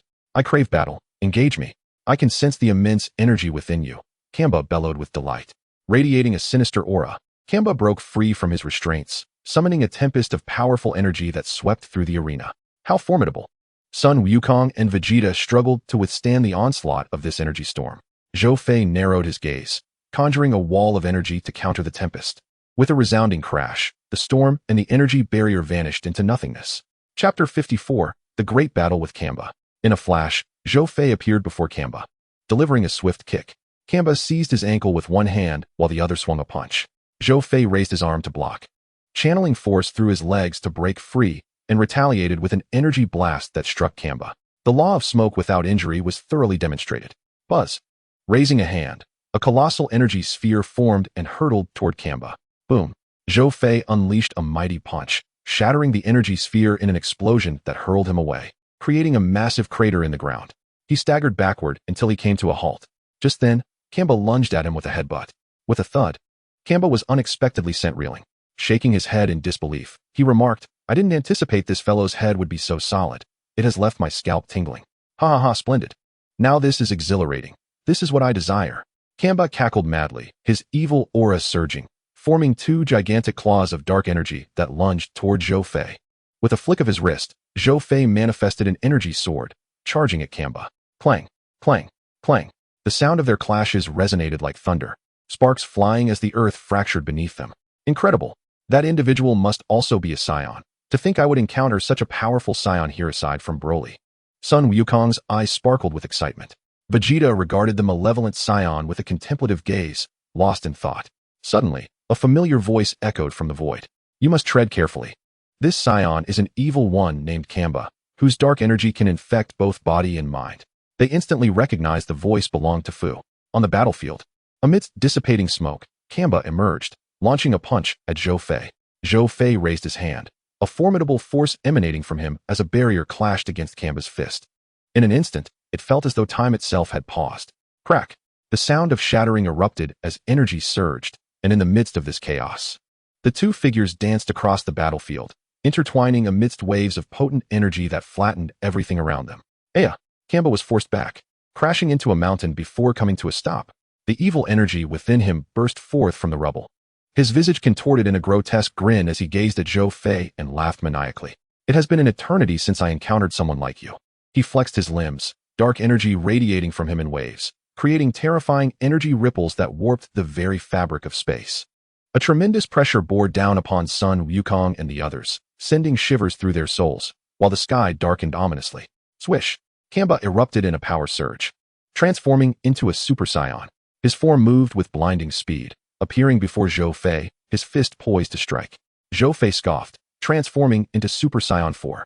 With a subtle motion of his palm, a gravitational force emanated from him, momentarily halting Kamba, whose feet sank deeply into the ground. Seizing the opening, Zhou Fei struck his chest with a forceful palm. Kamba grinned, but he was hurled backward without the ability to retaliate. However, his tough exterior meant he sustained little actual damage. Regaining his composure, he lifted his gaze just as Zhou Fei reappeared in his line of sight, delivering a knee strike to his abdomen. At that moment, Kamba unexpectedly embraced Zhou Fei and charged forward. Boom! The ground shattered beneath them. As their fierce battle raged on, Trunks appeared. Dad, Uncle Wukong, and Little Wu, what are you doing here? It was that being named Fu who brought us here, though his intentions remain unclear. Now that you are here, we must find a way to swiftly escape this perilous place, Vegeta replied, his expression grave. Fu, could it be? Suddenly, an image of a purple figure flashed in his mind, recalling how he had been rendered unconscious by a swift strike from that very figure. All right, but Dad, who is Zhou Fei fighting? That guy exudes a most sinister aura. Trunks observed the intense battle with a furrowed brow, the oppressive malevolence unsettling him deeply. Vegeta then explained the situation regarding the evil Saiyan to his son. Upon hearing the details, Trunks felt a sense of wonder, realizing the extraordinary events that had transpired during his captivity. Suddenly, an energy blast soared from the distance. Sun Wukong reacted with lightning speed, teleporting in front of Vegeta and Trunks, deflecting the energy with a swift motion. They turned to see that the source of the attack was none other than Frisia's brother, Cooler, causing them to frown. "Don't worry, Dad, Uncle Wukong. Cooler is an ally," Trunks reassured them. Cooler crossed his arms, scoffing, "Only a temporary ally." As he cast his gaze toward the battlefield, a crimson glint ignited in his eyes. "Fu, you claimed my brother has surpassed me and transformed into his golden form. As his elder brother, I too shall demonstrate my might." He began to gather energy, and soon, a ferocious aura erupted as he transformed into his golden state. Aiming at the fierce battle, he conjured a massive golden energy sphere and hurled it forward. The combatants halted in their tracks. Kamba roared in fury, unleashing a black energy wave that collided with the golden sphere, producing a cacophony of deafening friction. In an instant, a colossal explosion erupted, sending clouds of dust swirling and debris flying. The chains sealing the sky showed signs of fracture. Observing this from behind the scenes, Fu laughed heartily. But as his gaze shifted to Zhou Fei on another monitor, he furrowed his brow, sensing something extraordinary about him. Although he could not pinpoint it immediately, he felt compelled to observe further, as there might be something remarkable to be gleaned from him. Meanwhile, after Kamba destroyed Cooler's energy sphere, he landed a powerful punch on Zhou Fei, forcing him to stagger back repeatedly. "Ha! This sensation is utterly exhilarating. I yearn for more battles." Kamba cackled maniacally. With a resounding clap of his palms, a colossal energy sphere coalesced, its density extraordinarily high, distorting the very fabric of space around it imperceptibly. "Die!" Zhou Fei's gaze sharpened as he unleashed a 100-fold Kaioken, swiftly preparing to release his ultimate technique, the Kamehameha. The clash of these two immense energies sent powerful ripples coursing through the air, shattering the chains of the void with a sharp crack. Kaba's energy sphere was thrust away, and the overwhelming wave of energy engulfed him, resulting in a terrifying explosion. In that instant, a ferocious surge of energy erupted from the ground, crushing everything beneath it. The blinding radiance assaulted the visual senses of all present. In the shadows, Fuyu laughed heartily, slapping his thigh. "Excellent. More intensity. I require greater energy to expedite my experiment." Yet amidst his laughter, an alarm blared, and he furrowed his brow, glancing at the screen where a circle appeared, indicating the site of the shattered chains. "Damn it. I did not authorize you to escalate to this level." He rose and vanished. As the light faded, Kaba returned to his normal state, clutching his arm and gasping for breath. Veins bulged on his forehead. This was far beyond his expectations, a disgrace indeed. Aside from the severe injuries he had previously sustained in battle with that other fellow, this marked the second occasion he had suffered such a blow. Unforgivable, absolutely unforgivable. With a furious roar, he gathered an irregularly shaped energy orb and hurled it towards the sky. "Damn it!" Zhou Fei retaliated, condensing a small energy wave aimed at the irregular energy mass. However, he was a moment too late. Kaba's hair instantly transformed to golden, his muscles surged, and his body rapidly expanded. The golden great ape form of Kaba emerged. Chapter 55, Kaba's defeat. Zamasu appears. As his form continued to grow, an overwhelming sense of oppression enveloped the area. So towering, such energy. Trunks swallowed hard, questioning the possibility of defeating such a foe. Zhou Fei, meanwhile, pressed his hand to his forehead, struggling to suppress the urge to transform into a great ape, a sensation he had experienced before during his Super Saiyan 4 transformation in the God of Destruction realm. Within mere moments, the impulse to transform dissipated. "Feel the fear, you weaklings." Kaba's tail swept out, stirring up a tempest that sent debris flying. Boom. Goku and Vegeta were caught off guard and sent sprawling, while Kaba's massive hand reached for Zhou Fei. At that moment, several high-density energy blasts erupted from Kaba's arm, causing a series of explosions. Annoying ants. An evil energy wave surged forth, racing towards Gura, swiftly dodging. Gura turned just in time to see the malevolent energy wave create a molten pit upon detonation, then pivoted to unleash his energy wave towards Goku and the others. Buzz. Buzz. The two Saiyan youths transformed into Super Saiyan 2s, simultaneously unleashing their signature techniques, the Kamehameha and the Gallic Gun. The ground shook with a thunderous roar as the energies collided, sending the Saiyan duo hurtling through the blinding light and crashing into the mountainside. Kaba's foot descended upon them. Just then, Zhou Fei appeared before him, unleashing an energy wave that slammed into Kaba's face, pushing him back several meters and causing the earth to tremble. "Hey, I did not permit you to reach this level." Fuyu emerged into view. "At last, I found you, Fuyu."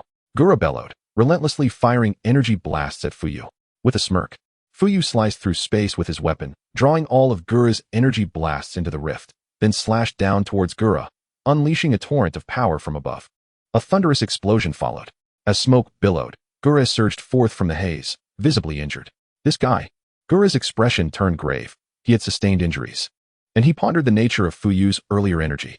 Having resolved the situation with Gura, Fuyu turned his attention to the golden great ape, slashing the irregular energy mass from the sky, leaping into the air with a flash of purple light. As he landed, sparks erupted from the golden great ape, which reverted to its original form within mere seconds. In that instant, Kaba turned and threw a punch, but Fuyu effortlessly evaded. "Damn you!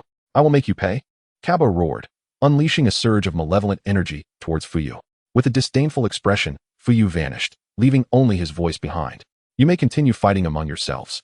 Kaba, his gaze fierce, roared at the sky. At that moment, Zhou Fei instantly appeared before him, delivering a punch that carved a deep trench into the ground. Stabilizing himself only with great effort, shaking off his slightly numbed arm, he stepped forward, unleashing his power, and in the blink of an eye, was upon Zhou Fei, releasing an energy wave aimed at his chest. With a resounding boom, both were engulfed in the explosion's brilliance. The light blazed, and the ground continued to crumble. What a monstrous being Kaba is, even in recovery retaining such formidable strength. Goku was left speechless, contemplating that this individual might surpass Broly. Vegeta, equally grave, considered the Dark Scion's newfound strength and calculated the odds of defeating him in his deep blue transformation. He came to a reluctant realization: he might not stand a chance. What was happening in the world? How could there be so many powerful beings? Lost in thought, he remained unaware that the current timeline encompassed a multiverse filled with individuals far stronger than the Saiyan duo. Meanwhile, in the laboratory, Fuyu seethed at the devastation before him. All his experimental equipment lay in ruins, the scene a complete wreck. Who dares to breach this place and sabotage my endeavors? I will not forgive you. He clenched his fist, masking his fury, though his tone dripped with menace. Fortunately, he understood the wisdom of having multiple escape routes, preparing for such an eventuality. He faded from view. On the battlefield, amidst the smoke, two figures emerged, none other than Zhou Fei and Kaba. Zhou Fei had suffered minimal injury, whereas Kaba bore a crimson gash upon his arm. How had this wound come to be? It was primarily due to Zhou Fei's strategic use of gravity to encapsulate the explosive energy during the earlier detonation, striking Kaba. Remarkably, Kaba's defenses were indeed formidable. Despite being struck by his own energy combined with Zhou Fei's gravitational attack, he merely bore a superficial wound on his arm. Any other warrior would likely have been incapacitated. Who are you to rival me? Kaba glared at Zhou Fei, demanding an answer. Did you not already know? Our paths simply diverge. Zhou Fei's expression remained stoic. How delightful. It has been ages since I encountered one of my kind. You have yet to reveal your true strength. Come, let us engage in a battle to the death. Ha ha. The last words escaped Kaba's lips in a frenzied roar. Buzzing. A formidable and malevolent aura erupted from his being, casting a shadow over the entire sky, which once again turned ominous, while the earth began to tremble. Transformed into the malevolent Super Saiyan 3, he hurled a punch towards Zhou Fei. Bang! In an instant, Zhou Fei raised his hands, successfully blocking the ensuing surging wave of energy. In this Super Saiyan 3 form, Kamba's ferocious power had escalated several notches compared to before, causing Zhou Fei's arms to ache with pain. Truly, he was deserving of the title of Evil Saiyan King. Since you wish to witness it, prepare your eyes to behold the might of the Saiyans as it stands now. In a flash, he entered the divine realm. A sacred aura enveloped Kamba's malevolence in an instant. Kamba suddenly retreated a distance, his eyes glinting with ferocity, feeling his blood boil. This was the battle he had long anticipated. Although he sensed the opponent's energy, he could discern a qualitative change from before. The two stood opposed, their energies compressing against each other, causing the air to vibrate and the atmospheric pressure to plummet. The ground, unable to withstand such immense pressure, began to fracture. With magma erupting from the depths, the once gloomy sky darkened further, thick with ominous clouds, and thunder roared within. Boom! Jagged bolts of lightning descended, scorching the earth black. It was a vivid portrayal of an apocalypse. As the two faced off, two figures appeared near Sun Wukong and his companions. You? Trunks exclaimed in shock upon seeing them, bewildered by the presence of his father and Uncle Wukong. Observing Trunks' astonishment, Xiaowu explained that they were from the Time Patrol. Trunks nodded, albeit somewhat confused. Relieved as long as they were not foes. This place is on the brink of destruction. We must leave at once. Sun Wukong urged. But Zhou Fei is still fighting. Sun Wukong replied. Hey, look over there. Vegeta nudged Kakarot with his arm. Sun Wukong, squinting in the direction of Vegeta, felt his heart race as he beheld something extraordinary. Super Saiyan 4? How could this be? Besides them, there were other Saiyans capable of transforming into Super Saiyan 4. Wait, something seems amiss. The Saiyan he recognized from another parallel universe had transformed into Super Saiyan 4. Could it be that in their parallel universe, Saiyans had two evolutionary paths? Although he was filled with questions, now was clearly not the time for such considerations, as the magma was erupting with increasing velocity. Stop dawdling. We must hurry. With that, he utilized instant transmission, whisking Vegeta away. Sun Wukong cast a glance back at Zhou Fei, gritting his teeth. You must return safely, Zhou Fei. He then instructed them to place their hands on his shoulders, and in an instant, they vanished. Ziz.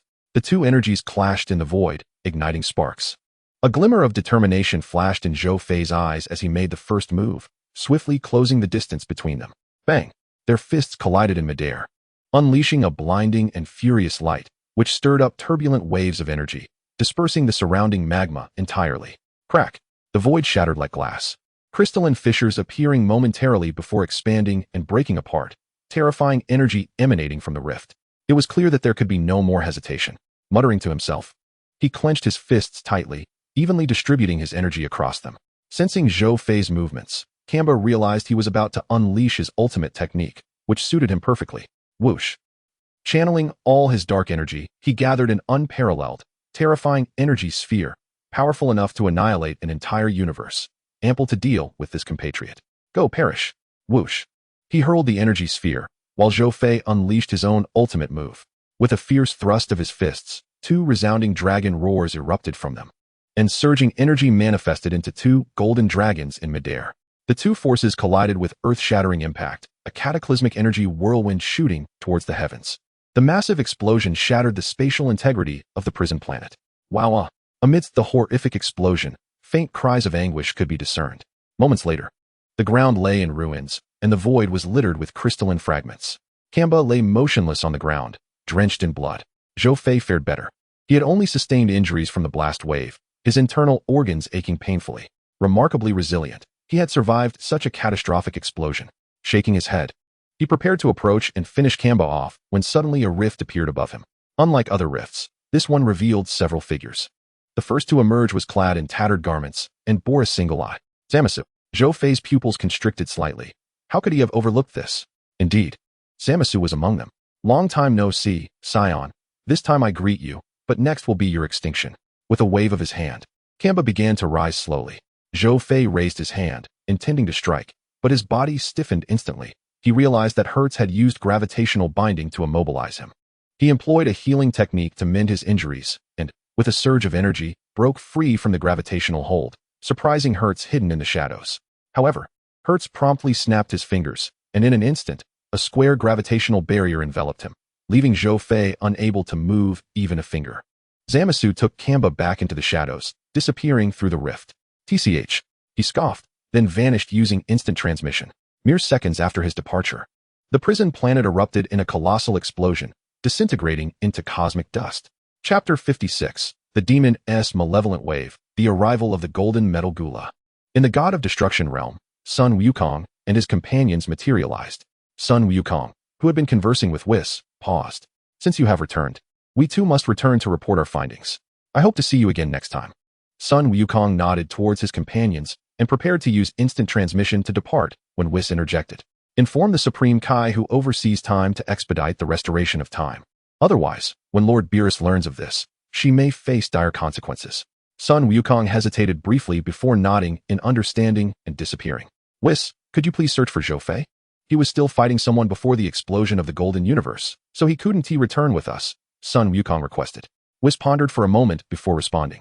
First, recount the events you experienced in that prison.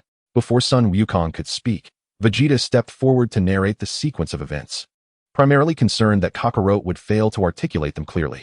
A few minutes later, Whis nodded. It appears that the individual named Fuyu is manipulating time. If that is the case, we as deities must refrain from acting recklessly. Whis contemplated silently. As he gazed at the silent Whis, Sun Wukong felt an urge to speak, yet was halted by Vegeta, who seemed to be contemplating something profound. How could Kakarot be so oblivious? Meanwhile, in a realm adorned with bizarre, multicolored objects, a figure suddenly materialized. Zhou Fei surveyed his unfamiliar surroundings with a sense of unease. Where in the world have I landed? On the prison planet. He had utilized instant transmission without a specific destination in mind, merely wandering aimlessly, leaving him momentarily disoriented. Just as he pondered this, An energy blast surged towards him from behind. Zhou Fei appeared oblivious, standing still, while a shadowy figure lurked nearby, elated. The energy blast struck Zhou Fei as intended. Just when the assailant believed he had severely injured his target, a voice echoed in his ear, sending shivers down his spine, prompting him to hastily retreat. How can you be unharmed? His astonishment was palpable. According to his calculations, that attack should have been a direct hit. Zhou Fei regarded the individual, gradually realizing the nature of his predicament. Drive W, or perhaps it is more fitting to refer to you as Dr. Willow. Dr. Willow's pupils constricted. Had his identity been compromised?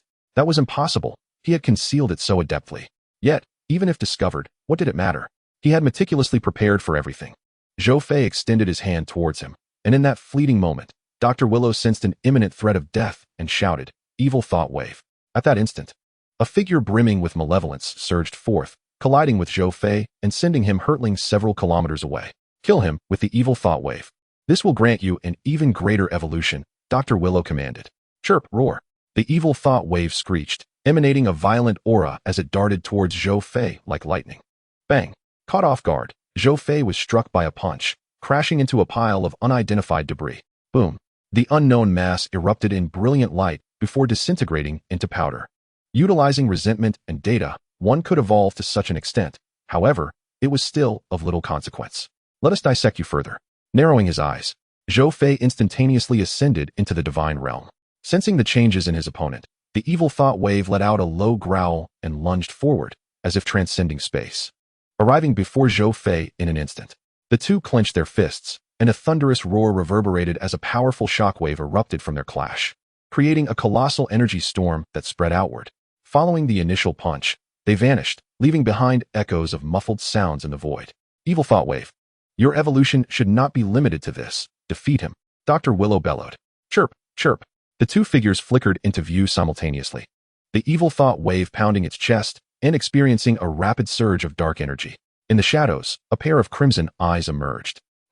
A being with divine status, yet not a member of the Time Patrol. Who was this individual? He recalled that within the Time Patrol, there was one endowed with divine power. Divine power and divine status were not synonymous. Divine power represented a quantitative enhancement, while divine status signified a qualitative transformation. An ordinary person, upon attaining divine status, could rival the gods, whereas one endowed with divine power might not necessarily match a god's strength. I must keep a close watch on this individual. My plans cannot fail. The crimson eyes then vanished. Bang! Zhou Fei unleashed a powerful punch that drove the evil thought wave deep into the ground, creating a human-shaped crater.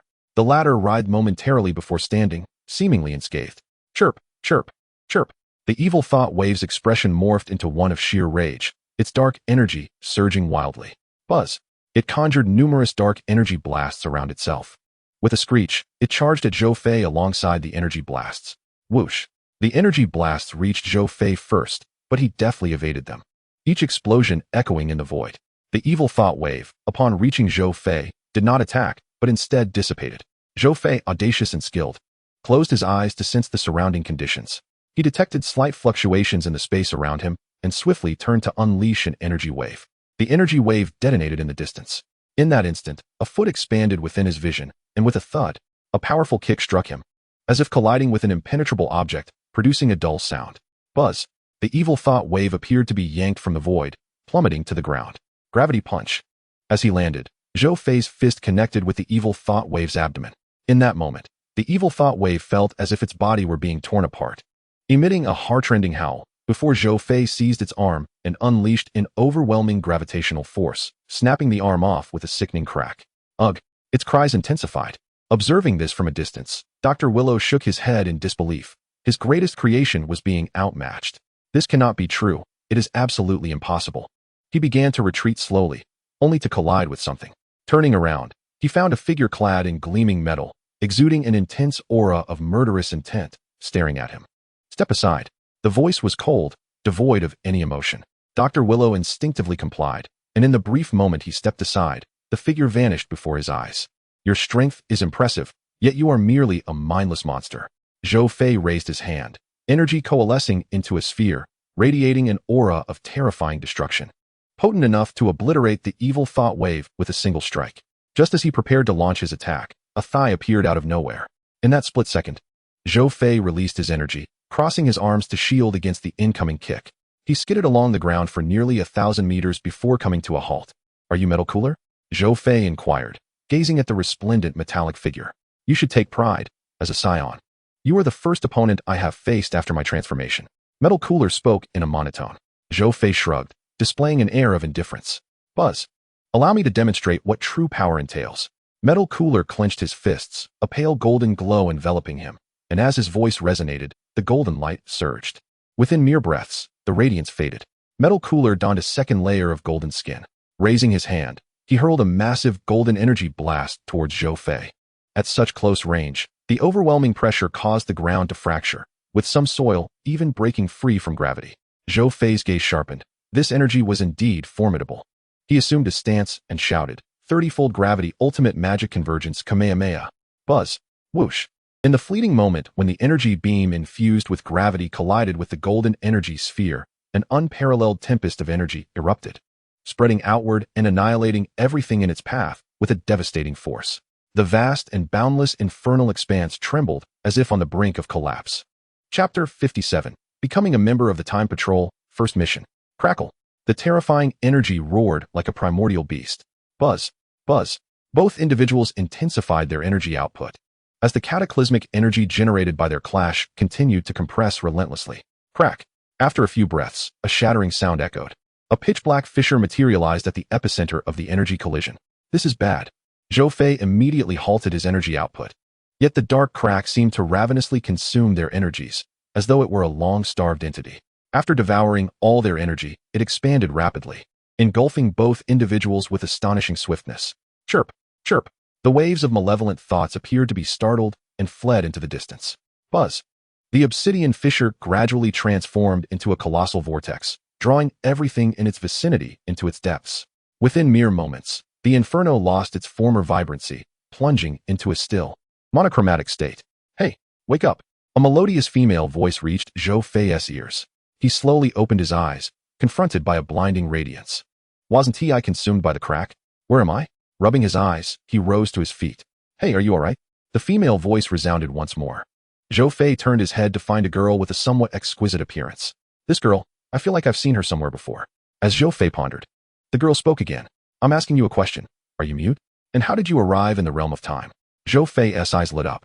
The realm of time. Indeed, she must be the supreme Kai of time. What was her name? King. Yes, that's it. He then found himself puzzled about how he ended up here. He distinctly recalled being engulfed by the fissure, feeling dizzy, and then losing consciousness. Could it be that I really am mute? No, I must investigate this girl's origins. Just as he was about to turn away, Zhou Fei hastily exclaimed, "Supreme Kai of time, my name is Zhou Fei, a Saiyan from another parallel universe. I'm unsure how I got here." "Ah, so you can speak. I thought you were mute." The Supreme Kai of time Kane crossed her arms, a hint of pride in her demeanor. "Wait, you said you are from another parallel universe? That shouldn't be possible." Kane scrutinized Zhou Fei while contemplating internally. To traverse time and space, one must possess a time ring, yet this fellow. She scanned around, but found no trace of any ring-like object. Buzz. Suddenly, the void quaked, and a vortex began to take shape, from which a figure emerged. "I pay my respects, Lord Grand Minister." The Supreme Kai of Time Kane immediately knelt before the Grand Minister. Zhou Fei merely greeted the Grand Minister with a simple hello, without any further actions, yet the Grand Minister seemed unfazed. "It's been a long time, Supreme Kai of Time." The Grand Minister's voice was calm and unassuming. Kane nodded. "Indeed, it has been several million years since I last saw you, Lord Grand Minister." A warm smile graced the Grand Minister's features. "I am not here for anything else, but rather for the Scion beside you. He hails from our universe." Then, does Lord Grand Minister wish to? Kane was puzzled. "You are surely aware of the recent series of events. We gods are unable to intervene, and thus I thought of one individual." Kane cast a sidelong glance at Zhou Fei. "Indeed, to resolve this incident, let Zhou Fei become a member of the Time Patrol." Zhou Fei pointed to himself in disbelief, thinking, "You want me to join the Time Patrol? Is this some kind of joke?" "Lord Grand Minister, that might not be appropriate. It contravenes the regulations of time and space." Kane's expression was one of distress. The Grand Minister smiled gently. "It is permissible. Lord Zeno is already aware. And this is a special authorization from him." Ah, Kane was taken aback, realizing that this matter had been specially sanctioned by Lord Zeno. "Who exactly is this Zhou Fei?" "All right, I have conveyed my message. What to do next is up to you, Supreme Kai of Time. I look forward to our next meeting." With that, the vortex enveloped him, and and he vanished. Kane still could not comprehend why the Grand Minister had to go to such lengths merely to recruit Zhou Fei into the Time Patrol. Was there something about this situation that she was unaware of? After pondering for a few breaths, she decided to set aside her thoughts. As she was not adept at such matters, better to manage her own territory. She turned to Zhou Fei. Since this is a special authorization from Lord Zeno, and personally conveyed by the Grand Minister, your identity should pose no significant issues. As she spoke, she snapped her fingers, and Zhou Fei's attire transformed entirely. The colors shifted to a dark red scheme, adorned with the emblem of the Time Patrol on his arms. Zhou Fei felt a wave of exasperation. Had he agreed to become a member of the Time Patrol? These gods were certainly self-willed. However, it mattered little now. Since he was here, he might as well experience it. Supreme Kai of Time, what is my current mission?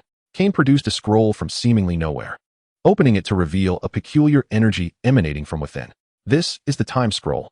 Through this, you can temporarily return to your parallel universe. Zhou Fei accepted the scroll and placed it on himself.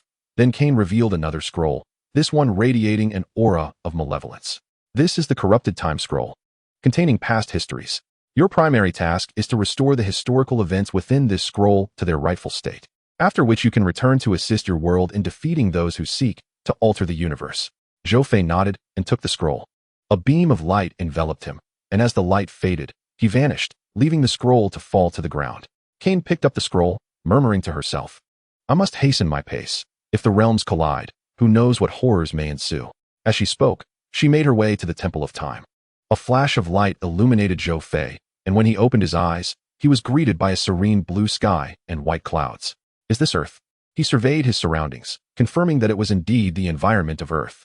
Suddenly, he looked up to the sky and noticed figures soaring above.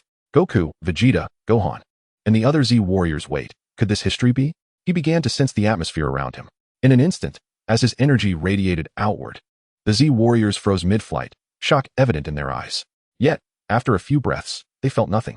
They exchanged glances before continuing on their way. The instigator, Zhou Fei, exhaled deeply. Unexpectedly, it is the time period of Cell. But what will transpire during this interval? Never mind. I shall accompany and observe. In an instant, he vanished with a flicker. Chapter 58, The Malevolent Cell. You appear to be quite pleased with yourselves. The arena of Cell's game. The Z fighters descended one after another, leaving Dend and the others utterly astonished by their impressive display. Upon regaining his composure, Dend exclaimed that this was a novel form of magic and deception.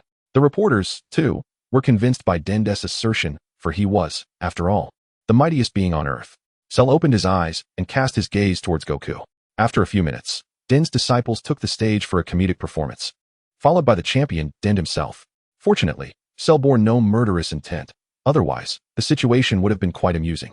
Soon after, Goku stepped onto the stage. From a distant boulder, concealed and suppressing his energy, Zhou Fei quietly watched the battle unfold. Whoosh! Goku surged forward to confront Cell. Bang! Bang! Bang! The two engaged in a flurry of exchanges, with a feint sending Cell soaring into the air. The reporters were elated, believing that Cell was defeated. However, to their dismay, he could fly. The reporters swallowed hard, their faces etched with astonishment as they turned to Dend, eager to inquire about this turn of events, only to find Dend equally dumbfounded. Regaining his composure, Dend coughed a few times. This must be some kind of magic, he concluded. Yes, indeed, a form of magic. They are merely showmen. The reporters, suddenly enlightened, relayed Dend's earlier comments to the camera. More than 10 minutes later, both Goku and Cell retreated, their energies unchanged after the confrontation. As they faced each other, a fissure appeared in the distant void. So this is the place? A slender woman and a robust man emerged. The woman nodded and produced a sphere from seemingly nowhere, tossing it into the distance. With a hum, the sphere vanished. At this moment, Goku began to gather energy, while Cell smiled, and their companions looked on with grave expressions. Seconds later, Goku's energy surged, raising a colossal cloud of dust, sending ordinary people flying from the force of his power. Though everyone was astonished by Goku's might, only his son maintained a calm demeanor, as if he had seen through his father's true strength. Cell, brimming with vitality, gazed at Goku, who now radiated with a golden, legendary light. In response, Cell unleashed a formidable energy, rivaling Goku's. No, perhaps even surpassing it. Yet, at that moment, the sky darkened, and tendrils of black energy seeped into him. Suddenly, the aura emanating from Cell transformed, and Goku's expression hardened, his companions sensing a shift in energy, their expressions morphing into concern. Concealed, Zhou Fei's gaze fell upon Cell. The moment had finally arrived. Cell's eyes glowed crimson, and an ominous aura enveloped him. I shall kill you, Goku. The two figures flickered, leaving afterimages that danced across the arena and sky. Waves of energy buffeted the warriors, sending the comedic champion Dend and others tumbling away. Boom. They crashed into the ground, creating a massive crater. How could this be? The onlookers gaped in disbelief at Goku. Their astonishment was warranted, for Goku had been injured. He wiped the blood from the corner of his mouth, his gaze fierce as he looked at Cell. You've become remarkably strong, truly impressive. Goku stood. But in the next instant, Cell appeared before him, landing a powerful punch to his abdomen. Ugh! Goku cried out in pain. Cell withdrew his fist, and Goku sank to one knee, grasping Cell's hair as his eyes blazed with fury, channeling an energy wave into Cell's face. Boom. Thick smoke enveloped the arena. Dad! Uncle Goku! Goten and others shouted anxiously. Moments later, Goku burst forth from the smoke, leaping back several times to stabilize himself, spitting blood. Cell emerged from the haze, his malevolent energy surging as he charged at Goku with savage intent. Goku frowned slightly. This foe seemed to have lost all reason. He immediately unleashed the Kamehameha wave, which engulfed Cell. Just when everyone thought victory was assured, Cell emerged unscathed, with his hand poised to unleash his own energy. Boom. The energy erupted, illuminating the arena. Suddenly, Goku appeared in the sky. As the dust settled, the arena lay in ruins. Goku gasped for breath, wiping away the blood on his forehead. Dad, be careful! Goten shouted. Goku's pupils dilated, and with a dull thud, he was sent flying backward, crashing into a boulder, shattering it to pieces. Whoosh! With a single hand raised, Goku unleashed an energy wave into the debris, the light radiating forth with a tremendous roar. Ha ha ha! Cell laughed maniacally, his malevolent aura expanding once more. But suddenly he clutched his forehead and screamed frantically. In an instant, the surroundings darkened. What is happening? Tien's expression was grave. His third eye revealed the presence of demonic energy. What manner of aura is this, so profoundly evil? Krillin felt his heart racing, the oppressive environment causing cold sweat to trickle down his cheeks. Boom. Vegeta and his son erupted with energy, transforming into Super Saiyans. At this juncture, to remain in their base forms would be foolish. Cell turned and charged at the Z fighters, but just then, a figure with golden spiky hair appeared, seizing his tail and hurling him away. What is going on? Who is this? They wondered, but upon noticing the figure's tail, they were astonished to realize it was a Saiyan. How could this be? Emerging from the rubble, Cell glared viciously at Zhou Fei and roared as he charged him. Zhou Fei shook his head, raising a hand to exert overwhelming gravity that pinned Cell down, casting a casual glance before turning his attention to the horizon. Hidden in the void, a man and woman were engaged in lively conversation when suddenly a chilling voice echoed. You seem to be quite pleased with yourselves. Startled, the two looked around, finding no one in sight. However, when they glanced towards the arena, they saw Cell struggling on the ground, while above, a young man smiled coldly at them. The man and woman exchanged glances and suddenly appeared from the void. Who are you? The graceful woman inquired, scrutinizing Zhou Fei. Suddenly, she noticed the insignia on his arm. Ah, a member of the Time Patrol. I never anticipated you would arrive here. What a twist of fate. Her tone turned ominous. I never expected it would be you too. What? Fled from the demon realm to wreak havoc in another timeline. Toa Mira, I advise you not to meddle in affairs that do not concern you. Return whence you came, or this place shall become your final resting ground, Tova declared. Zhou Fei merely scoffed, his form flickering as he appeared before her, delivering a powerful strike. Bang! Just then, Mira intercepted Zhou Fei's blow. The force of the impact created a massive shockwave, sending Mira hurtling back several dozen meters before he could regain his footing. Stunned, he regarded Zhou Fei with astonishment, wondering about the origins of such formidable strength. He was well aware of the capabilities of the Time Patrol, yet this individual seemed to possess power several times greater. Chapter 59, Mission Accomplished, vs Hertz. Your strength is quite impressive. Now pray tell, what brings you here? Zhou Fei queried, his gaze steady upon the two. Tova raised an eyebrow, a mocking smile gracing her lips. From your tone, it seems you believe you can defeat us. Zhou Fei shrugged nonchalantly, his figure shimmering as Mira sprang into action. Bang! A thunderous explosion echoed, the sound waves shattering nearby boulders. Threads of electricity crackled from the point of their standoff.